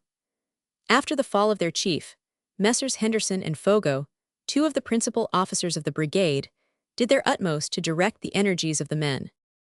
Night closed in, and the flames continued to rage in all their fury and magnificence. News of this great fire spread with the utmost rapidity over the metropolis. Indeed, it was visible at Hampstead while it was yet daylight. When darkness set in, one of the most extraordinary scenes that London ever produced was witnessed. From all quarters the people came pouring in, on foot, in omnibus, cab, pleasure van, cart and wagon, all converging to London Bridge. At 9 o'clock the bridge and its approaches presented all the appearance of the Epsom Road on the Derby day. Cabs and buses plied backwards and forwards on the bridge all night, carrying an unlimited number of passengers at 2 pence and pence each, and thousands of persons spent the night in thus passing to and fro. The railway terminus, Billingsgate Market, the roof of the Coal Exchange, the Monument, the quays, the windows, the housetops, the steeples, and the chimney-stalks, all were crowded with human beings, whose eager upturned faces were rendered intensely bright against the surrounding darkness by the fierce glare of the fire. But the Thames presented the most singular appearance of all, now reflecting on its bosom the inky black clouds of smoke. Anon the red flames, as fresh fuel was licked up by the devouring element, and occasionally sheets of silver light that flashed through the chaos when sulfur and saltpeter explosions occurred. Mountains of flame frequently burst away from the mass of burning buildings and floated upward for a few moments, and the tallow and tar which flowed out of the warehouses floated away blazing with the tide and set the shipping on fire, so that land and water alike seemed to be involved in one huge, terrific conflagration. The utmost consternation prevailed on board the numerous craft on the river in the vicinity of the fire, for thick showers of sparks and burning materials fell incessantly. Gusts of wind acted on the ruins now and then, and at such moments the gaunt walls, cracked and riven out of shape, stood up, glowing with intense white heat in the midst of a sea of fire from which red flames and dark clouds of smoke were vomited, as from the crater of some mighty volcano, with a roar that mingled with the shouts of excited thousands, and drowned even the dull, incessant thumpings of the engines that worked in all directions. Moored alongside of Chamberlain's Wharf was a small sloop. Little blue blisters of light broke out on her rigging. Soon these increased in size, and in a few minutes she was on fire from stem to stern. Immediately after, there came a barge with flowing sails, borne on the rising tide. She passed too near to the conflagration. Her crew of 3 men became panic-stricken and lost control of her. At sight of this a great shout was raised, and a boat put off and rescued the crew. But almost before they were landed, their barge was alight from stem to stern. The tremendous cheer that burst from the excited multitude at sight of this rescue rose for a moment above the roaring of the conflagration. Then another barge was set on fire by the blazing tallow which floated out to her, but she was saved by being scuttled. In the midst of such a scene, it was to be expected that there would be damage to life and limb. The firemen, besides being exposed to intense heat for hours, were almost blinded and choked by the smoke emitted from the burning pepper, more especially the cayenne, of which there was a large quantity in the warehouses. Some of the men who were working the engines fell into the river and were drowned. A gentleman who was assisting the firemen had his hand impaled on an iron spike. A poor Irishman had his neck broken by the chain of the floating engine, and several of the police force and others were carried to hospital badly burned and otherwise injured. Some of the casualties occurred in places where only a few persons were there to witness them, but others were enacted on the river, and on spots which were in full view of the vast multitudes on London Bridge. A boat containing 5 men put off to collect the tallow which floated on the water, but it got surrounded by tallow which had caught fire, and the whole of its occupants were either burned to death or drowned. Later in the night, a small skiff rowed by a single man was drawn by the tide into the vortex of the fire. Another boat ran out and saved the man, but a second boat which was pulled off by a single rower for the same purpose was drawn too near the fire, and its brave occupant perished. So eager were the multitude on the bridge to witness these scenes that some of themselves were forced over the parapet into the river and drowned. Comical incidents were strangely mingled with these awful scenes, although it is but justice to say the prevailing tone of the crowd was one of solemnity. Itinerant vendors of ginger beer, fruit, cakes, and coffee ranged themselves along the pavements and carried on a brisk trade, especially after the public houses were closed, many of which, however, taking advantage of the occasion, kept open door all night. Among these last was the Angel, belonging to Gorman. That worthy was peculiarly active on this occasion. He never neglected an opportunity of turning an honest penny, and accordingly had been engaged from an early hour in his boat collecting tallow, of which plunder a considerable amount had been already conveyed to his abode.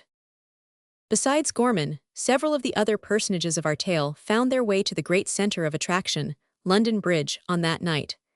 Among them was John Barrett, who, on hearing of the fire, had left his snug little villa and pretty little wife to witness it. He had already made 1 or 2 cheap trips on one of the omnibuses, and about midnight, got down and forced his way to a position near the south side of the bridge. Here he was attracted to a gingerbeer barrow which an unusually adventurous man had pushed through the crowd into a sheltered corner. He forced his way to it, and to his amazement, found the owner to be his former friend Ned Hooper. "Hallo, Barrett!" "Why, Ned!" were the exclamations that burst simultaneously from their lips. "This is a strange occupation," said Barrett with a smile. "Ah, it may seem strange to you, no doubt, but it's familiar enough to me," replied Ned with a grin. The demand for beer was so great at this time that Ned could not continue the conversation. "Here, boy," he said to an urchin who stood near, "you draw corks as fast as you can and pour out the beer, and I'll give you a copper or 2 and a swig into the bargain." The boy accepted the post of salesman with alacrity, and Ned turned to his friend and seized his hand. "Barrett," said he in a low, earnest voice, "if I succeed in holding out, I own my salvation, under God, to you. I've tasted nothing but gingerbeer for many a long day, and I really believe that I have got my enemy down at last. It's not a lucrative business, as you may see," he added with a sad smile, glancing at his threadbare garments, "nor a very aristocratic one." "My dear Ned," cried Barrett, interrupting, and suddenly thrusting his hand into his pocket. "No, Barrett, no," said Ned firmly, as he laid his hand on the other's arm. "I don't want money, I've given up begging. You gave me your advice once, and I have taken that. It has been of more value to me than all the wealth that is being melted into thin air, John, by yonder fire." Ned was interrupted at this point by a burst of laughter from the crowd. The cause of their mirth was the appearance of a tall, thin, and very lugubrious-looking man who had come on the bridge to see the fire. He had got so excited that he had almost fallen over the parapet, and a policeman had kindly offered to escort him to a place of safety. "Why, what d'you mean? What d'you take me for?" cried the tall man angrily. "I'm an honest man, my name is David Boone, I've only come to see the fire, you've no occasion to lay hold o' me." "I know that," said the policeman, "I only want to get you out of danger, come along now." Just then a thick-set man with a red handkerchief tied round his head came forward to the stall and demanded a glass of beer. The moment his eyes encountered those of Boone, he became pale as death, and staggered back as if he had received a deadly blow. "Is that you, Gorman?" cried David in a voice and with an expression of amazement. Gorman did not reply, but gazed at his former friend with a look of intense horror, while his chest heaved and he breathed laboriously.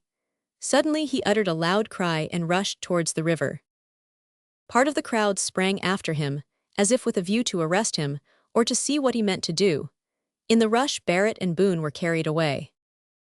A few moments later, a deep murmur of surprise rose from the thousands of spectators on the bridge, for a boat was seen to dash suddenly from the shore and sweep out on the river. It was propelled by a single rower, a man with a red kerchief tied round his head. The murmur of the crowd suddenly increased to a shout of alarm, for the man was rowing his boat straight towards a mass of tallow which floated and burned on the water. "Hold on, look out ahead," shouted several voices, while others screamed, "Too late. He's gone." And then there arose a wild cry, for the man rode straight into the center of the burning mass and was enveloped in the flames. For one moment he was seen to rise and swing his arms in the air, then he fell backwards over the gunwale of his boat and disappeared in the blazing flood. Fiercer and fiercer raged the fire. The night passed, the day came and went, and night again set in, yet still the flames leaped and roared in resistless fury, and still the firemen fought them valiantly. And thus they fought day and night, hand to hand, for more than a fortnight, before the battle was thoroughly ended and the victory gained. How the firemen continued to do their desperate work, day and night, almost without rest, it is impossible to tell. Frank Wilders said that, after the first night, he went about his work like a man in a dream. He scarcely knew when, or how, or where he rested or ate. He had an indistinct remembrance of one or two brief intervals of oblivion when he supposed he must have been asleep, but the only memory that remained strong and clear within him was that of constant, determined fighting with the flames. And Willie Wilders followed him like his shadow.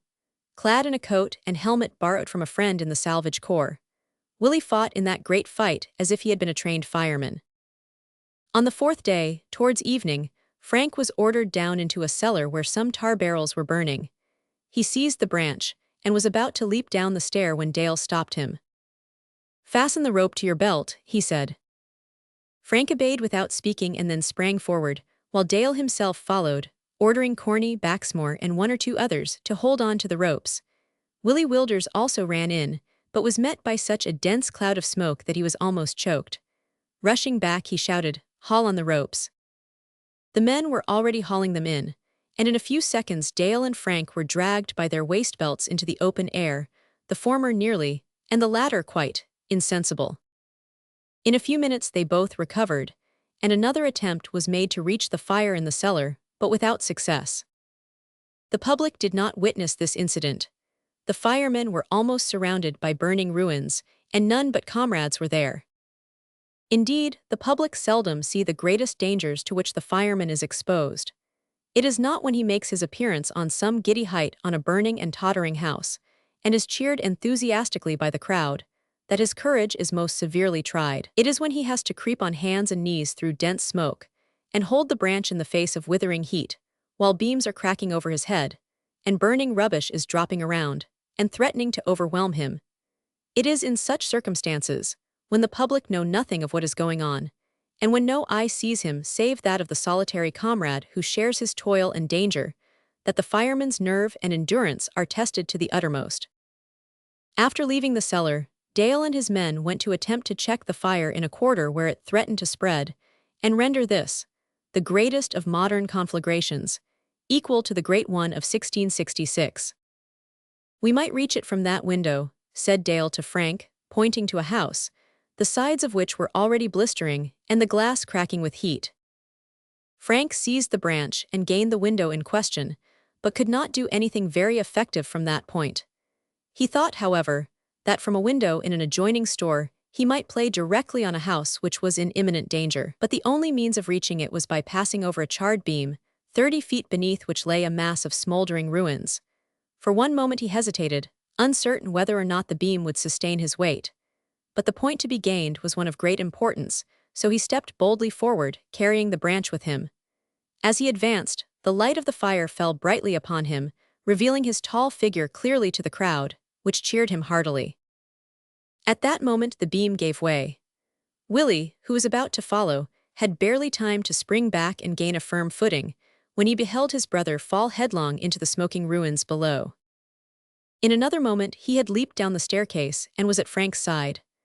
Baxmore, Dale, Corny, and others followed, and in the midst of fire and smoke, they raised their comrade in their arms and bore him to a place of safety. No one spoke, but a stretcher was quickly brought, and Frank was conveyed in a state of insensibility to the nearest hospital, where his manly form, shattered, burned, and lacerated, was laid on a bed. He breathed, although he was unconscious, and evinced no sign of feeling when the surgeons examined his wounds. A messenger was dispatched for Mrs. Wilders, and Willie remained to watch beside him while his comrades went out to continue the fight. Chapter 33. The Last. For many months Frank Wilders lay upon his bed unable to move, and scarcely able to speak. His left leg and arm had been broken, his face and hands were burned and cut, and his once stalwart form was reduced to a mere wreck. During that long and weary time of suffering, he had two nurses who never left him, who relieved each other day and night, smoothed his pillow, and read to him words of comfort from God's blessed book. These were his own mother and Emma Ward. For many weeks his life seemed to waver in the balance, but at last he began to mend. His frame, however, had been so shattered that the doctors held out little hope of his ever being anything better than a helpless cripple. So one day he said to Emma, "I have been thinking, Emma, of our engagement." He paused and spoke sadly, as if with great difficulty. "And I have made up my mind," he continued, "to release you." "Frank," exclaimed Emma. "Yes, dear. No one can possibly understand what it costs me to say this, but it would be the worst kind of selfishness were I to ask you to marry a poor wretched cripple like me." "But what if I refuse to be released, Frank?" said Emma, with a smile. "You may indeed be a cripple, but you shall not be a wretched one if it is in my power to make you happy. And as to your being poor, what of that? I knew you were not rich when I accepted you, and you know I have a very, very small fortune of my own which will at least enable us to exist until you are able to work again." Frank looked at her in surprise, for he had not used the word poor with reference to money. "Has mother, then, not told you anything about my circumstances of late?" he asked. "No, nothing. What could she tell me that I do not already know?" said Emma. Frank made no reply for a few moments. Then he said with a sad yet gratified smile, "So you refuse to be released?" "Yes, Frank, unless you insist on it," replied Emma. Again the invalid relapsed into silence and shut his eyes. Gradually he fell into a quiet slumber, from which, about 2 hours later, he awoke with a start under the impression that he had omitted to say something. Looking up, he found that his mother had taken Emma's place. He at once asked why she had not told Emma about the change in his fortunes. "Because I thought it best," said Mrs. Wilders, "to leave you to tell her yourself, Frank." "Well, mother, I depute you to tell her now, and pray do it without delay. I offered to give her up a short time ago, but she refused to listen to me." "I'm glad to hear it," replied the widow with a smile. "I always thought her a good, sensible girl." So did I," said Frank, "and something more." Once again he became silent, and, as an inevitable consequence, fell fast asleep. In which satisfactory state, we will leave him while we run briefly over the events of his subsequent history. In direct opposition to the opinion of all his doctors, Frank not only recovered the use of all his limbs, but became as well and strong as ever, and the great fire in Tooley Street left no worse marks upon him than a few honorable scars. His recovery, however, was tedious. The state of his health, coupled with the state of his fortune, rendered it advisable that he should seek the benefit of country air, so he resigned his situation in the London Fire Brigade. Resigned it, we may add, with deep regret, for some of his happiest days had been spent in connection with that gallant corps. Rambling and fishing among the glorious mountains of Wales with his brother Willie, he speedily regained health and strength. While wandering with delight through one of the most picturesque scenes of that wild and beautiful region, he came suddenly one day on a large white umbrella, under which sat a romantic-looking man, something between an Italian bandit and an English sportsman, who was deeply engrossed with a sheet of paper on which he was depicting one of the grandest views in the splendid pass of Llanberis. At this man Willie rushed with a shout of surprise, and found that he answered at once to the name of Fred Auberly. Fred was thrown into such a state of delight at the sight of his old friends that he capsized the white umbrella, packed up his paints, and accompanied them to their inn. Here, on being questioned, he related how that, while in Rome, he had been seized with a fever which laid him prostrate for many weeks. That on his recovery, he wrote to Lou and his father but received no reply from either of them. That he afterwards spent some months in Switzerland, making more than enough of money with his brush to keep the pot boiling. And that, finally, he returned home to find that dear Lou was dead, and that the great Tooley Street fire had swept away his father's premises and ruined him. As this blow had, however, been the means of softening his father and effecting a reconciliation between them, he was rather glad than otherwise, he said, that the fire had taken place. Fred did not say, although he might have said it with truth, that stiff and stately Mr. Auberly had been reduced almost to beggary, and that he was now dependent for a livelihood on the very palette and brushes which once he had so ruthlessly condemned to the flames. After this trip to Wales, Frank returned home and told his mother abruptly that he meant to marry Emma Ward without delay, to which Mrs. Wilders replied that she thought he was quite right. As Emma appeared to be of the same mind, the marriage took place in due course. That is to say, Miss Tippet and Emma managed to put it off as long as possible and to create as much delay as they could. When they had not the shadow of an excuse for further delay, not so much as a forgotten band or an omitted hook of the voluminous trousseau, the great event was allowed to go on, or to come off. Many and varied were the faces that appeared at the church on that auspicious occasion. Mr. Auberly was there to give away the bride, and wonderfully cheerful he looked, too, considering that he gave her to the man whom he once thought so very unworthy of her. Willie was groomsman, of course, and among the bridesmaids there was a little graceful, dark-eyed and dark-haired creature, whom he regarded as an angel or a fairy, or something of that sort, and whom everybody else, except Frank and Mrs. Wilders, thought the most beautiful girl in the church. In the front gallery, just above this dark-eyed girl, sat an elderly man who gazed at her with an expression of intense affection. His countenance was careworn and had a somewhat dissipated look upon it. Yet there was a healthy glow on it, too, as if the dissipation were a thing of the distant past. The dark-eyed girl once or twice stole a glance at the elderly man and smiled on him with a look of affection quite as fervent as his own. There was a rather stylish youth at this man's elbow, whose muscles were so highly developed that they appeared about to burst his superfine black coat. He was observed to nod familiarly to the dark-eyed girl more than once, and appeared to be in a state of considerable excitement, ready, as it were, to throw a somersault over the gallery on the slightest provocation. Of course, Miss Tippet was there in such a love of a bonnet, looking the picture of happiness. So was Mr. Tippet, beaming all over with joy. So was Miss Deemas, scowling hatred and defiance at the men. So was David Boone, whose circumstances had evidently improved, if one might judge from the self-satisfied expression of his face and the splendor of his attire. John Barrett was also there, and close beside him stood Ned Hooper, who appeared to shrink modestly from observation, owing, perhaps, to his coat being a little threadbare. But Ned had no occasion to be ashamed of himself, for his face and appearance showed clearly that he had indeed been enabled to resist temptation, and that he had risen to a higher position in the social scale than a vendor of ginger beer. In the background might have been seen Hopkins, tall and dignified as ever, with Mattie Marion at his side. It was rumored below stairs that these two were engaged, but as the engagement has not yet advanced to anything more satisfactory, we hold that to be a private matter with which we have no right to meddle. Close to these stood a group of stalwart men in blue coats and leathern belts, and with sailor-like caps in their hands. These men appeared to take a lively interest in what was going forward, and evidently found it difficult to restrain a cheer when Frank took Emma's hand. Once or twice, during the service, one or two other men of similar appearance looked into the church as if in haste, nodded to their comrades, and went out again, while one of them appeared in the organ loft with a helmet hanging on his arm and his visage begrimed with charcoal as if he were returning from a recent fire. This man, feeling, no doubt, that he was not very presentable, evidently wished to see without being seen. He was very tall and stout, and was overheard to observe, in very Irish tones, that it was a purty sight entirely.